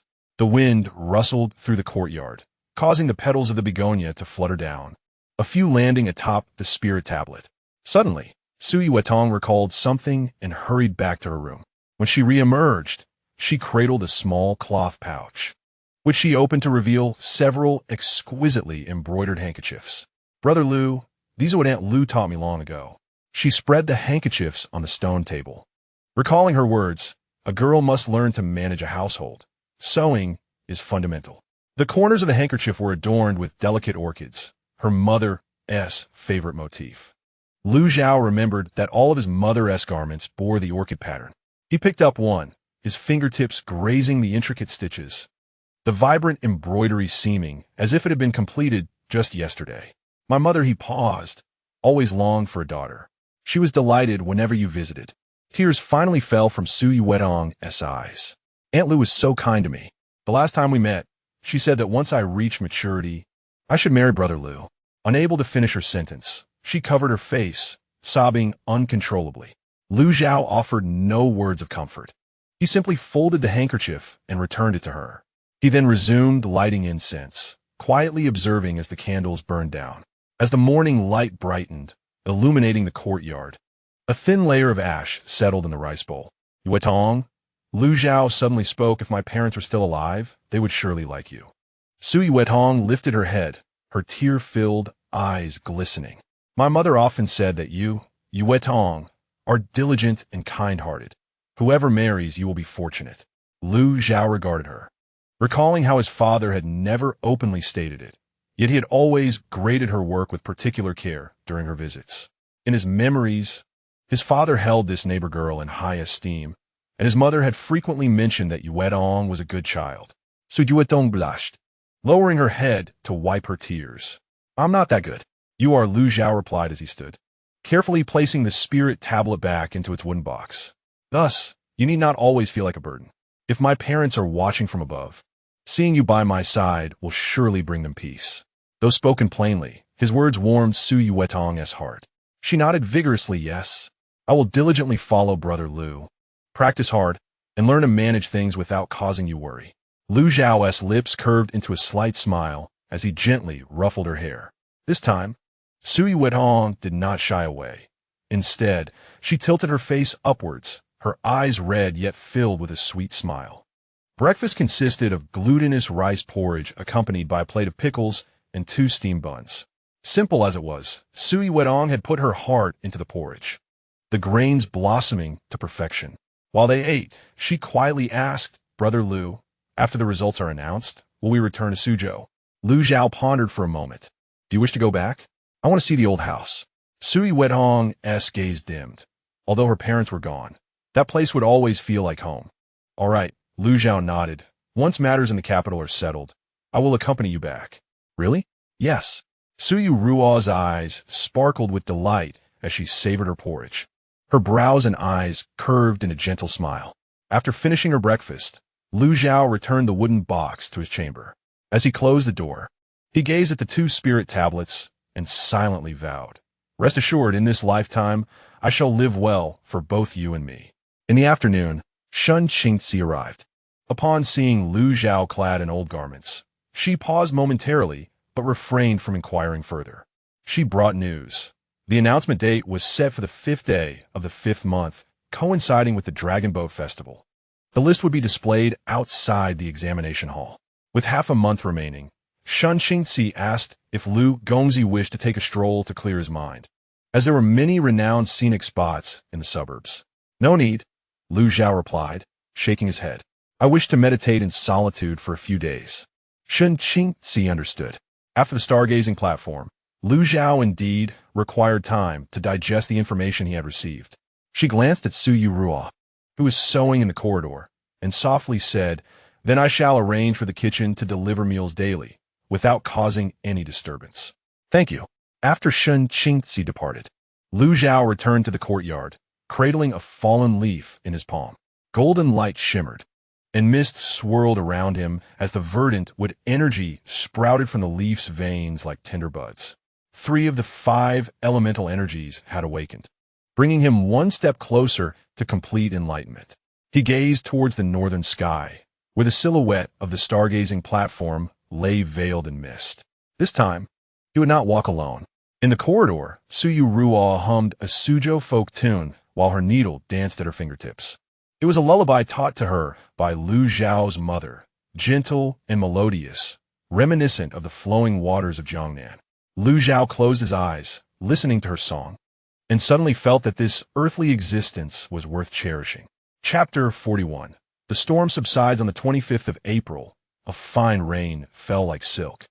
The capital was shrouded in a misty drizzle, the bluestone streets shimmering with water, and passers-by held colorful oiled paper umbrellas, resembling mushrooms blooming in the rain.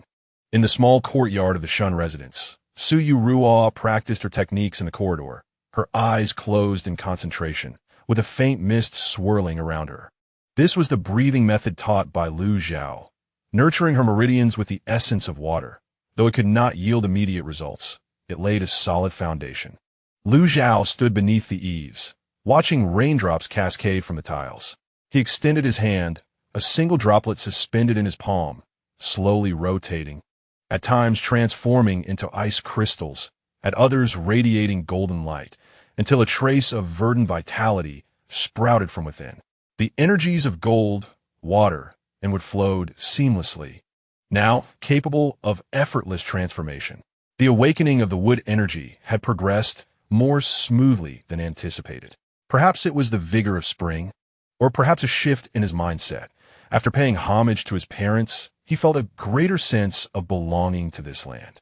The wood element, associated with the East and growth, harmonized with his state of mind, allowing for a natural progression.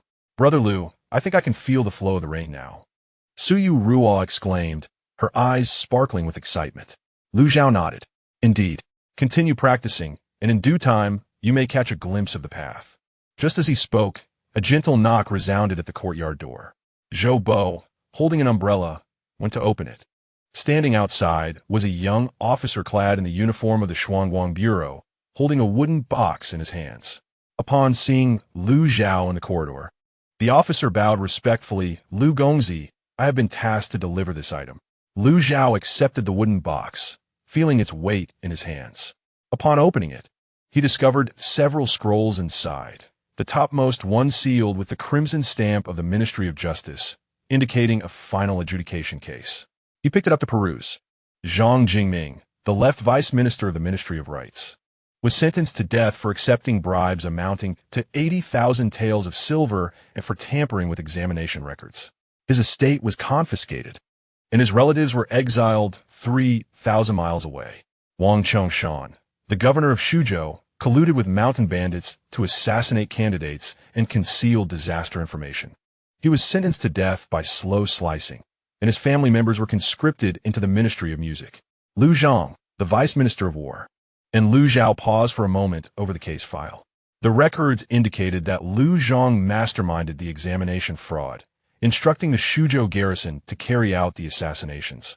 Alongside 17 other grave offenses, including embezzlement of military funds and selling official positions, leading to a verdict of death by execution, exile for 3 clans, and confiscation of his property. At the end of the file, there was a red imperial edict, considering his previous contributions to the state. I grant him a complete corpse and allow his family to commit suicide. This was already an act of leniency beyond the law. Below were several other case files, implicating officials from various regions, ranging from governors to county magistrates, with varying degrees of severity. The breadth of this case was unprecedented in the Yongxing era. The captain whispered. The commander said that His Majesty is furious about this case and has ordered a thorough investigation. The 3 judicial departments have been reviewing the case for 7 days. All evidence of wrongdoing is irrefutable, and no one dares to intervene. The culprits have all been detained and await execution after autumn. Lu Zhao closed the case file. What of Chun Ping? Young Master Chun is currently residing at the guest house of the Shuangguang Bureau under special protection. The commander has already recommended him to His Majesty, regardless of the outcome of this examination. He will be accepted into the Imperial Academy and later serve in the supervisory court. The captain paused. Young Master Chun asked me to convey to young Master Lu, great kindness requires no thanks, and he will certainly repay it in the future. Lu Zhao returned the wooden box, informed Commander Xiao that this matter has been handled appropriately. The captain bowed and withdrew. Su Yuero leaned closer, whispering, "Brother Lu, will those evildoers receive their comeuppance?" "Indeed," Lu Zhao replied, gazing into the rain-soaked courtyard. "The wheels of fate turn, and retribution is inevitable. Yet, such retribution comes rather late. The students from humble backgrounds who perished at the hands of the Black Tiger Gang and the Blue Wolf Gang would never return." During lunch, Shun Qingxi arrived, her demeanor light, bringing news. "Word from the palace is that His Majesty greatly admires your treatise on salt and iron and has ordered the Ministry of Revenue to study its implementation. Furthermore, regarding your poem Spring River, Flower Moon Night, it is said that His Majesty sighed thrice in admiration after reading it." Her eyes sparkled with mirth. "The examination results will be announced on the 5th of May. You will surely be among the honored." "It matters not whether I pass or fail," Lu Zhao replied calmly. "How can it not matter?" Shun Qingxi countered. "If you succeed in the imperial examination, you could enter the court and fulfill your ambitions. Only then can your beneficial policies for the nation and its people be truly realized." Lu Zhao regarded her thoughtfully. "Do you believe I am suited for an official position?" Shun Qingxi hesitated before grasping his meaning. Given Lu Zhao's abilities, indeed, the constraints of courtly life would limit him. Yet, suitability must be tested. She softly said, "Moreover, if you do not seek office, how will you secure your future?" Her inquiry was subtle, yet the meaning was clear. Without titles and accomplishments, one ultimately remains unrecognized. Even with exceptional talent, in this society that values lineage and status, true standing is difficult to attain. Lu Zhao remained silent, merely placing a slice of bamboo shoot into her bowl. "Eat." Shun Qingxi's cheeks flushed slightly as she lowered her head to eat. Nearby, Su Yuero quietly picked at her rice, her gaze flitting between the two. As the rain ceased in the afternoon and the skies cleared, Lu Zhao, for once, ventured outside. Not accompanied by Shun Qingxi, but solely with Su Yuero. After the rain, two figures stroll along the freshly washed streets. Su Yuero resembles a bird released from its cage, curiously glancing around.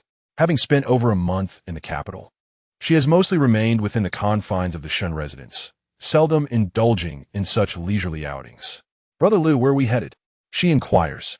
"To purchase some items," Lu Zhao replies, as he steps into a shop selling incense and candles, procuring fine sandalwood incense, gold paper, and silver foil. They then visit a silk store, where he selects a piece of plain brocade. Su Yuero recognizes it as material for sacrificial offerings. "Are you planning to honor uncle and aunt?" she asks. "Indeed." Lu Zhao nods.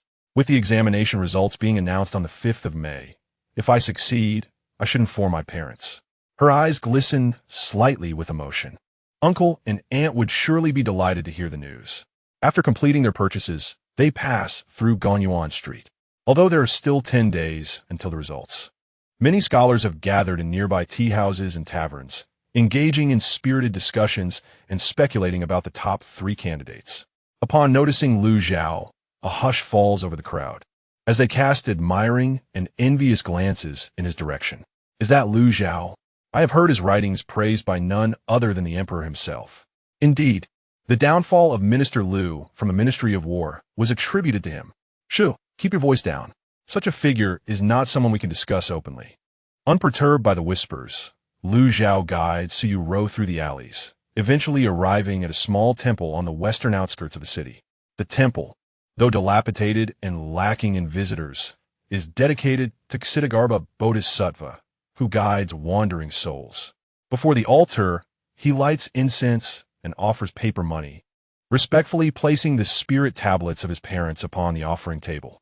Su Yuero kneels beside him, murmuring prayers, beseeching the Bodhisattva to grant uncle and aunt a swift passage to the Pure Land. The incense curls gracefully in the stillness of the temple. Lu Zhao closes his eyes for a moment, silently reflecting. If my dear parents are watching from beyond, they would find solace in witnessing this day. Though I may not be the original Lu Zhao, I have assumed this identity and shall fulfill my responsibilities. The lineage of the Lu family shall endure. Once the rites are completed and the spirit tablets are stored away, They exit the temple, the setting sun casting elongated shadows behind them. On their way back to the residence, Suyu Rose suddenly asks, "Brother Lu, if you were to achieve the highest honor in the examinations, would you ride through the streets on horseback?" Lu Zhao chuckles at the question. "Why do you ask such a thing? I heard that the top scholar is adorned in red, riding a grand steed from the imperial city to the examination hall, while the townsfolk gather to witness." Suyu Rose's eyes sparkle with excitement. "I wish to see you on horseback. You would look splendid. If I succeed, I shall ride for you to see." "Really?" "Indeed." Suyu Rose's laughter brightens her eyes, and her steps become lighter.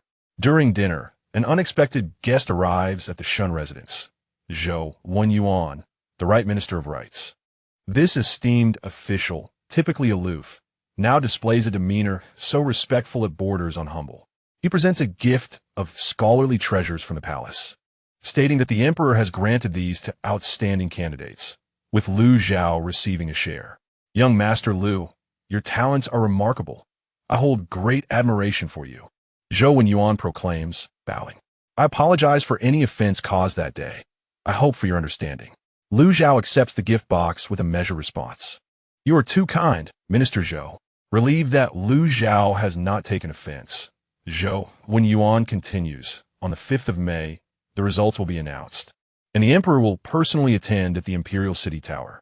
The top scholars must ascend to meet His Majesty. Be prepared, young Master Lu." This advance notice suggests that Lu Zhao is indeed among the top 3 candidates. Shenqing Ci sees him off. Upon returning to the hall, her expression is complex. With Minister Zhou's demeanor, it seems the winds of the court have shifted. "Young Master Lu, do you truly intend to enter the officialdom?"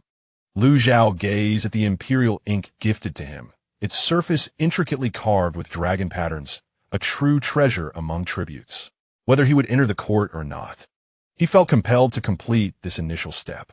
As the night deepened, Lu Zhao meditated in his chamber. The 3 elemental sources flowed within him: metal generating water, water nurturing wood. With the wood element now awakened, the next would be fire. The cycle of the 5 elements persisted, endlessly renewing. He sensed that with each elemental awakening, his perception of this world clarified incrementally. The invisible barrier enveloping the realm of the 9 provinces appeared faintly before him. Should he master all 5 elements, perhaps the entirety of this confinement would become discernible. The sound of the 3rd watch bell echoed from outside, signaling the arrival of the 5th day of the 5th month. Just 9 days remaining. On that day, the list of successful candidates would be unveiled, possibly ushering in a new chapter. He closed his eyes, and the 3 hues of light in his palm swirled before settling into tranquility. Chapter 42. The list of successful candidates on the 5th day of the 5th month. At the end of the hour of the tiger, the long street outside the capital's Tribute Academy was already teeming with people before dawn. Scholars, their families, servants, and curious onlookers filled the thoroughfare to the brim, creating an impassable crowd. Soldiers stationed at the street's entrance raised barriers to maintain order. It could not quell the anxious anticipation in the air. After 10 years of arduous study, this was the moment of reckoning. The carriage of the Shun family halted at the street corner, where Lu Zhao sat inside, eyes closed in contemplation. Suyu Ro nestled beside him, her small hand clutching the hem of her garment. Opposite them, Shenqing Ci rested her hand on the hilt of her sword, her gaze scanning the crowd through the gaps in the carriage curtain, acutely aware of the potential for chaos in such a gathering. "Brother Lu, are you nervous?" Suyu Ro whispered. Lu Zhao opened his eyes.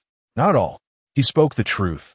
The imperial examination was merely a formality for him. If he succeeded, it would be a splendid addition. If not, it mattered little. However, having promised the parents of his former self to see this journey through, he would indeed follow it to the end. As dawn broke, the vermilion gates of the Tribute Academy slowly swung open. Officials from the Ministry of Rights filed out in succession, led by the Right Vice Minister Zhou Wenyuan, dressed in a scarlet official robe, his demeanor grave, followed by over 10 subordinates carrying scrolls of the yellow list. The crowd instantly stirred with excitement. Silence. Zhou Wenyuan ascended the platform, his voice resonating throughout the long street. In the 17th year of Yongxing, The results of the imperial examination are now announced. Two officials unfurled the yellow list and affixed it to the outer wall of the academy. The list, towering 3 zhang and 5 zhang wide, displayed the names and origins of 300 scholars in bold vermilion characters, arranged from right to left. The crowd surged forward like a tidal wave. I made it. 72nd place. Oh no, I failed again. Make way. I can't see. Cheers, sighs, wails, and clamor mingled together, creating a cacophony. Some fainted on the spot, carried away by others. Some laughed uproariously, appearing almost deranged, while many others pressed against the list, wide-eyed in search of their own names. Chun Ping squeezed through the throng, guarded by a captain from the Xianying division at his side. He was of modest height and could not see even when he stood on tiptoe. Just as anxiety began to overwhelm him, the captain suddenly exclaimed, "Young Master Chun, 7th place?" Chun Ping's entire being trembled as he followed the captain's pointing finger to the 7th line of the yellow list, where his name, Chun Ping, from Lu County in Luzhou, was boldly inscribed. He stared, his eyes suddenly welling with tears.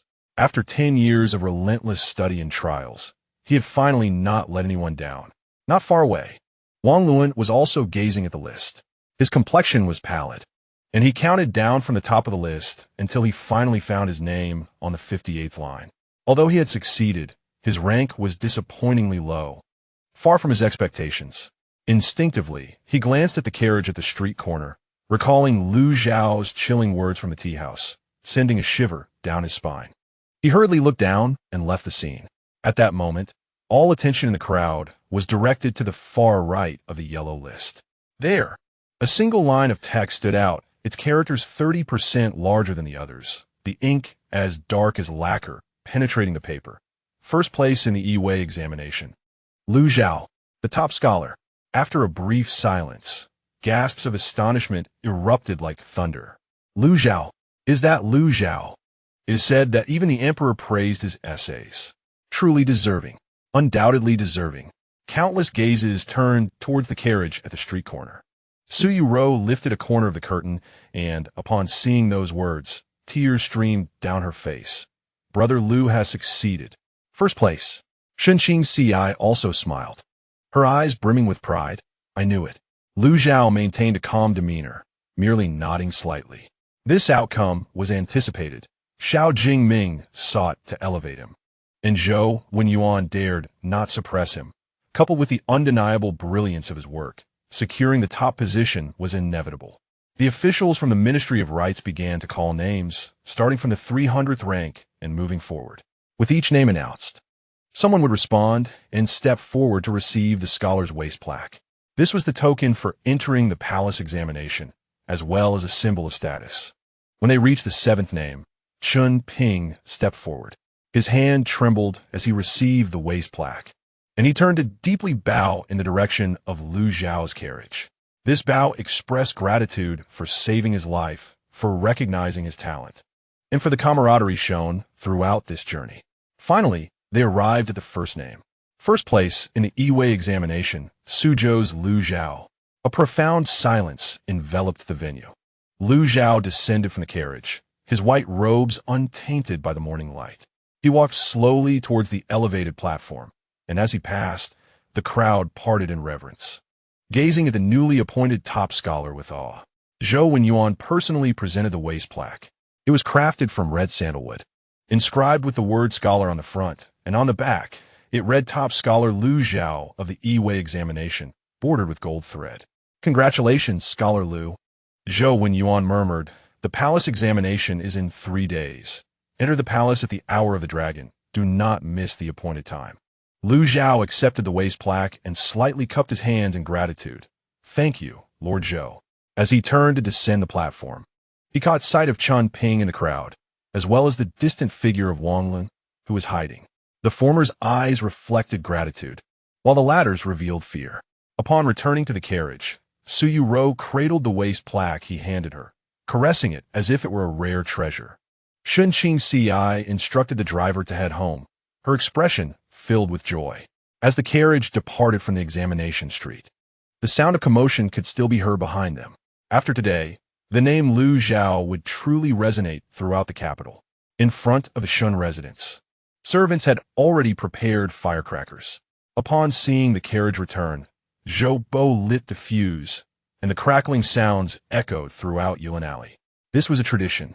When a scholar emerged from the family, especially a top scholar, firecrackers were set off in celebration. Neighbors peered out, and upon learning of the top scholar's achievement, they were all astonished. Those with a mind for networking had prepared congratulatory gifts, ready to pay a visit. However, Lu Zhao instructed Zhou Bo to close the door and refuse guests. With the palace examination in 3 days, he needed to focus on preparation, and he acknowledged their good intentions, suggesting they reconnect after the examination. Upon hearing this, those who sought to ingratiate themselves had no choice but to relent. However, the tributes from the Ministry of Rights, the Chancellor's residence, and even several princely houses were delivered to the doorstep. Lu Zhao instructed Zhou Bo to meticulously record each one and stow them away without alteration. In the afternoon, Xiao Jingming arrived. The commander of the Xianying division rarely donned common attire, resembling an ordinary scholar. He seated himself on a stone bench in the courtyard and addressed Lu Zhao. The examination for the top scholar is merely the beginning. In 3 days, the palace examination will be presided over by His Majesty himself, with unpredictable questions that rely solely on one's impromptu performance. Lu Zhao poured him a cup of tea and inquired, "What counsel do you offer, Commander Xiao?"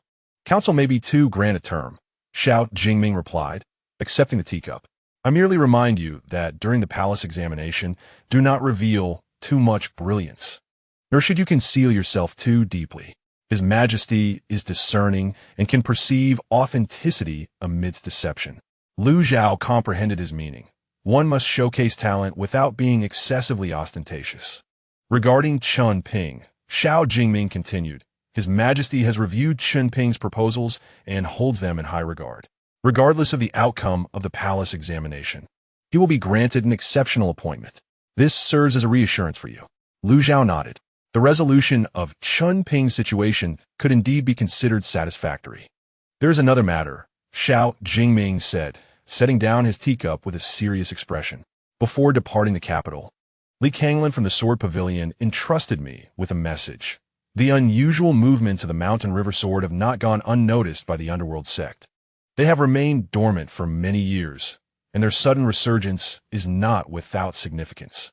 Young Master Lu, you must exercise caution." Lu Zhao recalled the figure in black from that night at the Shun residence, along with the tainted power of the underworld. "Should they dare approach, I shall confront them." Xiao Jingming regarded him intently before rising to take his leave. As he reached the courtyard gate, he suddenly turned back. "Young Master Lu, if one day you discover a method to shatter the confines of the cage, would you take me along?" The question was unexpected, yet Lu Zhao discerned the earnestness within it, a yearning for a glimmer of hope from one who nears the end of their lifespan. "If that day truly comes," Lu Zhao replied slowly, "I will." Xiao Jingming smiled, clasped his hands in farewell, and departed. During dinner, Shen Qingzi made a point to have the kitchen prepare additional dishes. The table was abundant, a celebration of sorts. Su Yuero was as delighted as if she had herself achieved the top scholar, incessantly serving Lu Zhao. "Brother Lu, what will you write for the palace examination?" she inquired. "Strategy essays, with questions posed and answered on the spot." Shen Qingzi interjected on Lu Zhao's behalf. "This is the final hurdle and the most challenging one. His Majesty himself will review the papers and determine the rankings." Su Yuero's expression turned anxious. "Can Brother Lu achieve the top position?" Lu Zhao chuckled softly. "It is not so simple." "You definitely can," Su Yuero declared, clenching her fist. "Your writing is so excellent. Even His Majesty praises it." Shen Qingzi nodded in agreement. "I too believe young Master Lu will surely rank among the top 3. Lu Zhao gazed at the two of them, warmth blossoming in his heart. The feeling of being anticipated and trusted was a rarity he seldom experienced on Earth. Perhaps this was what it meant to be bound to others. After finishing dinner, Su Yuero went to the kitchen to tidy up, while Shen Qingzi accompanied Lu Zhao for a stroll in the courtyard. The moonlight was splendid, casting a silvery frost upon the bluestone slabs. "Young Master Lu," Shen Qingzi spoke softly, "what are your plans after the palace examination?" Lu Zhao looked up at the moon first, I shall return to Suzhou to pay my respects to my parents. Then, I will consider my next steps. I will accompany you, Shun Qingxi said naturally. Lu Zhao turned to look at her. In the moonlight, her profile was soft, her eyes reflecting the lunar glow, clear and bright. Very well, he replied. Shun Qingxi smiled, choosing not to speak further. The two walked side by side in the courtyard, their shadows elongated on the ground, nearly overlapping. As the night deepened, Lu Zhao returned to his chamber. He placed the scholar's waist token on the table, beside the spirit tablets of his parents. Under the flickering candlelight, the rosewood tablet emanated a gentle luster. Father, mother, he murmured softly, I have become the top scholar. In 3 days, the palace examination would take place. If he succeeded in becoming a Jinshi, it would bring honor to the family. The spirit tablets stood silently, as if listening intently. Outside, the sound of the night watch echoed. It was the third watch. Lu Zhao extinguished the candle and sat cross-legged on the bed. The tricolor light swirled in his palms. The essence of gold, water, and was slowly circulating, nourishing his meridians and warming his spirit. He closed his eyes, and his breath gradually deepened. The night passed in silence. Chapter 43. The Palace Examination Audience on the 8th day of the 5th month at the 3rd watch. 300 scholars gathered outside the Chengtian Gate of the Imperial City, arranged according to their ranking from the preceding examination. Lu Zhao stood at the forefront, his white attire fluttering gently in the morning breeze, his demeanor calm and composed. Behind him were those ranked second to 300. Some appeared pale with anxiety. Others feigned composure, while many were caught in a whirlwind of excitement and apprehension. Chen Ping, positioned 7th, took a deep breath and whispered to Lu Zhao, Brother Lu, when you present yourself before the emperor, speak little and observe keenly. Lu Zhao replied nonchalantly. Chen Ping nodded, feeling somewhat reassured. As the hour of the hare struck, the palace gates opened. Officials from the Ministry of Rites guided the scholars through 3 grand palace gates, entering the vast square of the Taiha Hall. The floor was paved with white marble, wide as a training ground, leading to the 9-tiered red dais upon which the Taiha Hall stood, its eaves and brackets soaring majestically. 300 examination desks were already set up before the hall, each equipped with ink, paper, and brushes, and numbered at the corners. The scholars took their seats according to their numbers. Lu Zhao's seat was in the center of the front row, directly facing the red dais. As he sat down, he felt several gazes upon him, some curious, some reverent, and a few harboring concealed hostility. As the hour of the dragon approached, the sound of drums and music resonated. His Majesty has arrived. A eunuch's high-pitched announcement accompanied the emergence of Emperor Yongxing from within the hall. He appeared to be around 50 years old, adorned with a winged crown and clad in a bright yellow dragon robe, his eyes sharp as an eagle's. Following him were Prime Minister Zhang Qian, the Minister of Rites, and a host of court officials. The 300 scholars rose to pay their respects. Lu Zhao slightly bowed, sensing the emperor's gaze linger on him for a moment. Be at ease. Emperor Yongxing's voice was steady. Today, as palace examination will be presided over by me. I hope all of you will showcase your knowledge, not wasting the 10 years of hard study. He approached the imperial desk and took his seat, nodding to the Minister of Rites. The minister unfurled a yellow silk scroll and declared in a clear voice, in the 17th year of Yongxing, the topic for the palace examination is on the military affairs of the 5 nations. Upon hearing this, many scholars' expressions shifted. The military affairs of the 5 nations were a sensitive subject. The Great Xia, Northern Liang, Western Shu, Southern Zhao, and Eastern Yi stood divided, embroiled in perpetual conflict. Yet the court had always been reticent about such matters. Now, with the emperor presenting this topic, was it a test, a selection, or something else? Yet Lu Zhao had already dipped his brush in ink. After a brief contemplation, he understood the underlying significance of the topic. Emperor Yongxing sought not mere theoretical discourse on military strategy, but rather a true understanding of the situation and insight into governance. With a century of conflict among the 5 nations, although the Great Xia was strong, it faced enemies on all sides. How would one break this impasse? His pen moved with the grace of a dragon and snake. The 5 nations stand united, like wolves encircling their prey. The great Xia resides in the fertile heartland, surrounded by adversaries. To the north, the cavalry of northern Liang. To the west, the fierce soldiers of western Shu. To the south, the plague-stricken troops of Nanzhao. And to the east, the naval forces of the eastern Yi. With enemies on all sides, direct confrontation is unfeasible. Thus, wisdom must prevail. The narrative begins by clarifying the situation, then delineates the characteristics of the four nations. Northern Liang boasts heavy cavalry, but suffers from a lack of provisions. Western Shu, known for its valiant populace, grapples with internal instability. Nanzhao excels in mountainous guerrilla warfare, yet has dispersed forces. While the Eastern Yi possess a formidable navy, but are weak on land.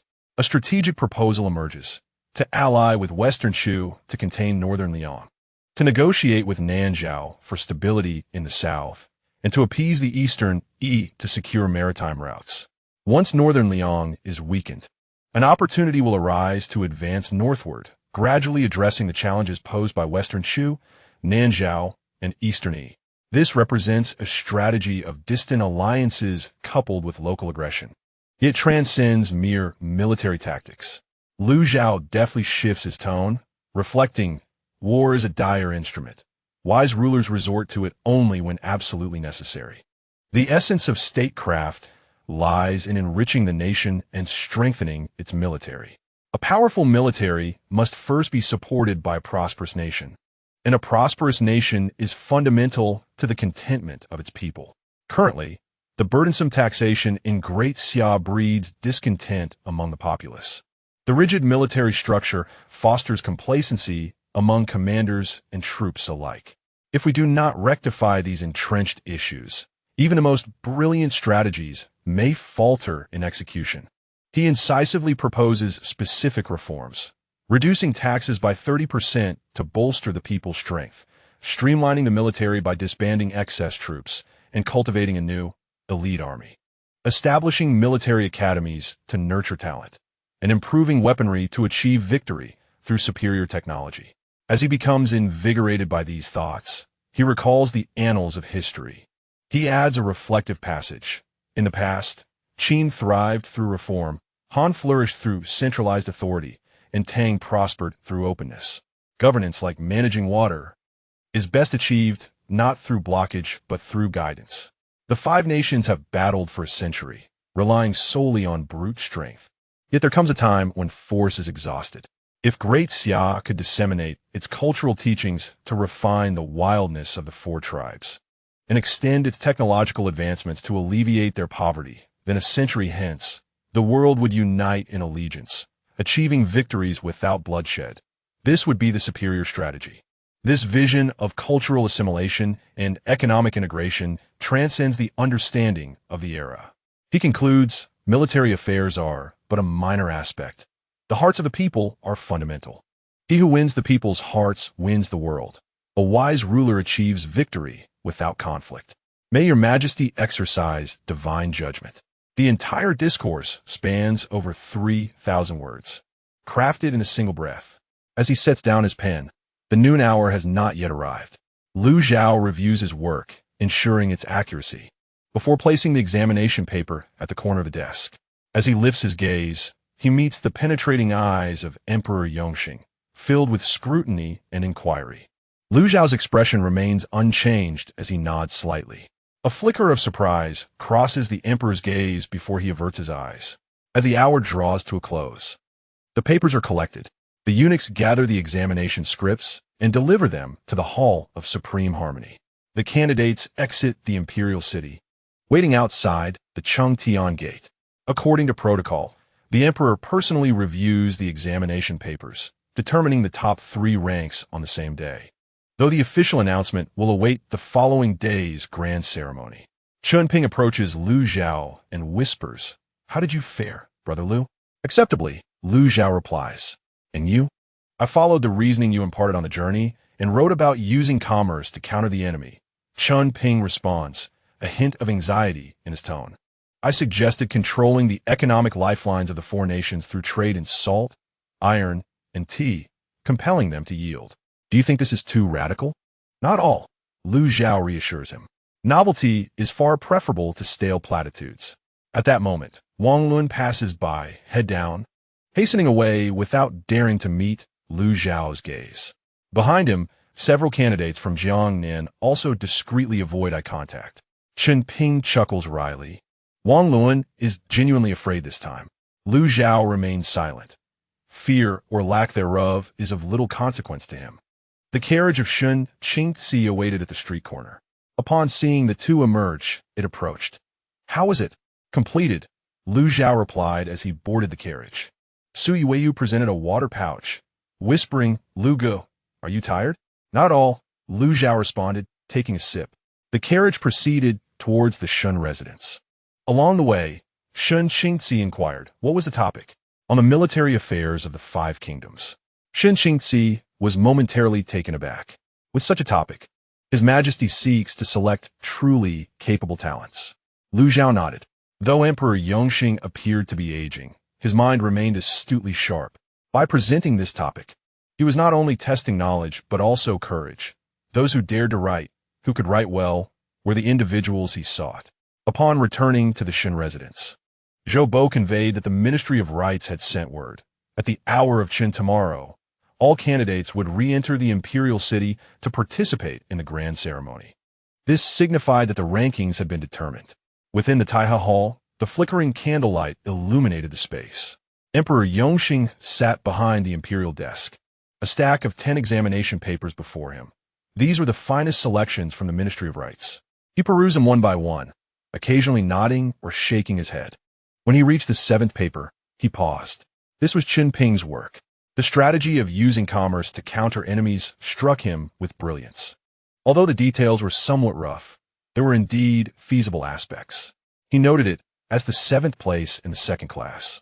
Continuing onward, the 9th paper presented a bold script, its vigor penetrating the very paper.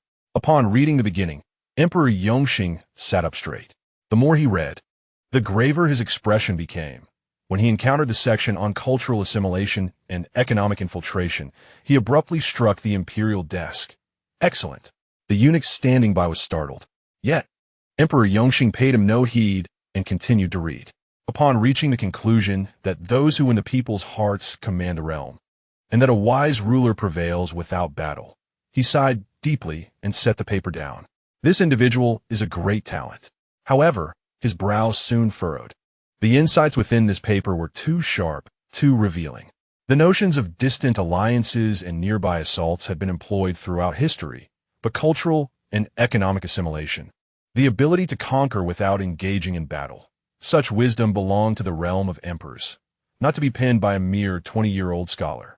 Emperor Yongxing picked up the paper and glanced at the signature. Lu Zhao.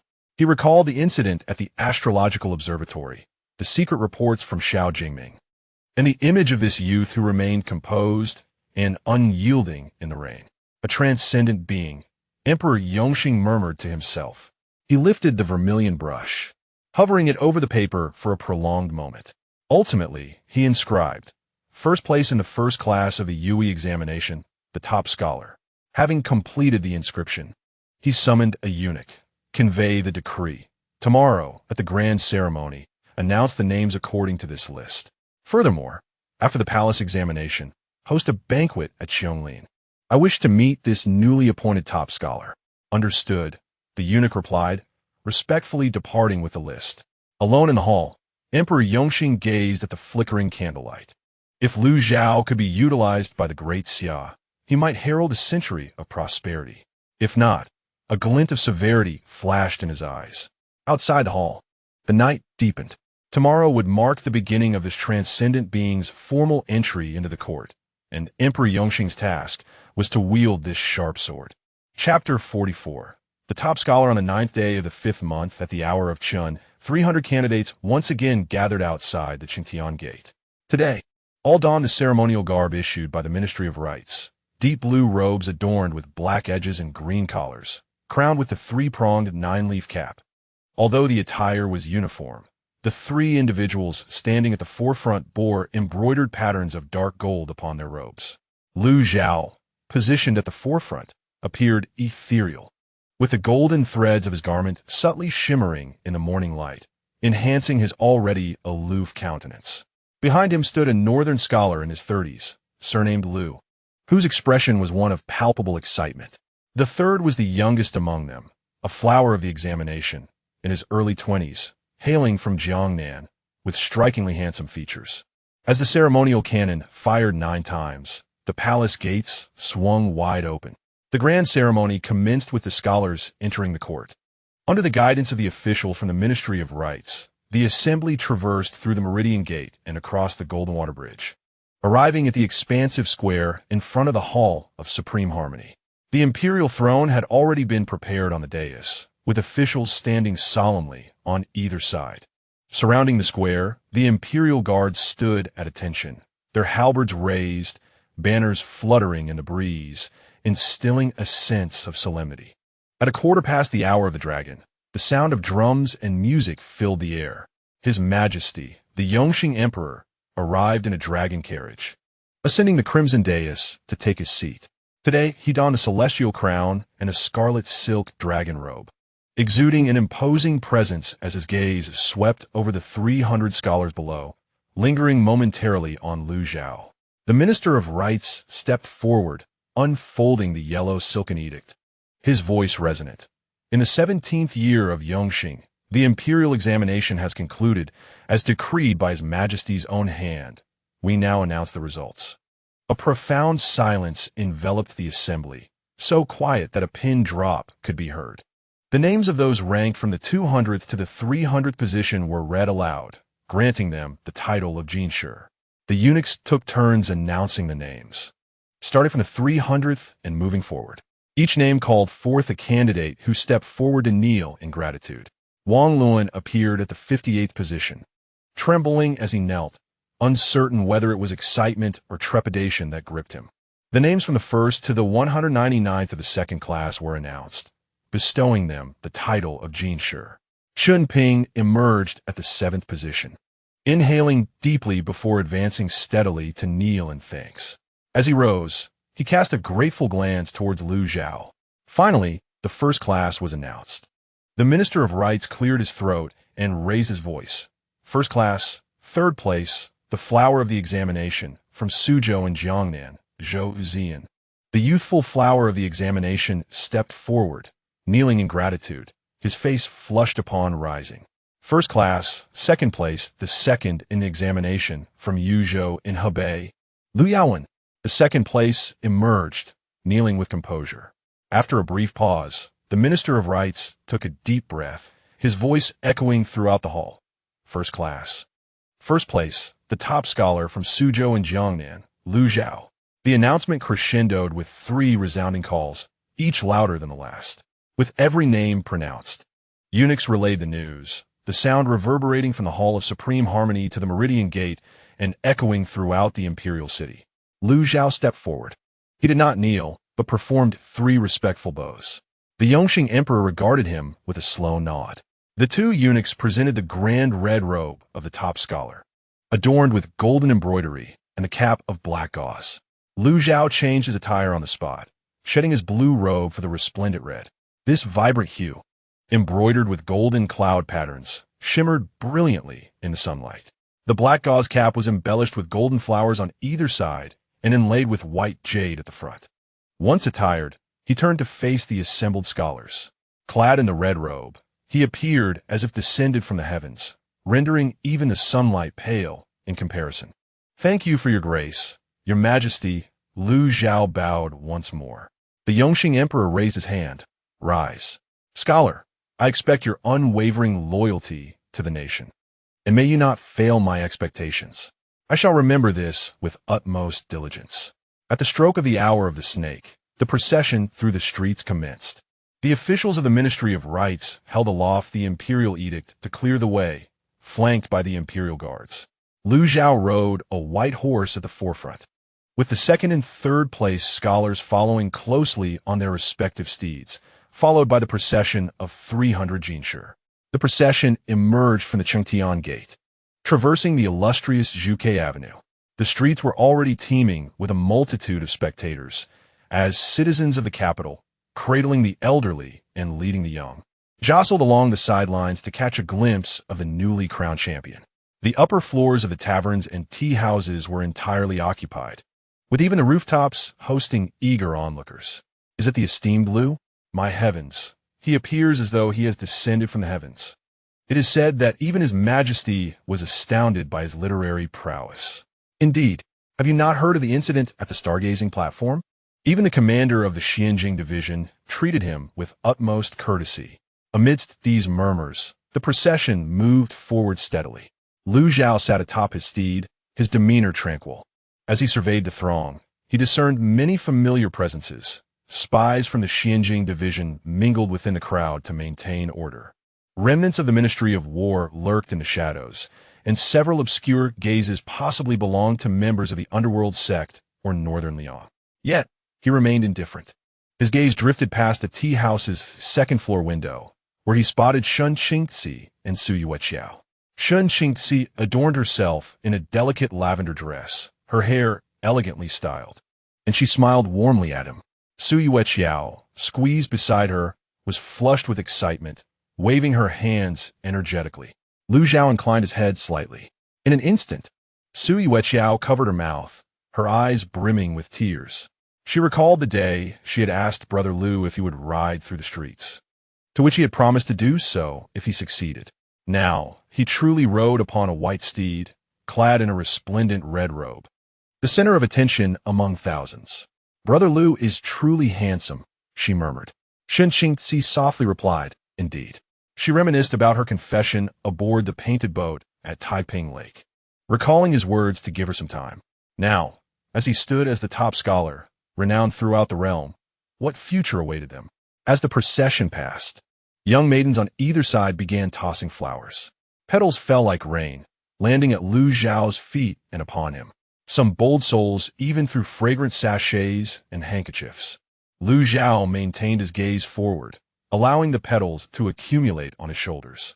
The procession turned onto Chang'an Street, progressing towards the Imperial Examination Hall. The gathering crowd grew ever larger, their cheers resonating like thunder. This was a grand parade, not merely due to the champion's striking appearance, but also because of the legendary aura that surrounded him. Upon reaching the Imperial Examination Hall, Lu Zhao reined in his horse. This was the very site where he had participated in the examinations a month prior.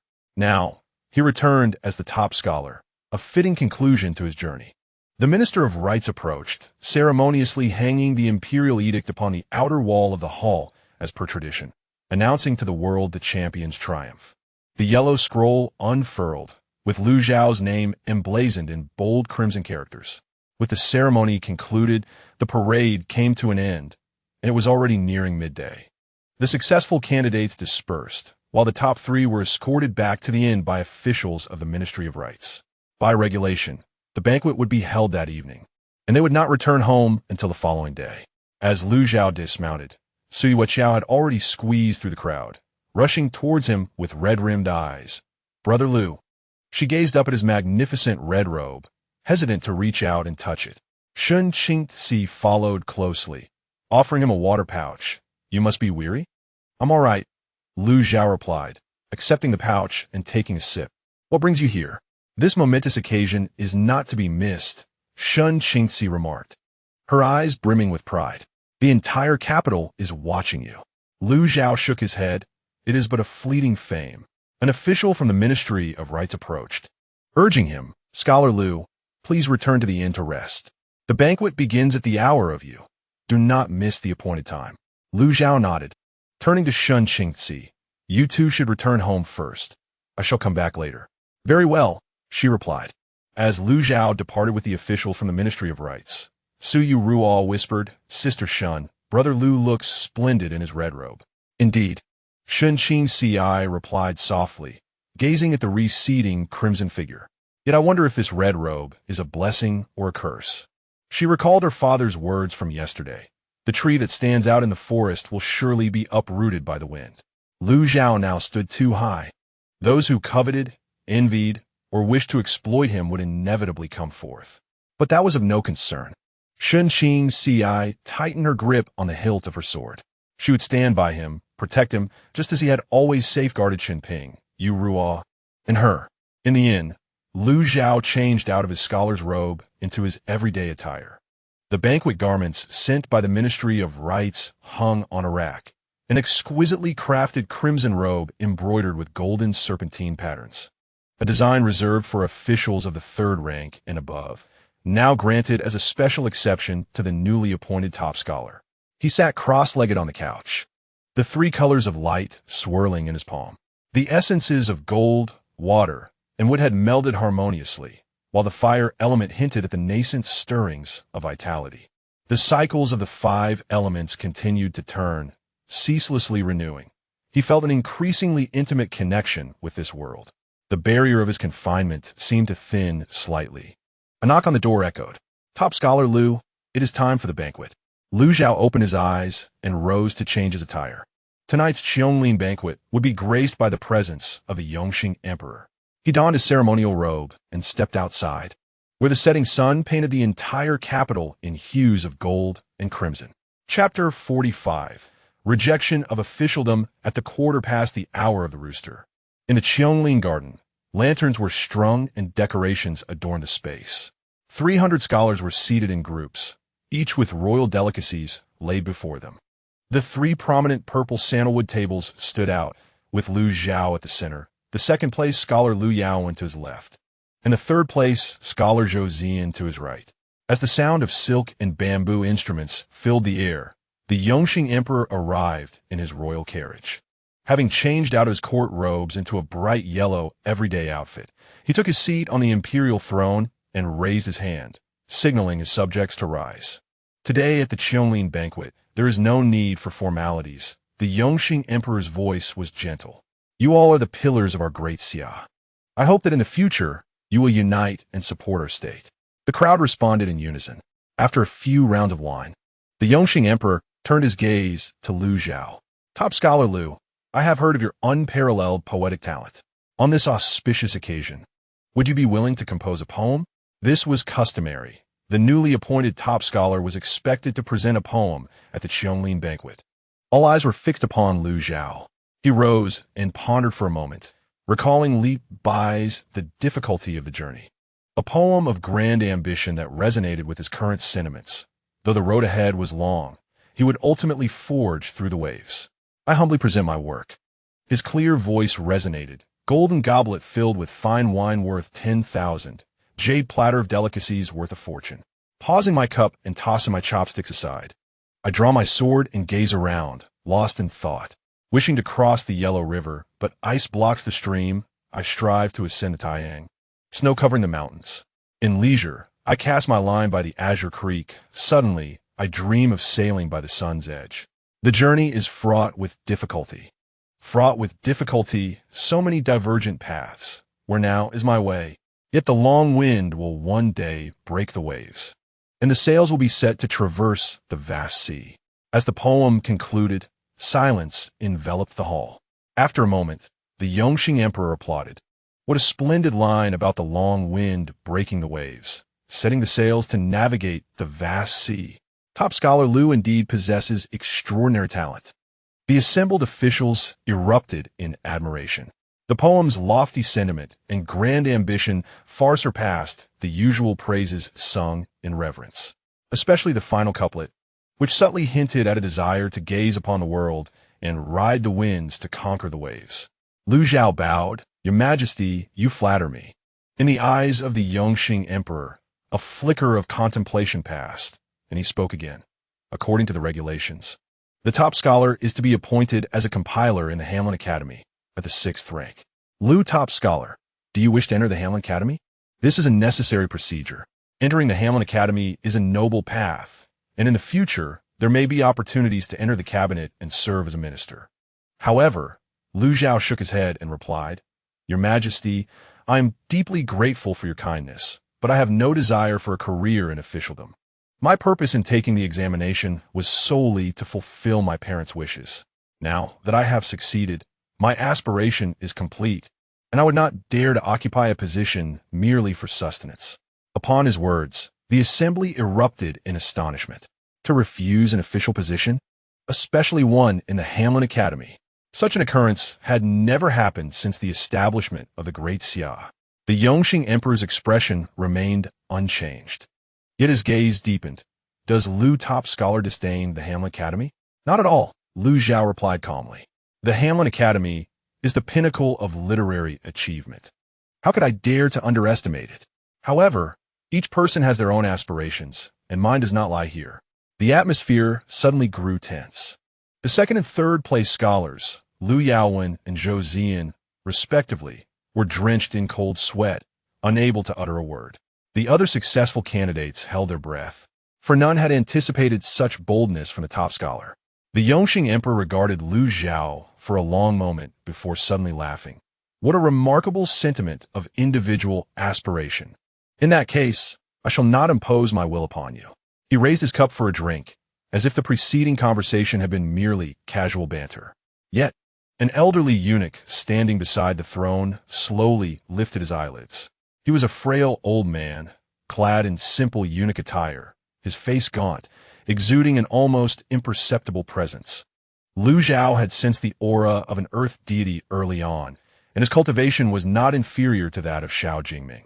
The old eunuch descended the steps of the crimson dais with deliberate grace, approaching Lu Zhao's table to pour him wine. Top scholar, allow this old servant to offer you a cup, he rasped, his voice hoarse and movement slow, yet the hand that extended the cup was as steady as a rock.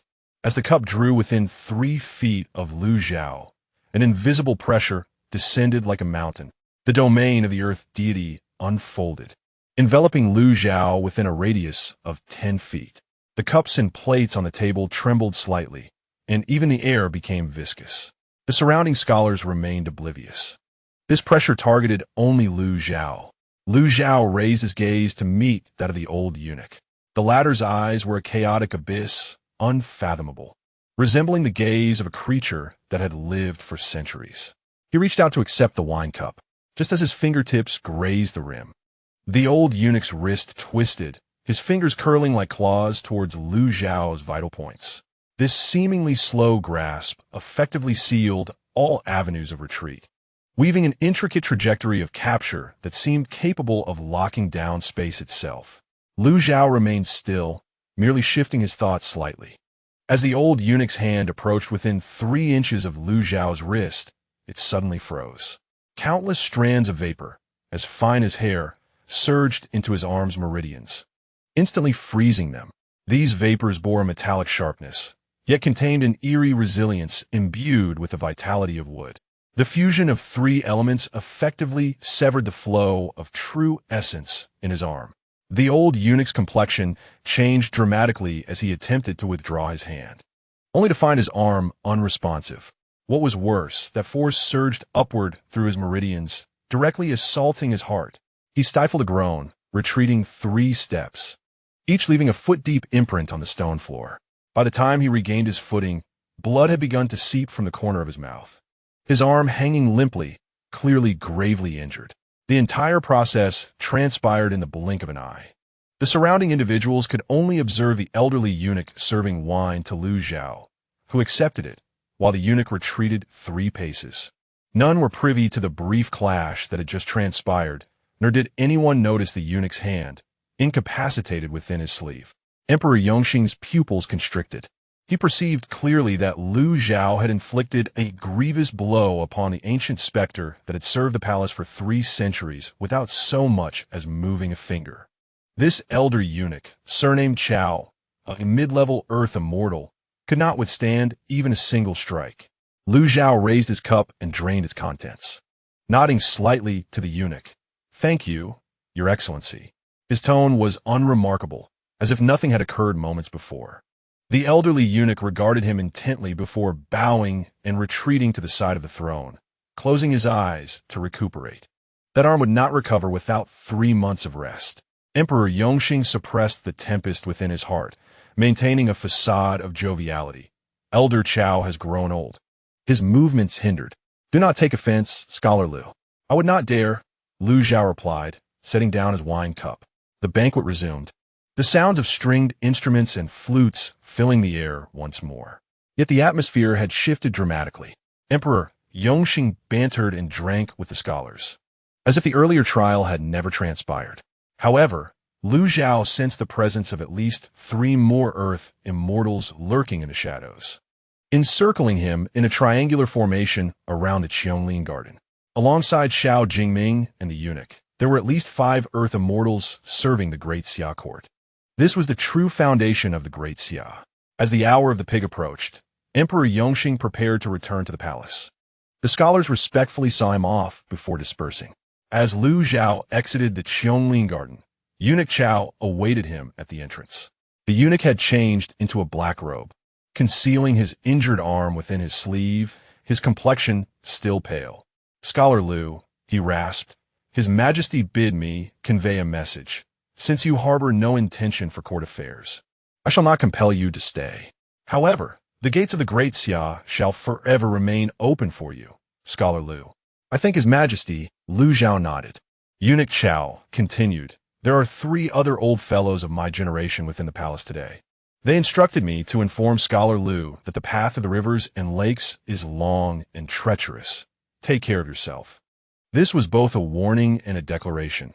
The court would not act against him, but should he threaten the state, the 4 Earth immortals would not remain idle.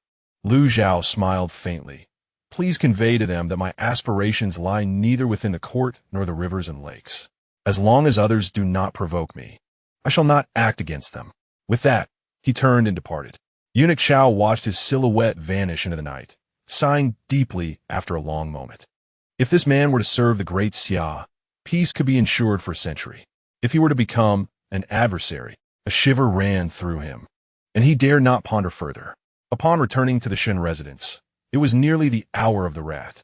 Shun Qingxi and Su Yuero were still awaiting him in the hall. Upon seeing Lu Zhao return, Su Yuero hurried over. "Brother Lu, did anyone trouble you at the banquet?" "No," Lu Zhao replied, glancing at Shun Qingxi. "You two have not yet retired? We waited for you." Shun Qingxi rose. "I heard that His Majesty harbors considerable apprehension towards you." Lu Zhao nodded. "The trial has passed. There are 4 Earth immortals serving within the palace, along with Xiao Jingming. So the court visibly possesses 5.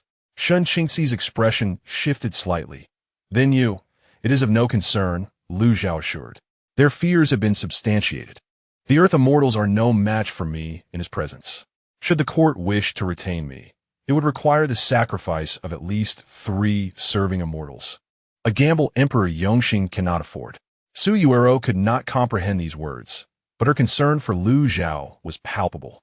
"Brother Lu, if you do not take up an official position, what shall we do in the future?" "Return to Suzhou," Lu Zhao replied. "I shall pay my respects to my parents and then wander about." "I will accompany you," Su Yuero exclaimed ardiently. "Me too," Shun Qingxi murmured softly. Lu Zhao regarded them for a moment before asking, "Do you not regret it? Following me may lead to a life of hardship and peril." "Not in the least," they replied in unison. A faint smile graced Lu Zhao's lips, illuminating the hall with newfound radiance. "Very well." As night deepened, they each retreated to their chambers. Lu Zhao stood at the window, the 3 hues of light swirling in his palm.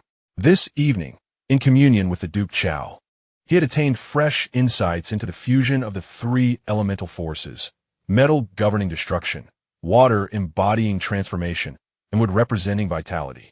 Their harmonious interplay wielded a potency far surpassing that of a singular source. He gazed toward the palace, aware of the ever-prosperous emperor's trepidation and the court's warnings, all of which were expected. Yet this realm is ultimately not dictated by any one individual. The moonlight flowed like water. A night passed in silence. Chapter 46. Dare to slay the top scholar? An utter annihilation, 3 carriages stood before the Shen residence. Zhou Bo directed the servants to load the luggage. Lu Zhao's possessions were few, primarily a box of books, several garments, and a Zeton wood box containing his parents' spirit tablets. Su Yuero's baggage was even simpler, consisting of but a small bundle. Shun Qingxi emerged from the manor, clad in a practical green tunic, a sword hanging at her waist. She instructed Zhou Bo, "Maintain the usual affairs at the manor.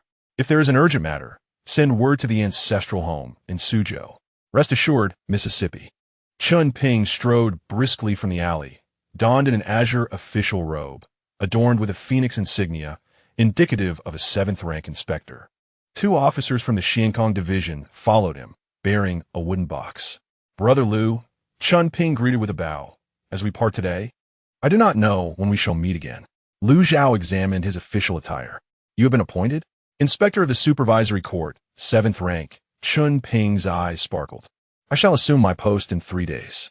"Brother Liu, had it not been for your protection throughout the journey, I would have long been a corpse in the wilderness, let alone achieving today's success." Lu Zhao interjected, "Remember, serve the people and never forget your original intent." Chun Ping nodded solemnly, accepting a wine jug and cups from the officers, filling 2 glasses. "Brother Liu, as you venture into the world, take care." Lu Zhao accepted the cup and drank deeply. "You too." Their cups clinked, producing a clear, resonant sound. At that moment, the sound of hoofbeats echoed from the street. Xiao Jingming approached on horseback, flanked by 2 cavalrymen, reining in before the entrance. Clad in civilian attire rather than the Xiankong division's official garb, he dismounted with agility. "Young Master Liu, on the Emperor's behest, I have come to bid you farewell." Xiao Jingming gestured for the cavalryman to lift a box, which contained 1,000 taels of gold, 5,000 taels of silver, and various medicinal herbs and supplements, a gesture of goodwill from a court. This served as both a bribe and a pacification. The ever-prosperous emperor, unwilling to oppose Lu Zhao, sought to court favor through wealth. Lu Zhao did not decline. "Please convey my thanks to His Majesty." Xiao Jingming stepped closer, lowering his voice. The Tiandao sect departed the capital yesterday, heading south. Their deputy leader, Niahan, witnessed the celestial phenomenon at the stargazing platform and may pose a threat to you. Lu Zhao's expression remained unchanged. "I understand. There is one more matter." Xiao Jingming paused momentarily, noting the recent increased activity of the Yuming sect in Jiangnan, seemingly in search of something. "Young Master Liu, exercise caution upon your return to Suzhou," he advised. Lu Zhao nodded in acknowledgement. With a bow, Xiao Jingming stepped back. Clasping his fists, "The rivers and lakes stretch far. May we meet again." "Until we meet again," echoed Lu Zhao as the caravan set forth. As the carriage exited Yulin Alley, numerous townsfolk gathered along the streets to witness the spectacle. The newly appointed top scholar had declined an official position and left the capital, a novelty unseen in a century. "Is that the scholar Liu? Quite handsome. I heard he refused even the Hanlin Academy and insisted on returning to Suzhou. He must be a celestial descended to the mortal realm, unconcerned with mundane ranks." Amidst the murmurs, the carriage gradually made its way to the southern dock. A small but tidy passenger boat awaited them at the dock. The boat's owner, a lean man in his 50s, hurriedly set up the gangplank upon seeing Lu Zhao and his companions. After loading their luggage, the 3 of them boarded the cabin. The boatman, surnamed Wu, had navigated the Jinghang Canal for 2 decades and was well acquainted with the waterways. He assured them, "Rest easy, Scholar Liu. I will ensure a smooth journey to Suzhou." With the sails raised, the boat departed the shore. The capital city towers gradually receded, ultimately fading from view. Lu Zhao stood at the bow, gazing at the vibrant spring scenery along the canal. This northern journey, from Suzhou to the capital, had been fraught with ambushes, poetry gatherings, and the imperial examination. And now they finally embarked on the return trip. Shun Qingxi approached his side and softly inquired, "Will you miss the capital?" "No," Lu Zhao replied, shaking his head. "It was never my place." "Then where's your place?" Lu Zhao fell silent for a moment. "I do not know. Perhaps it lies on this earth, or in some corner of the 9 provinces, or perhaps it is nowhere at all." Shun Qingxi took his hand, then let us search together. Her hand was warm, the palms calloused from years of sore practice. Lu Zhao looked down at their intertwined hands and did not withdraw. Su Yueyu emerged from the cabin, paused at the sight, and then smiled as she approached. "Brother Liu, Sister Shun, the cabin is ready." She had arranged 2 rooms, the main cabin for Lu Zhao and the adjacent small cabin for herself and Shun Qingxi, a practical arrangement given the boat's limited space. The boat sailed smoothly, flanked by willows swaying gently. At noon, they reached the Tongzhou section. Old Wu anchored the boat and began to prepare a meal. The aroma of simple dishes wafted from the cabin, prepared by Su Yueyu. After lunch, Su Yueyu took a brief rest in the cabin, while Shun Qingzi accompanied Lu Zhao at the bow, enjoying tea. The spring breeze caressed their faces, and the water shimmered. Glancing at Lu Zhao's profile, Shun Qingzi suddenly asked, "Lu Zhao, do you like me?" The question was unexpected, yet her gaze was earnest. Lu Zhao turned to face her. The young woman's cheeks flushed slightly, but her eyes were steadfast, reminiscent of the courage she had displayed on the boat at Taiping Lake. Instead of answering directly, he reached out, gently brushing aside the hair that the wind had tousled. Then, he leaned down and pressed a soft kiss upon her lips, imbued with the scent of tea and the coolness of spring air. She stiffened momentarily, then closed her eyes and wrapped her arms around his waist. The kiss was brief yet tender. As they parted, Shun Qingzi's face was flushed, her eyes glistening with unshed tears. "Does that count as an answer?" she asked, her voice quavering. "It does," he affirmed. Lu Zhao Dao, Qingzi, follow me. Perhaps there will be no tranquil days ahead. I do not mind. Shun Qingzi leaned against his shoulder, declaring that as long as he was present, any place could feel like home. Lu Zhao enveloped her in his embrace. Gazing toward the distant waters, a subtle shift occurring deep within his heart. As twilight approached, the vessel traversed Sangzhou. Suddenly, a dozen swift boats emerged on the water, converging in a fan-like formation. Each boat bore 3 or 4 men wielding gleaming blades, clad in dark attire. At the forefront, an old one-eyed man, Niahan, stood resolutely with his knife, his gaze sharp as an eagle's. The heavenly blade sect. Wu Laoda's face turned ashen with fear. Lu the scholar. Lu Zhao patted his shoulder. "Continue sailing." He strode to the bow, his white garments billowing in the river breeze. Shun Qingzi unsheathed her sword, positioning herself protectively at his side. Su Yuro also emerged from the cabin, her pale face feigning composure. "Lu Zhao," Niahan's voice sliced through the air. "Hand over the secret of the mountain river sword, and I shall spare your life." Lu Zhao regarded him coolly. "The sword is in Shao Jingming's possession. Why seek me instead of him? Stop pretending to be ignorant." A fierce glint flashed in Niahan's single eye. On the stargazing platform, the mountain river sword awakened. "Because of you. You must know the truth of Chu Shan He's ascension. Speak, and the heavenly blade sect shall share with you." "Share?" Lu Zhao chuckled. "Do you believe yourselves worthy?" Enraged, Niahan shouted, "You seek death. Form a formation." The dozen swift boats surged forward, and the swordsmen leaped into action, their blades glinting like snow, weaving a deadly net towards the passenger ship. This was the heavenly blade sect's celestial net blade formation, requiring the cooperation of 36 masters, capable of ensnaring and killing even grandmasters. Unfortunately, they were not facing a grandmaster. Lu Zhao sighed, then raised his hand, making a gripping motion toward the river. "Rise." Suddenly, the entire canal's waters stilled. Then they came alive, countless streams ascending from the surface, converging in the air, crystallizing into a colossal transparent sword stretching 100 feet long. The sword shimmered with fluid reflections, its edges radiating a golden hue, the tip aimed skyward. The giant sword hung above the river, casting shadows across the sun. All swordsmen stood frozen. Even Niahan's eyes widened in terror. "What is this?" Lu Zhao's gaze turned frigid. "Since you have come, you shall remain." With a sweeping motion, he brought the 100-foot water sword crashing down. There was no earth-shattering roar, only the sound of flowing water. Yet wherever the sword passed, the swift boats were cleaved in twain as if made of paper. The swordsmen aboard let out no cries, their bodies enveloped in the golden radiance, reduced to a mist of blood. Niahan let out a wild scream, drawing his sword against the water blade. His blade? The treasure Jianyu of the heavenly blade sect had split mountains before. Yet, the moment his blade met the water sword, it shattered inch by inch. Not even a breath could it endure. The water sword's momentum remained relentless, sweeping over his body. Niahan looked down to see himself sliced cleanly from shoulder to waist. He opened his mouth to speak, but instead coughed up blood, his two halves plunging into the river. The water sword slowly dissipated, reverting to the river's flow. Only shattered planks and floating garments remained on the surface, even the blood washed away by the current. Merely 3 breaths had passed. The 36 masters of the Heavenly Blade sect were utterly annihilated.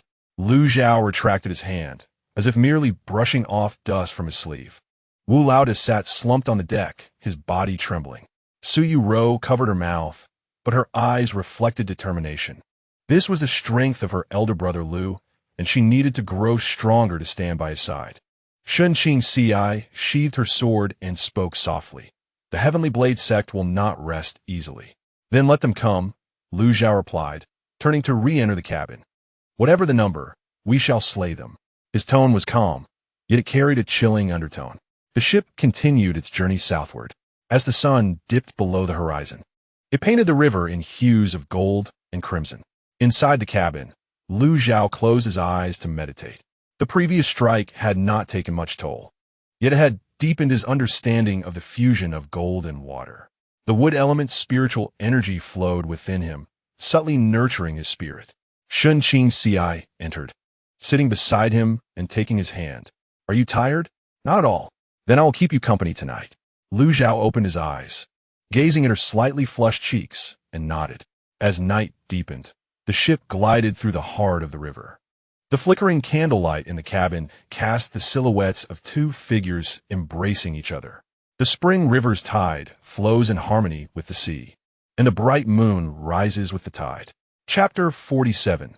Remains of the past. In mid-May, the ship arrived at Shuzhou. As the passenger boat docked at the pier, the sky was overcast, hinting at rain. Wu Laoda secured the ropes and asked Lu Zhao, who had just stepped off the ship, "Young Master Lu, how long will you be staying here?" The old man needs to arrange for supplies. Lu Zhao turned to Su Yu at his side. "Half a day." The young girl was momentarily taken aback, but then she realized that this was Shuzhou, the place where her parents had met their tragic fate. She bit her lip, her eyes instantly welling with tears.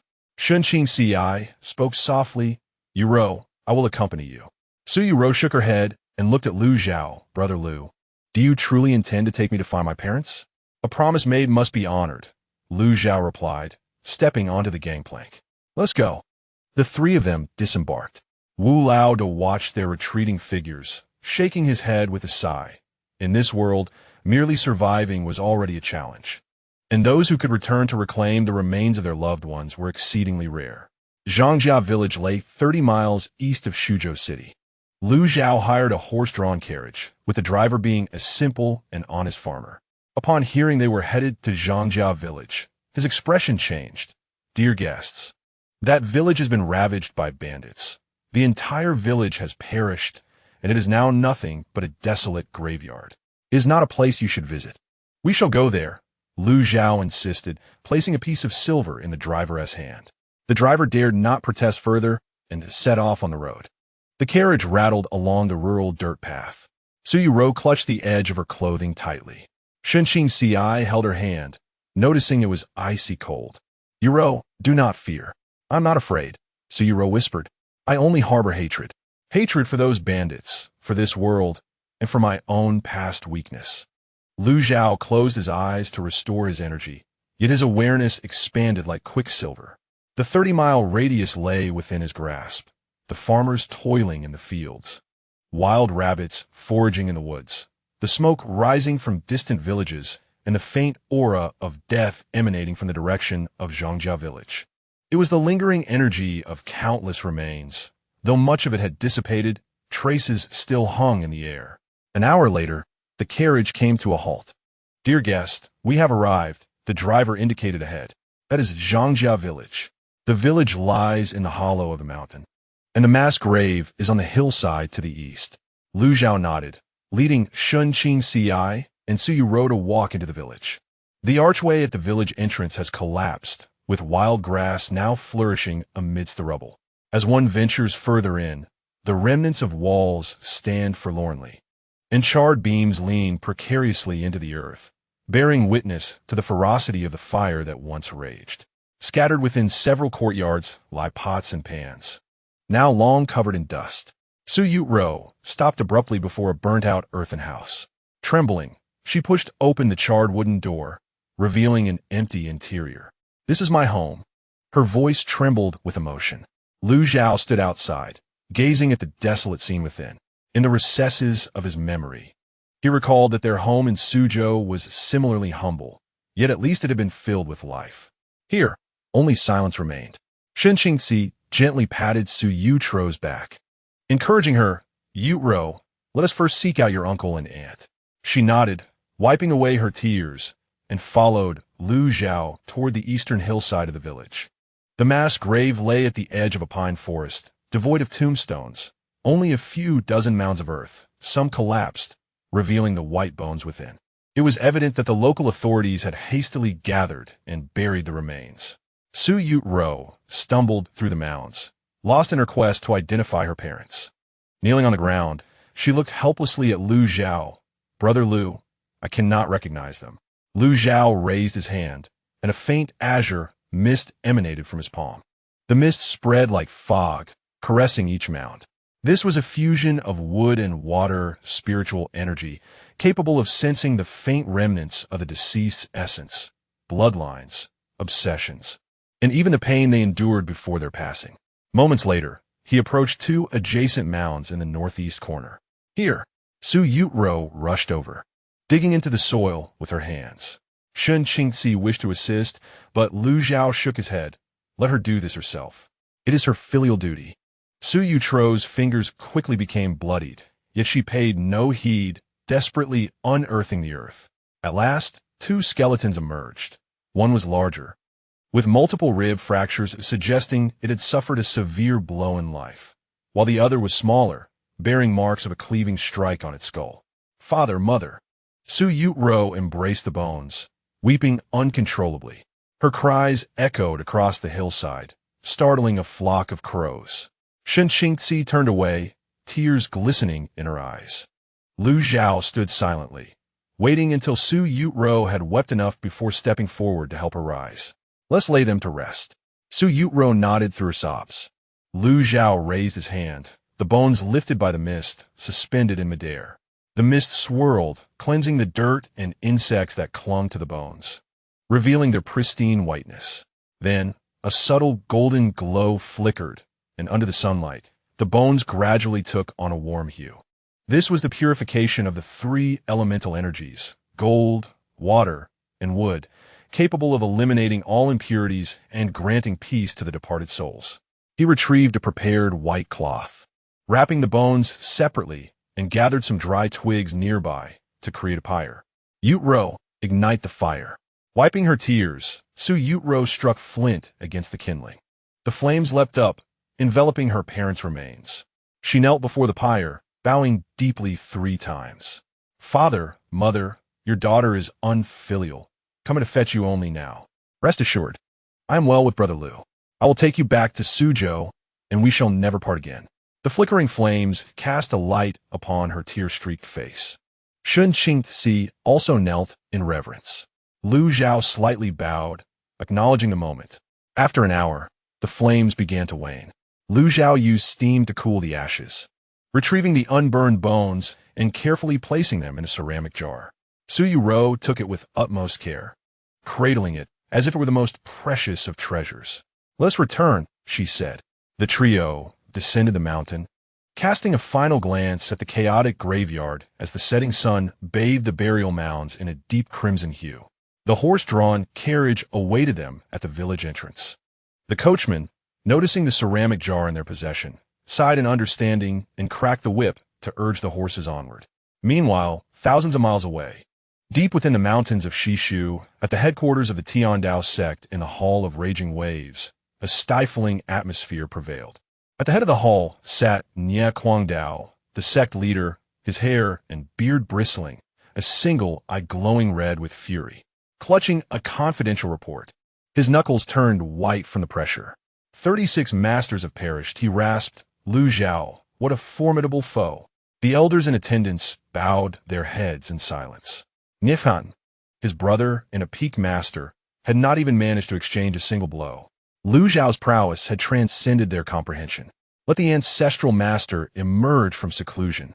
An elder gritted his teeth, asserting that only the ancestral master S-Blade could vanquish this foe. Nie Kuangdao shook his head, The ancestral master is at a critical juncture, striving for the mid-stage of an earthly immortal. To emerge now would render all previous efforts futile. What then? Shall Nya, the vice leader, and the others die in vain? Certainly not. A fierce glint flashed in Nye Kwangdao's eyes. Issue a bounty of 100,000 taels of gold and summon the Blood Robe Tower. Demand they dispatch 10 peak grandmasters. A collective gasp echoed throughout the hall. The Blood Robe Tower, known as the foremost assassin organization in the 9 provinces, was reputed to be capable of eliminating any target. Leader, think carefully. An elder cautioned. The Blood Robe Tower demands exorbitant prices and operates with ruthless efficiency. It is easy to invite a deity, but challenging to send one away. Let them proceed with the kill. Nye Kwangdao slammed his hand on the table, rising in indignation. Nyahan is my brother. The 36 masters are the foundation of the Tiandao sect. If this vengeance goes unpunished, how can the Tiandao sect maintain its standing in the martial world? He retrieved the sect leader's token and tossed it to a trusted aide, commanding, set out immediately for the Blood Robe Tower's headquarters. Inform the master of the tower that should they eliminate Lu Zhao, the reward of 100,000 taels will be theirs, without a single coin spared. The aide accepted the orders and swiftly departed. Nye Kwangdao gazed at the white cloth before him, his single eye bloodshot with rage. Lu Zhao, regardless of whether you are a fallen immortal or a demon, the Blood Robe Tower will ensure you find no resting place in death. At the Shuzhou dock, the passenger ship set sail once more. Suyuero, clutching the urn containing her parents' ashes, sat at the bow, watching the city of Shuzhou recede into the distance. Shen Qingzi remained by her side, offering gentle comfort. In the cabin, Lu Zhao stood, his palm radiating a tricolored glow. His mastery over wood-based spiritual energy had advanced further during the purification of the remains. What embodies life, yet also decay, the cycle of life and death, is but a natural phenomenon. As a vessel sailed southward, the night deepened. Igsochen finally overcome Suyuero, and she fell into a deep slumber, clutching the ceramic jar. Shen Qingzi assisted her back into the cabin, then approached Lu Zhao. The Tiandao sect will not relent. She murmured. Lu Zhao nodded, inviting them to come. Do you have confidence? Lu Zhao turned to her, the lights of the river reflecting in his gaze. Qingzi, there may be those capable of killing me in this world, but they are certainly not among them. His tone was calm, yet imbued with unwavering self-assurance. Shen Qingzi leaned against his shoulder, refraining from further inquiries. The ship glided down the river under the cloak of night, heading towards Suzhou. Chapter 48. Homecoming. A few days later, the ship arrived in Suzhou. The dock was considerably smaller than that of the capital. Yet when the familiar sounds of the soft Wu dialect reached her ears, Su Yuangru could not help but feel her eyes welling with tears. Clutching her parent's urn, she closely followed Lu Zhao. As the trio disembarked, several sharp-eyed dockworkers recognized them. Is that Lu Jiyuan? No, it is Lu Zhuangyuan. The esteemed Lu Zhuangyuan has returned. News spread like wildfire. By the time Lu Zhao and his companions approached the entrance of Osmanthus Alley, the narrow street was already brimming with neighbors. Aunzang, Unklali, and Blacksmith Wang were all familiar figures who had watched Lu Zhao grow up. Zhao Guger has returned. Aunt Zhang wiped her tears. He has succeeded. He has become the Zhuangyuan. Your parents would be so proud. Uncle Li scrutinized Lu Zhao from head to toe, nodding repeatedly. Excellent, excellent. Our Osmanthus Alley has produced a Zhuangyuan. Blacksmith Wang, with the loudest voice, exclaimed, I always said Zhao Guer was clever from a young age. He would surely succeed. Yet you all did not believe me. The neighbors chattered enthusiastically, their warm reception leaving Lu Zhao somewhat overwhelmed. Memories of the original owner surged forth. Though these neighbors were not family, they had supported him in times of need. Aunt Zhang had assisted with his parents' funeral, Uncle Li had covered medical expenses, and Blacksmith Wang had kept vigil for 3 days. He greeted each of them, expressing gratitude. Thank you all for your care over the years. Nonsense. Aunt Zhang grasped his hand. Come home and see. We have been cleaning your house regularly, fearing it would be messy upon your return. Lu Zhao nodded and led Shen Qingzi and Su Yuan grew deeper into the alley. The Lu family residence lay at the end of the lane. a modest three-room tile-roofed house with a small courtyard. The door was slightly ajar, and upon entering, they found the courtyard immaculate, not even a fallen leaf in sight. The windows were clear, the furniture dust-free, the stove polished to a shine, and the water tank filled, clearly indicative of frequent cleaning. Su Yuan stepped into her own family's old house, which was adjacent to the Liu residence. Though uninhabited for some time, a thin layer of dust had settled, yet the structure remained largely intact. Liu Gij, I wish to lay our parents to rest today. Very well.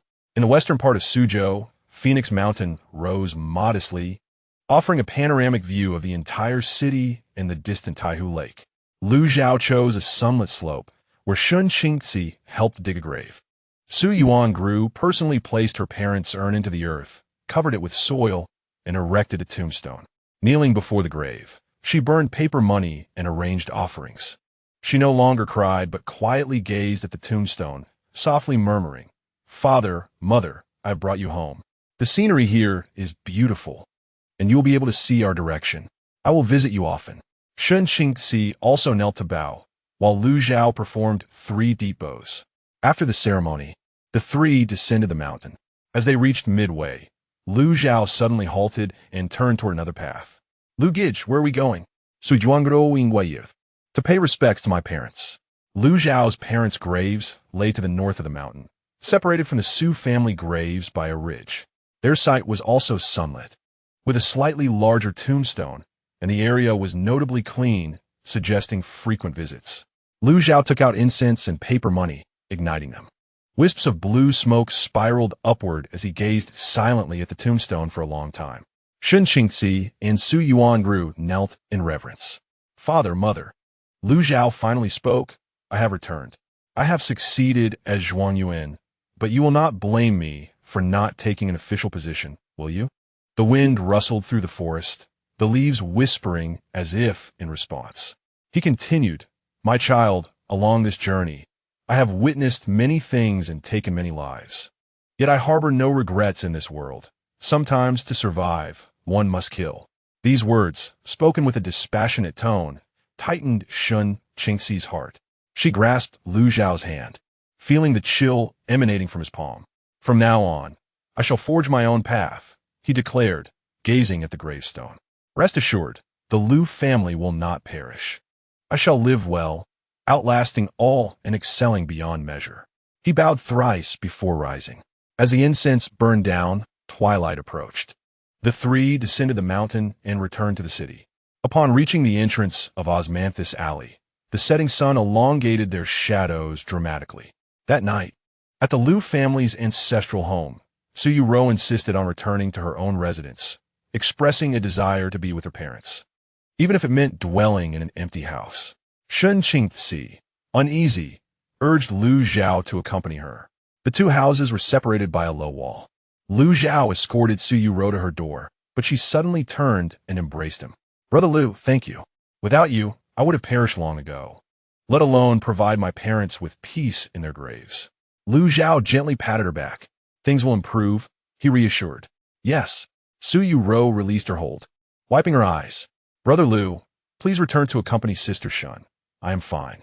Liu Zhao nodded, watching her enter and close the door before scaling the wall back to his own yard.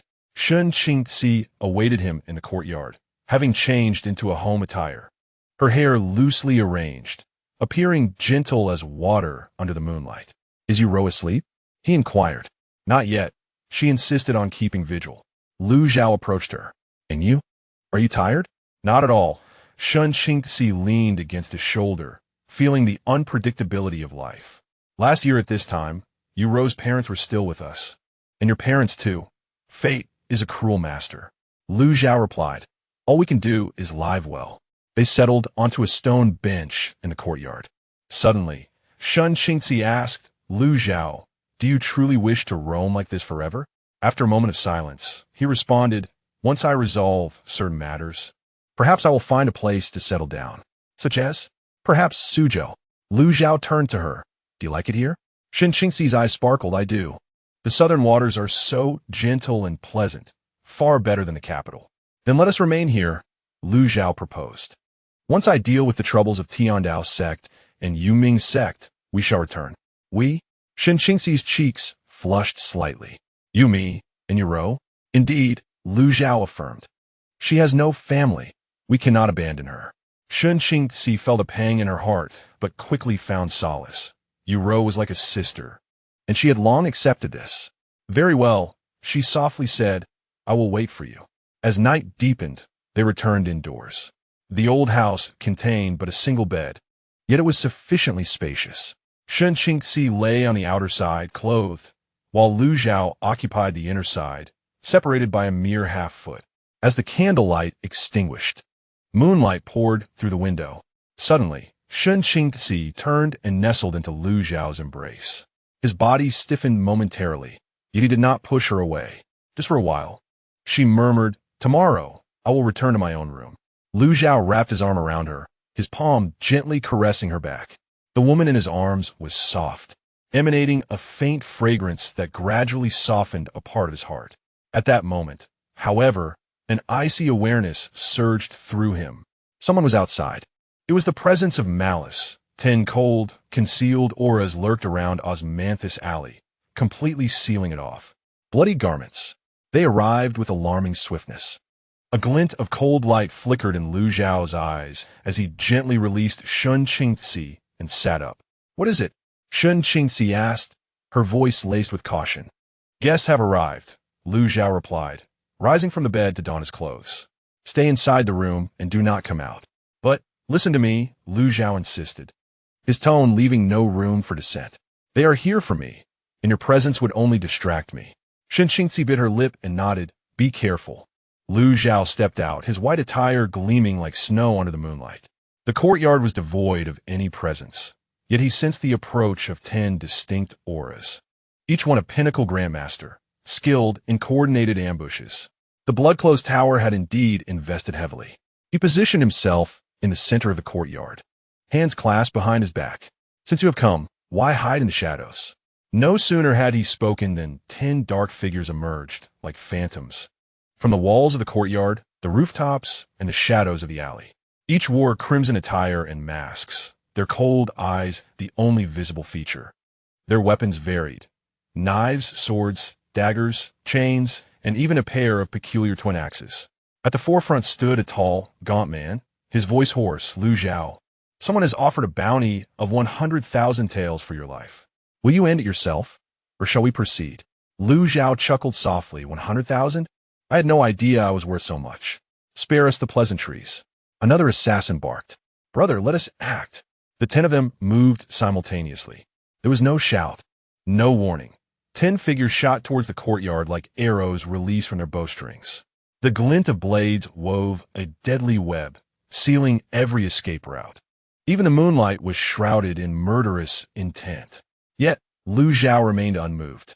He simply raised his right hand, finger splayed.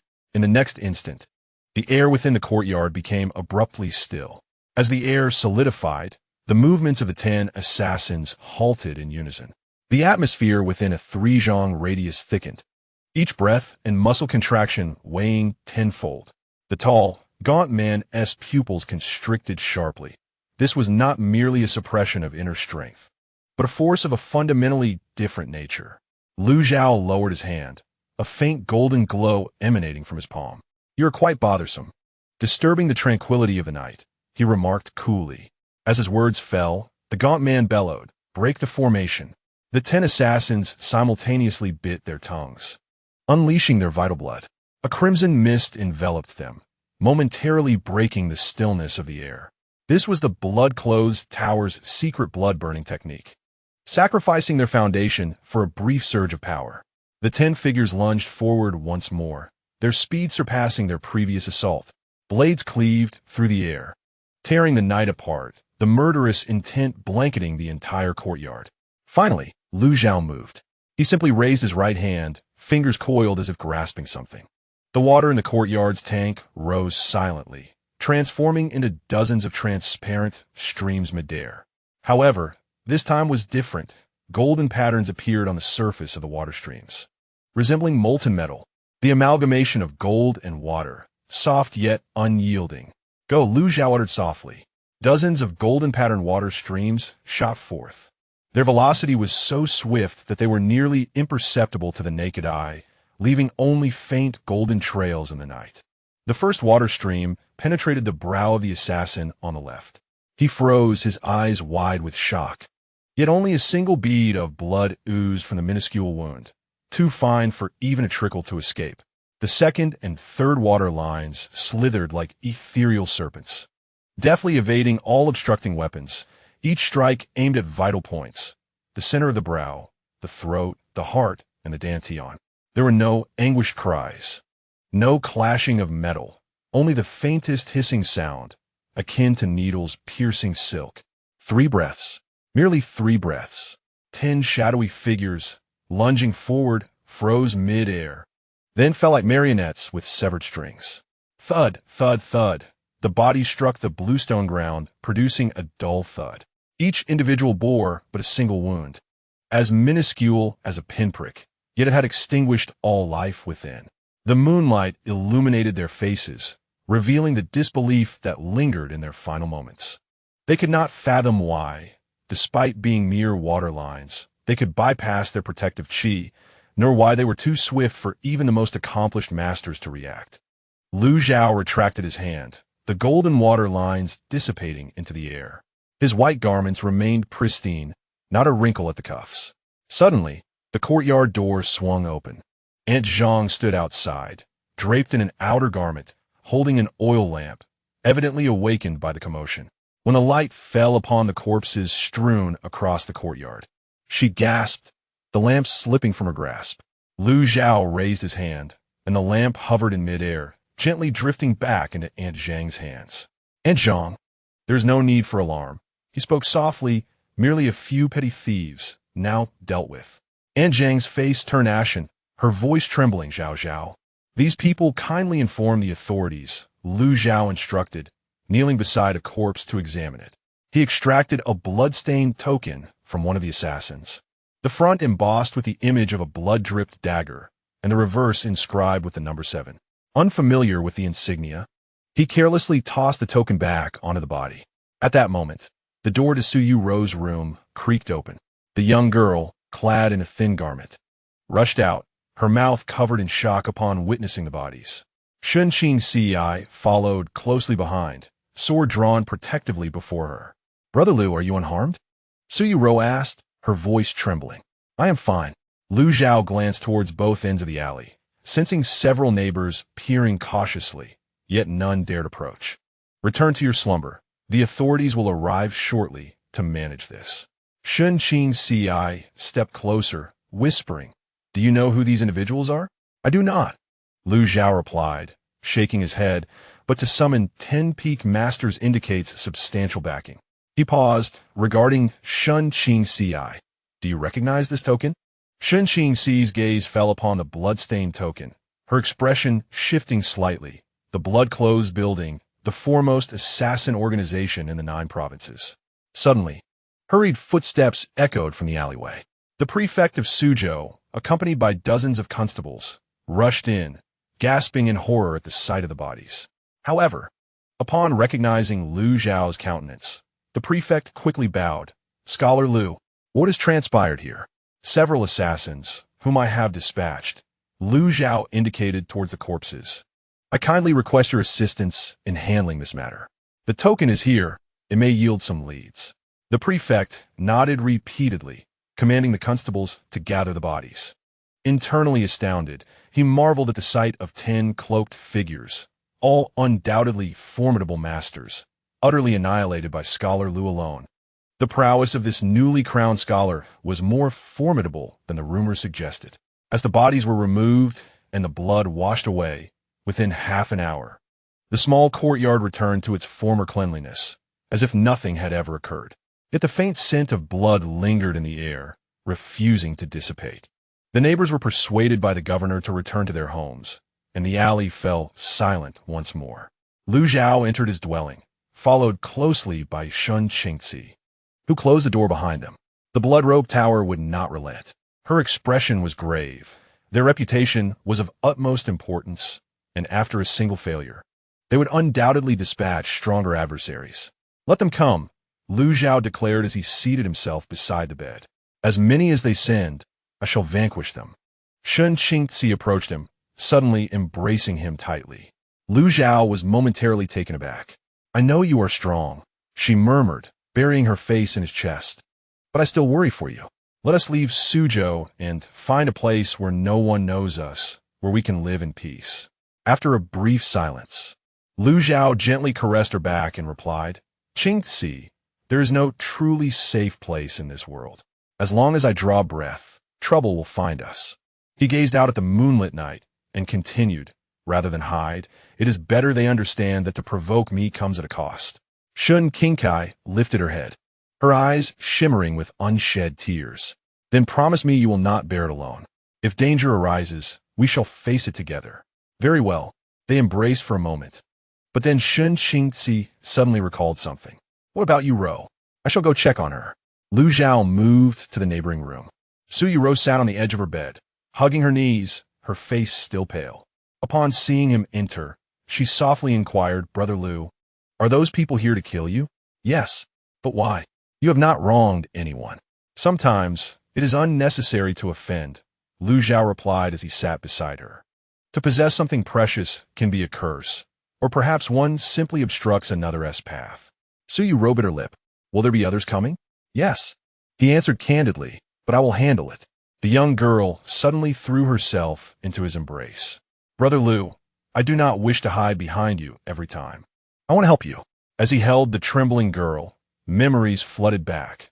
Her stubbornness as she dug in the Suzhou mass grave, her resilience while cradling her parents' urns. Lu Zhao let out a gentle sigh. The night grew deeper. Returning to his own courtyard, Lu Zhao sat upon a stone bench. Golden light swirled within his palm, gradually coalescing into a 3-inch long golden sword. The blade was transparent, shimmering with a watery glow intertwined with vibrant green energy, a seamless fusion of gold, water, and wood elements. In today's battle, the brilliance of the gold element was fully displayed. Water is gentle, while gold is sharp. Together, they create an invisible lethality. He looked up at the night sky. The blood-robed tower, the Heaven's Blade sect, and the Netherworld sect, the undercurrents of this martial world had finally surged forth before him. Since evasion was not an option, he would simply crush through. Under the moonlight, his white attire appeared as pure as snow, and the golden sword in his palm, though subdued, radiated a sharpness capable of severing all. Chapter 50. The most powerful offer from the blood-robed tower? In the depths of the blood-robed tower, 3 floors underground, stood a grand hall constructed entirely of black stone, devoid of natural light, illuminated solely by the cold glow of luminous pearls embedded within the walls. 7 figures clad in blood-red robes occupied the space, their faces shrouded in the shadows of their hoods. The leader bore a robe adorned with golden threads, intricately depicting a bloodied short sword. This was the master of the blood-robed tower, Xue Wui, whose voice was hoarse and grating like sandpaper. All 10 of our peak grandmasters have perished in Suzhou's Osmanthus Alley. The adversary had dispatched them in mere 3 breaths, leaving no discernible traces of battle. The hall fell into a profound silence. The figure in the blood robe on the left spoke, his voice soft and serpentine. Master of the building. The 7th squad is the elite of the assassination group. Their combined attack techniques can ensnare and slay ordinary early-stage terrestrial immortals. Is Lu Zhao truly that formidable? The intelligence seems flawed. Blood Wuyo cast the token onto the stone table, stating that the Heavenly Blade sect only suggested he was a suspected terrestrial immortal. Yet to annihilate the 7th squad in mere 3 breaths indicates he is at least mid-stage, if not late-stage, among terrestrial immortals. A collective gasp echoed through the chamber. Late-stage terrestrial immortals? There are but a few throughout the entire Jiuzhou. The blood-cloaked tower indeed possesses 3 terrestrial immortals as guardians, yet all are early stage, with only the master of the building at mid-stage. The Heavenly Blade sect is deceiving us. The blood-robed figure on the right gritted his teeth. 100,000 taels of gold for the life of a late-stage terrestrial immortal? Why don't they simply rob? Gue Jianshou raised his hand to halt the discussion, It is too late to speak of this now. The blood-cloaked tower has taken orders for a century without a single failure. If we falter this time, our reputation will be shattered. He surveyed the assembly. Who will go? Silence ensued. Confronting a late-stage terrestrial immortal is tantamount to courting death, even if one were to succeed against such odds. The blood-cloaked tower would incur an unbearable cost. He shall go. From the shadows of the hall, a previously silent blood-robed figure slowly rose. He was thin and frail, as if a gust of wind might topple him. Yet as he emerged from the shadows, the temperature in the great hall plummeted. The elder known as Blood Wuyo spoke with reverence. You have been in seclusion for 30 years, only recently emerging. The blood-robed figure, referred to as the Shadow Elder, lowered his hood, revealing a face etched with deep wrinkles. Most striking were his eyes, devoid of any white, resembling two fathomless abysses. Before my seclusion, I was already at mid-stage among terrestrial immortals. Though I have yet to break through, I have brushed the threshold of late stage. The elder's voice was frail. If Lu Zhao is indeed at late stage, I shall use him to validate my studies. If he is merely mid-stage, I shall eliminate him. Gue Jianshou pondered for a moment, then rose and clasped his hands. Then I shall trouble the Shadow Elder. How many men will you require? None, the Shadow Elder replied, shaking his head. Too many would be a burden. Grant me 3 days to gather intelligence. We shall set out 3 days hence. He paused. Master of the building, should I also fail? Let the blood-cloaked tower cease operations henceforth. This contract is beyond our capacity. With that, his form gradually faded, dissipating like smoke. The hall returned to silence. After a long while, Blood Wuyo slowly seated himself. Relay the order. Suspend all assassination plans against Lu Zhao until we receive word from the Shadow Elder. Additionally, ascertain what else the Heavenly Blade sect may be concealing. If they're deliberately sabotaging the blood-cloaked tower, he did not finish his sentence. But the murderous intent in his eyes conveyed everything. In Suzhou, on Osmanthus Alley, 2 days had passed since the bloodshed, and the alley had returned to tranquility. Although the neighbors were still apprehensive, they found solace in seeing Lu Zhao venture out daily to buy vegetables and take strolls. The governor had dispatched officials to guard the alley, publicly claiming it was to protect the top scholar, while in truth, it was to prevent any further incidents. Should Lu Zhao become enraged, who could predict the collateral damage? Lu Zhao remained remarkably composed. Over the past 2 days, he had explored every corner of Suzhou with Shun Qingzi and Su Yu, resembling an ordinary scholar revisiting his hometown. Only Shun Qingzi was aware that his senses remained vigilant within a 10-mile radius. Any martial artist exuding a murderous aura would be detected by him at the earliest opportunity. You were waiting. On the afternoon of the 3rd day, the two were aboard a boat on Taihu Lake. Shun Qingzi softly inquired, "What are we waiting for?" Lu Zhao gazed at the shimmering surface of the water. "We await the next wave of assassins." Lu Zhao chuckled. "Qingzi, you are becoming increasingly attuned to my nature. For I, too, am in anticipation."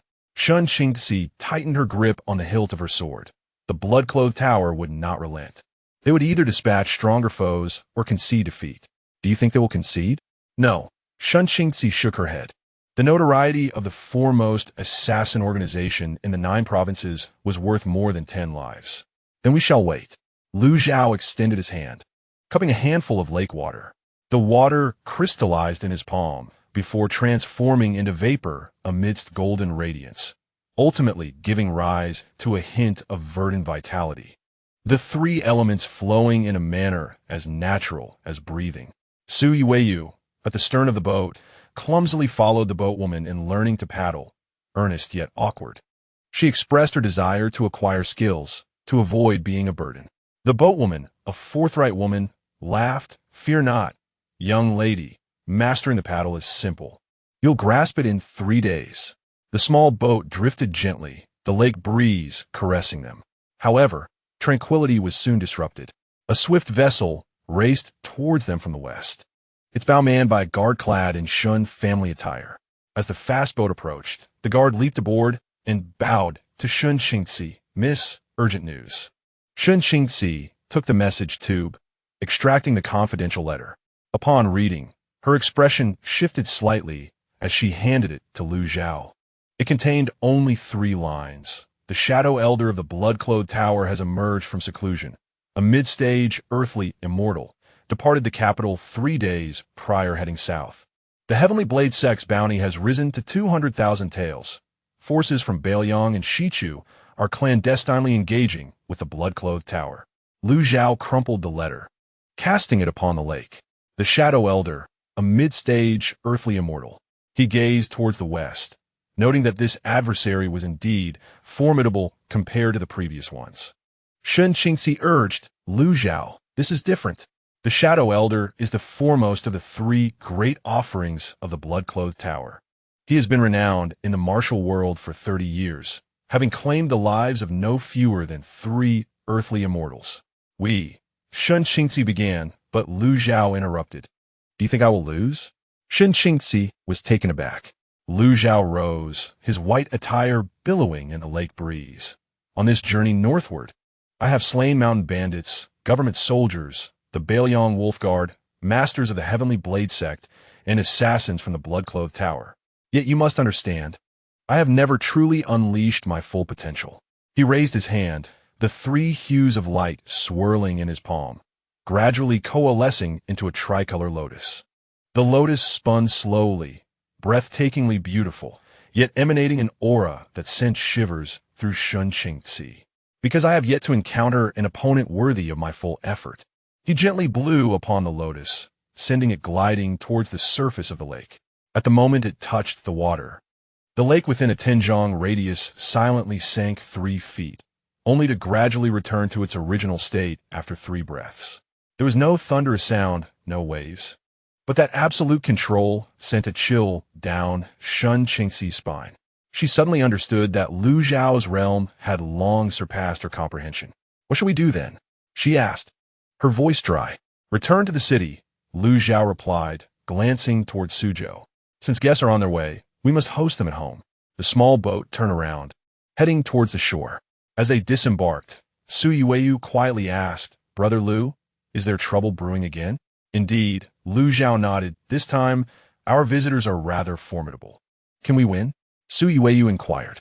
Lu Zhao ruffled her hair, yes. A simple answer that brought comfort to Su Yueyu. She nodded earnestly. I believe in you, Brother Lu. The 3 of them traveled back to the city. As Lu Zhao passed by the governor's yamen, he instructed the coachman to halt. He entered the yamen alone, and after a brief moment, emerged with a scroll in hand. The carriage resumed its journey as Lu Zhao unfurled the document. It was a wanted notice recently issued by the Ministry of Justice, featuring the likeness of the elusive Ying Lao at the top, with a plethora of charges meticulously inscribed across 3 pages. The assassination of a northern Liang envoy, the plundering of tribute from western Shu, the extermination of the Jiangnan salt merchants' family. Their gravity resonated throughout the realm. Yet, despite the notice having been circulated for 30 years, Ying Lao continued to roam freely. For he was a terrestrial immortal. Quite intriguing. Lu Zhao closed the scroll and inquired, Qingxi, what do you believe is Ying Lao's expertise? Shen Qingxi recalled the tales her father had mentioned from the martial world. Ying Lao's true name was unknown. He excelled in assassination, poison arts, and illusions. It was said that he could merge with shadows, striking unseen, even managing to severely wound a late-stage terrestrial immortal. The mention of illusions sparked contemplation in Lu Zhao. The carriage halted at the entrance of Osmanthus Alley. As Lu Zhao disembarked, the constable stationed at the alley promptly saluted him. He nodded in acknowledgement and proceeded into the alley. The setting sun bathed the passageway in golden hues, wisps of smoke curled upwards. And Aunt Zhang was at her doorstep preparing vegetables. Upon seeing him return, she smiled and said, Zhao, you're back. Come over for dinner tonight. I've simmered chicken soup. Very well, Lu Zhao replied with a smile, as if the impending clash of life and death were merely a mundane evening meal. Observing his serene profile, Shen Qingxi felt an unexpected sense of calm wash over her. Indeed, what was there to fear? This man was one whose very presence could awaken reverence, even from the sword of mountains and rivers. She tightened her grip on the hilt of her sword, determination flashing in her eyes. This time, she would stand beside him, rather than behind. As night descended, the lights in eyes alley flickered on one by one. Meanwhile, a frail figure traversed the moonlit path from 1,000 miles away. The shadow stretched long, as if it could engulf the entire city of Suzhou. Chapter 51. The movement of clouds from all directions. News from Suzhou spread with astonishing swiftness across the realm. When the bodies of 10 peak grandmasters were carried out from Osmanthus Alley, not only the constables of Suzhou were present, but also spies from various factions. Within 3 days, messages were dispatched via carrier pigeons, swift steeds, and even secretive means of communication, detailing the events of this brief yet intense battle to the desks of significant powers. In northern Liang, within the royal tent, the 9th Prince Tuoba Yi knelt on the carpet, his forehead pressed against the ground. The northern Liang king, Tuoba Hong, rugged in appearance and cloaked in a wolf fur greatcoat, remained silent for a long while after receiving the intelligence report. 3 breaths. All 10 were annihilated. Tuoba Hong's voice was deep. "Year, how long do you think you could have lasted against him?" Tuoba Yi felt cold sweat soaking his back. "Father, I cannot even discern when he struck." "Useless," Tuoba Hong scoffed, though his tone was not harsh. "Rise. Such a person is beyond your capability to contend with." He turned to an elder in a black robe within the tent. "National Master, what is your perspective?" The black-robed elder had a gaunt visage, yet his eyes sparkled like stars. He was Hu Yanzhua, the National Master of Northern Liang, an early-stage terrestrial immortal, well-versed in shamanic sorcery. "Your Majesty," Hu Yanzhua's voice was hoarse, "this Lu Zhao cannot be measured by common standards. I advise that we immediately withdraw all actions against him, and instead seek to forge an alliance." "Forge une alliance?" Tuoba Hong furrowed his brow. "He has slain my wolf guards and insulted my son. Now you suggest we ally with him? Precisely because of this, we must seek an alliance." Hu Yanzhua spoke slowly, stating that if the individual in question possessed only average strength, he could be easily dispatched. However, the fact that he could eliminate 10 peak grandmasters within 3 breaths was significant. In the entire northern Liang, there were only 4 visible Earth immortals. The cost of opposing him would be too great. Tuoba Hong pondered for a moment and asked, "What if he is unwilling to ally with us?" "Then we shall wait," Hu Yanzhua replied, a glimmer of insight flashing in his eyes. They could wait for the blood-clad tower's shadow elder to engage him, leading to mutual destruction, or for other forces to make their move first. "Very well," Tuoba Hong declared, slamming his hand on the table. He ordered, "Withdraw all our operatives in Suzhou and switch to long-distance surveillance. Additionally, prepare a substantial gift.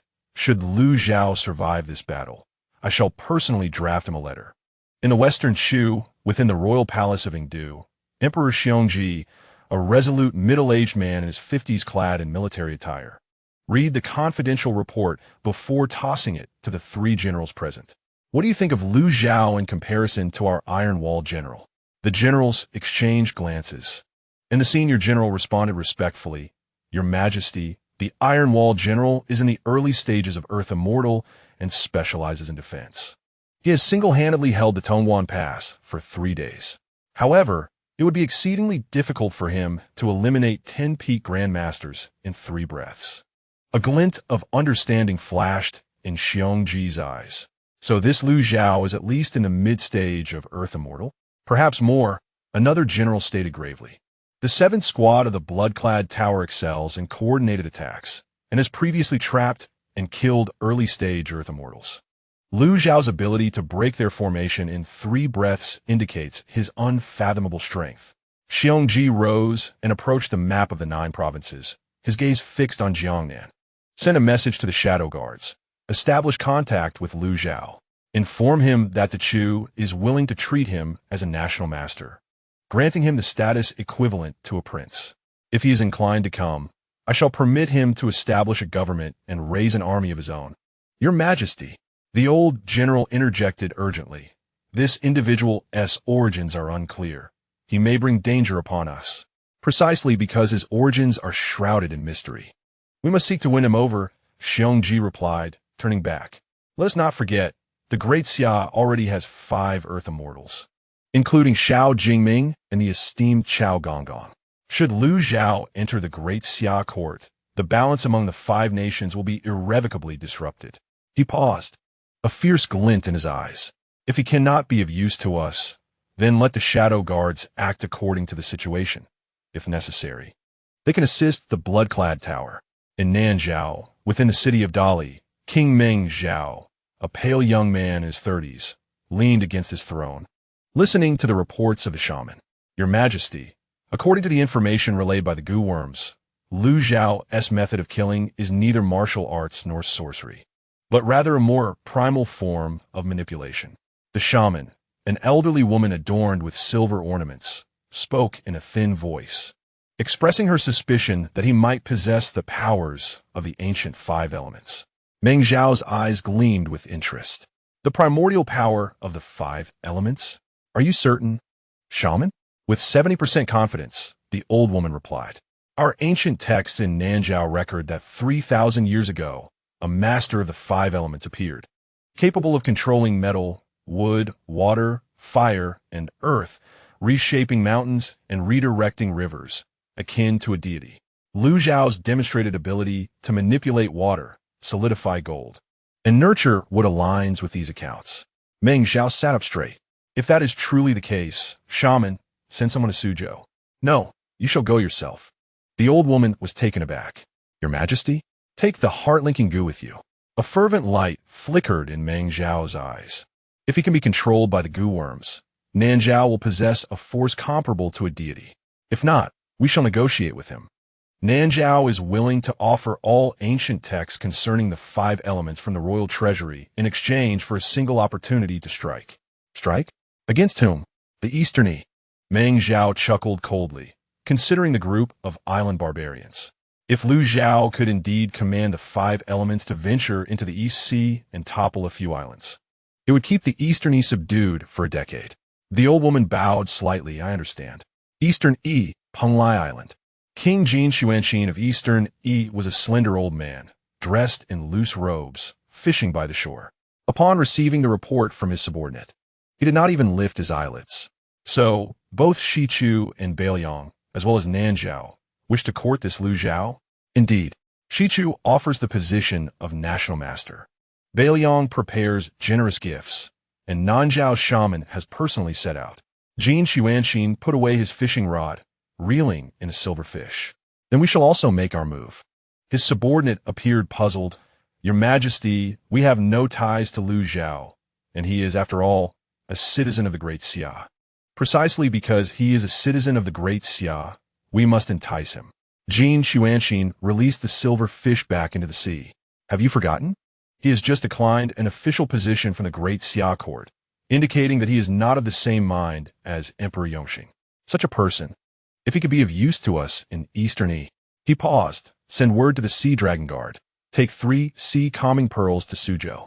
Inform Lu Zhao that Eastern Yi is willing to gift him 3 spiritual islands for his cultivation, provided he promises never to be an enemy of Eastern Yi. Your Majesty, is his cost not too great? Great?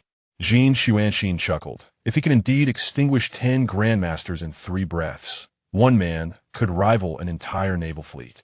3 islands for a deity-level warrior. This is a bargain. In the Great Xia, at the headquarters of the Xianjing Division, Xiao Jingming stood upon the stargazing platform, holding various confidential reports from different regions. Zhao Mu stood behind him, speaking softly. Commander, all factions are in motion, yet we shall do nothing. Xiao Jingming replied nonchalantly. But what of His Majesty? His Majesty has already issued an edict. Xiao Jingming gazed towards the south, as Lu Zhao is disinterested in court affairs. The court shall not interfere in his conflicts with the Jianghu, as long as he does not openly rebel or slaughter cities and nations. The Xianjing Division shall merely observe. Zhao Mu hesitated, but if the blood-robed tower Shadow Elder truly kills Lu Zhao in Suzhou, the Shadow Elder cannot kill Lu Zhao. He paused, a complex expression flashing in his eyes. However, relayed to the Suzhou Guard that if the conflict endangers the civilians, they may intervene appropriately. They may die, but Suzhou must not fall into chaos. Understood. In Suzhou, on Osmanthus Alley, Lu Zhao remained blissfully unaware, or rather indifferent. He was instructing Su Yu Ro on the identification of acupoints. The girl was learning diligently. Although her talent was modest, her perseverance shone through. Shen Qingxi practiced swordplay nearby, her blade shimmering like autumn waters, already hinting at a breakthrough to the 8th level of innate mastery. Brother Liu, is this the Danzhong acupoint here? Suyu Ro pointed her chest. Half an inch upwards. Lu Zhao corrected her. Practicing incorrectly will lead to misalignment. Do not rush. Shen Qingxi approached, wiping the fine sweat from her brow. Yu Ro is making swift progress. Is her own effort, Lu Zhao remarked, glancing towards the alley entrance where a visitor approached. Shen Qingxi's expression sharpened, gripping her sword hilt tightly. Yet, it was merely a common peddler, carrying a burden of cosmetics and calling out his wares. Suyu Ro's eyes brightened, and she dashed over to select her choices. However, Lu Zhao's perception pierced through the peddler, landing on a tea house 3 streets away, where 3 figures sat. One was adorned as a Western shoe merchant, with a jade pendant carved in tiger stripes at his waist. Another, resembling a southern Zhao shaman, had silver snakes coiled around his wrist, and the last, dressed like an Eastern EC traveler, wore a pearl ring on his finger. 3 individuals, strangers to one another, occasionally cast their gazes toward Osmanthus Alley. Lu Zhao smiled faintly, retracting his perception. Shen Qingxi inquired softly, another pair of eyes? This time, they do not come with murderous intent, Lu Zhao replied nonchalantly. They come bearing gifts. Gifts? Indeed, Lu Zhao remarked, his eyes drifting skyward, where fluffy clouds floated lazily. When one cannot overpower another, they seek friendship instead. Rising to return indoors, he asked, Qingxi, what would you like for dinner? I shall go buy it. Shen Qingxi paused, surprised. Aren't you worried? What is meant to come will inevitably arrive. Lu Zhao's voice echoed from within. Before that, life must go on. Sui Weiyu, having chosen her rouge, dashed back. Elder brother Lu, elder sister Shun, do I look beautiful? Her cheeks flushed, her eyes sparkling with youthful delight. Shen Qingxi gazed upon her radiant smile, and suddenly felt that perhaps Lu Zhao was right. What is meant to come will inevitably arrive. Before that, cherish those before you. As the sun descended in the west, wisps of smoke curled above Osmanthus Alley. Meanwhile, a gaunt figure had already crossed the Yangtze River 1,000 miles away. Chapter 52. The shadow falls at the hour of the midnight. Osmanthus Alley succumbed to slumber, with only a few lanterns flickering at the entrance. Lu Zhao sat on a stone bench in the courtyard, idly toying with a willow leaf. The leaf twirled at his fingertips, at times shimmering with a golden hue, at times glistening with dew, and ultimately emanating a verdant luster. He was waiting. His perception spread, enveloping the entirety of Suzhou City. In the East City Inn, a merchant from the Western Chu polished his dagger. In the Southern City Post House, a priest from Nanzhao brewed poison with insects. At the West City Dock, an Easterny merchant inspected pearls. He was aware of all these happenings. Yet, he was not waiting for them. Suddenly, the lanterns in the alley extinguished simultaneously. Darkness surged forth from the entrance like ink, swallowing the moonlight in its wake. This was no ordinary darkness. It was viscous and seemed to possess a life of its own. The Shadow Elder had arrived. He made no sound of footsteps, no breath, not even a sense of presence.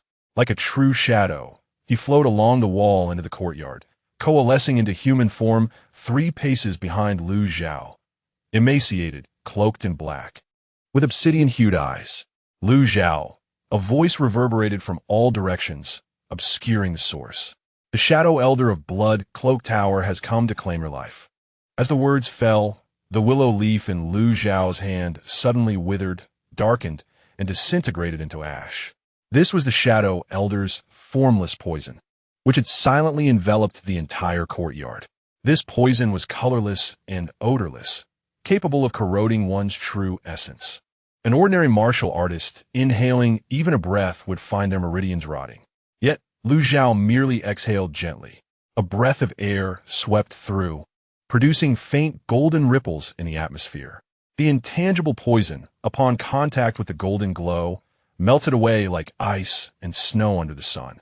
Simultaneously, the well water in the courtyard rose silently, forming a thin curtain of water that enveloped the small yard, completely isolating the interior from the exterior. The Shadow Elder's pupils narrowed. His poison had never been so effortlessly dispelled. Lu Zhao's mastery over power had reached an exquisite level. Illusion, the Shadow Elder hissed. Suddenly splitting his form, 1 became 10, 10 became 100, and 100 shadows surged toward Lu Zhao simultaneously. Each emanated a palpable aura of lethal intent. Each could potentially be the true body. This was his renowned technique, the 100 Shadows Kill, which had once ensnared and slain 3 terrestrial deities. The 100 shadows surged forth like a tide, sealing all avenues of escape. What is most terrifying is that these shadows continually exchange positions in their movement, their true forms concealed within, ever-changing in an instant. Lu Zhao finally rose to his feet. As he took a step forward, ripples spread across the ground beneath him. Within a radius of 3 zhong, the slate tiles were instantly coated in a faint golden hue, transforming into a mirror-like surface. When 100 shadowy figures leapt into the mirrored area, their movements abruptly halted in unison. For beneath each shadow, an echo of itself was reflected, and the reflection bore a smile. Lu Zhao raised his hand, fingers poised as if grasping an intangible object. All reflections in the mirror simultaneously raised their hands, reaching out towards their respective corporeal forms. A series of muffled thuds resounded. 90 shadowy figures dissipated simultaneously, like bubbles bursting. The remaining 10 shadows retreated violently. Among them, 9 disintegrated during their retreat, leaving only the last, which landed against the courtyard wall, revealing the true form of Shadow Elder. Blood trickled from the corner of his mouth, and his eyes were wide with horror. The mirror's reflection rebounding against the corporeal form. What an uncanny technique is this? You are not a martial artist. Shadow Elder hissed. What exactly are you? Does it matter? Lu Zhao replied, slowly advancing towards him, his white attire untouched by the darkness. You only need to know that you will perish here tonight. In a fit of rage, Shadow Elder laughed derisively. Arrogance. He formed seals with his hands, and the shadows behind him surged wildly, coalescing into a colossal demonic figure towering 3 zhong. The figure bore no face, only a pair of blood-red eyes. Its enormous mouth opened to emit a silent roar, a shadowy howl that directly assaulted the soul. Simultaneously, Shadow Elder's true form melded into the demonic figure, disappearing into the darkness. This was his ultimate trump card, to divert attention with the demonic figure while his true self stealthily prepared for a lethal strike. The demonic figure lunged, its blood-red eyes locking onto Lu Zhao's soul. Yet, Lu Zhao did not even glance at the creature. Instead, he casually reached into the void to his left. Got you. A tearing sound echoed, akin to fabric being ripped apart. The fabric of that void was forcibly torn open, and Shadow Elder tumbled out, his dark robe shredded at the chest, revealing 5 deep, bone-revealing gashes. Each wound glimmered with a golden hue at its edges, preventing the injuries from healing. How is this possible? Shadow Elder coughed blood. My shadow escape has never been seen through. Because your shadow, Lu Zhao remarked with indifference, is far too apparent in my eyes. He raised his hand, and suddenly, all shadows within the courtyard sprang to life. The shadows from the corner of the wall, the eaves, and even the shadow beneath Shadow Elder's feet detached from their corporeal forms, coiling around him like tendrils. Shadow Elder attempted to flee, but the shadows ensnared him like chains. Even more terrifying was that these shadows began to devour his power, the essence of his shadow arts, painstakingly cultivated over 3 centuries, was being consumed by its own kind. Shadow Elder emitted a desperate howl. Lu Zhao granted him no further opportunity. With fingers poised like a sword, he directed an ethereal jab towards Shadow Elder. A brilliant emerald light shot from his fingertip, piercing into Shadow Elder's brow. This was the purest essence of the wood attribute, governing both life and decay.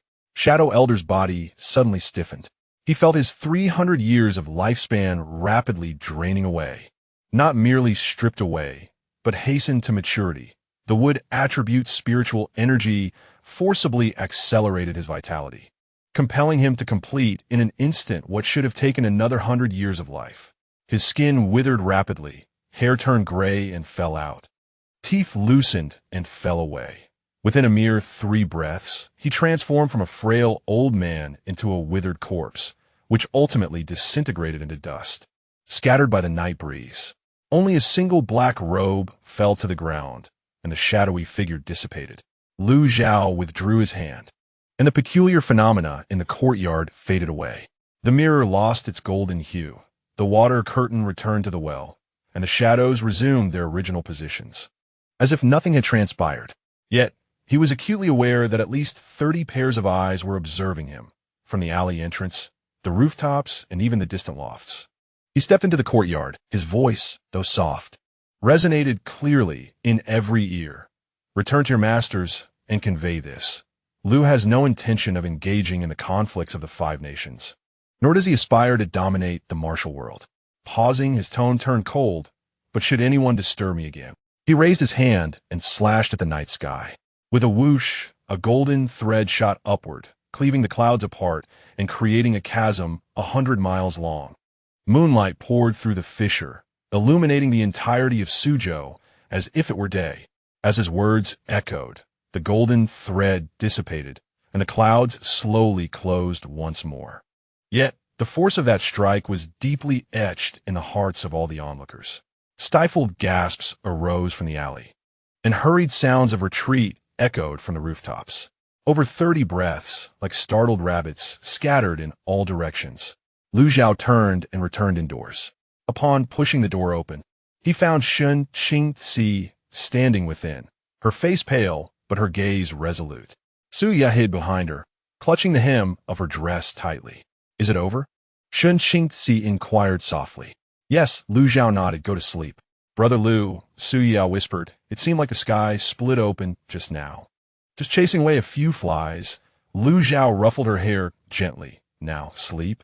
After the two retreated to their room, Lu Zhao stood alone in the courtyard. He gazed up at the northern night sky, the direction of the great Xia capital. It was time for all factions to understand the essence of keeping their distance. Chapter 53. The lengthy summer. The news of the Shadow Elder's demise reverberated across the 9 provinces like thunder. The blood-robed tower hastily withdrew all its eyes from Jiangnan, with the tower master, Blood Wuya, personally inscribing a letter to the Tiandao sect. He returned a deposit of 100,000 taels of gold, with a postscript that simply read, "Take care of yourself." In the halls of the Tiandao sect, Nie Guangdao shattered the missive in fury, his eyes bloodshot. Yet he did not dare to mention revenge again. With the Shadow Elder deceased, the Tiandao sect's full-on assault would only lead to their demise. The courts of the 5 nations trembled. The king of Beiyang recalled the national master, Hu Yinzhua, overnight, canceling all plots against Lu Zhao. The king of Shichu, Xiongji, silently tore up the prepared edict for the national master. The southern Zhao shaman turned back midway to Dali, and the eastern East seafarers departed from the harbor. The 100-mile sword mark not only cleaved the clouds, but also severed the last vestiges of hope among various factions. However, these disturbances remained isolated beyond the borders of Suzhou. In the scorching heat of July, the oppressive warmth gradually waned. Life in Osmanthus Alley was tranquil as still water. Each morning, Lu Zhao instructed Su Yuya in her training. Though the young girl possessed average talent, after 2 months of diligent practice, she had grasped the threshold of postnatal mastery. With hints of vapor swirling around her movements, a testament to Lu Zhao nurturing her meridians with his essence. Shun Qingxi's swordsmanship advanced even more swiftly. Having long been stuck at the 7th level of innate mastery, recent discussions with Lu Zhao had deepened her insights, and she was on the verge of a breakthrough to the 8th level. Lu Zhao's occasional guidance was always precise, illuminating her path. One afternoon, the 3 of them sat beneath the trellis in the courtyard, seeking respite from the heat. Suyu Ruo served chilled sour plum soup, while Shenqing Ci gently waved a fan, and Lu Zhao reclined on a bamboo chair, engrossed in a local gazetteer of Suzhou, chronicling the region's customs and landscapes. Lu Gugu, Suyu Ruo offered the bowl of soup. In just a few days, It will be the Qixi Festival, and the city will host a lantern festival. Shall we go and see? Lu Zhao accepted the bowl. If you wish to go, then go. Sister Shun should join us too. Suyu Ruo's eyes sparkled. I have heard that this year's Lantern Festival will be particularly lively, with river lanterns released. Shun Qing's eyes smiled and nodded. Very well, let's go together. These days were the most tranquil of her life, devoid of worldly strife and familial obligations. Each day was spent practicing swordplay, reading, and keeping company with Lu Zhao. Sometimes she pondered how delightful it would be if life could continue in such a manner. As Lu Zhao perused the gazetteer, he suddenly remarked, Qing Ci, your father sent a letter the other day. Shun Qing Ci paused her fan. What did he say? He mentioned that all is well with the Shun family and reassured you not to worry. Lu Zhao set down his book, adding that if they wished to reside in Suzhou long-term, he could entrust the Shun family's properties here to her care. Shun Qing Ci's cheeks flushed slightly. Father truly thinks highly of me. Lu Zhao gazed at her. Suzhou's climate is pleasant, far removed from the intrigues of the capital. It is an ideal place for settling down. Though spoken simply, his words made Shun Qing Ci's heart skip a beat. Settling down meant he would establish a home here. With her by his side, Suyu Ruo asked softly, Lu Ge, will we then live in Hohot Alley? Indeed, Lu Zhao nodded. We shall renovate this old residence and purchase the neighboring courtyard to connect them. It will suffice for us. The word slipped from his lips effortlessly. Suyu Ruo lowered her head, unable to suppress a smile. At that moment, the sound of a carriage approached from the alley. Zhou Bo entered, guiding a Shun family guard who held a brocade box. Miss, this is sent by the master, the guard said, bowing as he presented the box. Shun Qing Ci opened it to reveal several pieces of jewelry, a golden hairpin, a pair of jade bangles, a piece of mutton fat jade pendant, and a resplendent red wedding gown. Her face instantly flushed, and she hurriedly closed the box. However, Lu Zhao had already seen a glimmer of amusement flickering in his eyes. Once the guard departed, silence enveloped the courtyard. Suyu Ruo glanced between Shun Qing Ci and Lu Zhao before suddenly standing up. I shall go check on dinner. And she hurriedly left. Beneath the grape arbor, only the two remained. Shun Qing Ci cradled the brocade box, her fingers unconsciously tracing its surface. Lu Zhao rose and approached her, opening the box and picking up the mutton fat jade pendant.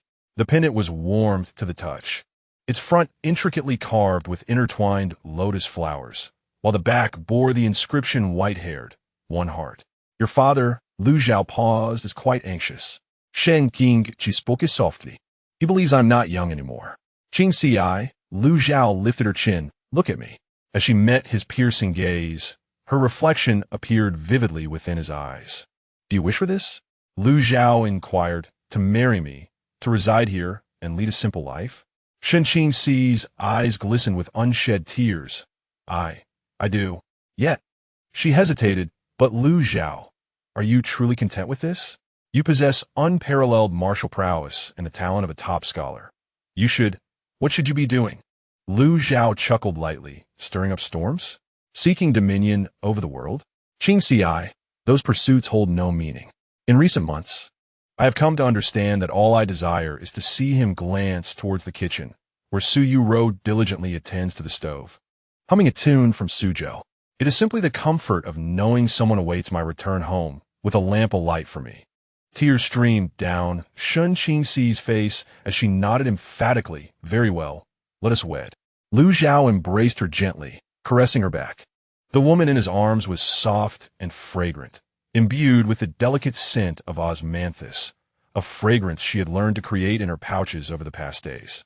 However, he suddenly inquired, what about you, Ro? Shun Qing Ci's body stiffened. Lu Zhao continued, she is alone and regards us as family. If we marry, I understand. Shun Qing Ci interrupted, lifting her head to wipe her tears. You, Ro, is like a sister to me. I will not allow her to suffer any grievances. But according to propriety, propriety is not paramount, Lu Zhao interjected. What matters is that the three of us are willing. After a moment of silence, Shun Qing Ci softly suggested, then you should also ask your Ro how she feels. At dinner, Suyu Ro prepared 3 dishes and a soup, steamed base. oil-braised bamboo shoots, stir-fried seasonal vegetables, and a pot of mushroom soup. Her culinary skills had improved remarkably. The food was a feast for the senses when served. The three of them gathered around the table, yet the atmosphere felt somewhat delicate. Suyuro kept her head down, eating her rice, while Shenqingci occasionally offered her vegetables, and Lu Zhao quietly dined. Finally, unable to contain herself any longer, Suyuro spoke softly, "Brother Lu, Sister Shun, are you two about to get married?" Shenqingci's hand trembled, nearly dropping her chopsticks. Lu Zhao set down his bowl and said, "Yuro, if Qingci and I marry, would you be happy?" Suyuro hurriedly replied, "Sister Shun treats me well, and so does Brother Lu. If you marry, I bless you both." As she spoke, her eyes turned red. Lu Zhao reached out, ruffling her hair gently. "Silly girl, what I mean is if we marry, you will join us." Suyuro froze, staring at him in bewilderment. Shenqingci took her hand and spoke tenderly, "Yuro, after spending this time together, I have already come to regard you as a dear sister. If you are willing, the three of us can be together and never part, all right?" Tears streamed down Suyuro's face as she glanced at Lu Zhao and then at Shenqingci, nodding vigorously. I am willing, as long as Brother Lu and Sister Shun do not mind me." "How could we ever mind?" Shenqingci said, wiping her tears. "From now on, we shall be one family." As Lu Zhao watched the two, a part of his heart softened completely.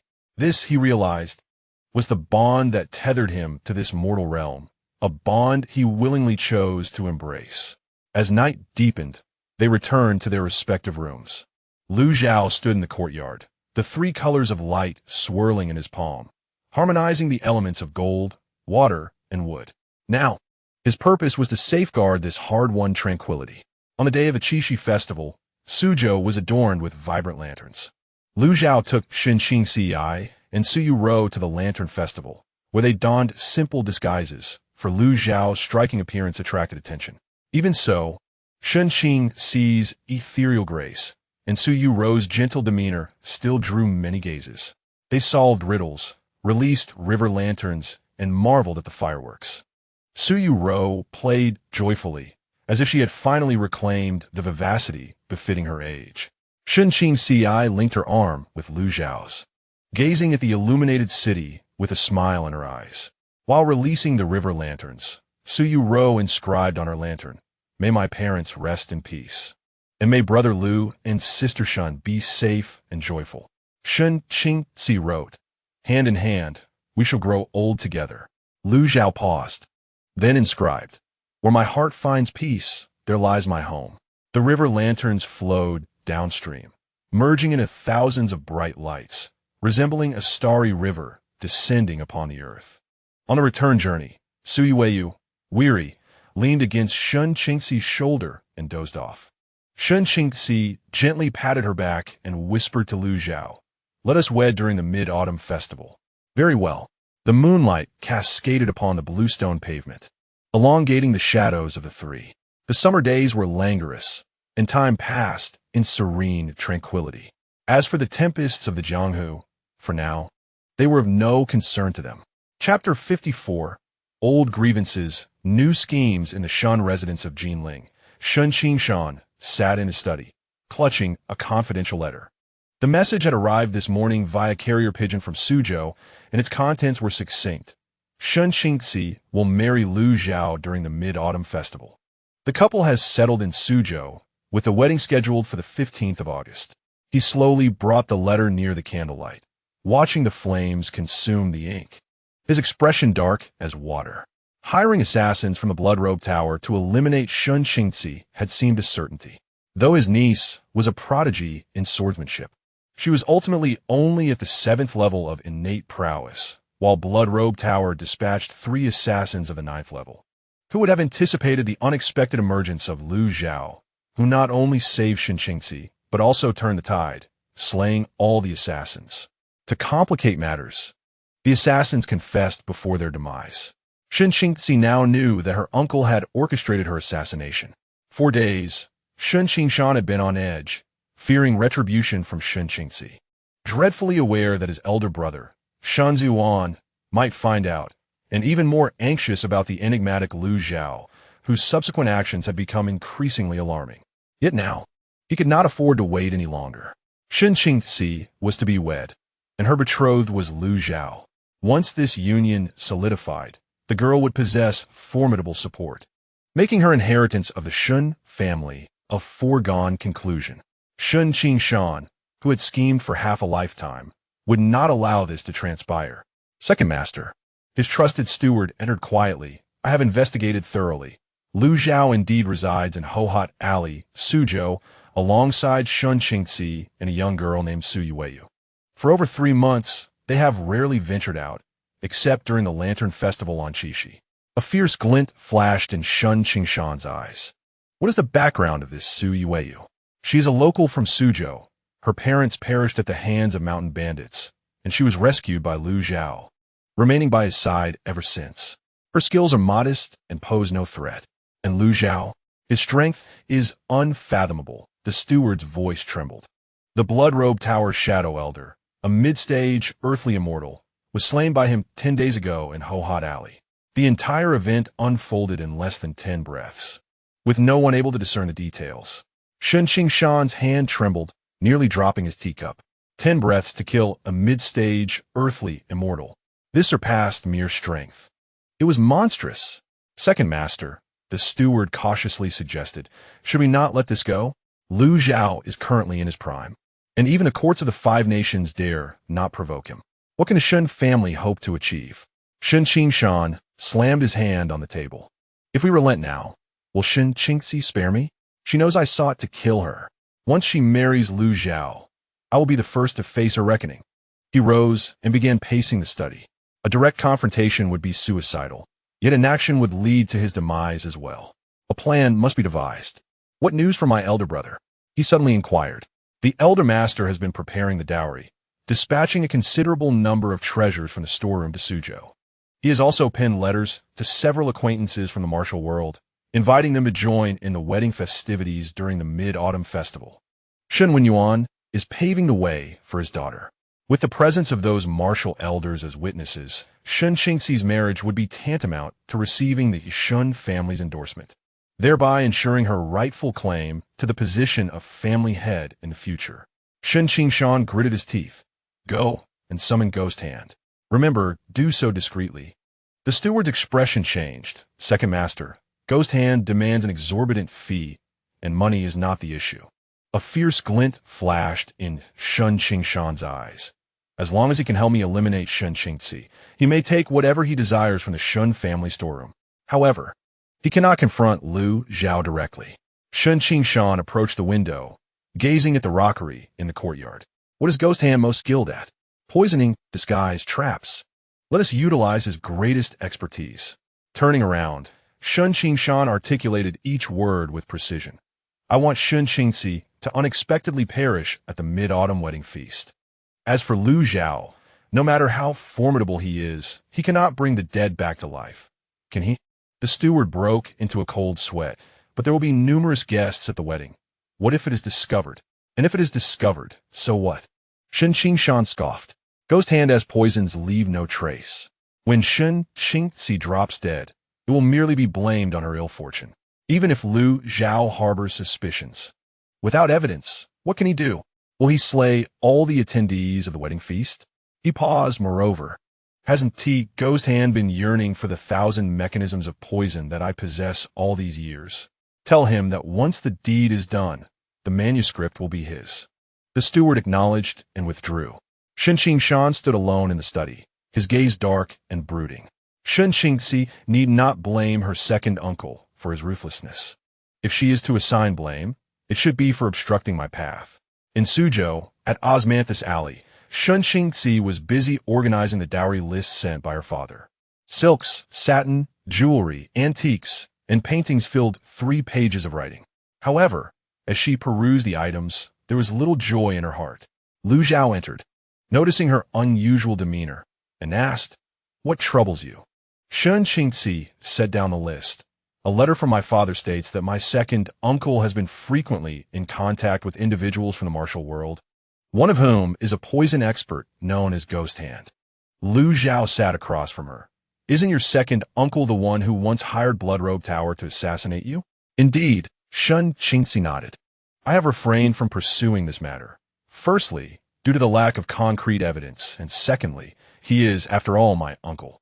But is he now preparing to act? It seems so, Shun Qingxi replied with a bitter smile.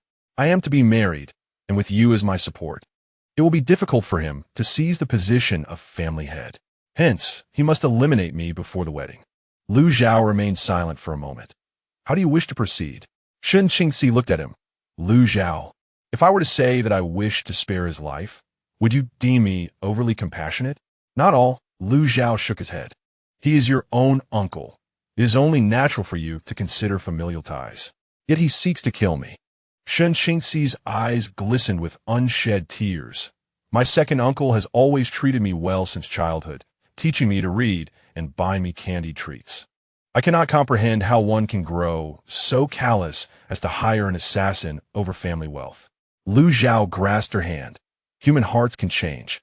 Perhaps, in his eyes, wealth outweighs kinship. So what are we to do? Shun Qingxi leaned against his shoulder. The ghostly hand as poison was insidious and hard to defend against. Moreover, his skill in disguise was exceptional. Blending in with the guests would be a simple task. Lu Zhao remarked coolly, as long as we prevent him from mingling among us, we shall be fine. However, the guest list had been determined by his father. If Shun Qingxi's uncle attended as a member of the Shun family, we could hardly refuse him entry. Then let him come. Lu Zhao's eyes glimmered with a hint of coldness.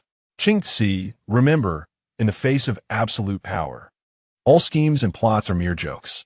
He may poison, but I can counter it. He may disguise himself, but I will see through his ruse. If he dares to act on the Mid-Autumn Festival. He left his words hanging, but Shun Qingxi understood. But I do not wish for you to kill. She whispered, at least not in my presence. Very well, Lu Zhao agreed. I shall allow him to leave Suzhou alive. However, from this moment forth, he shall never set foot in Jiangnan again. This was his utmost concession. Shun Qingxi nodded. Thank you, Lu Zhao. We are to be wed soon. There is no need for thanks, Lu Zhao replied as he rose. I will go prepare some things. Since the ghostly hand excels in poisoning, I shall show him what it means to be outmatched. He exited the room and stepped into the courtyard. Sui Weiyu was practicing her skills, and upon seeing him, paused to ask, Brother Lu, what is the matter with Sister Shun? She seems unhappy. Some family matters to attend to, Lu Zhao responded, observing her. Weiyu, on the day of the Mid-Autumn Festival, stay close to Qingxi. Do not leave her side. Sui Weiyu's expression grew serious. Is there danger? Perhaps. Lu Zhao did not conceal the truth from her, but with me around, nothing will happen. Understood. She nodded vigorously. I will protect Sister Shun. Lu Zhao affectionately ruffled her hair, feeling warmth in his heart. This girl, though her skills were still lacking, possessed a rare sincerity. He approached the well and drew a bucket of water. Placing his palm upon the surface, golden light swirled, and the water gradually took on a faint golden hue. This was purified water, a fusion of the essence of gold and water, capable of neutralizing poisons and revealing certain toxins. Since someone wished to play with poison, he would indulge them. As the sun set, casting a warm golden hue over the courtyard, beneath the seemingly tranquil days, an undercurrent was stirring. The mid-autumn banquet was destined to be anything but peaceful. Yet Lu Zhao remained unconcerned. He was eager to see what tricks Shun Qingshan could conjure. Chapter 55. Madness on the night of the 7th of August, in the backyard of the splendid silk shop in the eastern part of Suzhou. The shopkeeper and his assistants were already fast asleep. This was Shun Qingshan's largest enterprise in Suzhou, a 3-courtyard establishment with front and back shops. Filled to the brim with fine silk gathered from various parts of Jiangnan, worth no less than 50,000 taels of silver. Suddenly, an unusual sound emanated from the deep well in the courtyard. Crystal clear water began to overflow from the well, rapidly spilling over the wellhead and flowing into the courtyard. The water appeared calm, yet bore an irresistible force, seeping through the cracks of the blue bricks beneath. It flooded into the front shop, soaking the silks displayed on the shelves. It rushed into the storeroom, submerging the bolts of brocade. It surged into the accounts office, ruining the ledgers and banknotes. In just a quarter of an hour, the entire silk shop was inundated to knee-deep levels. The same occurrence transpired across 6 of Suzhou's enterprises, 2 silk shops, a rice mill, a pawn shop, and 2 warehouses. All these establishments shared a single owner, Shun Qingshan. The water flowed with precision, inundating only the warehouses and operational areas, sparing the residences and preserving human lives. It was as if an invisible hand orchestrated the deluge, allowing it to retreat quietly after inflicting the greatest possible damage, leaving behind a scene of utter devastation. At the 3rd watch of the night, the waters receded completely. The masters of 6 enterprises awoke from their slumber to behold the disastrous sight, collapsing in despair. In the Jinling residence of the Shun family, Shun Qingshan had just finished his breakfast when 6 urgent reports arrived almost simultaneously.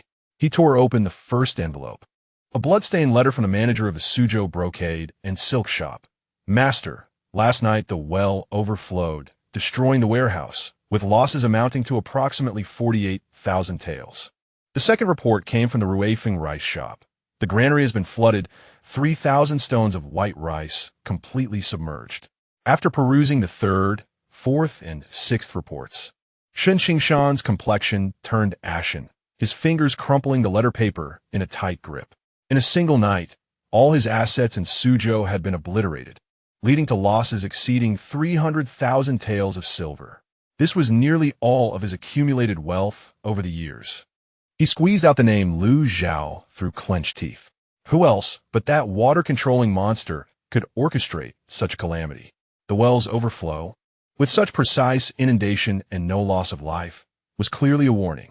Second Master, the steward said, trembling, the governor of Suzhou has dispatched someone to investigate. He claims it is a natural disaster. A natural disaster? Shun Qingshan hurled the letter to the ground. Does a natural disaster solely target the assets of Shun Qingshan? Does it conveniently avoid all residential homes? This is unequivocally man-made. He raged in his study, his eyes bloodshot. 300,000 taels. After years of diligent effort, it had vanished overnight. Where's Ghost Hand? He suddenly turned. He arrived in Jinling last night, staying at the ULI Inn in the west of the city. Bring him to me. Now. Half an hour later, a gaunt middle-aged man entered the study, dressed in a gray cloth garment. His appearance was unremarkable, the kind that would fade into a crowd. Yet, his eyes occasionally flickered with an unsettling glimmer. Second Master Shun, Ghost Hand rasped, I hear you are in trouble. Shun Qingshan suppressed his fury, pushing the 6 urgent reports before him. Look at this. In a single night, my enterprises in Suzhou have been annihilated. Ghost Hand glanced at them, his expression unchanged. The handiwork of Lu Zhao? Who else could it be? Shun Qingshan gritted his teeth. Ghost Hand, I want you to act swiftly. Do not wait for the Mid-Autumn Festival. Do it in these few days. Eliminate Shun Qingzi. Ghost Hand shook his head. Second Master Shun. Since Lu Zhao has already issued a warning, he will undoubtedly be on guard. To kill Shun Qingzi now will be tantamount to signing your own death warrant. What then? Am I to simply let this go? Certainly not. A cold glint flashed in Ghost Hand's eyes. If we cannot eliminate Shun Qingzi, we can target someone else, someone she cherishes dearly. Shun Qingshan paused. You mean Shen Ziyuan? Ghost Hand slowly replied. Shun Qingzi's father. If he were to die, Shun Qingzi would surely return to Jinling to mourn. In such a state of emotional turmoil, with her guards lowered, it would be the perfect opportunity to strike. The study fell into a profound silence.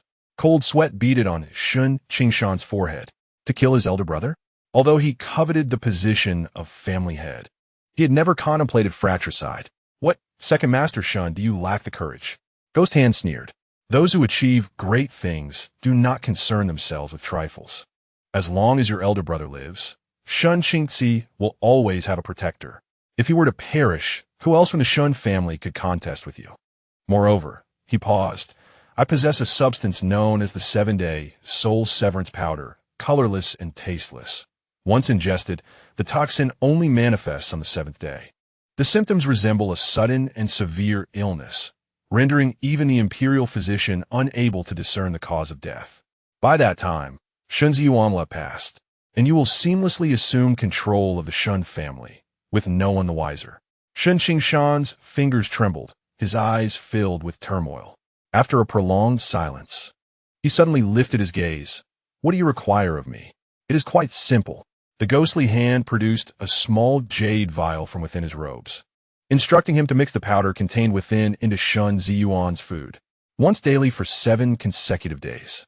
Remember, it must be administered by your own hand. I cannot trust anyone else.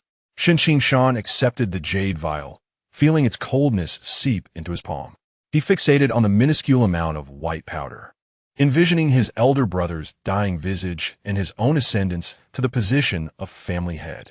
Very well, his voice rasped. I shall do it. In Suzhou, on Osmanthus Lane, Lu Zhao sat in the courtyard sipping tea. Last night, he had orchestrated a flood to submerge Shun Qingshan's assets as a warning.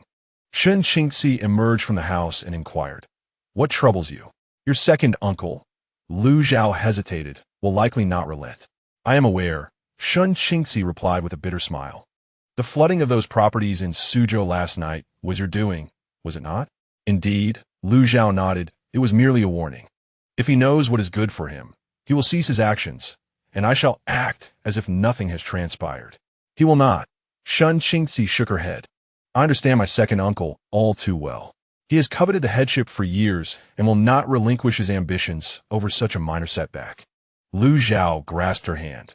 Qingxi, should he truly embark on an irreversible course of action, then we shall proceed as you suggested. A flicker of pain crossed Shun Qingxi's eyes. Let him leave Jiangnan alive, never to return. As they conversed, Su Yueyu returned from the alley, carrying a basket of vegetables, her small face alight with excitement. Brother Lu, Sister Shun, there was a storyteller at the marketplace today recounting the tale of your slaying of the clouds. It was utterly captivating. Lu Zhao chuckled. It is all exaggerated. Not at all. Su Yueyu insisted earnestly. Brother Lu is truly remarkable. Shun Qingxi smiled as well, though her smile concealed a deep-seated concern. How much longer could they endure such tranquil days? In Jinling, at the Shun residence, Shun Ziyuan was occupied in his study managing family affairs.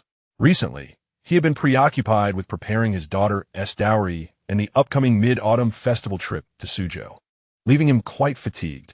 Upon seeing his brother Shun Qingshan enter with a bowl of ginseng soup, he expressed mild surprise. Qingshan, what brings you here? Elder brother, I noticed your recent exertions and specially requested the kitchen to prepare ginseng soup. Shun Qingshan placed the bowl on the desk.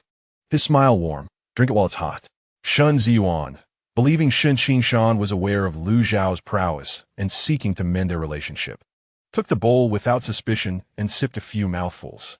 The soup had a slightly bitter taste, prompting him to frown. This ginseng soup has an unusual flavor. I added some calming herbs. Shun Qingshan replied unflinchingly. Elder brother, your sleep has been poor lately, and you ought to take care of yourself. Shun Ziyuan nodded. Finishing the soup, he did indeed feel somewhat unwell. Perhaps age was catching up with him. Shun Qingshan collected the empty bowl, a glimmer of malice flashing in his eyes, and turned it apart. From that day forth, he personally delivered a bowl of medicinal soup to his elder brother's study each evening. Though Shun Ziyuan found the medicinal taste peculiar, he consumed it, considering it his brother's heartfelt intention. On the 3rd day, he began to cough. By the 5th day, his complexion had turned pale, and he frequently felt dizzy. On the 7th day, as dawn broke, Shun Ziyuan, just risen, suddenly experienced a severe pain in his chest and spat out a mouthful of dark blood, staining his garments. He stumbled to the ground, attempting to call for help, but no sound emerged. His vision gradually blurred, and the last thing he beheld was the rising sun outside the window. The Shun residence was thrown into chaos. When the physician arrived, Shun Ziyuan had already succumbed. His pulse was erratic, and there was blood seeping from his orifices, the symptoms resembling those of sudden and acute illness. The old physician shook his head, lamenting that Master Shun had succumbed to the ailments brought on by overwork, resulting in cardiac failure. Shun Qingshan collapsed before his elder brother's lifeless body, weeping uncontrollably. His cries were heart-wrenching, evoking deep sentiments of brotherly love in anyone who witnessed it. Yet only he knew that the heavy burden in his heart had finally been lifted. That afternoon, An urgent death notice was dispatched to Suzhou. Meanwhile, Hohat Lane was still enveloped in the joyous anticipation of an upcoming wedding. Chapter 56. The grievous news. The afternoon in Hohat Lane was tranquil. Suguru practiced her martial arts in the courtyard, while Shun Qingxi embroidered her wedding gown indoors, and Lu Zhao reclined in a bamboo chair, engrossed in a book. Their lives flowed as calmly as a bowl of plain water, yet all three cherished this simplicity. Suddenly, urgent hoofbeats echoed from the lane's entrance. Distinctly the sound of a horse galloping at full speed. Suguru halted her movements. Shun Qingxi set down her needle and thread, and Lu Zhao lifted his gaze. Moments later, Zhou Bo stumbled in, his face ashen, clutching a letter in his hand, his lips quivering, unable to articulate a word. Shun Qingxi's heart sank. Zhou Bo, what has happened? Miss Zhou Bo fell to his knees, his voice hoarse. The master has passed away. Shun Qingxi froze. She could not comprehend what she had just heard, or perhaps she dared not believe it. What did you say? The master passed away this morning. Zhou Bo wept bitterly. The urgent report from Jinling states that he succumbed to a sudden illness, departing unexpectedly. Miss, please accept my condolences. Shun Qingxi took the letter, her hands trembling violently, struggling to break the seal. Lu Zhao approached, grasping her hand to assist in opening the letter. It was penned by the old steward of the Shun family. Containing just a few terse lines, the master suffered a sudden heart ailment this morning, resulting in his death from blood vomiting. The physician claims it was due to overwork. The second master is currently arranging the funeral, and the miss is urged to return swiftly. After reading, the letter slipped from her fingers. She did not cry, nor did she scream. She stood there as if her very soul had been drained, staring blankly into space. After what felt like an eternity, she murmured, "My father wrote last month, saying he would come to celebrate the wedding." Before she could finish, tears streamed down her face. She covered her eyes, her shoulders shaking violently. Yet she bit her lip to stifle any sound. That suppressed sobbing was more heart-wrenching than any wail. Suguru rushed over to embrace her, weeping alongside her. The memory of her own parents' death flooded back, understanding all too well that sense of the world collapsing. Lu Zhao stood silently beside them, not uttering a word. He bent down to pick up the letter, reading it once more from beginning to end.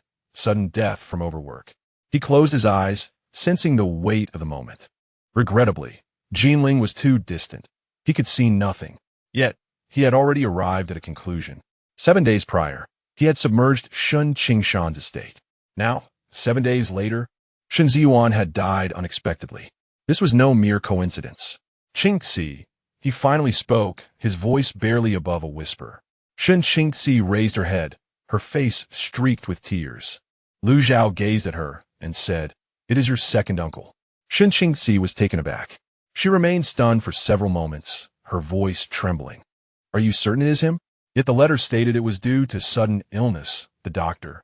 "I require no evidence." Lu Zhao interrupted her. "I am convinced it is him. It is undoubtedly him." He paused, lowering his eyes. "Qingxi, this is my fault. I should not have flooded his shop that night. My intention was merely to warn him, to make him retreat from his nefarious pursuits. However, I did not anticipate he would descend into such madness." This was the first time he had expressed a semblance of regret in front of her. Shun Qingxi looked at him, tears streaming more fiercely down her cheeks. She wished to utter that it was not his fault, but the words caught in her throat. For deep within her heart, she understood that her uncle was capable of such deeds. The uncle who had taught her to read as a child and bought her candy had long since perished. Consumed by greed. "We shall return to Jinling," Lu Zhao declared. "Let us depart immediately." Shun Qingxi nodded, wiping away her tears, her voice hoarse. "I need to see it with my own eyes." Half an hour later, the carriage was prepared. Shun Qingxi changed into plain garments, her eyes swollen. Yet she had regained her composure. She clasped the jade pendant tightly in her hand, a dowry gift from her father. Suiwero packed a few simple belongings and joined her in the carriage, unable to leave her sister alone. Before boarding, Lu Zhao glanced back at Osmanthus Alley. The old residence stood silently, the courtyard gate ajar, the well water deep and mysterious. He had envisioned marrying here, settling down, and living an ordinary life. Now, everything lay shattered. Brother Liu, Suyuero called softly. Lu Zhao withdrew his gaze and entered the carriage. The wheels of the carriage rolled out of the alley. Aunt Zhang was returning home with a basket of vegetables and paused in surprise at the sight of the carriage passing by. "Where is Zhao Guer going?" No one answered. The wheels crunched over the cobblestones, growing ever more distant. Inside the carriage, silence reigned. Shen Qingzi leaned against the window, gazing outside, remaining silent. She had ceased to cry. Her tears had dried, leaving only a sense of numbness. Lu Zhao sat opposite her, equally quiet. Suyuero glanced between the two, her eyes reddened, unsure of what to do. After a long while, Shen Qingzi suddenly spoke in a hushed tone. "Lu Zhao, if I were to ask you to kill my uncle, would you do it?" Lu Zhao met her gaze. "I would." Shen Qingzi lowered her eyes, her fingers twisting the hem of her clothing. "My father valued brotherly affection above all else, if he were to know." She could not finish her thought. Lu Zhao grasped her hand firmly. "Qingzi, leave this matter to me." Shen Qingzi looked up. "What do you intend to do?" "First, we will return to Jinling to see your father one last time," Lu Zhao said, pausing before continuing. As for Shen Qingshan, he hesitated. "I will ensure he admits it himself." "What if he refuses to acknowledge it?" "He will confess," Lu Zhao replied with a calm demeanor. Yet Shen Qingzi discerned the underlying chill in his words. She refrained from pressing further. Suyuero, fatigued, leaned against the carriage wall and fell asleep.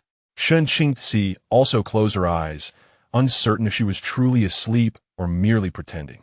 Lu Zhao observed the sky outside, darkening gradually, a faint golden hue emanating from his palm. He recalled the scene of manipulating the water to inundate those shops that fateful night.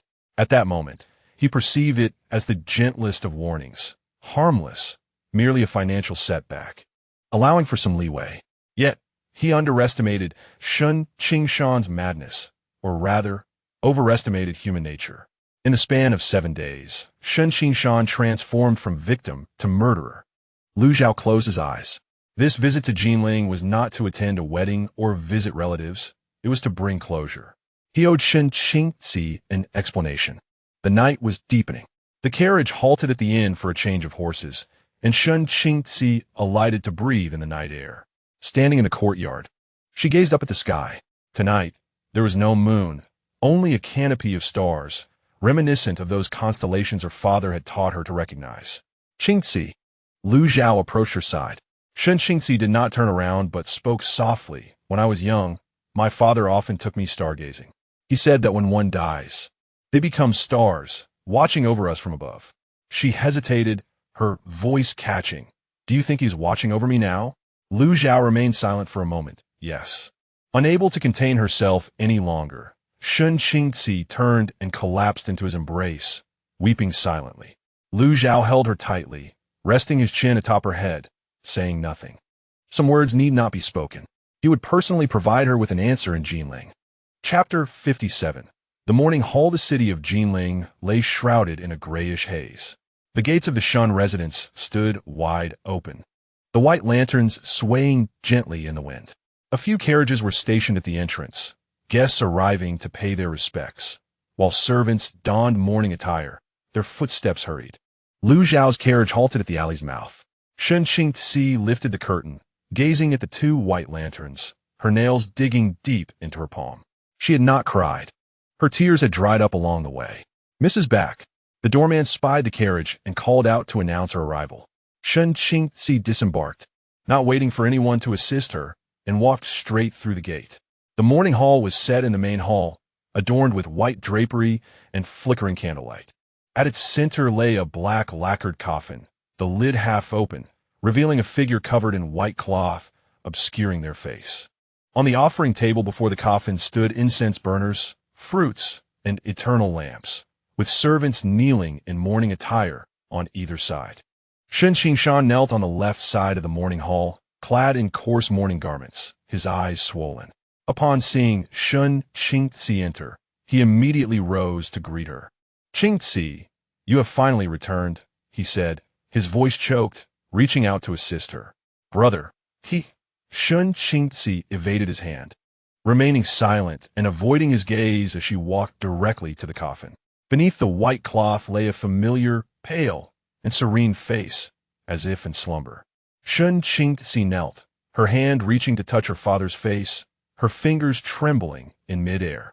Ultimately, she merely brushed aside a stray lock of hair from his temple. "Father," she whispered, "the daughter has returned." There were no wails, no cries, only silent tears cascading down, staining the white cloth with dark spots. She knelt for what felt like an eternity. In the morning hall, no one dared to make a sound. Lu Zhao stood behind her, offering no interruption. After a long while, Shun Qingzi rose, took a stick of incense from the offering table, and ignited it in the candle's flame. Wisps of blue smoke ascended as she bowed 3 times before the coffin, then placed the incense in the burner. She retreated to the side, kneeling in the position of filial piety, her head bowed in silence.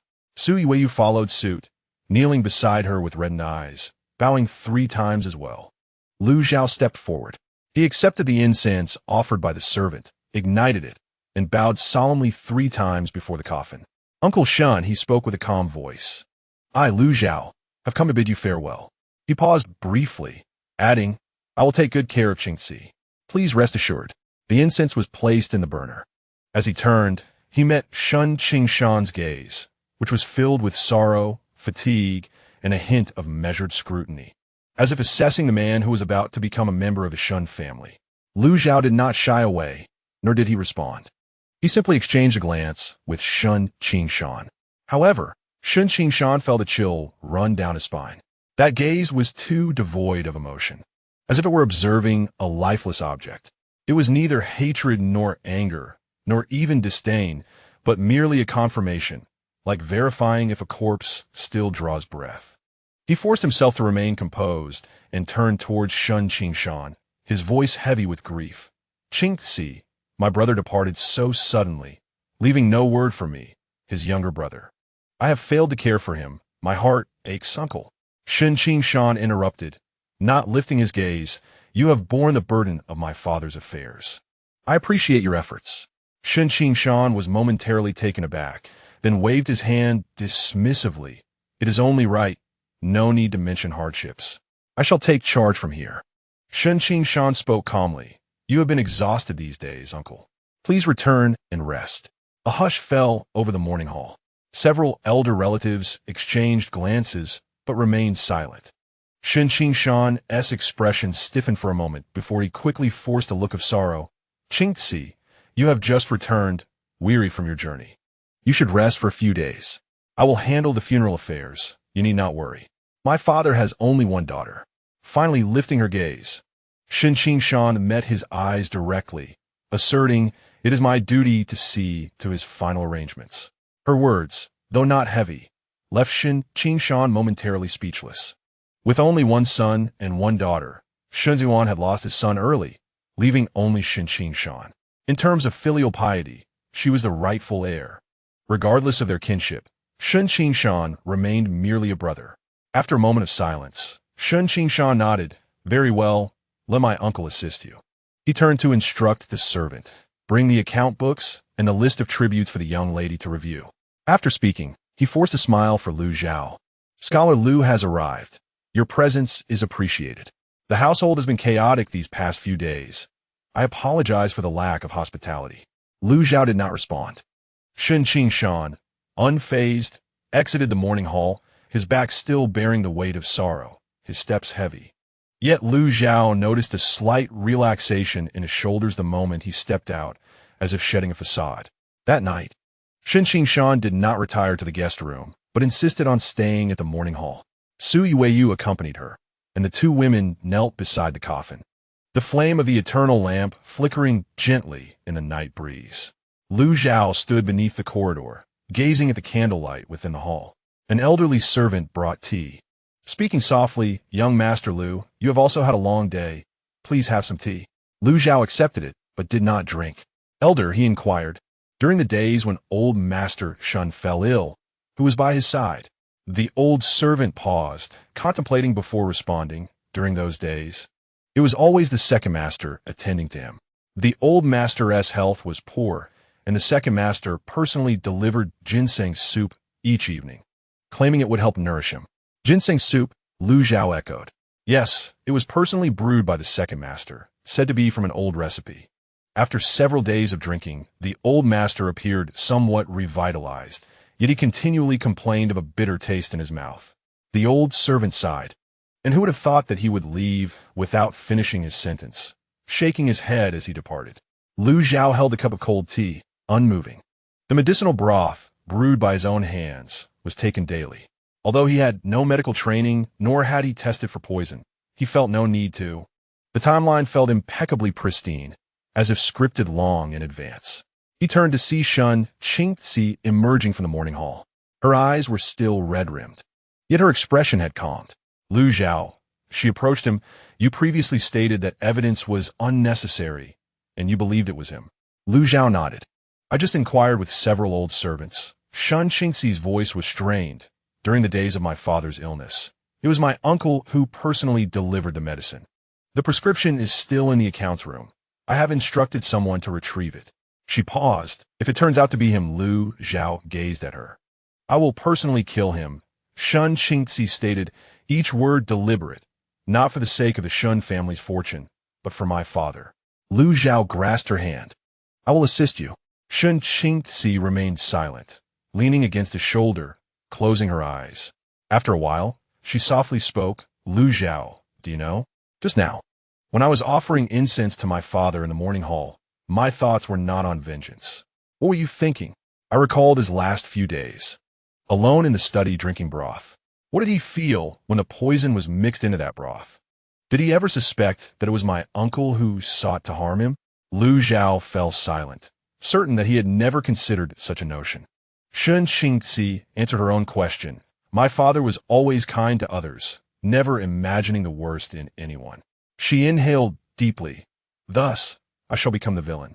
Lu Zhao tightened his embrace around her. Very well. In the morning hall, the eternal flame flickered quietly.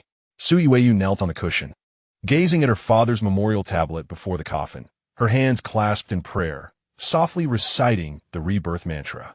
She was earnest in her recitation, each word deliberate. After her